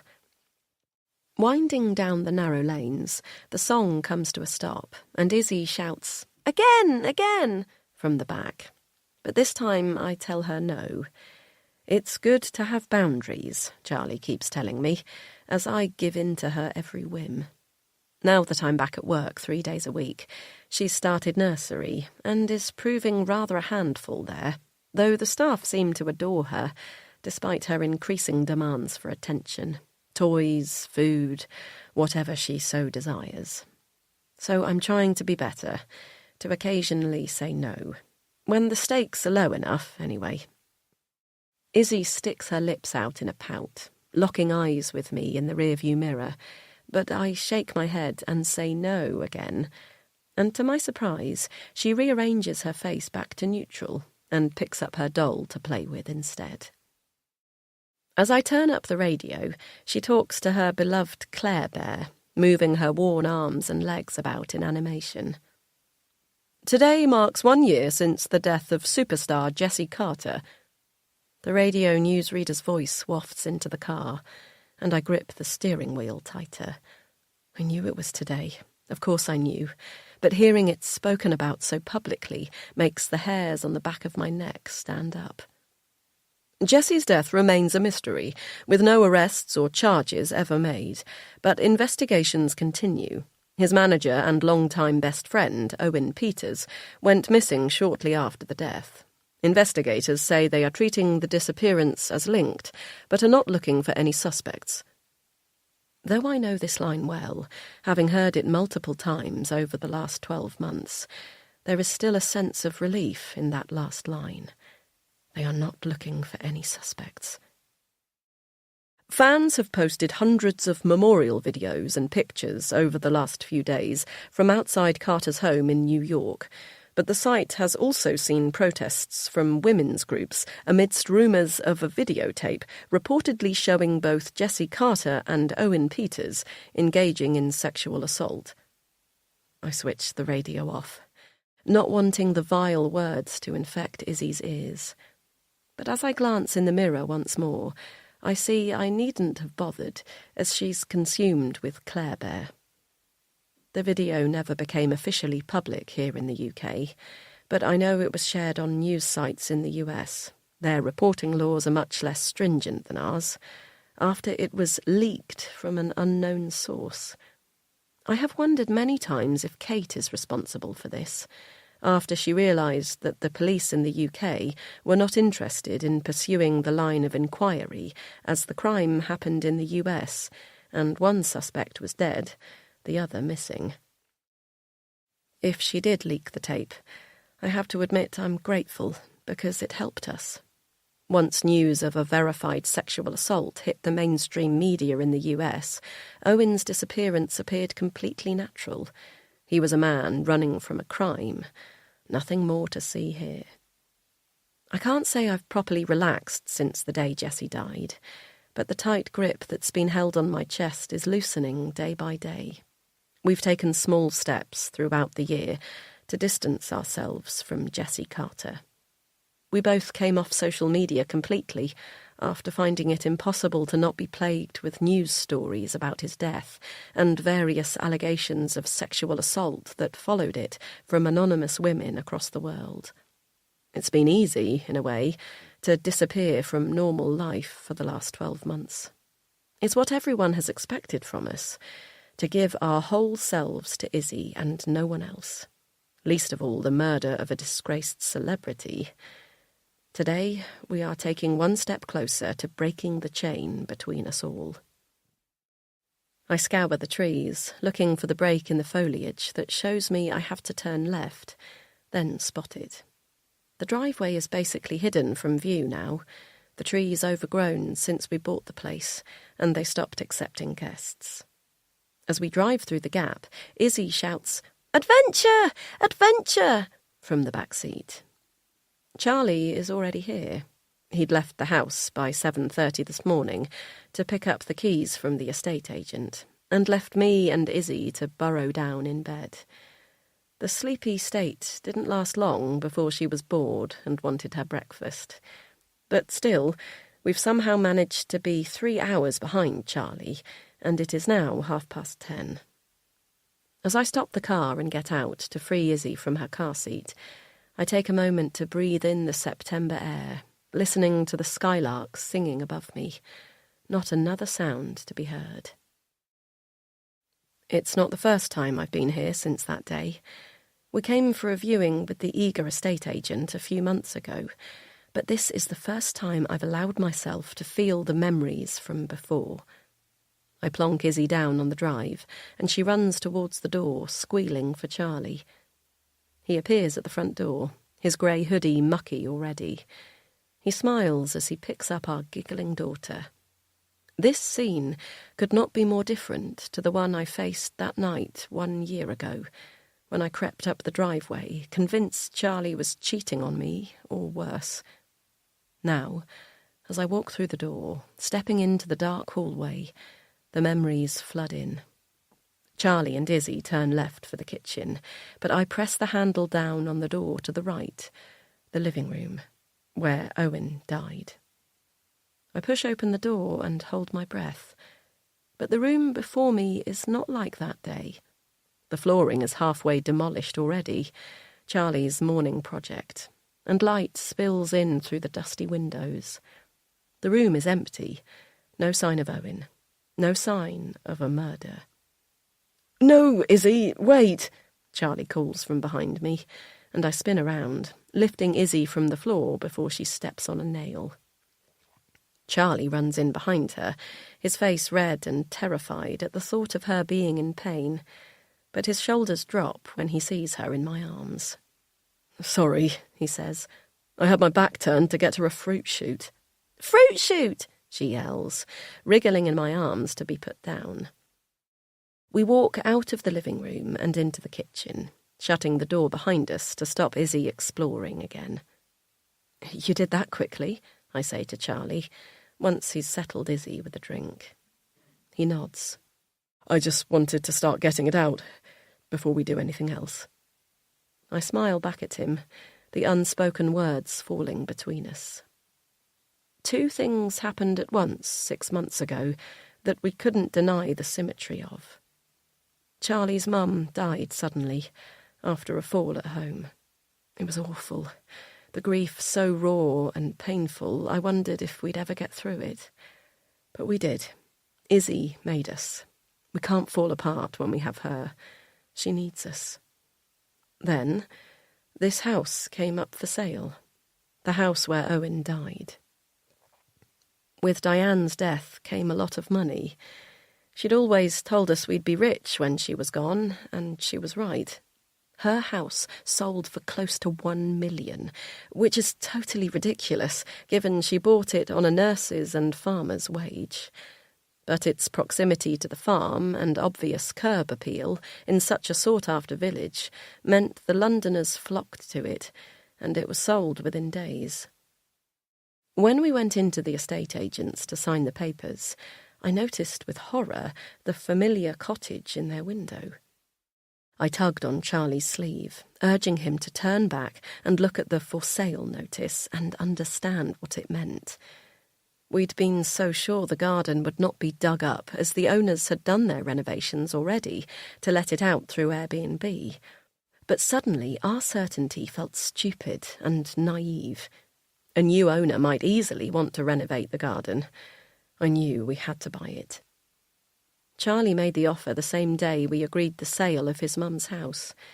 We paid £100,000 over the asking price to secure it, but with the money from Diane's cottage, it was easily within our reach.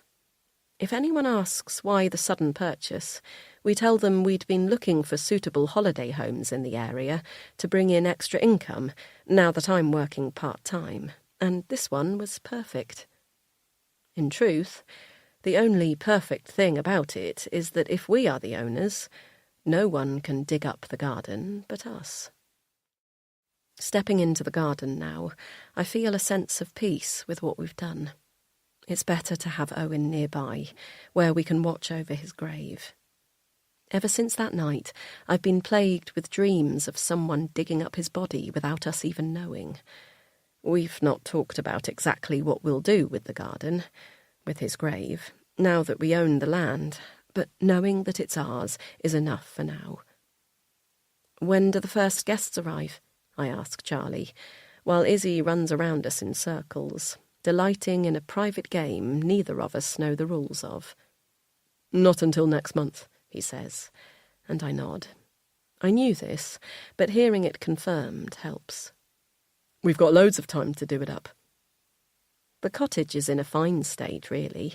There's no need for work, but I think our compulsion to rip everything out and repaint, replaster and retile comes from the need to cover up what this house contains, as if by leaving things as they are, Owen's blood might start to seep from the floorboards. Charlie and I will do most of the work ourselves. He's taken a leave of absence from work and is looking forward to getting his hands dirty after so long behind a screen. What first? I ask.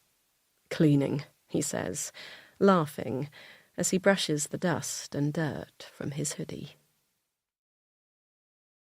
A few hours later, we're tired and hungry. Izzy has been brilliant, while I've scrubbed every last inch of the empty kitchen, playing with Claire Bear and making up songs to keep me going. But now it's time to leave. Charlie locks up the house while I wait on the drive, staring at the back gate leading to the garden. Even now, part of me does not believe that Owen is lying there beneath the soil. But I know he is. We put him there ourselves. Still, he is safe. We are safe. As I drive away from the cottage, following Charlie's car down the winding lanes, a trickle of guilt starts to eat away at me. I never told Charlie the truth. He still believes the story that Heidi told him, that Jessie wanted the truth to come out, and Owen killed him to shut him up, then tried to kill her too. The longer I've had to think about it, the more I realise how totally untrue this ever was. Heidi probably did go to Jessie, like she said, to expose the truth, but he wouldn't have reacted kindly, like she said. He wouldn't have been open to ruining his entire career, his entire life, in order to bring her justice. That wasn't the kind of man he was. He was the kind of man who would let his teenage girlfriend believe she was responsible for a crime that he himself committed. Anything to avoid the blame. That's who Jessie was.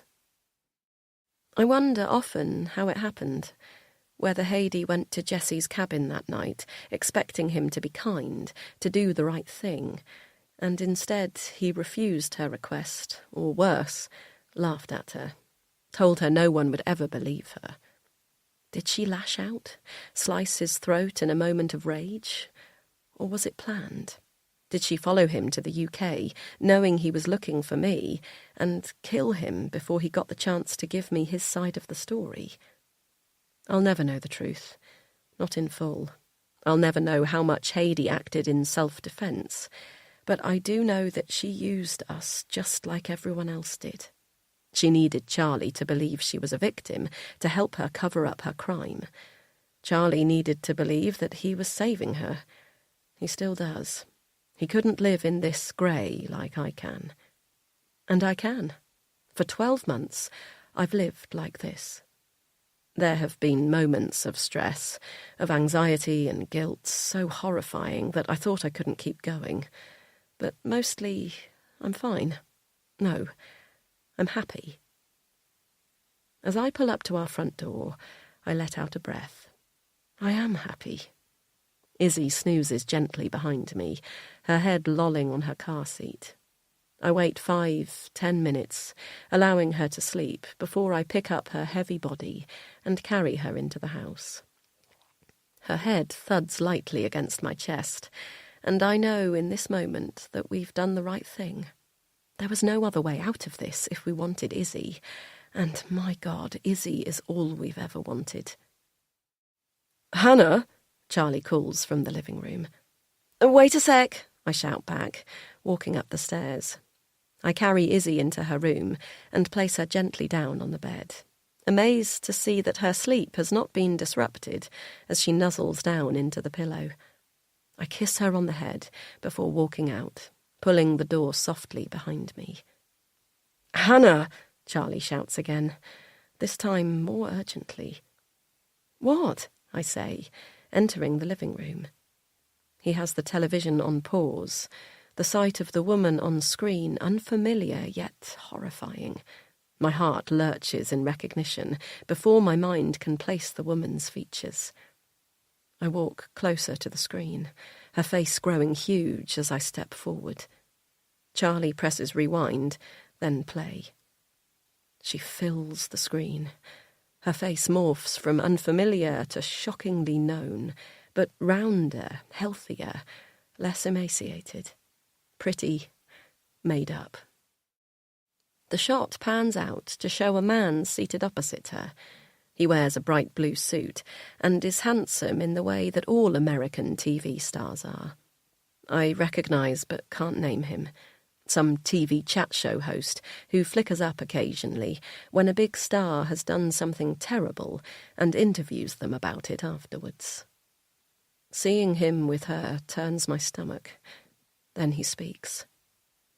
"I'm here with Heidi Miller, who claims that she was sexually assaulted and left for dead by Jesse Carter and Owen Peters." Sick rises in my throat as I grip the sofa. The presenter keeps talking as Charlie appears beside me, his hand holding onto mine so tightly that I think he might break it. "Viewers may remember this clip that circulated last year, and I warn you, viewer discretion is advised, as these are some disturbing scenes." The all-too-familiar clip plays. I see my body curled in the corner, barely visible from the crop, but still, my heart pangs knowing that it's me, that I am on screen in millions of homes across the UK. The screen clips back to the studio, where Heidi wipes a solitary tear from her cheek. Why is she doing this? Why is she risking everything by raking it up? I turn to look at Charlie. The colour has drained from his cheeks completely. He looks like a condemned man. The American presenter asks Heidi the question on mine and everyone else's lips. Why now? "I've wanted to tell my story for a long time," she says, in a small but assured voice. "While Jesse was alive, I was too scared to, but now he's gone and everyone should know what happened to me. There are 2 people responsible for this, Jesse Carter and Owen Peters. The whole world should know who these men were. Too long, women have hidden in the shadows, terrified to voice the abuse we suffered, as if somehow we deserved it. Today, I'm speaking out. Today, I'm finally ready to tell my story." She holds her stare on the camera, her head tilting to one side, and for a moment I think she is talking directly to me, telling me that everything is going to be okay. She won't include me. I am the curled-up figure in the corner of the room. I am nothing. The sound of the post falling through the letterbox feels so loud that I jump apart from Charlie, expecting the worst. He shakes his head and goes out to fetch it. We are both wordless as the TV drones on in the background, cutting back to the main UK studio where 4 women discuss the clip on their chat show. "Hannah," Charlie says, handing me a thin envelope with my name handwritten on the front. I rip it open hungrily, as if I know what it will contain. Holding it in shaking hands, I read the words, Your secrets died with them, I promise. I fall to the floor, the letter flying out beside me as Charlie grabs it. He reads the words aloud, his voice breaking up. We huddle against the sofa, breathing our sobs into each other, our grip on the world, on this life we've built, feeling as paper-thin as ever. Later that night, we put Izzy to bed together. She's been fed and bathed and cuddled, and now all she wants is sleep. We've heard nothing more about Heidi, but I imagine over the coming weeks she will invade our lives regularly. I want to be furious with her for being so careless. How can she go on television talking about what they did to her when she knows she is responsible for their deaths? How can she stand that level of scrutiny? But part of me admires her. Her willingness to be seen, to have her suffering recognised, even if it means facing what she's done. But no, Heidi is many things, but she is not a martyr. If she thought there was any chance that going public with her abuse would implicate her in the murders, she'd never do it. I know that for certain, because Heidi is like me. She is a survivor. As I pull the door closed on Izzy's bedroom, I tell myself and Charlie that everything will be fine. We can survive this. We have to. Those men have ruined enough of my life. They are not coming for the rest. I don't know what will happen now. Neither of us do. But I think for the first time that, despite the extraordinary circumstances, we are no different to any other parents. No one knows what is coming. No one knows for sure that their family is safe. No one knows if their children will stay with them forever. None of us know the future. This is part of being parents. The uncertainty, the guilt, the constant worry. This is the price we must pay to have everything we always wanted. I can learn to live with that.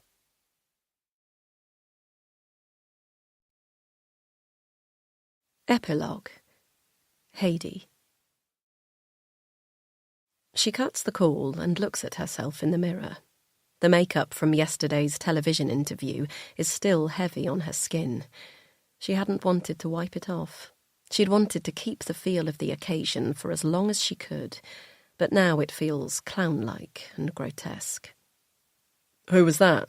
David says, slumping next to her on the bed. They're still in the hotel room paid for by the studio. It's one of the nicest she's stayed in, even considering the nights spent with drunken bankers and businessmen when she was younger and more beautiful. She runs her hands over the soft cotton sheets, already desperate to keep the memory on her skin. She doesn't think she's beautiful anymore. She felt it yesterday, or at least something approaching it. But today she's tired. Today she looks at herself in the mirror and sees every inch of her 35 years etched into the crinkles of her skin.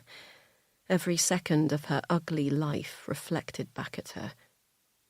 "It was the producer from the Daily Angels," she says to David. "What did they want? Offering more money, I hope." He flicks on the TV to a car chase scene that plays out dramatically on the huge flat screen across from the bed. "No, that's not what they said." She gets up and opens the minibar fridge, looking longingly at the small bottle of champagne. Will the producers cover their bar bill, she wonders. Fuck it, she needs a drink, a proper drink. It will be her last decent one for a while. After she's downed a glass, the dry bubbles tickling her nose, she tells David the news. "They've cancelled my next appearance," she says. "What?" he snaps, flicking off the TV. "The show," she says, shrugging. "They don't want me on tomorrow anymore." "They better be fucking joking." His fat red nostrils flare, and she inwardly recoils. "Do they want us to tell the whole world how they're shunning America's favourite victim?" He makes air quotes around the word and sneers. "Ring them back, now. You tell them." I'm not telling them anything, she says. There's no point. They have someone else. What? She sighs and picks up her phone, Googling the name she's just learned. Sophie O'Connor. Even her name sounds purer than Hades. The first result that comes up is a story that reflects much of what the producer told Hades just now. Brave victim speaks out against Jessie Carter. Jessie stole my virginity days before my sweet 16th. Hades clicks the girl's, now young woman's, photo and feels herself age further. She is young, probably 21 or so now, and impossibly innocent-looking. Blue eyes, blonde hair, tiny waist and clear skin. She is America's perfect girl next door. Hades scrolls further and eventually sees a mention of herself as the first victim to speak out. But already her picture is small in comparison. The words about her assault, now just a few lines in the middle of Sophie's account of her own ordeal. Hades hands the phone to David and watches him read, his cheeks growing redder as he takes in the words. She wishes she weren't here. She's been wishing that a lot lately. When they met 2 years ago, she thought she'd never tire of his musty wood smoke smell and funny British accent. But now it sets her teeth on edge. They'd met in Vegas. Isn't that where all the great love stories start? He was on a lads' weekend, he told her, though she never met any of the other lads. She thought he was rich. He'd just had a big win and treated her like a queen that first weekend, lavishing her with expensive dinners, dancing all night, and sleeping in a huge king-size bed in his hotel suite during the day. She thought she loved him, so much so that when he asked her to come back to London with him that same weekend, she packed up her meagre possessions and went without question. There was nothing keeping her in Vegas. She'd been there for a year or so, picking up bits of work here and there, none of them requiring ID. That was the problem with living off Owen's money. It took everything else away. How can you make a life for yourself when you don't even have a real name? David offered her a way out, the chance of a real life, finally. But London wasn't what she imagined. David, or Dave, as his friends back home called him, she can't bring herself to, wasn't some big-time banker, as she'd been led to believe, but worked in the call centre for a high-street bank and had a serious gambling addiction. The night she met him was the last time she's ever seen him win. "What the fuck are we going to do then?" he says to her now, grabbing the bottle of champagne from the side and swigging it from the neck.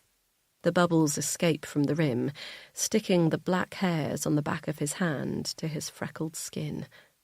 She shrugs again, too tired to worry about this now, too resigned to convince him to feel the same. "There's nothing we can do," she says. "It's over. It was good while it lasted, and now it's over." It had been good, despite how they'd got here. For the last few weeks, they'd lived the life she'd dreamed of. The amount people would pay for her story was ridiculous to her still, and sitting in studios being dolled up and asked to cry on cue suited her perfectly. She should have been an actress, she realises now. This is the life she was meant to have. But she'd had too many disappointments to contend with in her life to let this one cut her deeply. Nothing lasts forever, not for people like her. There's always a younger, prettier girl in the wings waiting to come out. Today, that girl is Sophie. Sophie is what a victim should look like. Hades is not.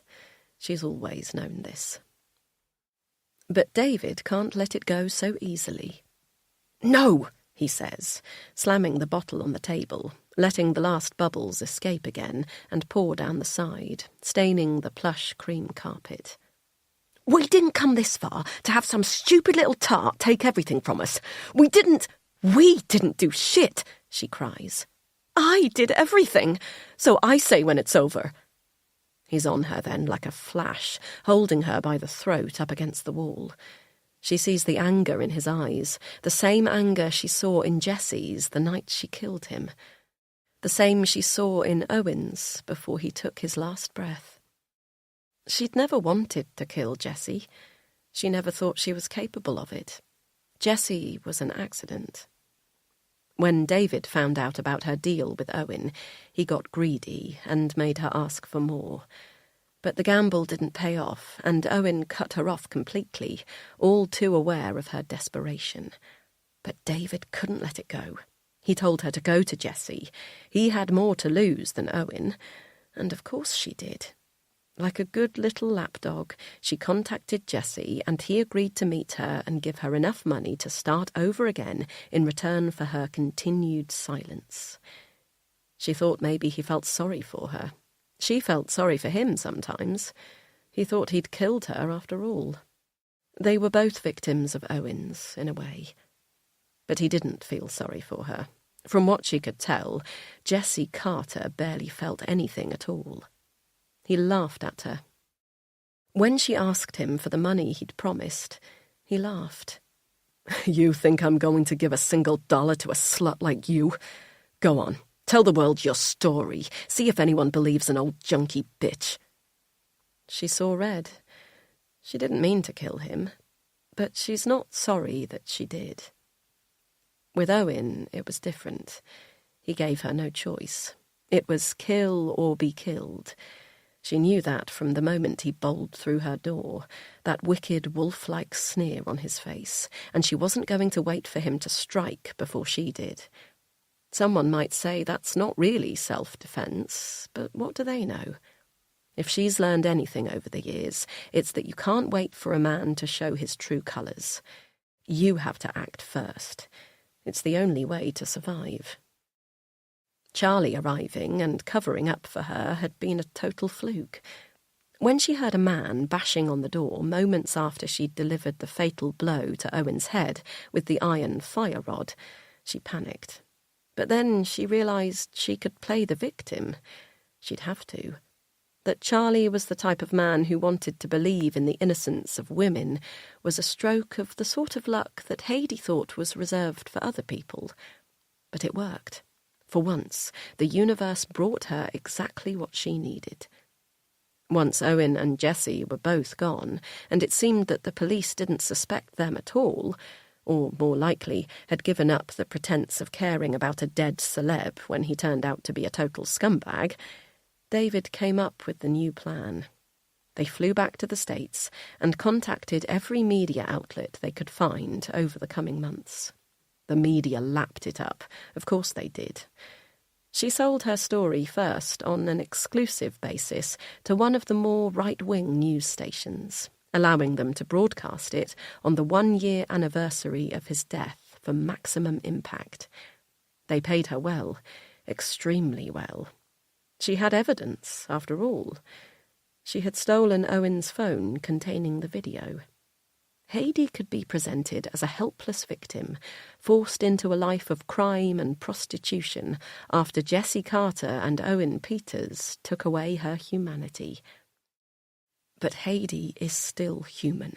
She's not just a victim, a body that was once used and discarded. That's what no one seems to understand. It's what she's let herself forget for too long.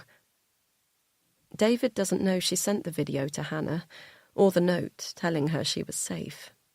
She finds it hard to believe their lives have remained connected in the way they have. The day she went looking for help to leave David, she hadn't meant to turn up at Hannah's office. She had no idea Hannah even worked there until Charlie told her. She'd simply Googled domestic abuse help the morning after David had drunkenly smacked her in the face a little too hard, when she said she wanted to go back to the US and get away from him and Jesse's death. It's the only time she's ever considered looking for help, but when she got there, she felt dirty, exposed, not the right type of victim, and the way the women in the office looked at her made her sure she'd never seek help like that again. How funny, she realised after, that she could have come face to face with Hannah that day. Maybe Owen would still be alive if she had. Instead, the first time she saw the woman again was after Owen was lying dead on the floor, and Haidee was hidden outside the cottage, listening, after David went to dispose of the car. Haidee's anger grew as she heard Hannah say she believed she'd killed her. How Jessie and Owen had spun it like that. Haidee hasn't stopped thinking about her since. She'd been so jealous of Hannah back then. The perfect, talented Brit who could afford that stupid, expensive school with Jessie. Haidee and Owen were the outsiders, the token poor kids that tagged along. Hannah was everything Haidee could never be, and she'd carried that resentment with her over the years. The idea that Hannah had carried on her life unscathed by Jessie and Owen. But hearing her with her husband, Haidee realised that Hannah had, in some ways, been as trapped by those men as she had. Haidee wanted to set her free. She wanted to do a good thing for someone, for once. "It's not fucking fair," David says now, letting his grip on her neck loosen as she falls to the floor. "You deserve to get something for what they did to you." His little piggy eyes narrow at her, waiting for her to join him in the righteous indignation. But this time, she finds she can't. He paces the room, hands scratching at his balding head. He snaps around suddenly. "What about that bloke?" Once the air is back in her lungs, she rubs her throat and, in a scratchy voice, manages to ask, "What bloke? The one that, you know..." David mimes shoveling, and Haidee frowns. How is she with this man who can let himself profit from a murder but can't bring himself to say the words? "He must have some money." Haidee takes a step back. "We should write to him," David says, warming to the idea, his little pig eyes lighting up at the prospect of another gamble, another hit, another big win. "Tell him we've got evidence of him, you know." He mimics shoveling again. "He'll pay us off." Haidee nods, slowly, her hands still at her bruised neck. It would work. She knows it would. Though she only met Charlie for a few minutes, she could tell just how far he was willing to go to keep Hannah safe. He buried a body for her, for Christ's sake. How easy it would be to blackmail him. She could be set for life once again. He probably deserves it, she thinks. Somewhere in his life, he probably got a bit too handsy with a girl. He probably broke someone's heart, raised his hand to a lover when she wouldn't do what he wanted. They all have, haven't they? But she thinks of Charlie's face again, of the words she heard him exchange with Hannah while Haidee hid outside, listening, and finds she doesn't want to believe he is like the others. "Come on," David nudges her. "Pack your shit up. We need to go somewhere to send an email to him. I saw an internet cafe down the street." He starts grabbing their things from around the room and shoving them into the case. She watches as he grabs the beautiful white and yellow dress she was given to wear on her last television appearance, the one that made her feel like an innocent virgin, and balls it in his fat fists, the grease from the potato chips he ate earlier marking the delicate silk fabric. Something in her snaps then. This man will not stop taking from her. None of them ever do. She knew that the night she killed Jessie, reconfirmed it when she watched Owen die. These men never stop, unless you stop them. She eyes the antidepressants her doctor prescribed her when she saw him last, complaining of an inability to sleep. It wouldn't take many. A few crushed into the expensive champagne he loves so much, and that would be it. There would be one less violent man in the world, and she would be free. Surely she deserves that, after everything. "Sure, babe, whatever you want," she tells him, slipping the pill pack into her dressing gown pocket. "But first, Let's have one last drink.